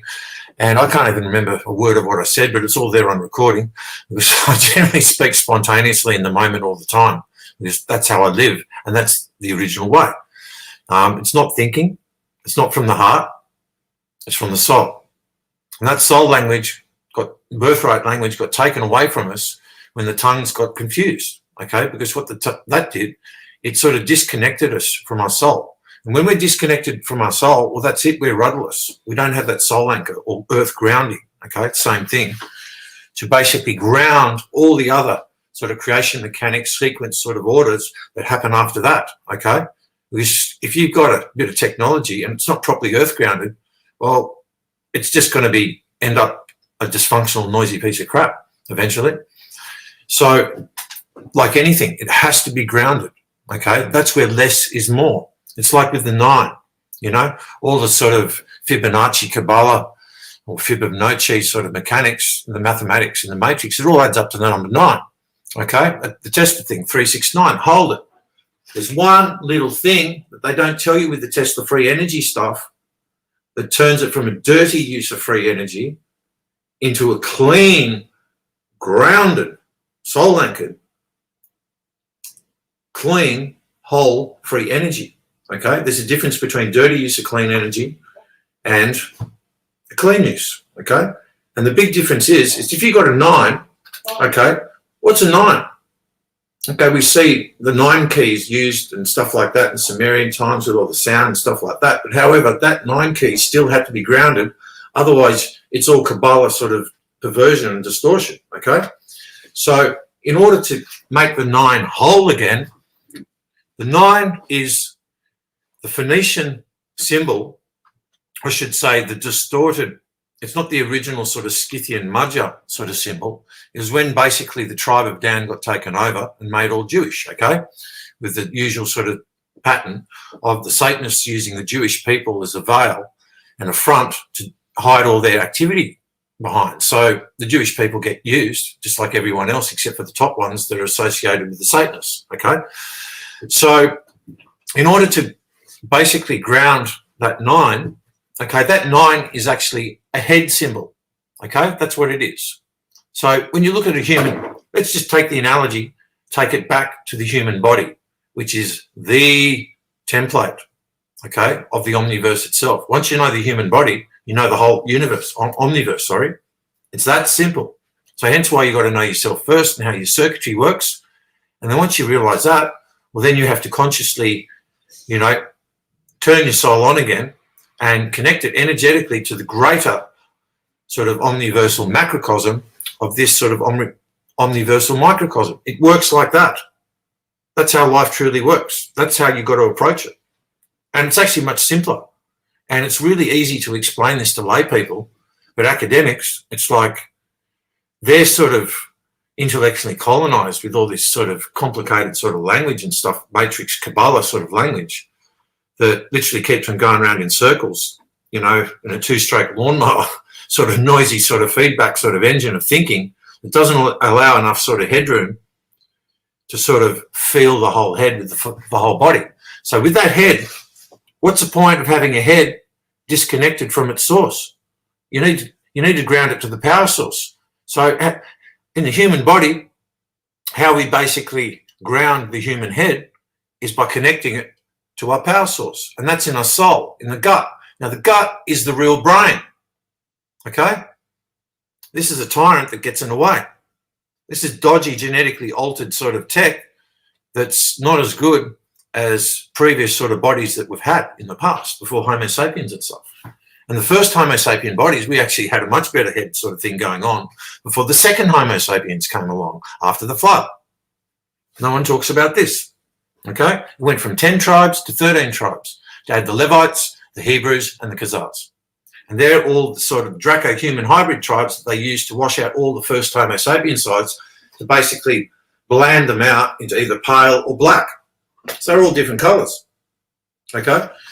So that's right. You are what you eat, because just in simple nutrition today, if you've got good gut health, then you've got good mental health. It's really quite simple and logical and down to earth. And that's how the fundamental principles have got to be. So in the Tesla 369 stuff, okay, to get free energy, you've got to ground that head, that 9, okay? You've got to make it whole again, okay? So how do we make it whole? We've got to add 1, 9 plus 1 equals what? 10, okay? So 10 is the only numerical digit, okay? Because originally in the Mudger language, we never had numerical digit numbers, okay? Because the numbers were already in the language. It was already in the natural math in the language, you know? It was in the symbols, you know, the words. So why do we need to copy again a whole new system of numbers? So literally, we used to call that algebra, okay? Which means pseudo pictures, false images. And this is where the English word algebra actually comes from. So hence, it's really important to know the original meanings of words, because the original Mudger language never lied. Why? Because it's a language of source itself, a language of source consciousness that delivers itself through the Mudger language. So all of the aspects of nature, infinite nature, can communicate with itself. It's really quite simple.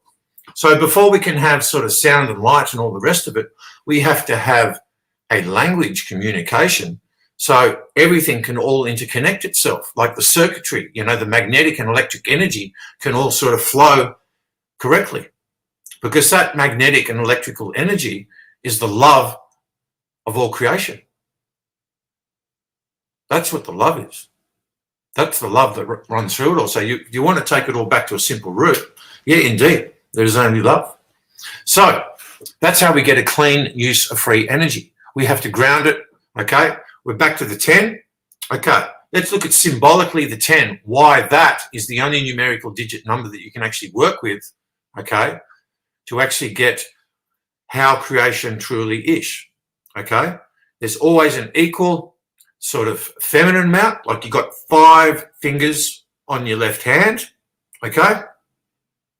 And you've got 5 fingers on your right hand, okay?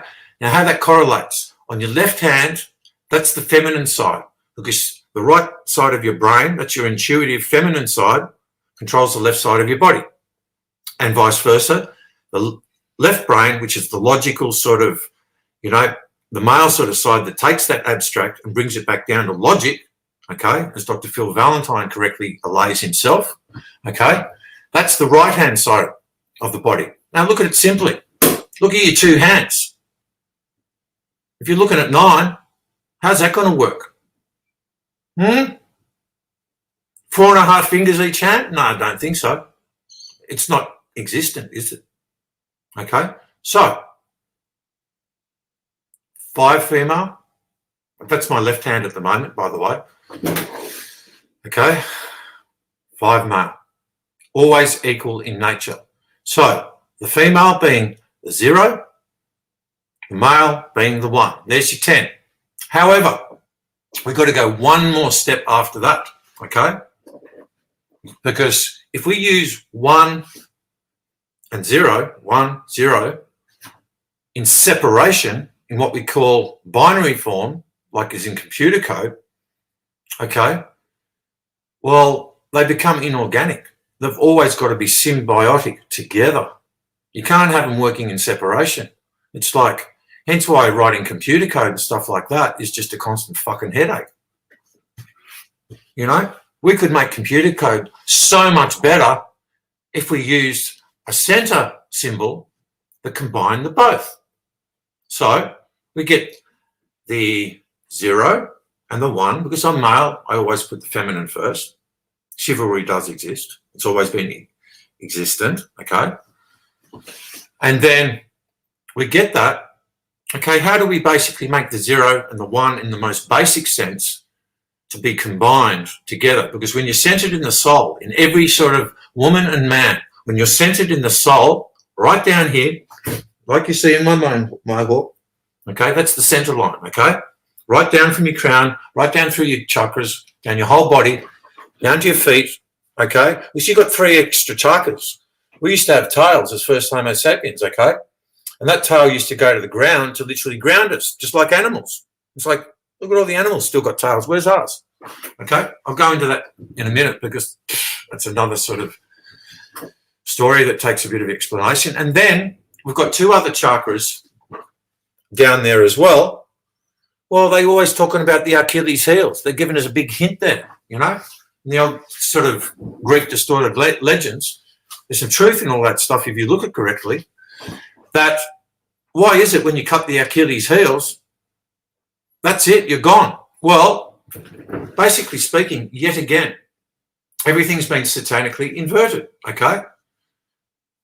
Yeah, vagus nerve, that's important, but I'll get to that.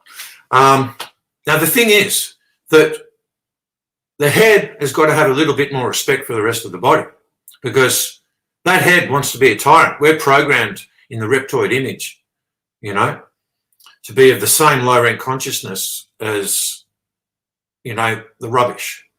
I'm no longer going to call them Dracos. I'm no longer going to call them reptoids. You can call them mutants, whatever. But you know what the simple thing us mudgers used to call it? So there's no confusion or anything like that. What do we call it? Rubbish. And in particular, the decoration of the rubbish. Samatash. And that is what us early Britons, before we got colonised first by the Romans, then their German cousins, and then Vikings, and then Normans, Khazars. Today's English don't even know who the fuck they are anymore. But I know, thanks to Attila Flink and his work, he pointed out to me, this Swedish writer, okay? I'm going to get back to that centering symbol, but this is important, okay? He found this 1939 sort of book by a Swedish writer called Bogholm, Bogholm. I don't know if you can find it anymore, but I've actually got a copy of it. I can give it out to people. And the man basically was writing about the English language, stuff like that. Very interesting book. And then he put an example in this book and he wrote it in Old English, okay? And Attila comes up to me and he said, "Do you see this Old English? This is my language." Okay. And he said, "It's like I tell you with that Thames meaning, you know, Thames, like Thames River, you know. It really sounds in English like Temes, Thames. In Mudger, that's Tamash. That's a place where the Mudgers used to basically bury their royalty and cremate them on boats going down the river. So basically their soul goes back to nature again, back to the earth and everything like that in the right sort of way through the water. Because the water is something that it's always running. It's the Yara. It's like love. It's always coming, it's always going. Love's like a river. Okay, so he said to me, it's like Tamash, but he basically put the Old English word there, but he said the man was very smart and not give the translation, because if you give the translation, you probably get killed back then, okay, for giving that away. So he very cleverly put it there, and for anyone that was cluey enough linguistic-wise, he was leaving a clue for someone in the future to go, and Attila Flink, being the best linguist of our time, literally, as you'll come to know, as I describe this man's life more in his legacy, and if it wasn't for him, the information that I would be giving you now would be lost forever, okay? Now, the thing is, so that Samatash, he basically told me, this is what the Romans, the early Britons, you know, the English, it's what they call the Romans, the decoration of rubbish. And I was just in stitches and laughing on the floor. I was like, oh man, that's just so perfect, you know, so simple. So Mudgers had very simple, fundamental principle terms for everything. And then once you have those fundamental, simple principles, then you have many other aspects of the same meaning, okay? You have more sort of deeper, sort of unseen, sort of metaphysical meanings. Yeah, and I said deeper, because life starts at the roots, not at the top of the tree in the high frequencies. That's where they've all fooled you. Fooled all of us, okay? You've got to satanically uninvert everything. Just using basic, you know, reverse child psychology does the trick most of the time. It's great. And so, basically speaking, that is basically how we need to describe basically the Illuminati, the New World Order, all that sort of thing, because it's all connected to the rubbish. And it all connects back to Kabbalah, which is nothing more, as we call metaphysics. I don't think we should call it metaphysics. That's not really the right sort of term. I'll just leave it as the unseen sort of creation mechanics, that lead to the physical creation mechanics, but both are symbiotic. Like, we did not come from invisibility.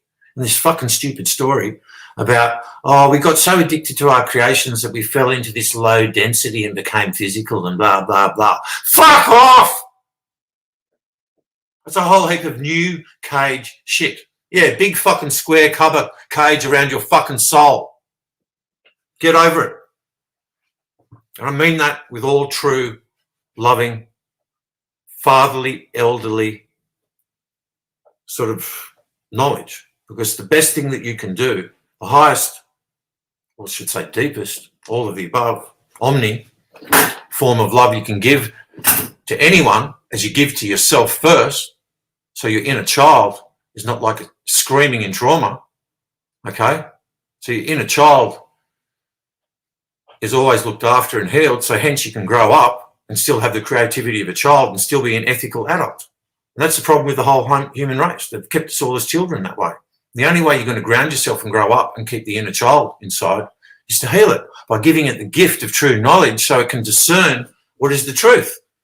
So the best gift you can give to anyone of love is true soul knowledge, because it all starts with the soul. Now, that gentleman that was on before, he was really good. And I caught the last bit of what he was saying. He was talking about the alchemy and stuff. Now, the alchemy is the last stage sort of thing before you get to the soul stage. And everything that he was saying was all correct right up until then. And unfortunately, in the North, it's been really, really difficult because all of this soul information and original Mudra information has been wiped out. Okay? But very luckily in Australia, in a few places here, they've actually got some of the best sources in the world of information that you can't get in the North anymore. And Attila Flink sort of plugged into that at the Mitchell Library in the special reading sort of archive room that's only usually reserved for indoctrinated academics. And he had to get permission. And he was recommended by the head of Sydney University. I'm not the head of languages, Professor Elkin at the time in the 60s. I think it was languages or history. And he basically had to go and get clearance from the Prime Minister, Robert Menzies at the time, to make sure that that was okay. Because this Elkin guy is going, well, this self-taught linguist is he's like light years ahead of where we're at. So basically, and what he's proved to me is like, well, hold it. How about we get this guy to go through some really decent sort of records and stuff like that to really investigate this properly. And then we can really sort of know what's sort of happening. And so he had access from the 60s, and he literally lived in that library right up until he died, until a bunch of fucking people and seagulls sort of seemingly chain jerked by Freemasons and secret societies, they're all basically running to the pot of gold first to try and steal all his work, okay, so they could have it for themselves.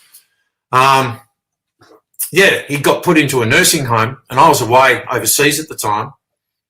I had to be overseas. I had my own circumstances at the time. I had to clear out. It was a bit hot here. And when I came back, I was ringing him on the phone for 3 weeks. I'm thinking, why is he not there? Why is he not there? Where is he? And then I found out off a mate of mine, he died.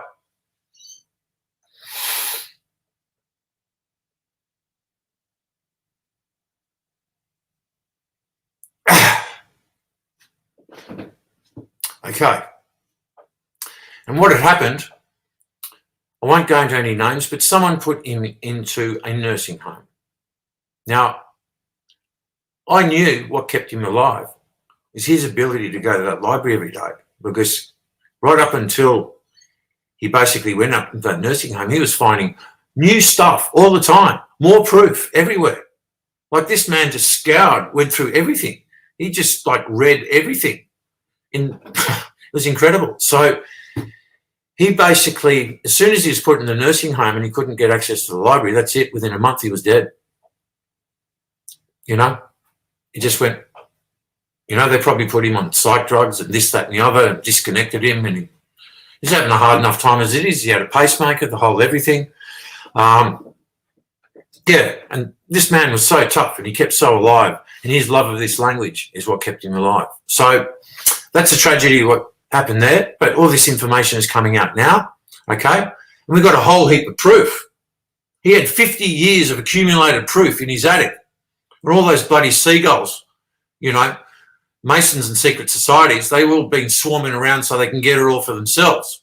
So I knew I had to learn this subject from my soul to make sure that I knew that I could deliver all this stuff and take it further than he did, because I've been getting into what we call metaphysics and the unseen sort of world, where this really is the language of the soul. That's where it all starts.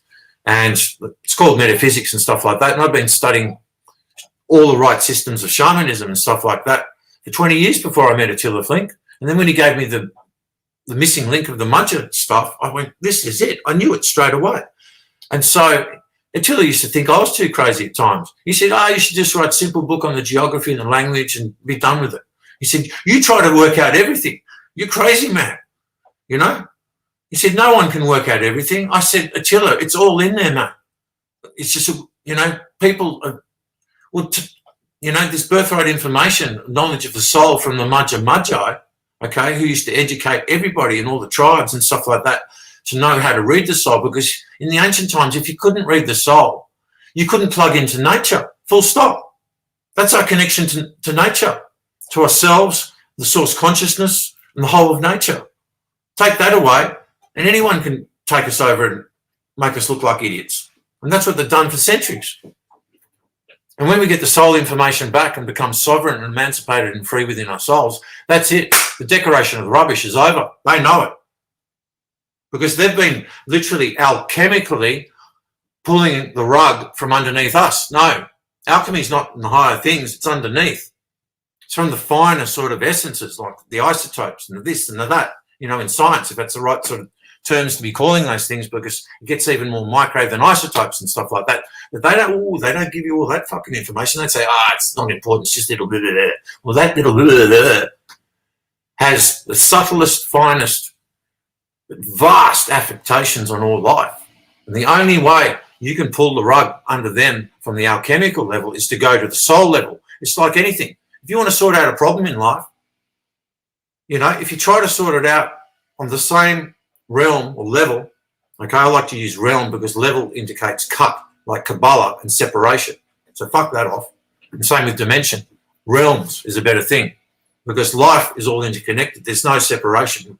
There's just lots of sort of realms that just sort of, as a violin player friend of mine coined it really well years ago, it just sort of like, it just smears into the oneness. It just, I wouldn't say like a smear, but it just gradates, smooth. The Ishtan curves that balance the line and the circle. And now, how do we balance the 1 and the 0? Back to that again, into the center symbol. Well, there you go. There's the bottom of a canoe and the line down the rudder. There you go. It's like a canoe. You can go surf the Milky Way with it. Center symbol. You can flick from one realm to the other. Earth realm, sorry, your realm, Earth realm, Milky Way realm, Sun realm, if you want the whole omniversal realm, and so on. It's so easy. So we've got to sort of approach all of this from the soul mechanics. And every single person that's been talking on this talk right now has been describing all aspects of life. And it's great because it's all there in this 5-day talk, okay? But I'm here to basically establish the fundamental principles of literally where life starts and emanates up from the roots, okay? So if you want to be, well, if you are a roots frequency person, that's really what the high frequencies are. Because if you chop off the top of a tree, well, that's eventually going to grow back, isn't it? It's not a big sort of danger. But however, if you got root rot and you don't attend to it, well, what happens? The tree eventually withers and dies. So that's like priority number 1 at the roots. Now, to get to the roots. Now, are the roots on the ground level? No, it's underground. So what do you got to do when you're underground? You got to be able to see in the dark. You got to be able to see like one of your soul totem spirits, like an owl. The owl gives you clear vision, clear. vision in the dark. And then when you're in the sunshine, we have the Turul, which is the eagle of the sun. Okay? That gives us the vision of today, the clear vision in the day. And so we've got the daylight, and then we've got the nighttime light. And all the new age stuff that's just so polarized. You're saying negative, dark. Well, sorry, if you can't see in the dark, you're going to be an ignorant fool. It's stupid. And I mean stupid in the sense, the definition of stupid is an action of self-harm. If you can't see in the dark, that's an action of self-harm. So that's the thing. It's like, I'll compare it to sound production. In sound, you get to see the whole raw data wave. It's something that they can't censor. And I've been studying sound waves all my life in music production, because music production and being a musician and stuff got me to the end of kindergarten with regards to frequency and vibration and how all of that works. Got me to the end of kindergarten with regards to comprehending and understanding all life. And then I knew, well, I'm wasting my time in this sort of professional, satanically chain-jerk music industry, okay? I'm wasting my fucking time. I've learned all I need to learn. I've got more important things to do and work this stuff out. Far more important things to do. And yeah, I'll get back into my music. You know, we have music, stuff like that. And me, as a male, okay, when you look in music and the tree and all the parts up, right down from the bass to the very high treble, and all are equally important, okay? Just because I may be looking after the root stuff with a few others, it doesn't make us more important than anyone else, because everyone's got to have their unique aspect that they're in, and eventually we experience all aspects of life, because we're meant to have a long life to experience it all, so we can know all of the law, so then we can get our significant other and go off and be competent enough and ethically responsible enough adult while keeping the child really happy in the soul. So we're always creative, and we've got lots of vitality and energy and vivaciousness and passion for life, because that's about it. It's about keeping the love amongst the living. All that magnetic and electrical sort of flow and communication is delivered by the Mudger language on all sort of multi-realm levels, from sort of feeling all the way to all the rest of it, okay? Right up to sort of singing and speaking, whatever. Once upon a time, we didn't even need to speak. We only opened our mouths to sing, to basically heal song lines and do all work through that. And when I do that and I'm holding down the sub because I'm a male, I'm going like this.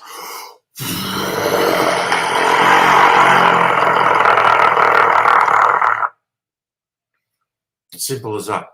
And if I hold that down, everyone else in their sort of harmonic rhythm, in their sort of parts, the baritones, the altos, the sopranos, and all the other bits in between, well, then that holds it all stable. So if that subtone is not there, because you've got the sub bass, and then you've got the bass, and you've got the baritone, if that's not there and it's not in tune, well, everything goes to crap. So it's a massive responsibility. So someone like me, I have to have my shit together. I've got no choice.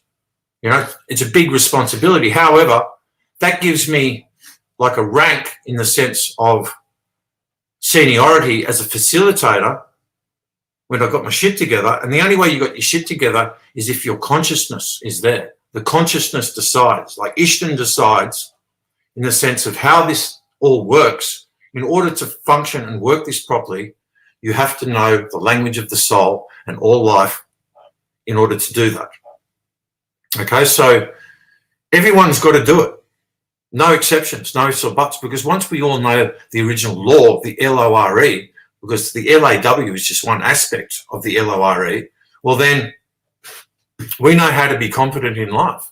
And it's simple. Then we can most adequately look after Mother Nature, being sort of nature custodians from Earth of the whole omniverse. And what's the whole omniverse is that if the physical sort of structures of fundamental principles of life, okay, are not sort of functioning properly, well, then everything else goes to shit.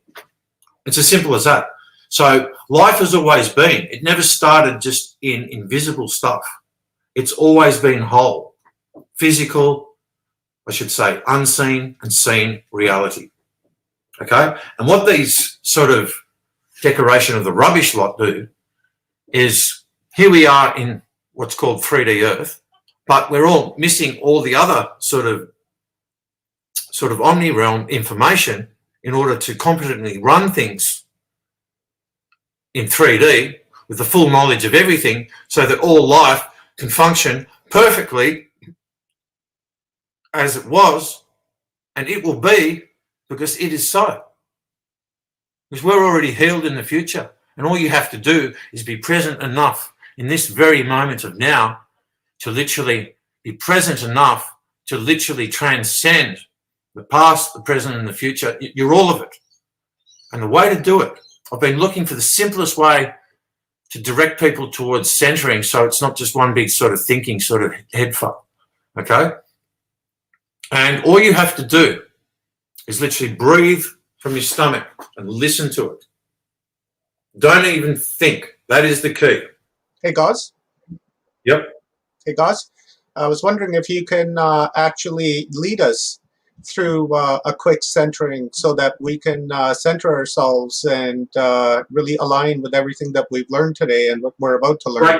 Great call. And I'll do that right this very moment. That's what I'm leading to. Brother. This is the simplest way of doing it. And I only just really fully consolidated it only like a few days ago, maybe 4 days ago, because I had an experience that I've been to some very, very deep places within myself and all of reality. And how you do it is by becoming totally 100% present in your body and soul, because the body and the soul are the same thing. Whole body, whole soul. However, to basically start the engine, okay, we've got to turn it on from here. This is the on-off power switch. Now, isn't it funny how on all these games and things like that, they're hiding a centering symbol in plain sight. Look at the on-off switch. That's a centering symbol. That's based off a centering symbol. Hiding in plain sight as usual. Okay? So in order to turn that on, you can only do it yourself with your own consciousness. There's no shortcuts to it. Like, you're not going to get any guardian angels, sort of supposed sort of high frequency sort of angel beings and stuff like that that are going to sort of pamper your ego and do this and self-adulate you so they can fucking manipulate you. Self-adulation is manipulation. It puts you off your guard to think, oh, yeah, I'm cool, I'm right. So why are you going like that? You go, watch this, get him now. You know, that's how they get the hooks into your heart. Because if you're rooted in your heart and you feel, man, your heart's the motor. That's a really important thing, just as everything else, right? But if you center yourself in your motor all the time, man, what's going to happen to your motor? Your motor's going to burn out. That's why people have heart attacks and things like that. It's just centering everything that they feel here. But if you center in your soul, that heart gets protected. And that heart only lets in those who can be trusted, who are telling the truth, to let it in. Because why it's so important to tell the truth is that this whole body circuitry does not work otherwise in the way that it was actually designed to. It's like you have to be true to yourself. And I'd been in my life, after I went through all my sort of satanic ritual abuse and the horrendous stuff that I went through as a child, I was all over the place for years. And I used to lie to myself and lie to others because I couldn't trust an adult or anyone. And that's what trauma does to people. And you can stay in that polarized victim state all your life because you can always find an excuse to be a victim. But however, you're not going to move forward. So you've got to get out of that polarized state. You're either polarized to one side or the other side, you know. And that's bipolarity. That's insanity. And it's like all the elites. That's exactly what they are. And yet they try and dump and project preemptive strike onto people like me, like I'm the fucking crazy one. Well, sorry, it's going to sound crazy to you because you made a beautiful original creation. We literally come from magic. And how the magic occurs is by becoming present in the moment of now. When you're present in the moment of now, your body literally turns into a magnet, an antenna that connects to all the primary elements everywhere. And now I'm going to basically show you all how to do that. And what you do, even while I'm sitting here, you can do it standing, you can do it anything. That's the whole point. You should be able to do it any which way. You don't have to be stiff and rigid. Oh, do I have to do this, do that? No, just be loose as a goose. Just be free in your soul and your spirit. We're meant to be free in our soul and the spirit and live life to the fullest. We can be larrikins and everything like that, but we can still be ethical. That's the whole thing. Because once you know the truth, you don't want to self-sabotage life, because you can literally see into the future through simple cause and effect. Oh, if we do this action, then somewhere down the line, this is going to happen. That's seeing into the future, just through sheer natural science, logic. You don't need to be a psychic or a guru or anything to do that. And that's what our life is about, the Maja Maja. We're really down-to-earth people. We've got a big sense of humour. We used to like to laugh a lot, cry a lot, everything, you know.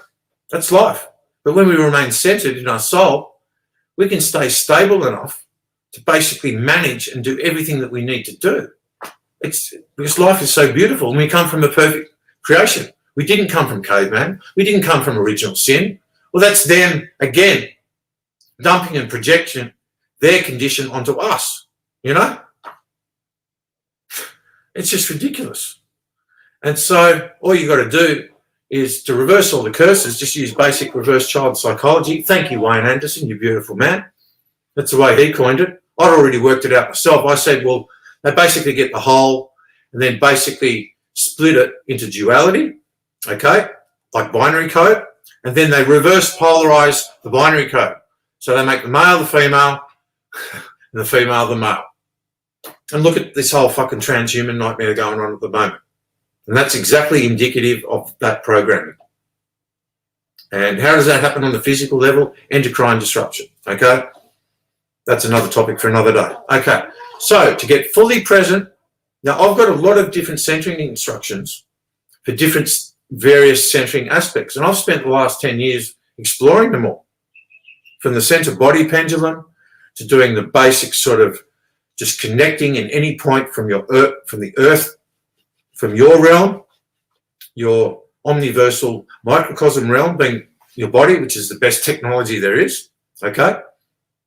Everything's modeled off art, bodies, and the bodies of animals in nature, okay? So why do we need to build external technology when we've got the best technology anyway? See, this problem is, if you build external technology that's so good and then it falls into the wrong hands, like what happened in Atlantean times as well, and what's happening again now in this sort of B-grade rerun of Atlantis, that's their whole New World Order plan. Well, let's take Atlantis and we'll just make it into a more distorted sort of thespian sort of Hollywood sort of B-grade sort of, you know, Truman Show in real life reality to distract them all, while we're basically constantly pimping their instincts for their energy to basically create and get them to create the future that we want. Now, we take control of our souls again. We stop them having the energy, and eventually what happens then? These disincarnate sort of idiots, these, you know, sort of chief of the rubbish decorators, okay? Well, then they starve, don't they? And what happens when they starve? It's like in a Game of Thrones sort of episode. I remember hearing, my soul sort of got me to remember, oh, yeah, it's like the old gods. It's like if nobody gives attention to them anymore, to those icons that they worship and stuff like that, and they're just gone, what happens? Everyone forgets about them, and they just simply fade away and vanish. And eventually in the future, there'll be no even memory of it, because they're a fiction creation to start with. It's the whole sort of Draco sort of reptoid thing. They're disincarnate because they don't have a soul. Now, if you're disincarnate without a soul, you know what we do? That is the biggest abomination of nature there is. And if that's a fiction creation and it's out of control and it's just like a parasite vampire just eating all of nature, eating itself, that's what the snake eating its tail is all about. How long can a snake keep on eating its tail until it eventually self-implodes in its own self-inflicted, self-humiliated, sort of black sort of sinkhole that literally turns into this sort of inside out sort of vortex, turning inside out on itself, that literally takes the snake takes itself down and everything else and all life with it. It's just the most selfish fucking act anyone could ever do. So we cut off their energy supply, and it's simple, and this is how we do it. Because that's what it's all about. It's all about energy. And once you know your energy, and once you know that this body, okay, what it's designed for, it's designed for omniversal nature, custodian work. So everything, all life could just be perfect magic, okay? Well, most of the rest after that is all the fucking distraction, isn't it? So let's get to work. We're going to breathe in through our stomach. And what we're going to do is that we're going to become totally present. Let's see if I can do it on video, okay? We're going to become totally present in the now, with 100% our body and soul symbiotically connected, energy connected. So to do that, there's one key that makes it easy to get there without having to go through every single level of Buddhism and all the rest of it in order to achieve this, because this is what these top Buddhists over in Tibet and China and stuff like that, these are the keys that they've been missing out on too. They spend all their lives disciplining themselves, doing their best, and I dare say some of them do get there and they work it out, but then they have to go off and hermit themselves, because basically if they get found out and everything, well, they just get taken down by the pervarchy, you know, by the rubbish. So they've got to set themselves up well. And there was one Western Lama, and he had a Bolivian mother, I think it was a German father. His name Lama Anagarika Govinda. He's a white guy. And he learned all aspects of Buddhism so fast, like all the Tibetan stuff, or the Shaolin stuff, you name it, Thailand stuff, the whole bloody lot. He checked it all out. He was smart. He was a system analyst. He checked out what was available at first. And then he realized, oh, we've got all these different forms of Buddhism, stuff like that. And it's like, okay, it must come back to an original source, like an original Buddha somewhere. It's the same with the whole Christ thing. They made a whole heap of pale skin and dark skin Christ, like theatre actors after the original one, okay? And it's the same with the original Buddha. They did exactly the same thing. There's all these different sort of Buddhas, light and dark after that, and everything in between. It's literally running a constant sort of theatre stage show distraction to basically keep humans sort of preoccupied with, while these people just mine this whole planet. Well, I shouldn't say these people, the rubbish, Dracos, that level, and also there is an Illuminati level that knows this as well, that hold it. We want to basically be the Dracos as well, you know, in the sense of, why should you just get everything? We're the humans. We're the ones that do it. So we're going to try and break free from you. And that's what the top of the Khazarians are trying to fucking do now. Okay? They've broken away from the other sort of Illuminati things and saying, we're the fucking top dogs, because we're going to be just as equal as chain jerkers. Okay? And so how that's going to work out? Well, anyway, I've got to get back to basics here. So back to this. You've got to fill the body up with breath, okay? Now, before we can center with our whole bodies, we've got to start the engine and sort of warm it up for a while. It's just like when you start an engine in the car on a real cold morning. What happens to the engine if you start it real quick, it's a real cold day, you start revving the fuck out of it? It's going to fuck the engine. Okay. So when we do things in the old Mudja way, we take our time. Which when we take our time, we get things right. When we get those fundamental principles right, then everything is perfect. So that's a key critical moment times to pay attention and keep focused. Because one little mistake in this sort of part, everything else stuffs up. So, but we keep it simple. Simple as possible. So we warm the engine up first, okay? That's the stomach. a stomach is a belly because it's a bell to resonate sound through. And guess who got the best belly? Okay? Is it the male or the female? Pretty obvious choice as far as I'm concerned. Look how beautiful the female stomach is. Look at the shape of it, the roundness, everything. They're the ones that have got more power than us males in this domain. And so my job is to give the knowledge back to the females so that they can get on with their job. And the knowledge that they need, soul knowledge, is in particular the water knowledge, because the love is all fluid and it starts with the water. And with the primary elements, sorry, I've got to explain this stuff. I will get into this, okay? But I've got to explain this stuff so this makes more sense, okay? Not sense as in monetary sense, but yeah, consciousness sense, because consciousness is the only real currency. And once you've got the right consciousness to drive the earth buffs or ship or stuff like that, then you'll be granted access. That's how it works. And until then, it just won't happen. And this is why these rubbish can't access this level, and they try to piggyback us to try and do it, to try and do their actions in the physical for them so they can remain disincarnate idiots having the Star Wars Pufta party in their fucking that stupid astral fucking third eye fucking space that's a fake astral compared to the real astral through the fish eye, but it still affects what's going on up here. And that's another complicated equation. It's for another show for another day. Okay, so the order of the elements, okay, it's got to be water. That's where the love is, the fluidity. But then that's got to have land as well, okay? So they're sort of like the primary sort of elements, okay? And then after that, okay, what happens next? Well, the water has actually got to have the air as well, you know, because the air carries the heat through the water and the atmosphere. Yeah, that's right. That's how the ancient knew it. Have a read on the chapter on the sun, on the cosmic forces of Mu, Volume 1 by Churchwood.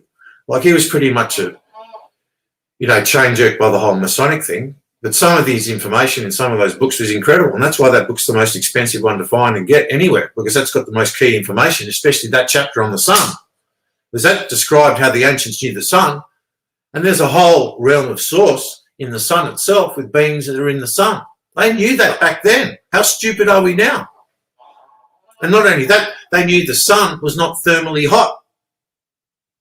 What carries the heat from the sun's rays? Basically, we've got what's called the inner sun, okay, the smoky god as described by Olaf Janssen in his sort of journey through the center of Earth with the Father. But is it actually the center of the Earth or underneath the Earth body? Because it's not a ball, it's not straight either, it's a body. The flat Earth thing gets us in the right direction to finding out what this truly is. And that's what they knew.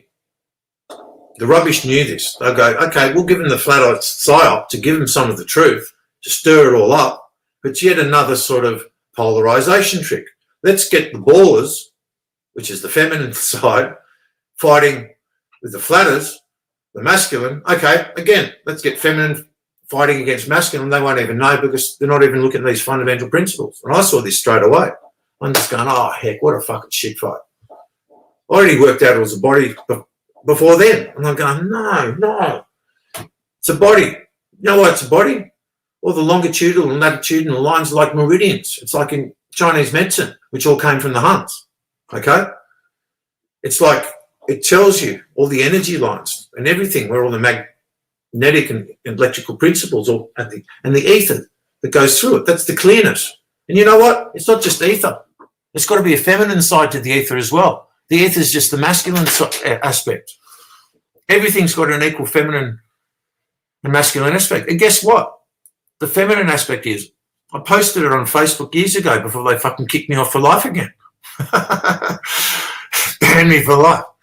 You know, and stuck me full of fucking poisons, you know, to shut me up. But I'm back again already. Better than ever. Fuck you all. That's the rubbish. None of you guys, of course.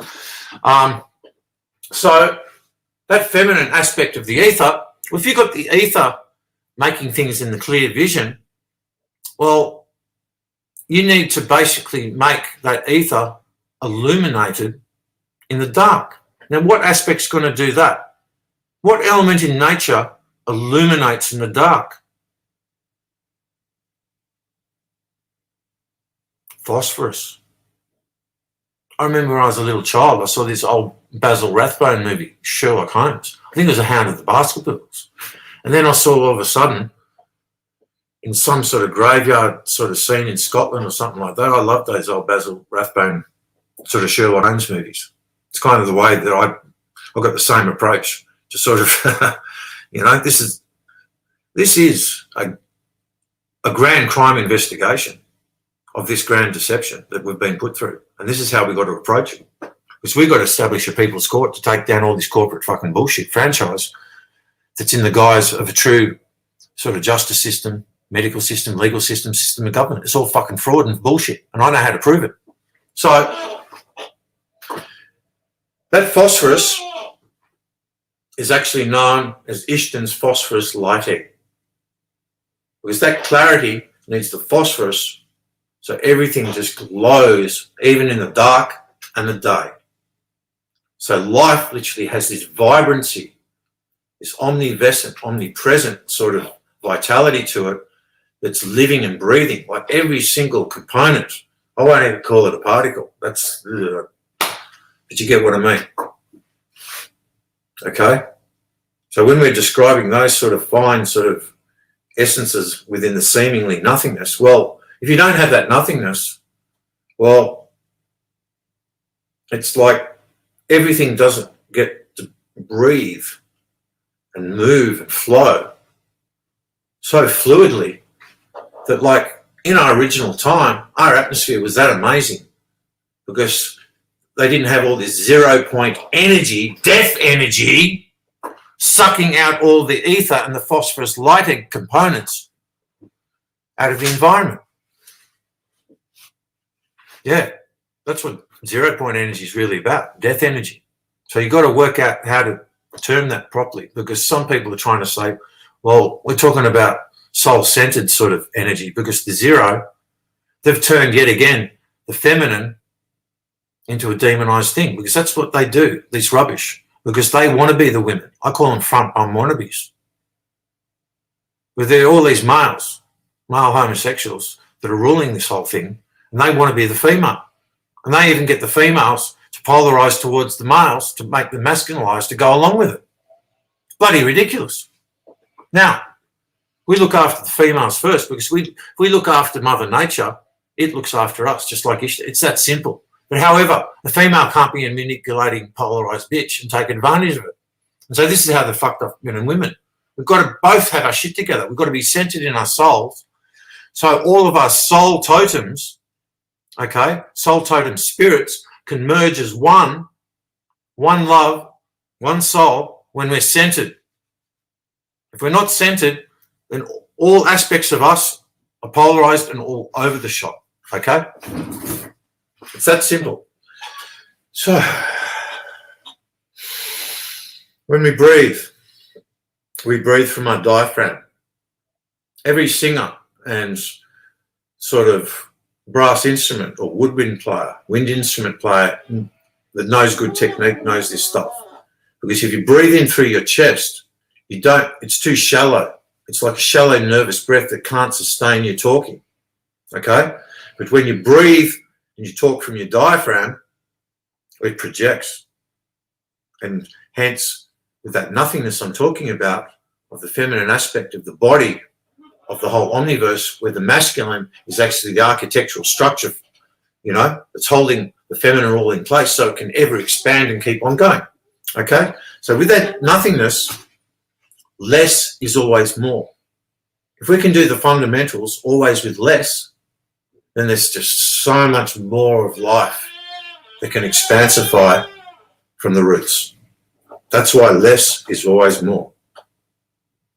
Because we can explain all the intricate sort of aspects and descriptions of life with a Mudger language right down to the finest tremor, the finest hum, okay? Finest unseen felt ripple. This language can do it. This is the original language of the Uga Australian Dreamtime. And they're feeding it back to all the tribal peoples now, what's left over, as a colonised sort of history. And they're going to have a fake fucking Draco creator for their Luciferian one world religion. They're going to say, yeah, it did start all in Australia and started with Biami. Okay? Well, sorry, Biami is a Draco. He's not God. There's no such thing as God. God's not a good term because it's dog backwards. And what's a dog? That's a soul totem spirit aspect. It's not like all of creation. Fuck off. Like the term God and Goddess is used by the rubbish for programming icons, for worship icons. Why? To harvest our soul energy when we pray towards them. We give our energy away. Because why do we need to pray to a God and ask for everything when your connection's here? You don't need any middleman person. You don't need some fucking pedivore in the fucking Vatican who stole our mudger like fisheye hat that indicates the fisheye at your crown because he wants to be the only one that have the secret of the fisheye. You got to give that back, you fuckwit. You don't deserve it. You're not qualified. Game over. And it's not the dogon. They try to give a false controlled opposition to say it's the dogon out of Africa. Now, we're connected with the dogon as well. Okay? But they took a part of us, a part of the serious sort of thing, because they went and colonised all of that as well, because all of that is part of here as well. It's all interconnected. Like the whole omniverse is our whole home. But we've got to look after it from here. So we don't look after it from here, it all goes to crap. And they try to say that Earth is just some insignificant little thing in the whole sort of planetarian sort of 3D fucking astral, fake astral. And it's like they've been copying and pasting universes in that fake astral for ages since they had this elect technology. Go and have a look at Flash Gordon football fight scene. It's the most pathetic B-grade fucking movie you've ever fucking come across. Yet they hide the biggest fucking secrets in the biggest load of junk you've ever seen. And they go, ha, ha, ha, ha. I'll never find this. We can just cackle to ourselves until we destroy everything in ourselves. Isn't that a great idea? And then we get to win. This is how deluded they are. They think that when they're winning, they're actually winning. Yeah, we won. But in real reality, do the reverse child psychology and how true reality is, they're losing right from the start. Bunch of fucking losers. Losers in a game that we never should be forced to play in the first place, because life is no game to be fucked around with and played with as a stupid sport and amusement and stuff like that. Just like they're laughing in our faces with Avatar. They're laughing in our faces in that movie because that's who we were. That's just one of the aspects of nature, those blue-skinned people. Well, guess what? We had blue-skinned peoples in the first Homo sapiens here in Ugar, Australia, all done in the Carryong area. That was the first Garden of Eden for this particular Homo sapiens sort of form that we've lived through. There's other forms before that too. It's fucking Edens everywhere. Because this is the thing, every time they do a reset, a 9/11 disaster split timeline reset, because why? They've had time travel since 1913. Now, that might be really hard for people to believe. It is. But don't believe it. Know it. Because belief is guesswork. It's got lie in the middle of the word. We have a Mudger saying, it is not necessary to believe, but it is necessary to know. And that's natural science. And how do you know? You feel it so deep in your soul that you feel it within your whole body, from deep within your bones. You just know it's real. Because if you can't feel it, it's not real. Why? The brain. Oh, you think, because you think it, so it's real? Does the brain feel itself, this current sort of downgraded model that they've sort of genetically fucked with? And given us this noisy sort of two-stroke lawnmower, sort of, projector sort of, projector engine with, a third eye sort of movie screen, that's downgraded technology. Sorry. We've had much better than in the past. So in order to feel our whole head, when we breathe, we've got to shut up the thinking to leave some headroom for your creation flame. Once you ignite that engine and you warm it up enough, then it shines light up your tree, your body. Okay? And it's not obfuscated. The light doesn't get stopped by all this noisy sort of thinking, sort of folded circle, fake infinity, insanity feedback loop. And I've got to describe this as I keep going because I'm going to get to this, okay? This is all important stuff. What happens when you fold a circle? Here's a circle. Fold it. There's your fake infinity. You want to know what's a real infinity?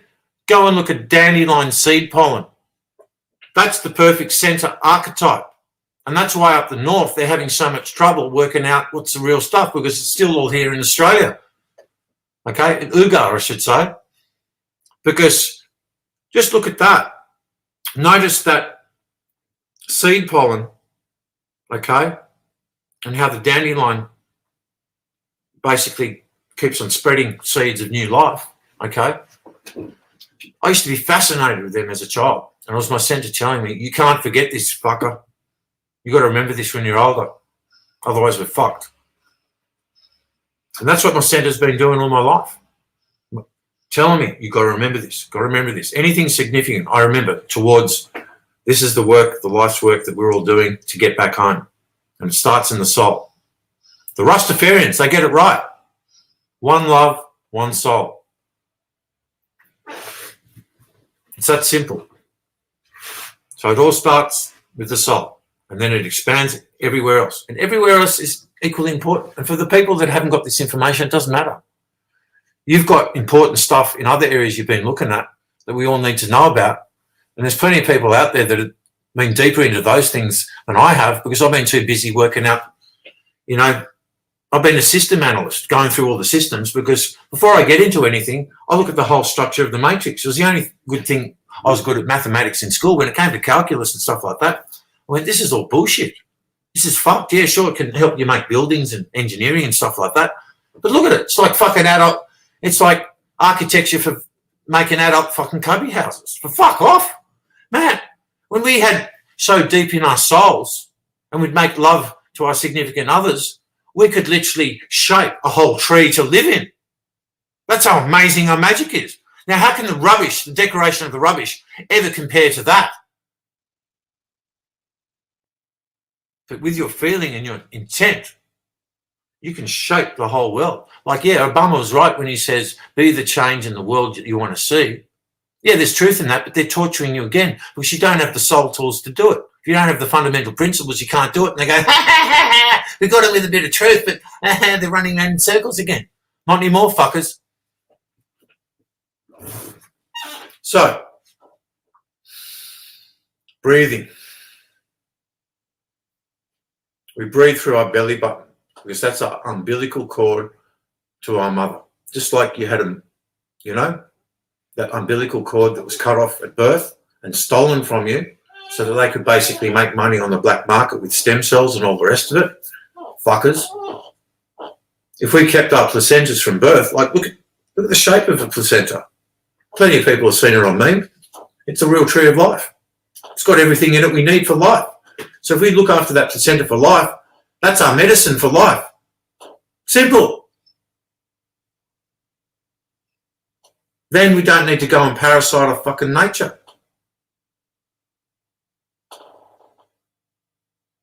And nature's happy to give us the things that we need anyway, if we look after it properly. It's like when you go up to a tree. I learned this off Hakim Bey. He had some great information years ago and they shut him down because he was coming out with too much good stuff. So I've studied all the black history, the white history, the yellow history, all of it. I've got to know all of it so I can see the right perspective. And he was basically saying, you know, when we go up the bush, I think he was talking about somewhere in New York where there's you go out a bit and there's some sort of nature sort of forest, some sort of place, I don't know where. You say you go up to a plant, a tree like that, and you go up, you'd feel the plant first. And you just sort of center meditate. Because the thing is, when you're centering, you don't really need to meditate. Because when you're centered, you can close your eyes, you can go into deep spaces and all that sort of thing. But you can do it with your eyes open too. That's the whole thing. You've got to have daylight vision, clear vision, and nighttime vision all the time. You've got to see the whole spectrum of sound and light. With sound and light's the same thing. It's all frequency and vibration.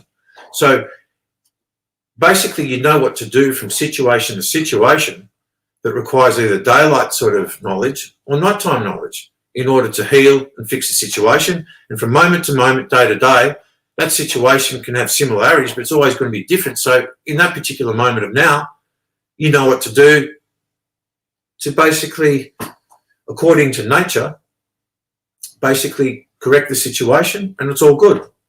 You don't just call it good or bad. Don't call light good. Don't call dark bad, because that's not fair to the colour black. It's like the darkest cloud should be allowed to feel that way. Quote Lewis Taylor. Because you do have the right to feel sort of dark, light, whatever. But when you're centered in your soul, that's where you find your reason.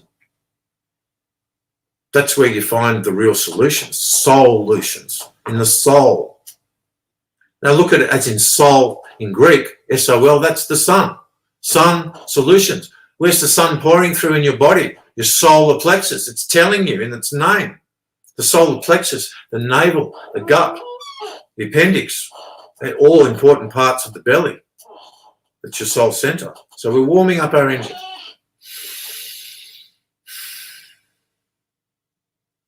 Breathing in through here. Our belly button, the bell button. Okay? Now, Ishtan, our grandmother, is the grandmother of our human family. She will never talk to you. She will never speak to you through the head or the heart or anything like that. The only thing she'll ever communicate is in the purest form of nature's language, in Mudja language, okay? And that is the soul language, and that is all feel, okay? So I've got a bit of a noisy sort of council truck out here at the moment, but we'll get through that. So she will communicate to you through your feel. But what you have to do, you have to listen. You have to listen to that feeling. Now, how do you do that? Okay? When I breathe in, listen to the sound of my breath. As I breathe in from here, from my diaphragm, I breathe the breath through my nose, through my lungs, down to my diaphragm first. And then once I fill up my stomach, I fill up my chest. And then your body gets full of air. Because to center properly and stuff, you've got to have lots of air flowing through your body. You've got the fluid already in there. You're mainly fluid anyway. That's why water's so important. Hence why the women are actually the water knowledge, but folk, you know.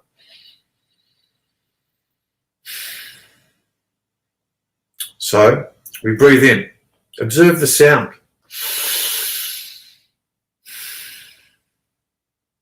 It's got a particular sound about it. You just see, the thing is with hearing, hearing's actually primal. However, there's two stages of hearing. If you're actually consciously listening to your hearing, that's when your hearing is primal and it's in the center as well. It becomes more of a primary sense with your feel sense. But if you don't know how to listen, hearing then becomes the fourth sense, okay? So that's the difference there. Because it goes like this. It's a gut, it's feel, and then you've got feel here after that, okay?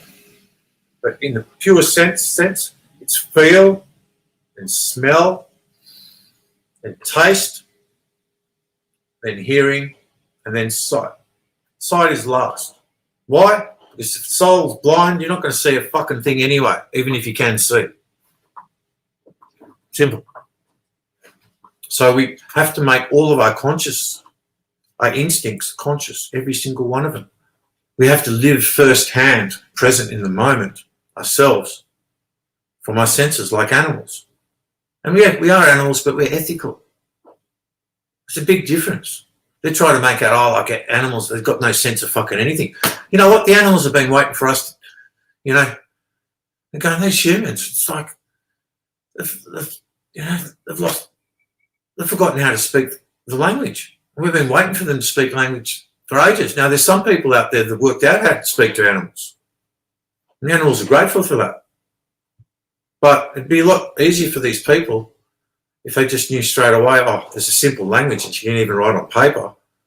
that you can connect with that and work out academically as we get back to this, because we're not going to get straight back from this to this straight away. We will once we know how to breathe properly. So that's the thing, most people don't know how to breathe. We're not even taught how to breathe. We're meant to all breathe from down here. And so we're going to have a graduated period from going from here back to here, okay? And it's no hurry for anyone. Everyone does it in their own time, because it's no hurry. The only reason why there's a hurry in life is because we've got to run around like fucking twits all week, taking, you know, bits of fucking paper money from A to B to C to D, and we're all running around like headless chickens doing that while they're laughing and they're just sucking it all up with a vacuum. Is that living? Is that life? Sorry, money is poverty of the soul.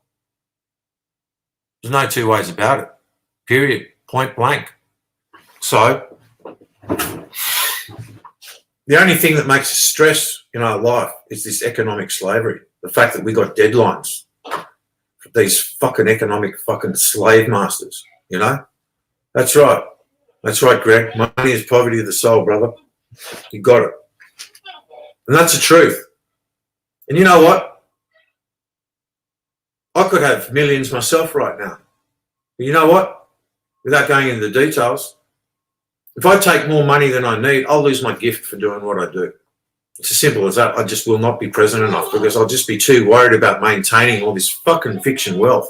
Like, the more wealth you got, the more fucking headache you got to do to maintain it as well. Unless you're really fucking organised in that sense and you can throw enough money, enough people to do it all for you.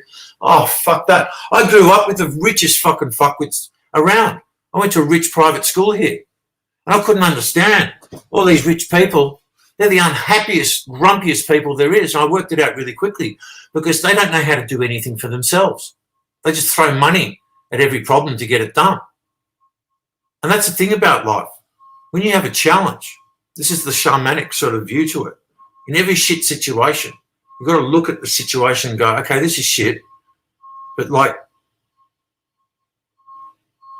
there's a positive out of this. There's a challenge that if I can get through this challenge, wow, what greater knowledge we're all going to have if we can share these great challenges and getting through all this crap, because they've turned this world to shit. We've got no choice but to heal all this shit. They constantly wipe their asses and clean their fucking mess, regardless, because the mess has got to be cleaned up. And you know what? We love doing it because that's how much we love our home.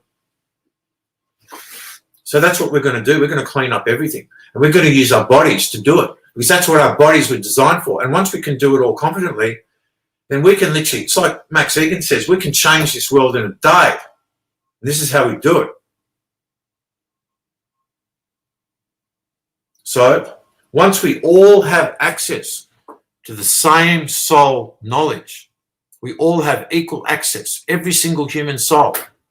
That is when we have true free will. And until that happens, we are living under the illusion of free will. People think they've got the free will to work and do this, that, the other. Okay, yeah, you've got the free will to be a happy slave if you want. I went, fuck that. I'm going to fucking make this. I'm going to work to the beat of Ishtan. I usually say to my own drum, no, it's Ishtan's drum. Okay, I'm going to work to her sort of harmonic rhythm of nature that doesn't work in clock time. And this is how we do it through our breathing, okay? And I've organised my life so I can just literally be this way and just keeping one foot in matrix life enough and not seem too crazy and dealing with day-to-day stupidity, okay? So I can sort of be left alone just to do this sort of work and connect others doing this work that they know they're here at this time for this work and they've just been searching, okay, where's the main sort of creation mechanics that makes it all sort of go bang, fires it all up into action right here. Okay, so I've made my life so I can use all my time. I have all my time to myself in the way that I need to do it to get the job done. And that's it. And earning money all the time, that's just a fucking distraction. I told you. Once you know what your bodies are for and your energy, most of what comes after that's a fucking distraction. So I'll let everyone decide in their own time, in their own way, how they want to make their own transition back. Because everyone's got a different story. and how they came to be at this point right now. And when we join all of our stories together and intersect, where they all meet, we find the common truths, then we find our way back home. It's through the soul. We're not going to find our way back home through the genetic lines, because they're not telling us the truth about that either, because there's actually a wholesome soul genetic sort of component as well. Because what happens when they basically mix their sort of Draco-human hybrid tribes with original Mudger tribes, because they basically want to steal our blood and our genetics so they can be better and use it and have the royal right to you and all that sort of thing, which they don't, because you have to be qualified consciously to do that. It's not just having the blood. Even if you got the right bloodline, you know, I am of the right bloodline. But if I'm not conscious enough and competent enough to do it, well, I'm still not qualified to do it. That's how hardcore we are on that level. We're that thorough and competent. Hey, guys. Consistent. Yes. Hey, brother. Just want to give you a heads up of about 5-10 minutes. We're going to start the panel. So just keep going. I'm just waiting for the panelists to show up. I just want to say people are just loving it, man. They just love your rawness and how you deliver the message, and there's no BS behind it.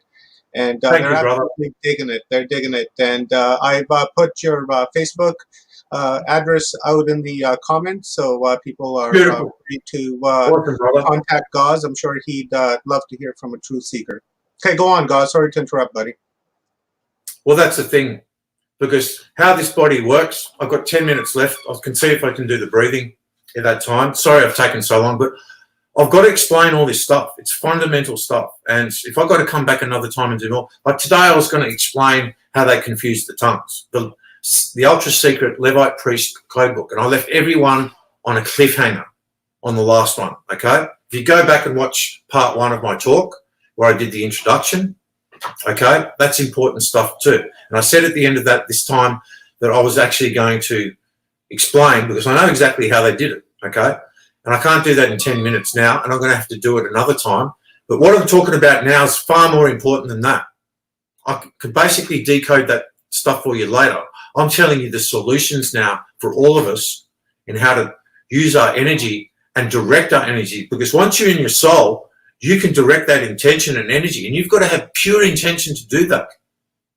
Absolute pure intention. That's why you can't lie. You can't lie to yourself about one aspect of yourself, because if you lie about that one aspect of yourself to yourself, then whether you're consciously or unconsciously, you're going to tell a lie to someone else to it. You may not mean to, but that's just the way the natural science and the creation mechanics actually work. It's quite simple. So I've had to spend my life perfecting myself in that sort of regard as well. As I said, I was a fucking mess when I was earlier. And you'll find all sorts of stories from people. Mate, they're the biggest stories about me all around Sydney from when I was younger in the music industry. And sometimes I'd hear one story start, okay, and then I'd hear that story about a year or two later in another area, and everyone's added their little fucking spin along the way, and it's gone from this story over here that was wrong in the first place by some fuckwit that just hated me anyway for the sake of hating me, or I just did something wrong, and they use that as I made one mistake and they jumped on me, because I've been one of these natural people all life. But because I'm natural, it makes people who are not sort of natural and have got an agenda, they feel uncomfortable about themselves being around people like me. And I'm sure a lot of you have experienced this out there too, especially the black sheep of the world, okay, of the families, because you end up in other bloodlines, in the wrong families, backwards and forwards, when the tribes are made in the essences, and they're not meant to mix until you've completed the whole journey in learning all of that aspect of life, and you're ready to learn the next aspect of life. And I can't go into that now, but that's getting to soul genetics and real genetics, and that's a lot, okay? But I'm just giving you the indication. That's how it works. So you can find people in my family bloodline that are soul-wise, they're not meant to be here. And then there's people from my family bloodline in Illuminati bloodlines, they're not meant to be there as well. And I recognize the energy of Mudger souls right across the world. That's why the Rastas have got it right. One love, one soul. Because you'll meet people from your tribe everywhere. Doesn't matter. We're literally in these second Homo sapien, washed out, for the most part, cartoon fucking skin suits. But yet, even in these cartoon skin suits, these bodies are still good enough to do this energy work. Once you get into the soul, because once you're in the soul, you can do anything. You can heal all these genetics back. And I'm just in kindergarten again on that final level of centering. It's taken me fucking over 10 years to get here. You know what? I'll simplify it all now through the breathing so we can all get there a lot quicker. So you all don't have to take 10 years. That's the whole point. Without being a point, because a point is something of harm. It's like the whole English language. It's full of terminology of cutting, pointing. Same with Hebrew. Sharp, rigid, brittle. No. It's not like nature. That's not like the curvaceous nature of Ishtan, how she balances the line and the circle together. So I'm going to breathe. We breathe in here. Our umbilical cord is connected to the grandmother Ishtan, okay? The Ish is the feminine aspect. The Ten is Tan, rather, Ishtan, okay? It's always equal, like everything in nature, feminine and masculine. And being male, I put the female always first as a mark of respect. And if you're a female, you put the male first and the female second. So we have an equal love. We look after each other. It's quite simple. And that's how we do things. Okay, while we're in physical separation, because we need to be in physical separation in the physical. So when we bring them, the woman and the man together, the most magic creation actually happens in every sense, on every sort of aspect realm of life. You know, this stone has consciousness just as much as a plant, an animal, anything. And I learn more from this stone than almost anything. The stones, I find them better than gems and rubies and stuff because they're all mainly sort of secondary inorganic elements that store memory and stuff like that. You've got to clean the fuck out of them all the time. It's got a lot of rubbish from the past in them. And they can be programmed. They use this. The rubbish basically programs stuff through crystalline structures. That's why alchemy is a big trap. And I'll tell you why briefly, because the philosopher's stone, they're getting humans to think, oh, you're going to get to be a god. You're going to get to be ascended master. And this is how they do it. They get you to make a perfect crystalline body, okay? So a senior Draco can walk into it and give you all these fucking powers and make it think that, oh, this is how we get all our powers. And what they're doing is they're taking all your soul energy, and then when they give back to you about 10% of it with all this sort of woo-woo sort of stuff, oh, it feels so good. Yeah. It adulates me. It makes me feel like I'm God. Well, fuck that. You are a drop. And as that drop, some people are wise enough to realize you're already the whole ocean, and you have that whole strength of the ocean energetically connected from your soul. So you don't need to be a nervous, pensive, fear-driven, egoic, sort of stupid idiot out of insecurity to go, okay, to be big and strong and so no one can defeat me and I can just wipe out anyone in my way. Well, that's not intelligent. That's not strong. No. That's actually a coward, weakling bully. Okay? So what they do, I'm so insecure, I've got to be so tough, I've got to buff up at the gym and stuff like that. Yeah, all that sort of stuff. They basically suck the whole ocean into their drop to make it a big, uncontrollable, destructive tsunami that only does harm. Or you can choose to be the drop, or actually know that you're already the drop. And once you actualize yourself as the drop to be the whole ocean, you are the whole ocean. And through your center, and as we do it together, we can move the whole ocean. We can move the mountains. We can do everything. We can have music and drums and things like that, tone and sound to help us do it too. Or we can do it all from here. It depends how much of the law you want to get proficient with and competent with. But that's for everyone to decide themselves and do at their own pace, in their own way. That's the uniqueness of everybody. Okay? This rock, put it on my belly button. You know how much information this rock tells me? It's priceless. It's currency or I should say, consciousness is the only real current seed. It's fluid, it flows, water. Okay, fluid intelligence. Okay, so when we're breathing, I'm going to breathe with this at the moment with Ishtan too. There's lots of different ways you can do this and improvise, and oh, it's fantastic. It's great. It's great to remember and discover all this stuff, simple stuff too. And I breathe in. As I breathe in, I said before, notice the sound as I breathe in. It's actually the sound of Ish. You know why it's Ish? If you're near the ocean, just think of a wave as it rolls back from the shore. The sound of it. It's like Ish. It's going, I can't say it as I'm going in at the moment, but it's the sound. Ish. And it rolls back and forms a wave again. It doesn't have to be a big wave. You know what? The piddly waves, they're real powerful. Less is more. So even if you've got a gentle lapping wave against the shore, it rolls back. And then it goes. And as you breathe out again, it's like through the nose, better. There's your tongue, the masculine part that's bringing the water, the feminine, back into the shore.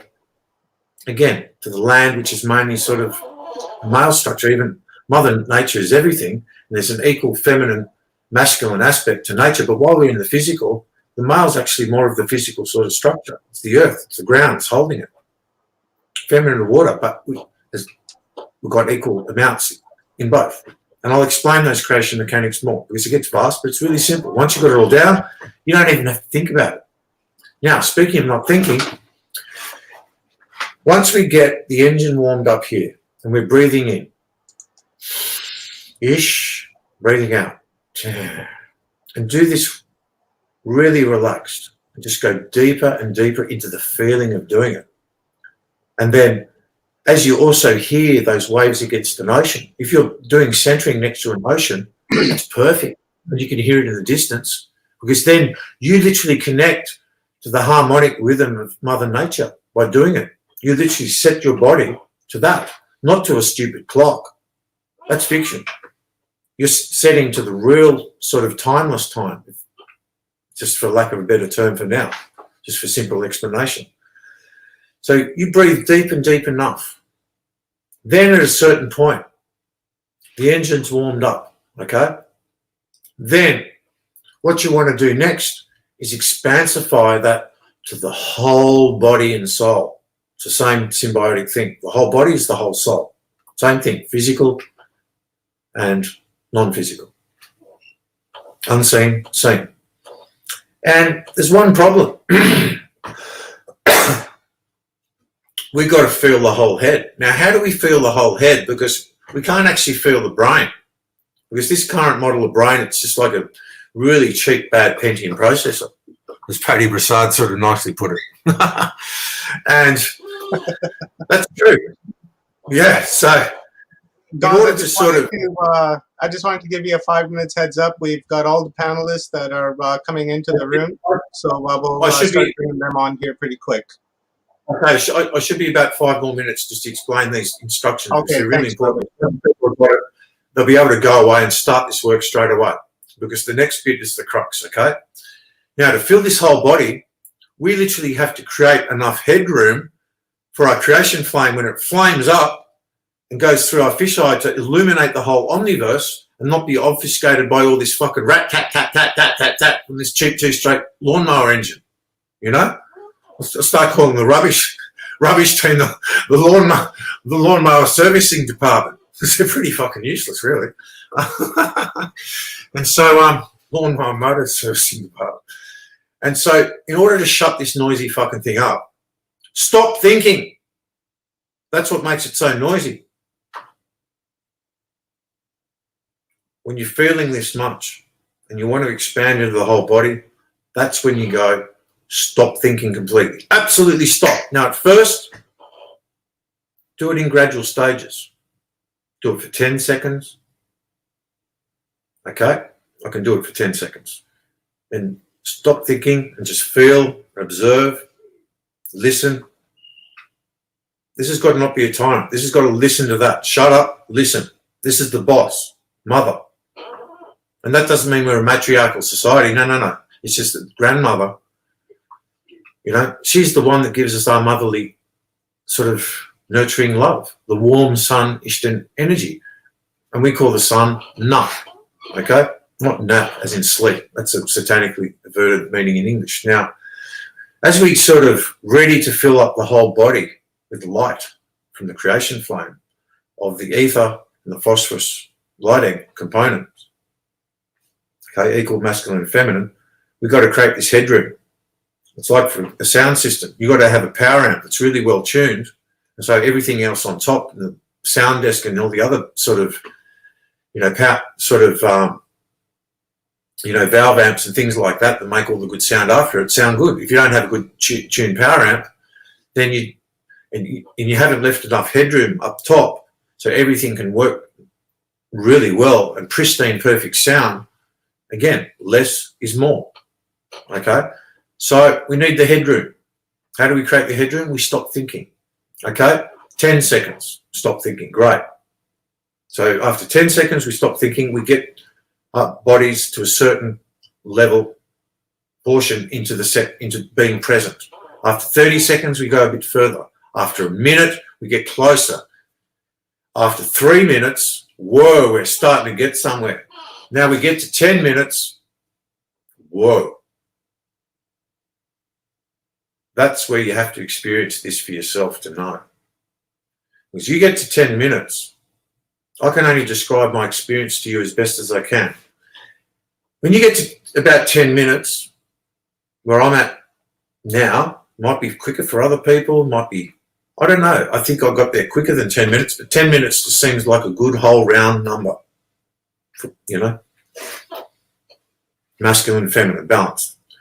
So you get to about 10 minutes and you become so present because what you've done, because you've shut the thinking up, you've allowed the headroom to literally feel from here and feel the whole of your head again. And to feel the whole of your head again without the brain getting in the way because it doesn't feel is to shut it up, stop thinking completely. Now, the Buddhists and stuff like that and Vipassana and stuff like that, they've been trying to do this for ages. They've been given the wrong techniques. If you focus here on the breath, that's in your fucking head. You spend 10 days up the Blue Mountains there, oh, that'll fucking send you nuts. No. Down here. That's it. One subtle difference. Let's save you lifetimes of bother. Okay? So we're breathing in here and then we get so present.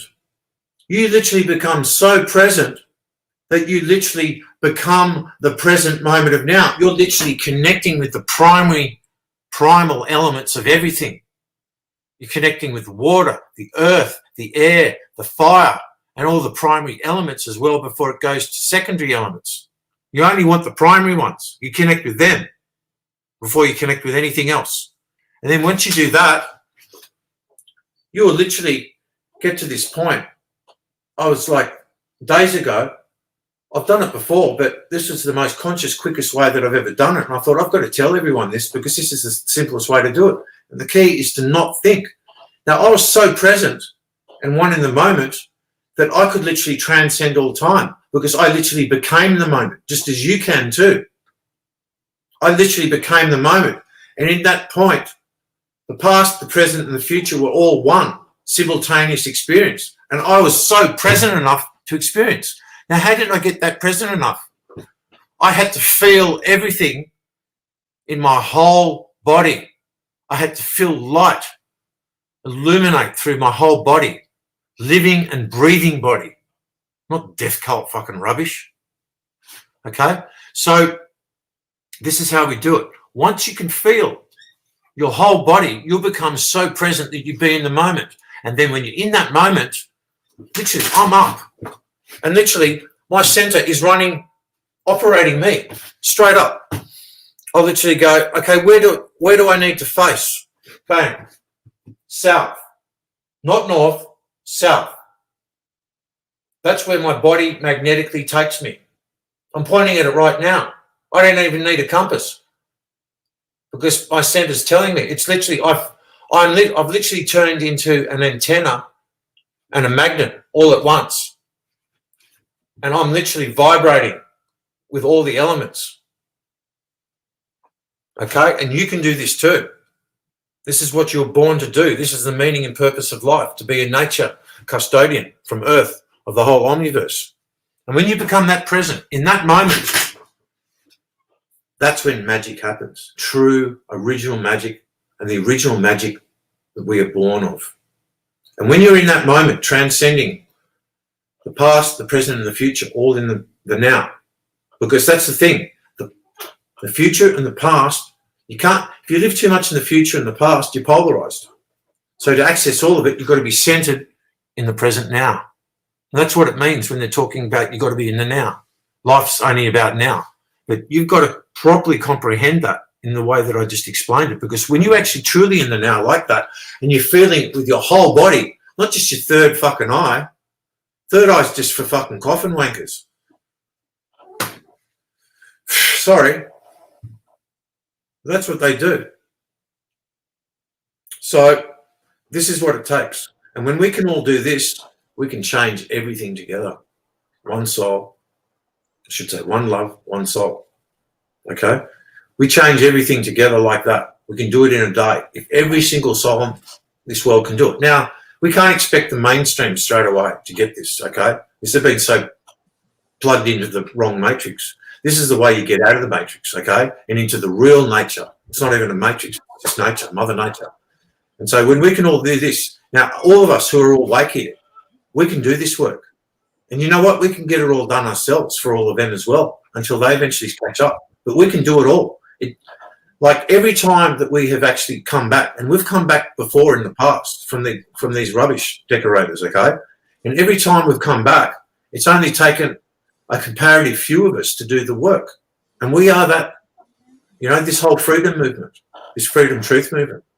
We're all the ones here. We know this. We're looking for all the clues. We've got them all now. This whole conference, Omar, Rob, beautiful men. Thank you for bringing this all together and bringing all this information that we all need now, because every single part of it is important. And sure, there's a few mistakes along the way, and even I make a few. I don't make many, but we all make a few because there's always some little subtle little bit, masterstroke that, oh, we just miss it. You know, it's just a fine little essence, affect, that affects so much in life, affectation, that if you miss it, oh, heck, there's one thing a little wrong. So we help each other. We don't give each other shit about it. We just go, hey, brother, sister, it's like I've got a gift of love for you, true knowledge. And then as I give you true knowledge, all of a sudden that sparks something in your creation flame, and then you got some true knowledge from me to come back at me to say, hey, how about this? Oh, fuck yeah. Oh, fuck yes. Yes, thank you.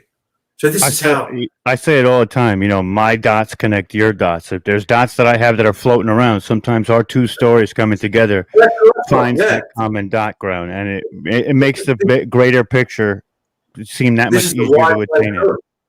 Now, I actually didn't do it on camera, but I had to give the instructions. And you know what? I'll come back another time and do it live. You know, I'll give myself that challenge. But I have to give the instructions. It's more important right now to give the instructions. And I can do classes with people, you know.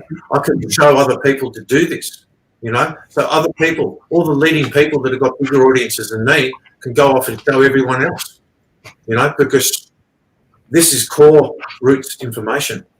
And thank you so much, guys. And I think I'm pretty much tied up now. And next time when we find a moment, I'll have to go into how they confuse the tongues, okay? Because lastly, when they confuse the tongue and put us all into these crappy languages now, it literally, like when we all spoke Mudgee language before the confusion of the tongue started, like this soul language, our field language, was just as fluent as the brain language now. So they've just literally flipped everything. So we just got to take it back to here and use less of this and just relate ourselves back to here. But when you get in the deep moments of no thinking, that's when the magic happens. And when you get into that present moment, what you intend to be will be. That's how magic happens. But it can't be malign magic, because to get to that place, you cannot be an idiot. You cannot have maligned intentions, because the consciousness won't let you there. So for people who try to do this, Number one, it's what I had to do for myself first. I say this to myself first before I say it to anyone else. Get rid of all the bullshit out of your personality, the programming. Now, to deprogram, you go to the soul. Because if you try to deprogram in the brain, you'll be spending the rest of your life doing it on the same level, deprogramming as the problem. So you go to the level beneath to fix the problem that comes before it. Okay?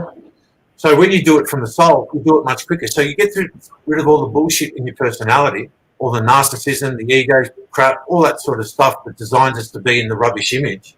Okay, you get rid of that. Then the next stage after that, you get rid of all forms of fear, especially psychological fear, because it's all an illusion. Like cover, as I told you, it means under illusion or drug. That's the original meaning of cover. That's how us smudgers knew it. And they took cover to be a tube and this and all this wonderful sort of, fake sort of whole stuff. So Kabbalah is like a perversion of the original omniversal law, that which is delivered through the Mudger language. Okay? It's the communication of all nature. It can communicate to itself. So that's basically what they did when they created the confusion of the tongue. They created the Kabbalah, okay, to basically do that. To basically invert the original language and turn it into a heinous sort of stupid, destructive sort of language. It creates a whole sort of cartoon out of life that does it unconscionably, and it's a total desecration. And once everyone realises the amount of damage that these people have done, oh yeah, the emperor has got no clothes now. He's got nowhere to hide, okay? And we can send them to FEMA camp, right? Into pre-tard daycare supervision, 24/7, and they do not come out, okay? And so they learn the basics in life. You do not eat babies. You do not drink blood. You don't have ritual sacrifices. You don't kill people. You do no harm. And they will stay there for as long as it takes.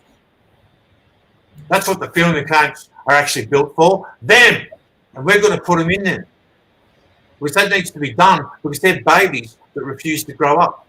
That's what it really comes down to. The spoiled brats that refuse to grow up. Even the Dracos. The whole everything. Yeah. So, I kind of agree. I couldn't help myself there. And you've got to laugh. You've got to take the piss out of it. I know. It's 2 for 1. Yeah. So, you have to laugh. So you have to have fun and joy while we do this. Yeah. Right on, brother. So, that's just so ridiculous. The Kabbalah made our soul unconscious so they could literally alchemy, take a spy from below, because that's the meaning of alchemy in Mudger. Al means from below, and chem, C-H-E-M, comes from chem, K-E with a dash upon it, and M, which means to spy. So what it really should be, for chemistry, it should be chemistry.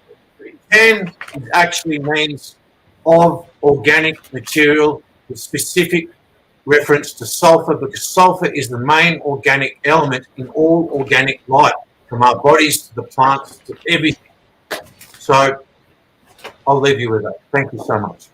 Coolies, thank you very much, guys. Really appreciate it. And I really appreciate your download and all the information that you've shared. You've resonated with thousands of people right across the board. And I really appreciate that. So now what I'm going to do is because people love you so much and because you have just so much to share. Let's, how about we do like a full, how about we do like a full day event, like a 5-hour event, with just Gauze? you, right? Just start in the morning, and all day long it's just you and I and Rob and whichever MC wants to join us. If you guys want to see that, let's toss that out into the comments. It's everybody. Let's toss that out into the comments, and let's see how many people want to see Gauze come in and spend 8 hours with us. We'll give you a whole 12-hour block. Just go in. Because you know what? All the language is in your soul. Every single one of you. The language of all life and everything is still in the soul. And in particular, if you center with your appendix, that's the real access to the Akashic records, because that appendix is energetically connected to everything. It's the same with the Earth appendix at Cuttututa in the middle of Central Australia, the original Babel site. But anyway, I'll save that for the 8-hour sort of rant. Right on. Let's plan that, and let's see it in the comments, guys. Who wants to see Gauze come on? and give us just an incredible download. I'm so happy about just hearing that and just thinking about it. I'm like a kid in a candy store, really, because the information that you share is really, it affects my energy. When you're speaking, it really, my Torah seems to expand a little bit because I get this awareness. Not quite sure what's happening there, but I do appreciate it when everybody across the board does that as well. I've dropped a powder keg of sort of beauty here. Okay. Mm-hmm. Yeah, I agree. I absolutely agree. Transmute all that yuckiness into beauty, because that's what I do. I've got so much anger and frustration from, I can't tell you. But my whole thing is I use that as a driving force to create beauty again. That's what it's all about. So, yeah. Coolies, brother. Let's start the panel. Well, we're here, Rob. We did it. We did it. And we made it. It's been quite the ride for the last 5 days. What an incredible ride! I'm not seeing Greg Bornstein here, but hopefully he can show up here pretty quick. He might not be here, but we'll find out. Yo, I'm here. Yes. It's been like, wow, my mind is it feels like this big. And just so much knowledge we just crammed into our brains in the last few days. 50 some odd speakers. Few unfortunately couldn't make it, but that's fine. It's just the way the universe wanted it, and here we are. And this is the final tally of it all. We brought these people on here because there's two things that are at play here. What's happening in North America, disclosure-wise, and what's happening in Australia. Now, the Australian government is apparently very conservative, and they like to hide things, and they like to admit things, and almost working at a CCCP level. And that's something that should concern us all, because as you've seen over the course of last several days, that there are some brilliant researchers down under in Australia, and their voices are being squashed. They're being threatened to being sent to prison.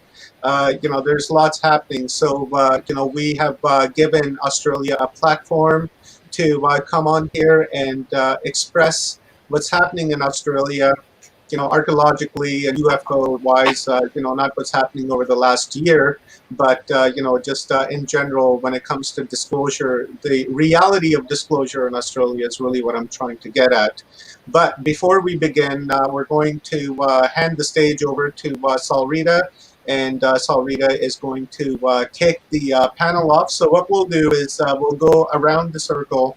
We'll go Salrita, Stephen and Evan, Stephen again, Gauze, and then we'll jump over to Greg, Clarence, Rob, and then myself, and let's spend like 5 minutes on your perception of disclosure, and we'll go around the room, and then we'll come back again for a second round. Then you can express some more thoughts according to what you heard from the speakers, and then the third round we'll come and we'll close it out. So we'll spend 5 minutes each on each round. That cool, guys? Yeah. Right on. So let's do it with Salrita. So let me do up the...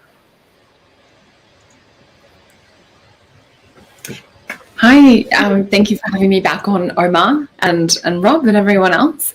So I thought it'd be lovely to start with just a quick light language blessing, and I have picked some cards to kind of look into the energy of what we're talking about. So I'll just start with that and do a little translation. So this is just to connect in with yourself and connecting in with Source and with the universe, and just taking a couple of conscious deep breaths into the body, letting everything go, letting everything relax and release. Iarnara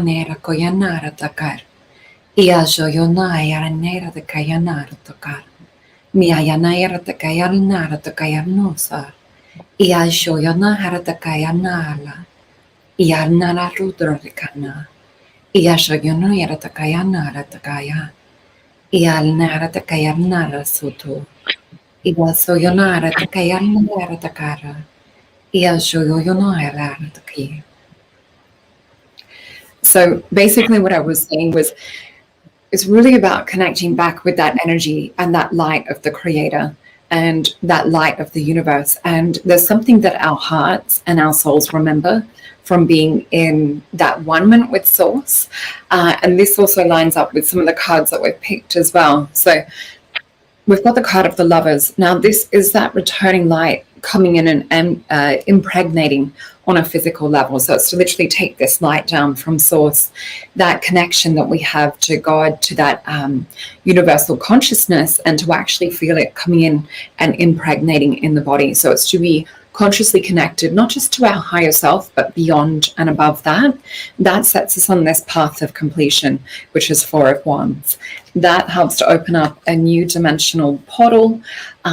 This is that beginning of that new time, which leads to creating this other new, how do we say, anchoring of these higher dimensional frequencies on the earth. So what Stephen and Evan were talking about December 21st last year, and what we've kind of been leading up to for a very, very long time, we're really at that place now where we need to embody this light. We really need to anchor it, this etheric part of who we are on a deeper level, and a more, I guess, the part of us that exists in this plane of higher consciousness. It's time to really bring that into alignment with who we are and actually start living with that inside the body, rather than just living from this space of the mind.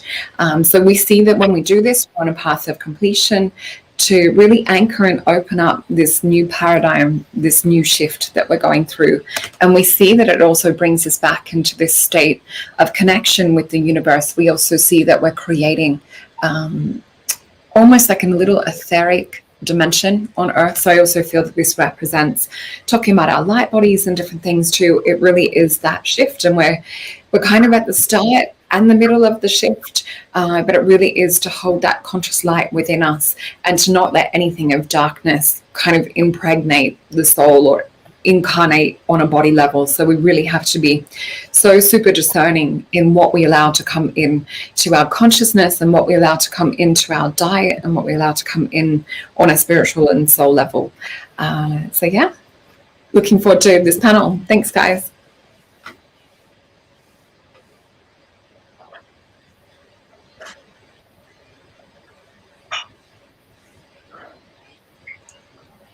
All right, that was fantastic. Thank you very much, Saul Rita. That was an amazing message, and really resonate with that. Thank you, really, thank you very much. And I'm sure everybody across the board has resonated with that. I just love that language. It it just really, it touches my essence almost. It's hard to say. Every time I hear it, it's it's amazing to me, and I'd love to learn and understand what that, how I can learn the language and what it is and everything about it. It's absolutely beautiful. So let's talk about disclosure, guys. Here in North America, the American Senate just released a BS document claiming that that these are Russian and Chinese crafts that they're seeing in the sky, and the other 10% they don't know. What a crock of shit really is what they've given us. They think that we're stupid and that we're going to buy it. And unfortunately, many have bought it. That's the sad reality in it. But thankfully, we have the people who we've been waiting for, which is yourselves, to really give us a download and give us a real insight into what disclosure is, how is disclosure taking place in your country, and what you would like to see in the disclosure package. So let's start with Saul Rita, and then we'll jump over to Stephen and Evan, and then to Gauze if he comes back. Yeah. So I guess for me, disclosure has been something that... So I'm just sitting in the kitchen with coffee. I mean, I can still hear you all. I've just got to get coffee. It's just one of those things. I put the tuna pruriens in my coffee. Wait till I tell you what's in the ingredients of this coffee. You'll get the secret of how I go all day without eating. So what disclosure means to me is, for me, you know, that ET path, that ET journey has always been there since a young child. So it's always been a very personal thing. For anyone that does want to see any ET UFO disclosure stuff, I do have videos on my YouTube channel of crafts that I've filmed. A lot of these are organic crafts, and some of them are what we call like more biological. So they're like balls of light that you can see beings traveling in that look like pearls. So these were often described in ancient artworks in Renaissance period.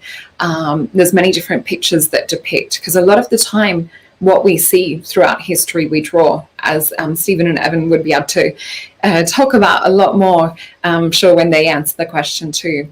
So for me, it's really not waiting for something to be on MSM and to be disclosed, or for the government to disclose. And I think we can see the divide so much now with what is truth, and we're feeling it in our bodies, like what is really resonating. And I think we need to use the body more as a pendulum to see like what is real truth.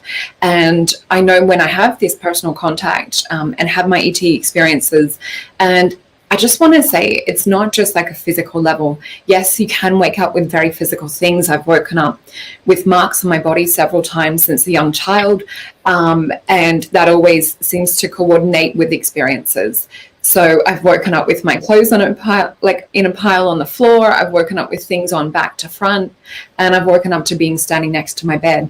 Now, as a young child, not really having anyone to talk to about this, you know, I was scared. So I think the biggest thing that we can do as a collective is have these conversations, have these dialogues, and normalize what it is to be an ET experiencer, and normalize what it is to be having contact with these multidimensional realities that exist simultaneously side by side with our own. Our bodies are really more of like a carbon-based physical density, but we still exist in a multitude. Just like our visual senses, we see that there's a spectrum, and there's also a spectrum within physical densities and realities. For me, I've always sort of, I guess, leaned more into that etheric side of things, and had different beings pop in and out through these dimensions, almost like, you know, from behind a veil or like a curtain. So I think that it really is to know that disclosure is happening. We all have the opportunity to go outside, to look up in the stars, to set that intention with our hearts. Because a lot of the time when we're in that space of joy and we're in that space of heartfelt intention, this is when we see UFOs and crafts show up. Also, things like high vibe music are really good for helping to bring us into alignment with these kinds of UFOs and beings. One of the other things too is laughter, and that's where I found Goz's talk so fascinating. I learned some new terms today and some new swear words. But you know, it's that with nature where you see UFOs and you see the beings show up. They don't want a boring show. You know, they want to come in when we're in this light-hearted space, when we're having fun. And how lucky are we that we get to live and exist in a third-dimensional reality, to see, hear, and feel in these dense physical forms, and to love in these physical forms. I think we're so blessed, and I think that, oh, I know and feel from like a lot of the other beings that look into this realm, you know, we're really damn lucky to experience it on a physical level. Beautiful. Yeah, that was beautiful, Salrita. I totally agree. I will touch on what you said when I speak. Stephen and Evan, please go ahead. Right. I'd just like to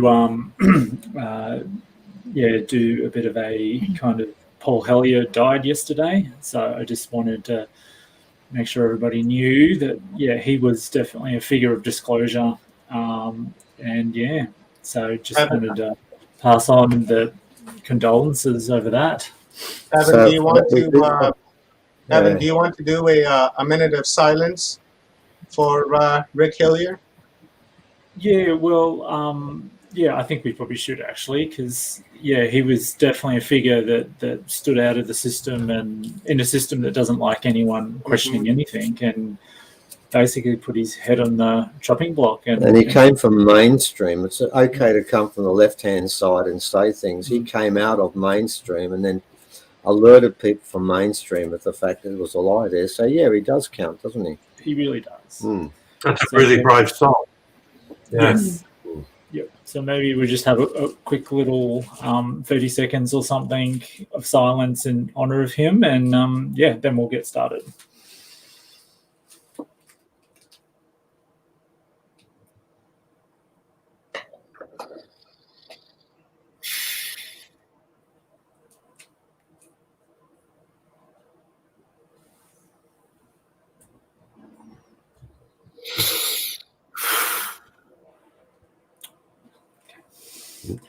Yep.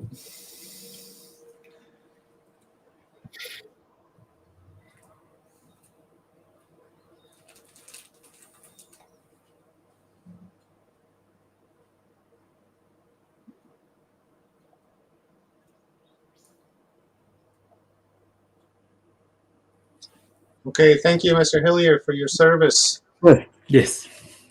Okay, let's talk about disclosure. And from my point of view, there was a lovely piece of disclosure on the ABC this morning when they were doing their COVID reports, which they do every day. Yeah. Now, I've got to make a point. The ABC is supposed to be the left-wing press of Australia.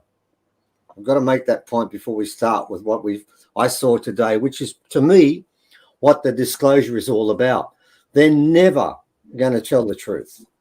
What I'm finding is you'll find the lies become so apparent that if you can't see them, you never will. And there's one that turned up today, which was really interesting.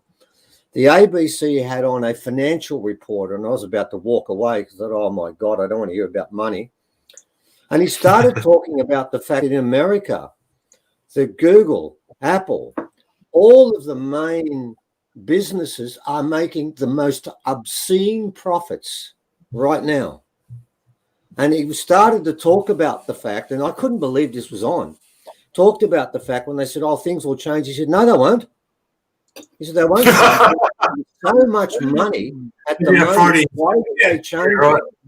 And you could see the reporters panicking. And I'm sure there were things in the air of Richard Moorcroft, I forget his last name, telling him, for God's sake, do something. And all of a sudden, halfway through, he said, oh, my God, we've got a report that Melbourne's COVID cases have gone up, and then broke into that. He then tried to come back to that, and he said, no, let's talk about the Commonwealth Bank and the profit they made, and then stopped him completely and threw him off. Now, what was interesting about that was just for a couple of seconds, the truth was on the ABC, which is not on anymore. And you could see the terror and the concern in the presenter's eyes. What can we do to stop this? We can't have him talking about the fact. He said that before COVID, their profit margin was 30% per year. Now it's 180. And in the end of it all, after they got rid of him, the woman then said, yes, but in the future, this will all be gone and we'll have a new world and it'll all be better. And I thought, no. He was telling you what the world's going to be like. And for me, there will never be a disclosure from mainstream. They are too locked into a dying system, and they'll hang on to it to the last possible moment. And I noticed today that the leader of America has determined that all people in all of the armed forces will be jabbed. In Australia, they've made it a priority, and our Prime Minister made a priority. We can't talk about. Oh, sorry, we can't. Right. Yes, that's right. All right. My point is this. The disclosure that you're looking for will be a continuation of lies, but the lies will become more apparent. The truth will become hidden, and the lies will become worse as they try and cover this up. And what this does is it gives every person a choice on where they go. They follow the people that lie to them, or they look for the truth. And that's the point in this. The point in this story, the way this change has taken place from December on at Uluru, is it's up to each individual to find their disclosure. This is the way this is going to happen. It will never be reliant on somebody leading us and telling us this is the way to follow, this is where we should walk. It's gone past that now. It's not now got to the stage where each person has got to make a decision about the fact that there now are two roads and you've got to choose one. And when I listen to people talking at one stage, the truth then being thrown off the TV station. I could see that. It was obvious. It was really obvious. And it's obvious to everybody at the moment. But whether we see it or not is another story. So the disclosure we're looking for is within us. It's not going to be on TV because it's just not going up on TV. It's within us to make our own disclosure. And then what do we do with it? Well, good luck. You can go to the main TV stations and try it there, or maybe a newspaper and try it there. That won't happen. You can try and put it up on social media, but I nearly offended then. My apologies, Omar, for nearly transgressing and going to places where we can't talk anymore. So really what it comes down to now, after Gauze, I think we can go anywhere. Is you walking around and talking to people out there and telling people, no, it's not all like this. There's another way this could be done. There's a future at the end of this, because I can tell you now, since we did that presentation on the 21st of December, we have been banned. Our stuff's getting taken off everywhere, because now our message, which is nothing to do with the other part, gives people a different disclosure. There are two at the moment, and it's up to us to share with each other and to share with our family and our friends. That is the only way this is going to change. On a grassroots level. Yeah. Yeah, I mean, I've even used the soft disclosure for some mainstream friends because they need that kind of legitimacy of the Pentagon saying something. And I'm said, well, you know, I've taken it's a real soft disclosure, as you were saying, Omar, but it's made a few people change their mind a little bit going, oh, you know, and then I'm like, well, check out Professor Mackey, check out the Rettelson forest incident, and it kind of can still open a door. But, I mean, it is a really soft, weak disclosure, and I tried to latch on as far hard as I could to that to just maybe change a few other people's minds. It's like yolk soft. Yeah. An egg yolk is stronger, I think.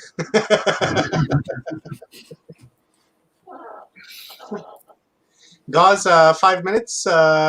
What's about disclosure, my friend, in Australia, in the state of Australia with disclosure? Well, okay, I looked at all this stuff years ago, and these guys are sort of keeping, like Steve and Evan, the rest of you guys are sort of keeping an eye on this. But I sort of knew a while ago that they had the fake alien invasion as one of their sort of go-to sort of get out of jail free cards if things get too heavy, and okay, let's just create some more distraction and stuff like that and just literally bring humanity down to its knees. Now, I knew a guy from 2008 right up to 2015. He was a prepper, and he told me, he said, I'm out of here, you know, I'll be in the sticks. You'll be like a Yeti, a Sasquatch, basically hiding in the most extreme sort of parts of the world, because that's why they haven't rubbed them out, because they made them too smart. Why they've rubbed out a lot of other sort of forms that we've all lived through since, you know, until what we are now today. Now, he basically told me, I used to listen to him. He literally grew up in DARPA. He was made to grow up in DARPA. And then Donald Rumsfeld took him to Project Pegasus in 1972, personally. And then from Project Pegasus, he went to Montauk.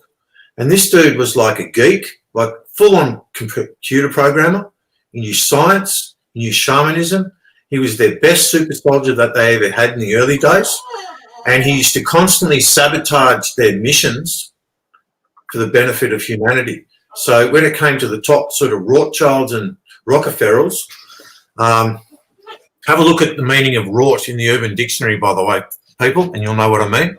R-A-U-G-H-T. Sounds exactly like W-R-O-U-G-H-T to rip someone off. But you'll see where the true intrinsic meaning of rot actually comes from. It's not nice, but it's good for them, as in calling Rothschilds, because there used to be a Rothschilds before the Rothschilds. And that's another story I'll save for the 8-hour thing. Now, the whole alien invasion thing, this mate of mine, Dragon, his nickname is known as, they'll know, if they're watching right now, they'll know exactly who I'm talking about. And they used to love him and hate him because he used to be the top of the class, but at the same time, he used to be the top of the class for us as well. And he said to me back in about 10 years ago, I've even got it on a notepad here, I read through every now and then. He said, mate, when it hits 2020, that's the time when the shit hits the fan. You need to fucking do some serious stuff. And he was saying this to me 10 years ago, and bingo, 2020 arrives. He was right on the money. Now, he was made to be at this meeting, and he still didn't know why. There was this secret meeting in 1976. It was a big year for me too, with the big Illuminati Arcana Arcanorum Rite of Atlantis rituals, okay, which is the big who's who of the Illuminati zoo, where they programmed all the Illuminati children for today's leadership roles in all the political landscape, the entertainment media, music entertainment, even controlled opposition people in the freedom truth movement, because what they do is they ritualize them as children and then memory wipe them after the ritual, so they've got the programming for life, and not many of them break programming. Some do, some don't. So that's really what's going on. And he was made to be at this meeting in 76. He said he was made to be at this meeting with the top ET controllers of the world.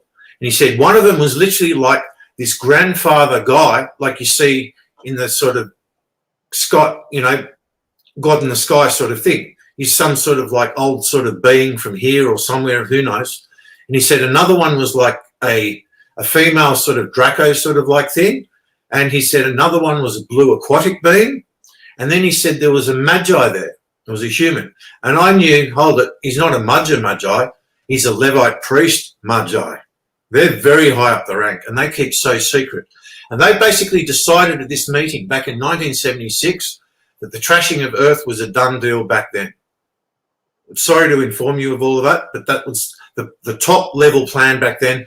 And he said, for some reason, they made me present at that meeting. I was picked out and basically made to be there. He was only 15 years old at the time. I think, yeah, he was born in 1961, a bit older than me, not much. And I just had to share that information to this audience right now because it's really important. Yeah. You know, it's pretty crazy, Gauze, that you mentioned that. I wasn't aware of that because I did a presentation this morning on constitutional law and the covenants and international treaties which the Commonwealth governments are signatory to. And it's kind of weird because Canada had a constitution pretty much like the Magna Carta from 1867 until 1976.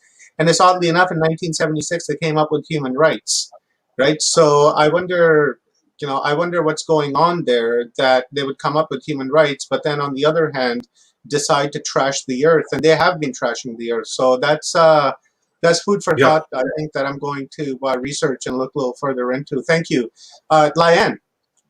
Sorry. Now we just cruised through our Australian friends, and so now let's get a perception of what's happening in the United States. So we'll start with Leanne, jump over to Clarence, and then to Greg Bornstein, and then to Rob Yox. And then assuming my go ahead, Leanne. Is Leanne frozen? tech doesn't dump me. Okay, Leanne. Okay, we'll catch up with Leanne after Clarence. So, Clarence, go ahead, brother. Well, first of all, thank you, Omar. I just wanted to say thank you to Stephen and Evan Strong for being one of our sponsors for this fantastic 5-day event.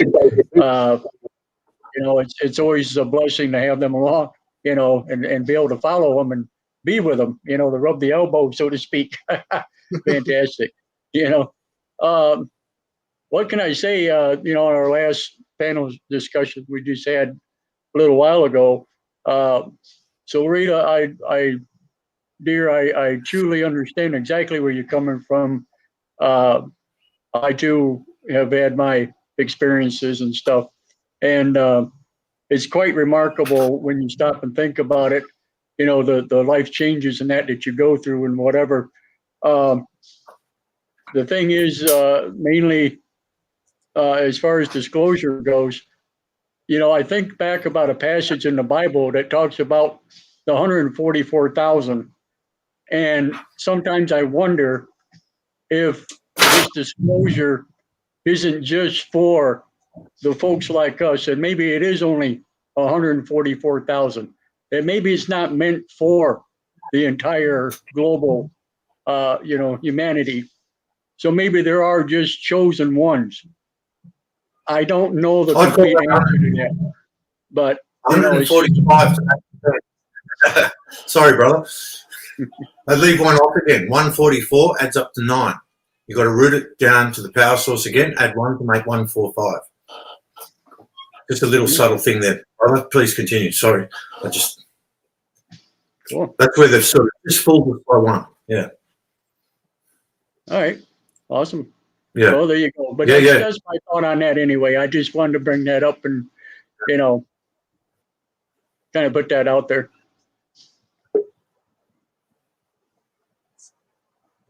Good stuff. Go ahead, How carry about on, you, Greg. Greg? Oh man, I think the fact that Greg, just want to yes. hang on just one second. Let's let Clarence finish his thought. Oh, yes. Go ahead, Clarence. I was pretty much done. I was just, I just wanted to put that thought out there. That's all. Other than That was my fault. Yeah, that's okay. Other than like what Evan and Steven said, we're not going to get disclosure by the governments, that's for sure. And the only way to get it is through what we're doing here and stuff like that. So for all the people out there that are watching and listening and want to get more information and stuff, just keep your eyes and ears open, and we'll guide you the best we can along the way. Ain't no doubt about that. So Godspeed to everybody. Thank you. Thanks, Clarence. Greg Bornstein, go ahead. Yeah. Well, first of all, to me, the fact that gauze exists is the greatest disclosure I've had. I'm going, oh my gosh, what in the world? I did not know that this energy existed. I mean that with all the love in the world. There is a one of the posts in the chat said that when I asked the question, what's the number one thing that you've taken away? Someone said, I believe it was in Portal to Ascension, that it was that the people of Australia are so gifted. Philip White said the Australian people, they seem to be super awake and very knowledgeable. I think that's it's either one or the other here. It's either like shit for brains through all the fluoride and all the rubbish, or it's the total polar opposite. It's like poor old elder Steve over here, mate. He's been there for fucking years in his own way.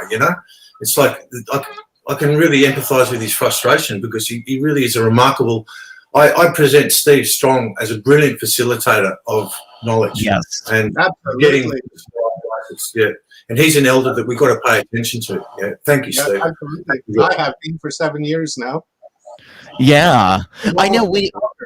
When you see a Stephen and Evan Strong and you listen to them and you sit down, how can you think that there isn't something going on here?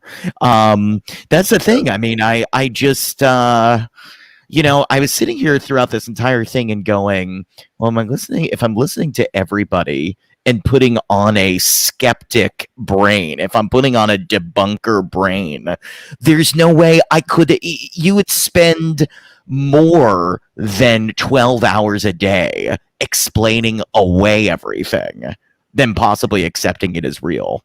Because there's no way. And the thing I didn't realize about this early on was that, there's a stereotype in America that, and comedians joke about this all the time, that like, if you see a UFO, why is it always like a white guy who's a farmer in the South, always talking about you like, I see something up there. But the thing is, this is happening to people all over the world, all generations, and it's been happening for hundreds and, as Clarence was saying, thousands and thousands and billions of years. There is nothing. I mean, this stuff, I am so early in my journey here, but I'm going to do all that I can to get this out there because we need to challenge the existing consciousness of this planet.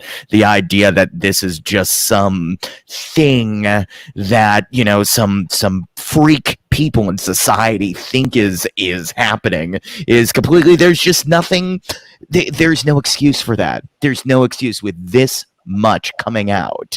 You know, we have to do all that we can. So I said it before in the chat earlier, the American panel earlier, everybody in the chat, don't be afraid of this. Talk about it. Part of this disclosure movement is making this a part of everyday conversation.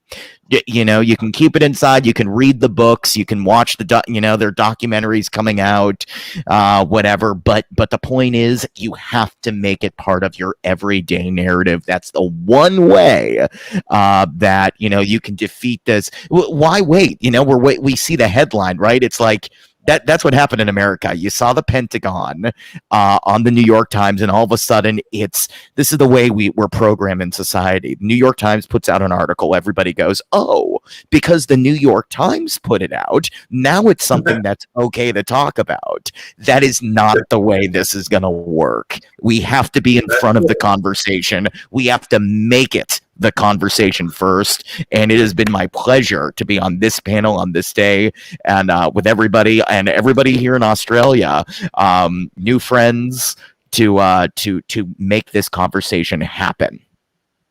Beautiful, Greg, and that's a really great message. And when you were saying that, I was rolling through the Philodex in my mind, and I went to Dr. Joan yesterday, and Dr. Joan had an incredible message when she was saying that she was ashamed of who she was turning into, and had to come out and fight that, and let her real self come out, and you know, just conquer that fear. And I was saying that most of us live like that, and you know, that's what we have to do, is we have to conquer that fear that's been programmed into us. So thank you, Greg. That was a beautiful message. Of course.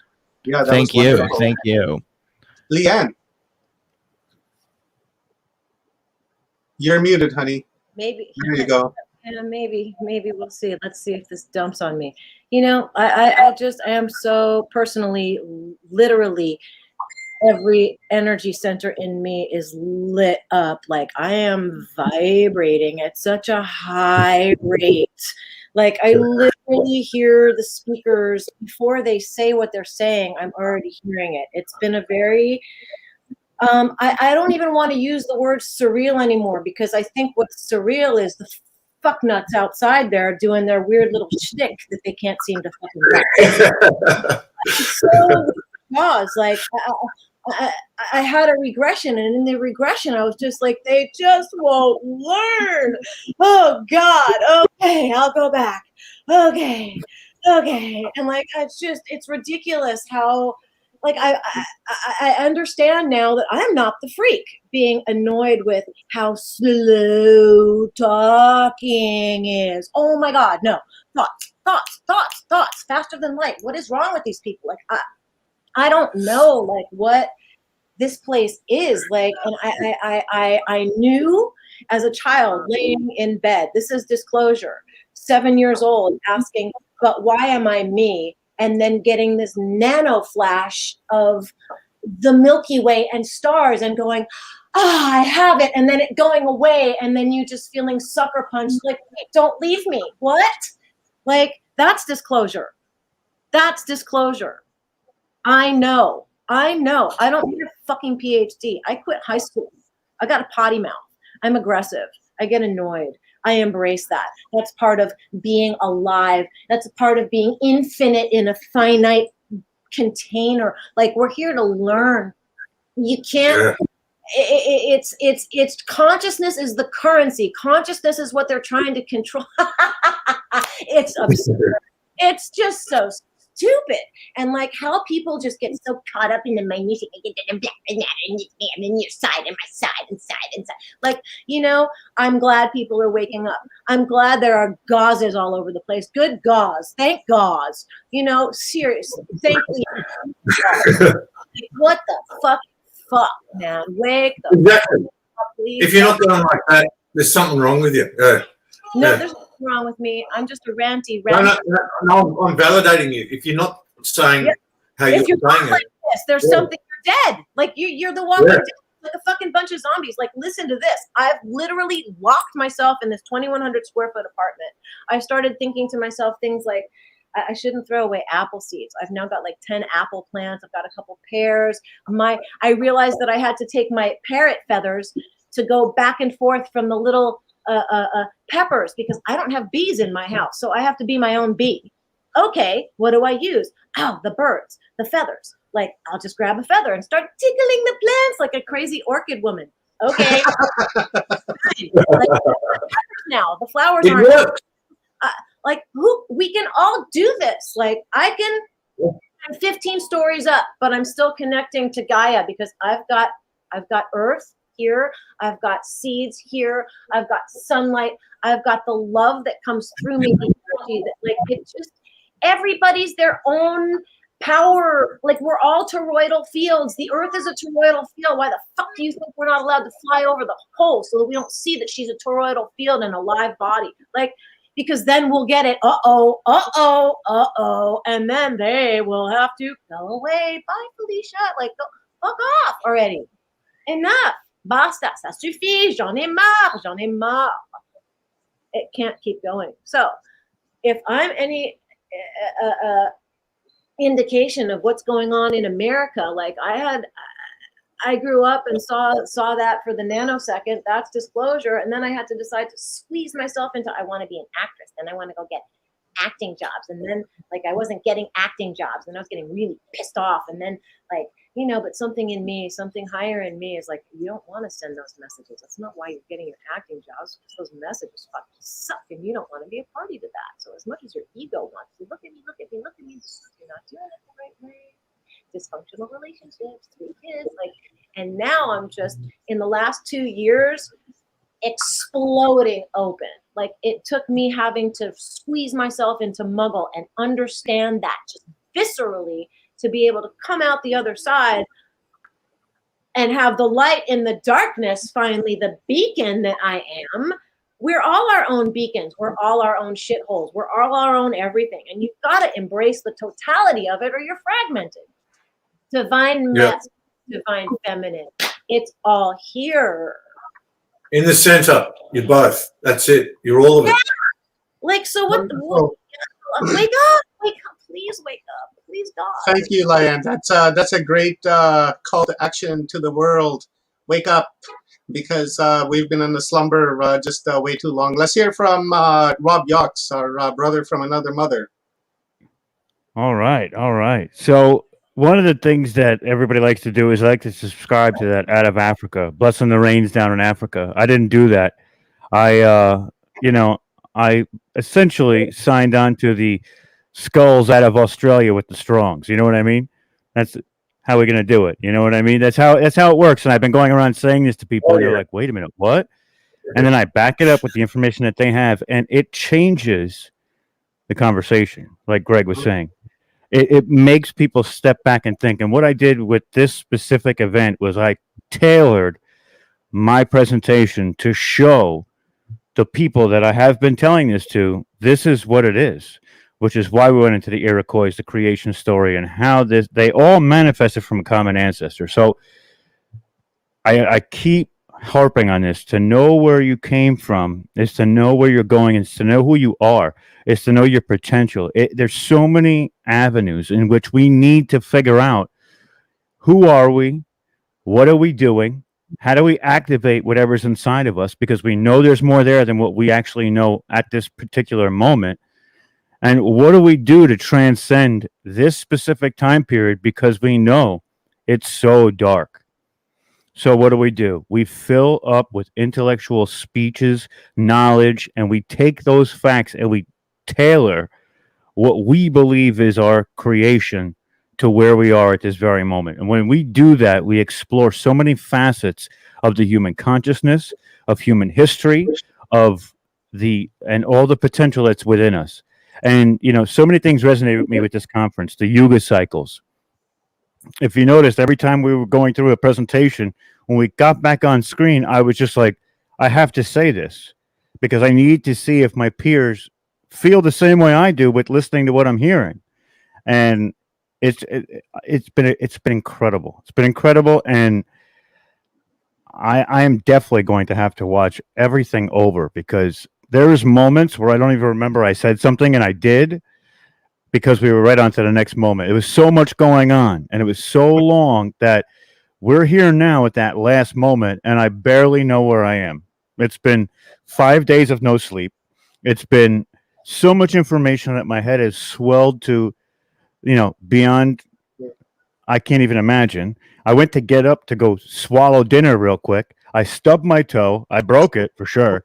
And then I dropped my vape and my coffee. I'm like, yeah, but I am still super grateful. I'm happy, and I'm here, and this is what it is. And I would give all of that up to be right here again. I would do it all over again. There's nothing I would change. So that's my rant. Awesome, Rob. I'm really sorry to hear about the toe. It happens, bro. They're expendable. That's why I got 9 more. They could take that one. As you guys might know, anyone that is aware of me, I did the same thing back in September last year. I stubbed my toe and I broke it, and exactly the same thing, bent in half, and I set it into place. And still to this day, it's still bruised, and it still hurts. But let's disclosure, right? So my idea. I disclosed it. That's why I said it. I disclosed it. Yeah. My medical history. Well, actually, when you actually feel with your whole body, you can actually move your whole body at once just to move one little thing back into place. I do this all the time. It'd freak fucking doctors and surgeons out like you would not believe, but this is what we're capable of doing once we're that present in the moment. Because when you become fully present, that's where magic happens. You can literally will anything to happen. I just bit down, grabbed it, and pulled it out and said, okay, we're back to the normal. Looks good. Yeah, and just got right back up on it. There it goes. It hurt for a second, but then it went away. My idea of disclosure, guys, is exactly what everyone has said, especially what Stephen has said. He's just so scholarly, and he told us that we're not going to get disclosure from the mainstream, and I knew that. Even when they put out the call for disclosure, and Rob and I were talking, and we're like, let's see what these guys have to do. But we'll create our own disclosure. So for me, what we've done here in the last 5 days is disclosure, and this is not soft disclosure, medium disclosure. This was like some pretty heavy stuff. We shared some pretty intense information on this conference. I was thinking when Gauze was talking, and I texted this to Rob, that when we began this event, the idea was for me to start the event with the Constitution law. But then, along the way, some things happened, and we ended up picking up Eleanor. And Eleanor came on, and she started off the conference, and she was talking about dark energy and dark entities and kind of what have you. And then when Gauze was speaking, I thought, hey, wow, it's pretty crazy that, we started off with Eleanor and we're completing with Gauze, and Gauze is showing us how to do what Eleanor had explained on day one. And he was the last speaker. She was the first speaker. And that's the universe at play. And there was a number of things that happened during this disclosure. And it was the universe at play here. And I remember saying to Rob that, we blew the wind, and now we're just going to ride the wave with everyone else. And let's just see what happens. Guys want to see what happened? I'll show you what happened. This is epic. Oh. We did that. Oh, yeah. It's working. Yeah. It's all working. Oh, yeah. And in the first 4 days, 36,000 views per all the channels. So we've definitely hit a mark somewhere. Yeah, to me, this is disclosure, guys. I can physically show it. We did this together. Not just the people on the panel, not just the speakers, everyone that's been involved across the world. We don't know how many people are watching us. You know, we could be on those what's that called, Kudu or whatever, those TV channels that are Roku? happening. Yeah, we could be on there. Who knows? But the fact of the matter is that we did it all together across the world, and we shared love, and we shared a safe space together to share information. And along the way, there was some bumpy rides where we were intruded on by a few trolls, but it was nothing serious. They understood what was happening. Our energy was too strong, and they bailed. Right. And it was just the love that we all shared the last 5 days. And that is the result that I just showed of what we've done. Now, imagine if everyone was doing this across the world, what that effect would be. This disclosure, as I was saying earlier on our Consciousness American panel, that we need to connect with the earth. People run around and they say, oh, I hate people. I can't stand people. People are disgusting. But I love nature. I like walking in trees and I love animals, right? Isn't that a bit of an oxymoron? Because you are part of that nature. They've programmed you to detach from nature so that you see yourself separate from nature. Just like we've got this idea that Earth is separate from space. But guess what? Earth is in space. So we're part of that cosmic net. We need to come back to the grassroots. We need to breathe. We need to conscious breathe. We need to earth. We need to love. We need to love ourselves mostly, because a lot of people hate themselves. A lot of people are ashamed of themselves. A lot of people don't want to go outside. A lot of people don't have any friends. A lot of people have depression issues. A lot of people are just sad. That's because the avatar is damaged through all the programming, all the bad food, the negativity on TV. There's no positivity, there's no love, right? So we really need to begin to love ourselves, because once we begin to love ourselves, then we can begin to love everything around us, because then we can begin to see expressions of ourselves in everything else. It's a flower. That flower is an expression of me. There's a bird. That bird is an expression of me. Look, it's Evan. That's an expression of me. Right? There's that tree, that expression is me, and you'll love it. You'll want to go up and hug it. Right? And that's what we need to do every single day, just for 5 minutes, 10 minutes, maybe daydream, sit back, smoke a joint, zone out for like 10 minutes, zone out for 10 minutes, and go somewhere. Go to the ether. Download information from there. Tell the ether that you love the ether, because the ether will tell you that it loves you. That's the only thing that's missing in our lives. We look at these political leaders that get elected, and some are only around for like 4, 5, 6 years. Some make a career out of it because they're really good criminals, and they last for like 25, 30, 40 years. Right? But then they're not the authority. As I was saying this morning with Elizabeth Mountbatten, she's not authority. I don't remember swearing an oath to some queen. I wasn't born a citizen. Truth is the only authority. I wasn't born a citizen. I wasn't born a corporation. I wasn't born with debt tied to my ass to weigh me down like an anchor for 40 years. I was born a human being. And this is a human being experience that I'm having as a spiritual, as an infinite consciousness. Right? And that's been hijacked from us when we get squeezed through that sausage factory that we call school. Right? We're learning new and newer things every single day. And what we need to do is we need to apply that information to our lives and just not say, yeah, I'm going to do it, and then not do it because we're lazy. Most of us are. But it only takes a few minutes of effort every single day, and that's it. And then you'll notice the difference. Within a week, within 2 weeks, you'll feel that difference within you, inside you, in your center, in your belly button. You'll feel it. Right? Then you'll begin to love, and your depression will begin to lift. You don't need pharmaceutical pills. You don't need drugs from some guy wearing a white coat. He's a drug dealer, no better than a guy standing on a street corner. At least the guy that's standing on the street corner, you know what you're getting. right? The guy that's wearing a white lab coat, you don't know what you're getting from that guy, right? So I trust a guy on the street corner with a 9mm, more so than a guy with a pen wearing a white coat. Those guys are dangerous, and they've shown themselves to be dangerous. Look what happened with the opioid crisis here in North America. They did that purposely.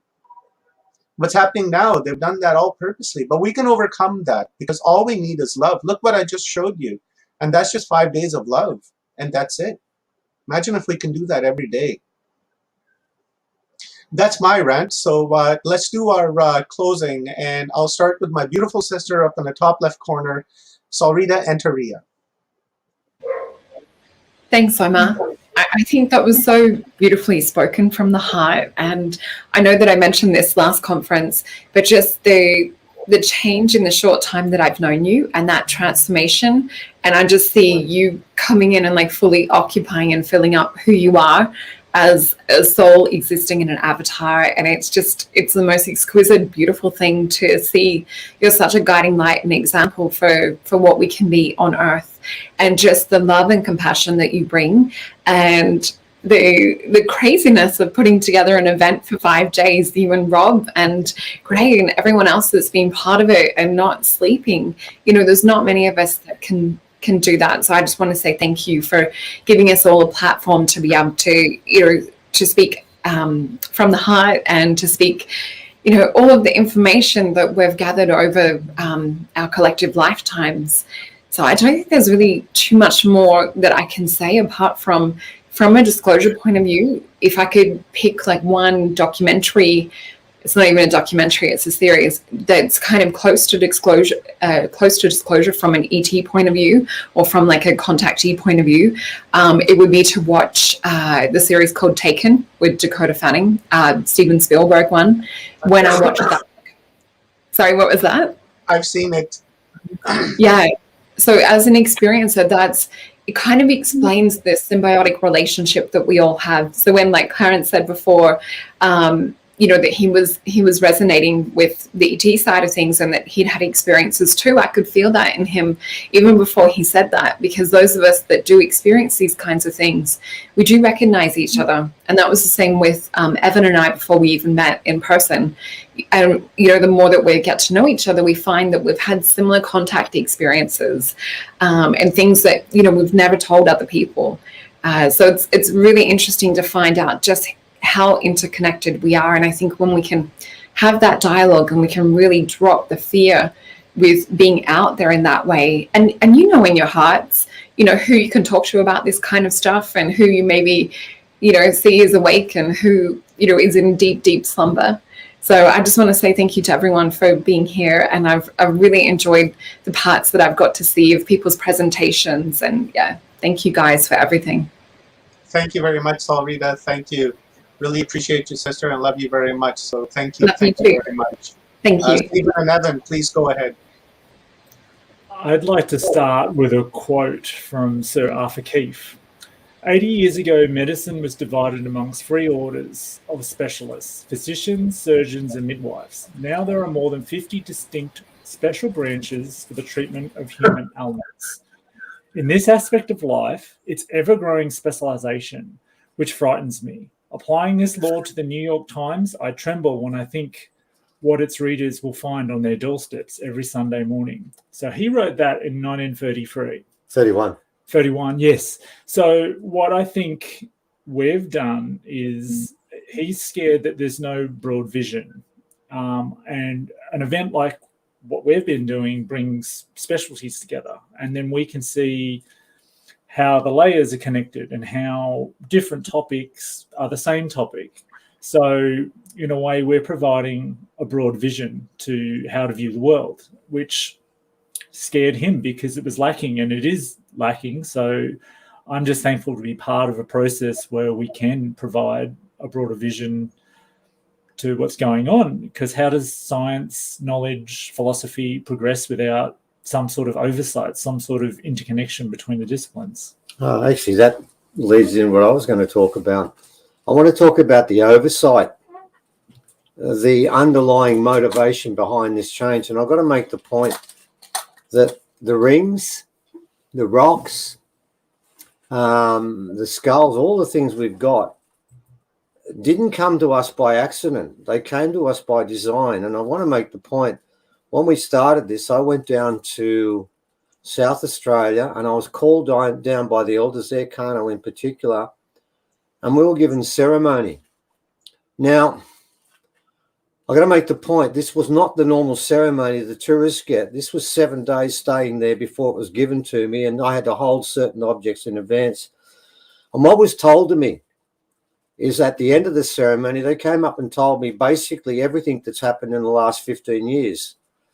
And it was interesting, at one stage, I remember an elder by the name of Peter Evans came up to me and said to me, you do realise we travelled around the world in different ways other than spaceships, other than ships. And I knew what he was talking about. And I said, well, I'll never talk about that. And of course, soon after we started talking about it, what I've begun to realise is from the time we were called in to do this, there have been strings. It's not really us that's found everything. This was determined. The stuff that we found was determined by the original elders from way back. This is all. There are two groups that are running this, the Cabal and the group that we speak about, and we know them every day, but the group that we don't know about, that we should have to get to know again, are our Indigenous leaders. And I'm talking about, I don't care whether I'm talking about the Druids, I don't care if I'm talking about the Hopi or I'm talking about the Ramangeri. It is the same story. This change that's taking place, the two roads the Mayans speak of, what the Hopi speak of, and every other group speaks of, is part of our future. But you've got to remember one thing, they knew about this in advance. Our real leaders, our experts now don't wear coats. They wear feathers. They have holes in their jeans, and they're our Indigenous people. And in the future, it will be that way that reigns again. And that's what this is really all about. What we have now is, once again, we've been down this path before, many times before, we have a decaying, crumbling society that's falling apart at every possible level. And when it gets to the stage that when you walk outside each day, you're scared of the air you breathe and you're scared of the people you walk past, my comment is, I want to get off this boat. It's not working. It's sinking. So remember this, ladies and gentlemen. This is not a change that was imagined, as some people say, by New Agers and hippies. No, that's not the point. It's open to everyone, and it didn't come from the New Agers or the hippies. It came from the original custodians of the past, and they are the real keepers of our ancient civilization and culture. And what they're all saying is, whether it's the Hopi or Kano or ourselves or anyone else, we're all saying exactly the same thing. The change is upon us. But the beauty of this is, this time around, you're on your own. So the disclosure you're looking for, and I'll close with this, the Hopi said it brilliantly. He said, we are the ones we're waiting for. Well, what I would say to people is, come on, you're running out of time. The Hopi are waiting. The Indigenous people are waiting. The world is waiting. What are you going to do? It's your call. It's never ours. That's a great point to pick up on. Yeah. You are a total scholar, Steve. Just I don't know what to say about you, brother. You should get a Nobel Peace Prize. You're just Don't encourage him. I know, I've got the government sending me letters all the time, and I can assure you they're not offering me that. They are offering me accommodation for a long period of time. They've got to pay $1 million to get there. So the government will just get you to fix all their problems and throw you back in the trash can. That's what they've done to me in secret projects for fucking years. Go ahead, Gauze, with your thoughts. Sorry, yeah, Steve, I'd just like to pick up on what Elder Steve was saying there, in the sense of the Hopi said it's very poignant, because Hopi are part of the Mudgee tribe as well. Okay, they spoke the language, because if you're part of the original family through speaking the language, and we all spoke the language, so we're all the original family. They've just sort of cut and divided us up and sent our souls in sort of all directions. But the thing is, there's a deeper meaning as well. What Steve said is correct. We're the ones we're waiting for, but guess what? We're also our ancestors as well.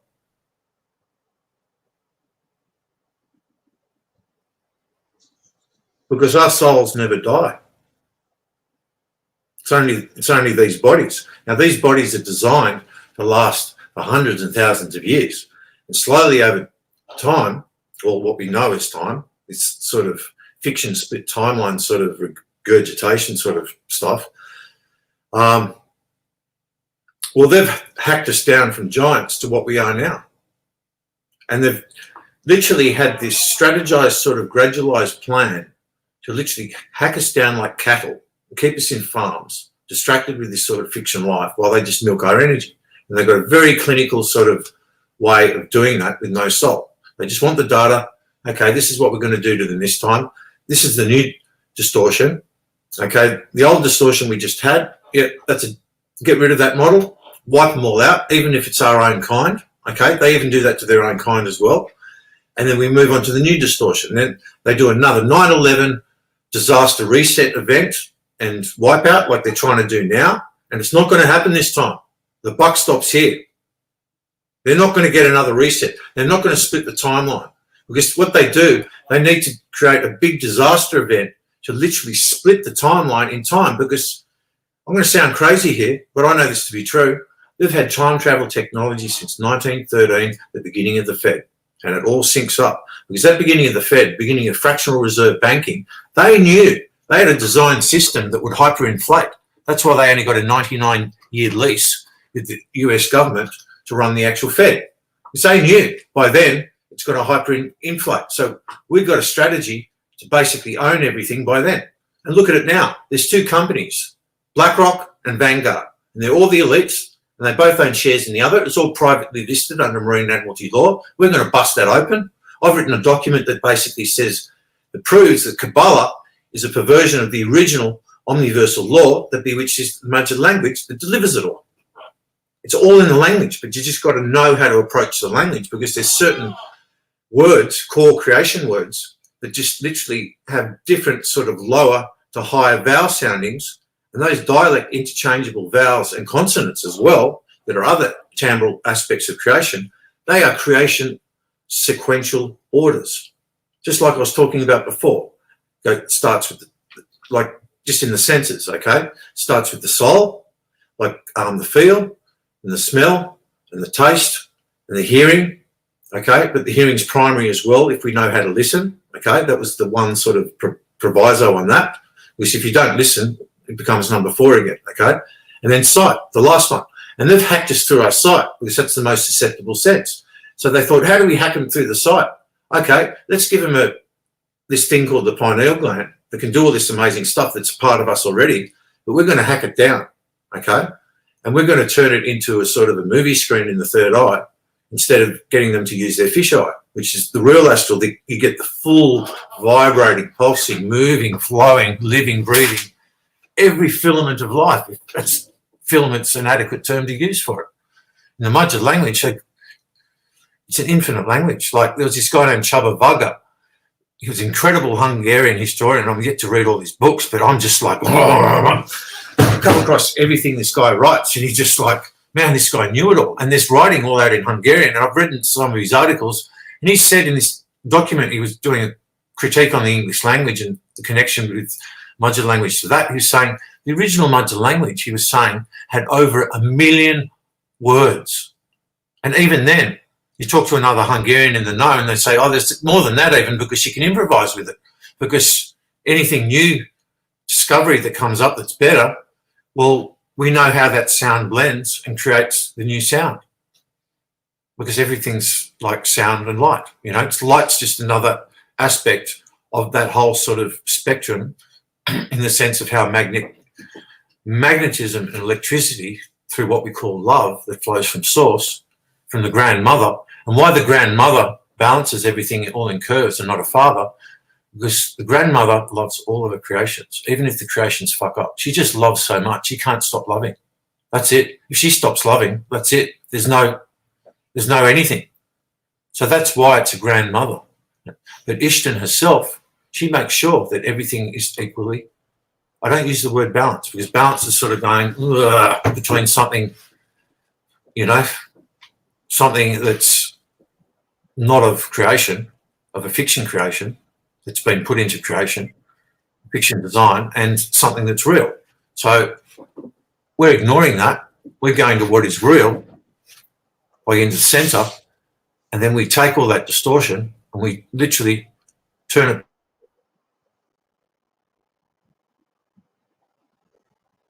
moment with our whole bodies. We can feel literally everything, stop this from thinking to at all. And then we hit that fully present zone. When you're present, that's when you're in this fluid, frictionless state. Like originally, I have memories back to Vilagtunga, okay, the ancient world of sea, before we were even on land. And we could be on land too. There wasn't even any forests. There were just giant mushrooms that literally used to fill the air, like the atmosphere, both in the sea and the air, with everything we need. We didn't need to eat. We did nothing. We were just like our energy capacity, and like we could shapeshift. We could do anything because we were so present in the moment. We could be absolutely anything we needed. But the thing was, because we knew the law, the LORE, it's like everything's perfect. But everything fell because of the first trauma, the first fall from grace, and how that came about. And I am at liberty to talk about that now, but that's going to be in the 8-hour talk. So I'm not going to start that now. So with disclosure, it's like we are literally our ancestors. We're the ones we're waiting for. And there's still ancestors there waiting to come back as well, because some of them chose to not come back. Because the thing is that when you make it out of here, when you die, they got this trap with the astral, right? This is important. And basically speaking, they've got this fake sort of light. And you hear about people saying that near-death experiences and stuff like that, they go to the light and some don't go to the light. And they've got different sorts of levels of their stories and experiences. Well, the thing is that they got this astral purgatory of heaven and hell. It's a big fake sort of thing. And they suck you into that to go to that, so you get reprogrammed again when you reincarnate to do the bidding and the physical work. Because if it doesn't happen in the physical, it doesn't happen anywhere else. So these disincarnate beings basically want to program us through that sort of fake, astral heaven and hell to do their bidding and action work, for them in the physical, so they can just have it Star Wars, sort of thespian theatre shows, sort of, endocrine disrupted lunacy out in their fake astral. They've copied and pasted with this device called an LEP, okay, which is how the Khazars first got from Tiamat to here and crashed into Arizona Canyon about 9,000 years ago in the time of the Lord of the Rings, because Middle Earth is the Americas at that time. And those dwarves, those pesky little dwarves that are always chasing gold and building big fucking destructive machinery to get it, they're the ones today right in the centre of the earth with those big bore machines that are drilling out everything right down in the earth to take all this sort of soil and stuff and take it to their future split timelines. Now, what you've got to watch now on YouTube is they tell you all about it. You just got to work out the right one in the fiction, because when you can't come to a dead end in the fiction, and in the non-fiction section about finding out truthful information and how to decode it, you look in the fiction section and you'll eventually find it. And there's this series done by the Canadian Broadcasting Commission in 2004. It's called Charlie J. A mate of mine put me onto it back in the 2000s. He said, mate, I think you need to watch this. Thank you, Richard Hardiman. And he said, yeah, I think you need to watch this. You dig this. And I watched this, and, mate, this just hit me like, whoa. This hit me in the breadbasket like anything. It was like they literally had in this, there's this corporation called Vextel, okay? I think it's called Vextel. You'll see, yeah, or Vexcorp. Like, what a name, Vexcorp, okay? And they were the corporate system, like the ruling sort of ones right here. And they had three phases of Earth, okay? Guys, I got to interrupt you, man. I'm pressed for time here. And okay. I don't want to go over my limit. I got to watch Charlie J, because this is the insane part in the sense of what they're trying to do. There's a gamma verse that's source and a beta verse that we're here at the moment, and then there's these future split timelines that they've created in the future that basically they base all their science fiction from the 50s onwards in, and that one's always dying and needing more energy from source and us to feed their fake creation, the Star Wars. Okay, and what they're planning to do, this is the diabolical thing, is get rid of the Earth in between and join up the source sort of gamma verse and the alpha verse together to literally, we're just like a pure machine battery forever for their future split timeline rubbish that's eventually going to self-implode anyway at a certain phase down the track. So this is what they're planning to do. So if we don't do this work now, and you know what? It's already healed. I've already been to the future where it's healed. I've been to that present place. I've been to that magic. And we all need to go there now to do the backup.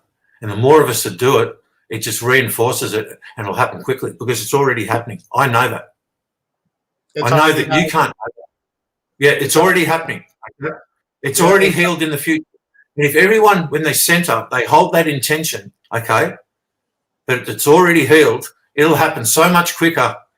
And the more we get present and learn how to do that, as I just showed you those basic instructions before, this is the solution. It's all about energy. And I'm showing you the instructions on how to do it in your own way once you've got these basic fundamentals, because everyone's got different aspects that'll just bring this all. I can't tell you how beautiful this is going to be. So thank you. Thank you very much, guys. I really appreciate you, brother. Let's get a few minutes from Leanne, and then we will do our Yeah. I literally, that was like a pure centered download, straight from my soul. That wasn't any from my brain. I don't know what I'm going to say next, and that's the way it works. Spontaneous, existing in love is the truth. Thank you, brother. Leanne? Well, I mean, I guess just to repeat or agree with Elder Stephen, seriously, I mean, it's just so arcane, all this stuff, and it becomes very boring to repeat these patterns of nonsense. It just has to, you have to take that fake grid that's been put over the grid and just be done with it now. It's just ça suffit. Ça suffit, basta. But you know, like really, just if every human being had gratitude, like the most responsible the most responsible response, I guess that's so redundant, to your breath is gratitude. Like it starts with a breath, it ends with a breath. In between each breath, there's the nothing. Like it's so simple. It's also bloody simple. And everybody in this 5 days has said something. And if you were to be able to just get a bird's eye view of the whole 5 days, it's all right there. Everybody said everything that everybody needs to know to move forward in coherence, in heart coherence, in brain coherence, in love coherence, in just coherence with one another, you know? Like, I just, you know, we can heal our ancestral lines now because it's all the same thing. There is no future and past. It's all right now. So just move with your breath, be grateful for your breath, be grateful for every day and every opportunity to have a voice and speak and create a safe space to speak your truth, because your truth is the only truth, you know, really. It's not somebody else's truth, it's truth for you. People need to learn how to discern, and the only way to do that is to go inside. Really, truly. Thank you. Thank you very much, Leanne. Really appreciate it. And everyone on the panel, thank you so much. Really appreciate your downloads and the information that you've shared with us on this panel. Thank you, Stephen and Evan. Thank you, Salrita. Thank you, Gauze. And thank you, Leanne. We've come to the end of our journey. So I will remove all the panelists and just keep the MCs on the screen. And we will do our closing ceremony. I guess, is it a ceremony or is it? Not really, just a little thing, you know, a little. Yep. Guys, I want to just take a moment here. We were supposed to have Paul Anthony Wallace on the panel here with us today, but unfortunately, there's just a lot of things going on around him, so he was not able to make it. But he did send a message in case that he didn't move or he didn't show up. So here is the message from Paul Anthony Wallace. He says, my grateful thanks to every speaker who has spoken and has joined in this amazing 5-day summit. Every field right now is experiencing an accelerated path of learning, making this a perfect moment to come together and listen to a whole spectrum of experiences and perspectives. Scholars, mystics, experiencers, historians, channelers, and seekers. Everyone has a voice and a contribution to enrich our whole understanding.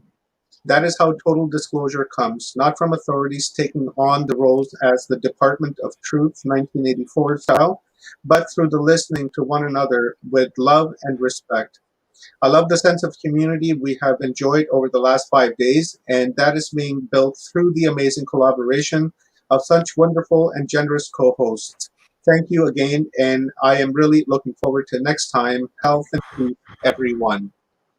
So thank you very much, Paul Wallace. That was a beautiful, beautiful message, and I resonate Yes, with very that. much so. And, thank you for sending that forward. So, guys, this was an incredible conference for the last 5 days. We started this at 6 o'clock on a morning on Thursday, and it is now 7:44 p.m.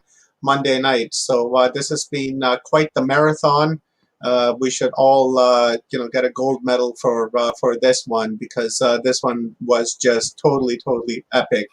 And thank you to everyone who's participated, and thank you to all the co-hosts. Just let me just quickly go through the list of the beautiful people that we had that presented here at Total Disclosure.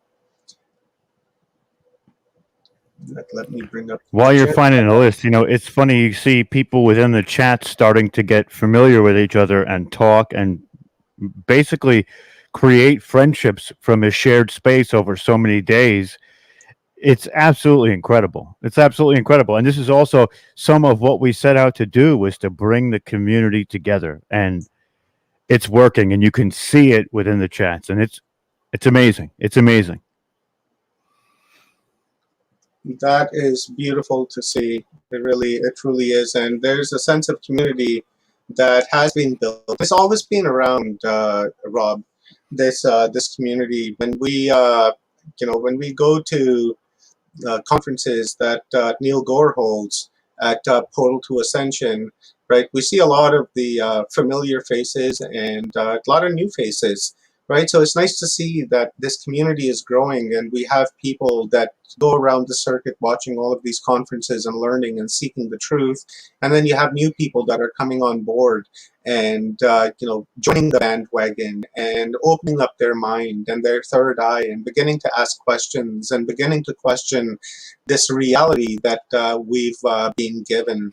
So, guys, thank you very much to Eleanor, Philip Kinsler, Dr. Rita Louise, Dr. Manu, Neil Gore, Nori Love, Mark Ferrantino, Augie Nost, Stephen Cummins, Renata Zach, Biddu Dev Misra, Aaron Fowler, Geraldine Orozco, Michael Cremo, Eric Hecker, John Shaughnessy, Mary Rodwell, George Mitrovic, Richard Patterson, Michael Feeley, Norma Rasmussen, Ildi Budai, Constance Victoria Briggs, Stephen and Evan Strong, Leah Capitelli, Salrita Antaria, Oli Demigard, Paul Wallace, Mara Calvi, Sona Tandon, Dr. Reverend Joan of Angels, Dr. Smira Smonovic, Brad Olson, Dr. J.J. Hertog,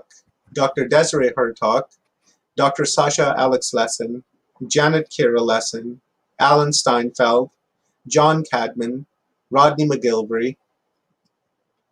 Thank you, everyone. That was beautiful. Thank you for all your disclosure. Thank you for all your information. Thank you for all the love. And thank you to everyone in the crowd in all of the platforms where we streamed. Thank you to Alan for allowing us to stream to New Realities. Yep. Neil Gore, Portal to Ascension. Yep. Stephen and Evan Strong to Forgotten Origin. Paul Yep. Wallace to the Paul Wallace channel. Yep. New Realities, I've mentioned that. To Deanne, to Frequency. Yep. Who else do we? I think I named them all.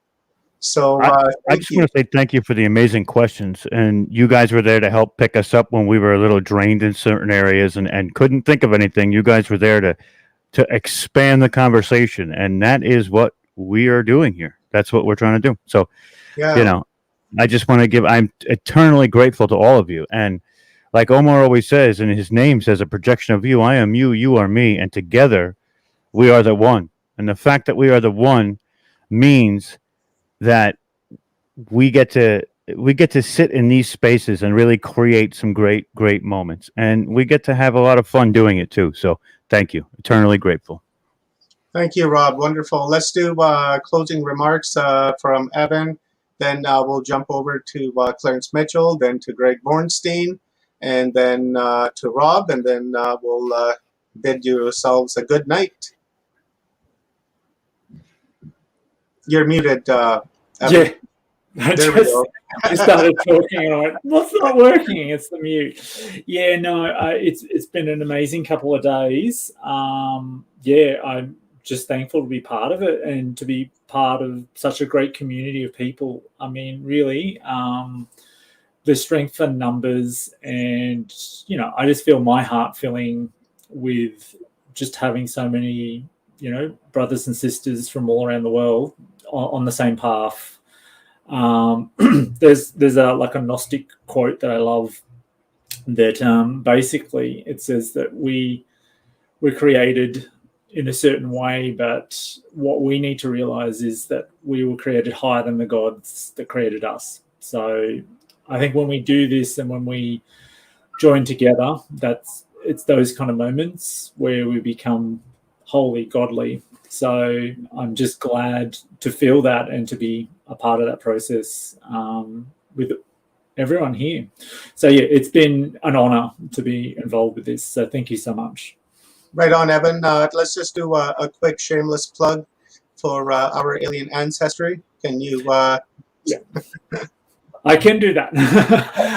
Yeah. So we have that's our next one's coming up at the end of August. So that should be a couple of weeks from now. 28th, August 28th. Yeah. Yeah, so that should be another good one. We've got Annie Minnie Mace that Dad and her are going to have a nice little conversation about all sorts of things. She's a wealth of knowledge. When I first went to go meet her, I walked out of there with a migraine. It was just like information overload. It's amazing. And then Tanya will do a bit of the Peru mummies and beings over there. So it'll be another good one. So I hope to see some of you there for that one. So yeah. So that's ouralienancestry.net. And there'll be links to some past ones there as well. So thank you. Yeah, and also I just want to add that if you become a member of our alien ancestry, then you have access to all of the replays going back to 1 year ago to check.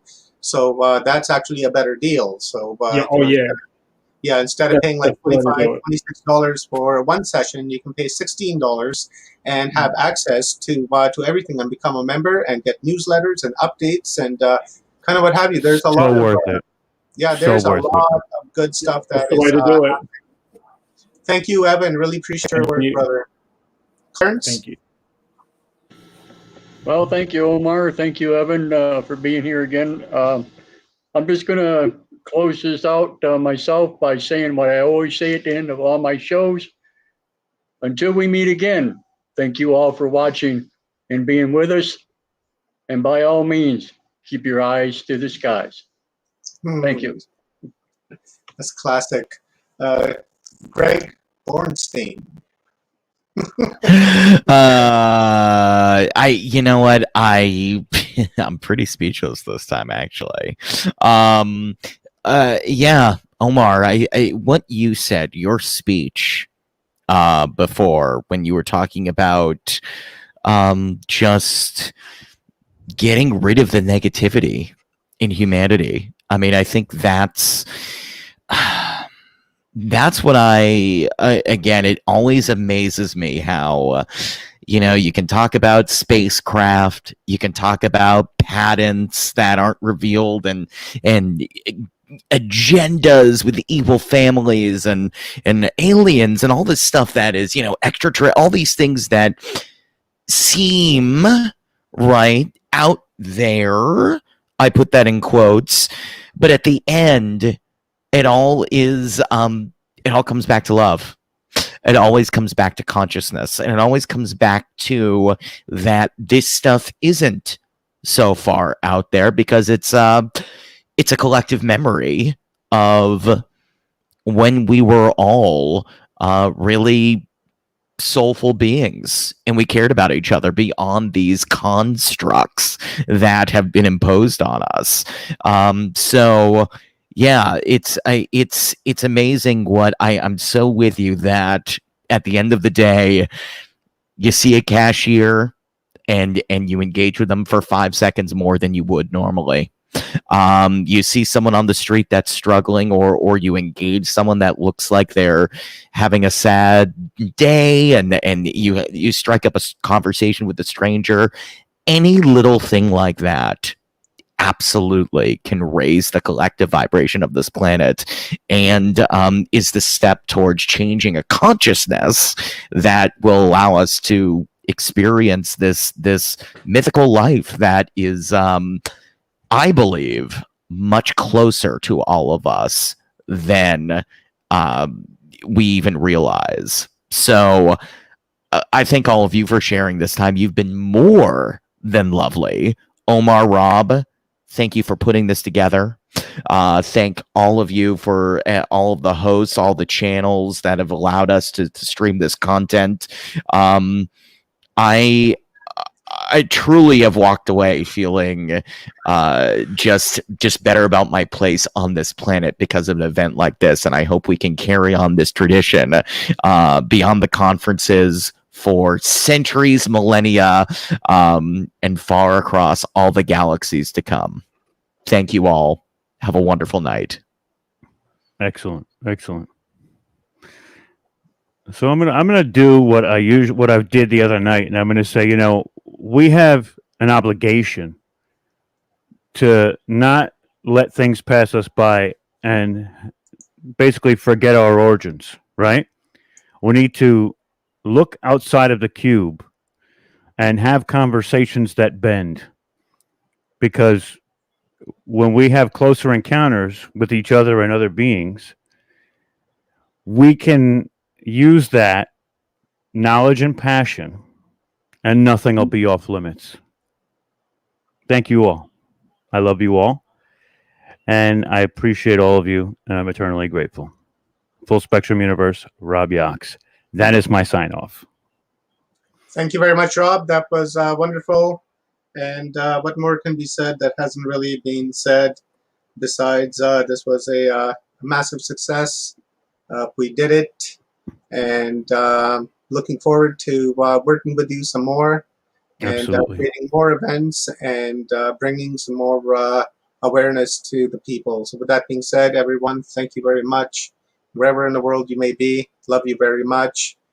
Tomorrow morning when you're out having a coffee and you're in a lineup, buy somebody behind you a coffee and tell the teller to pass it forward.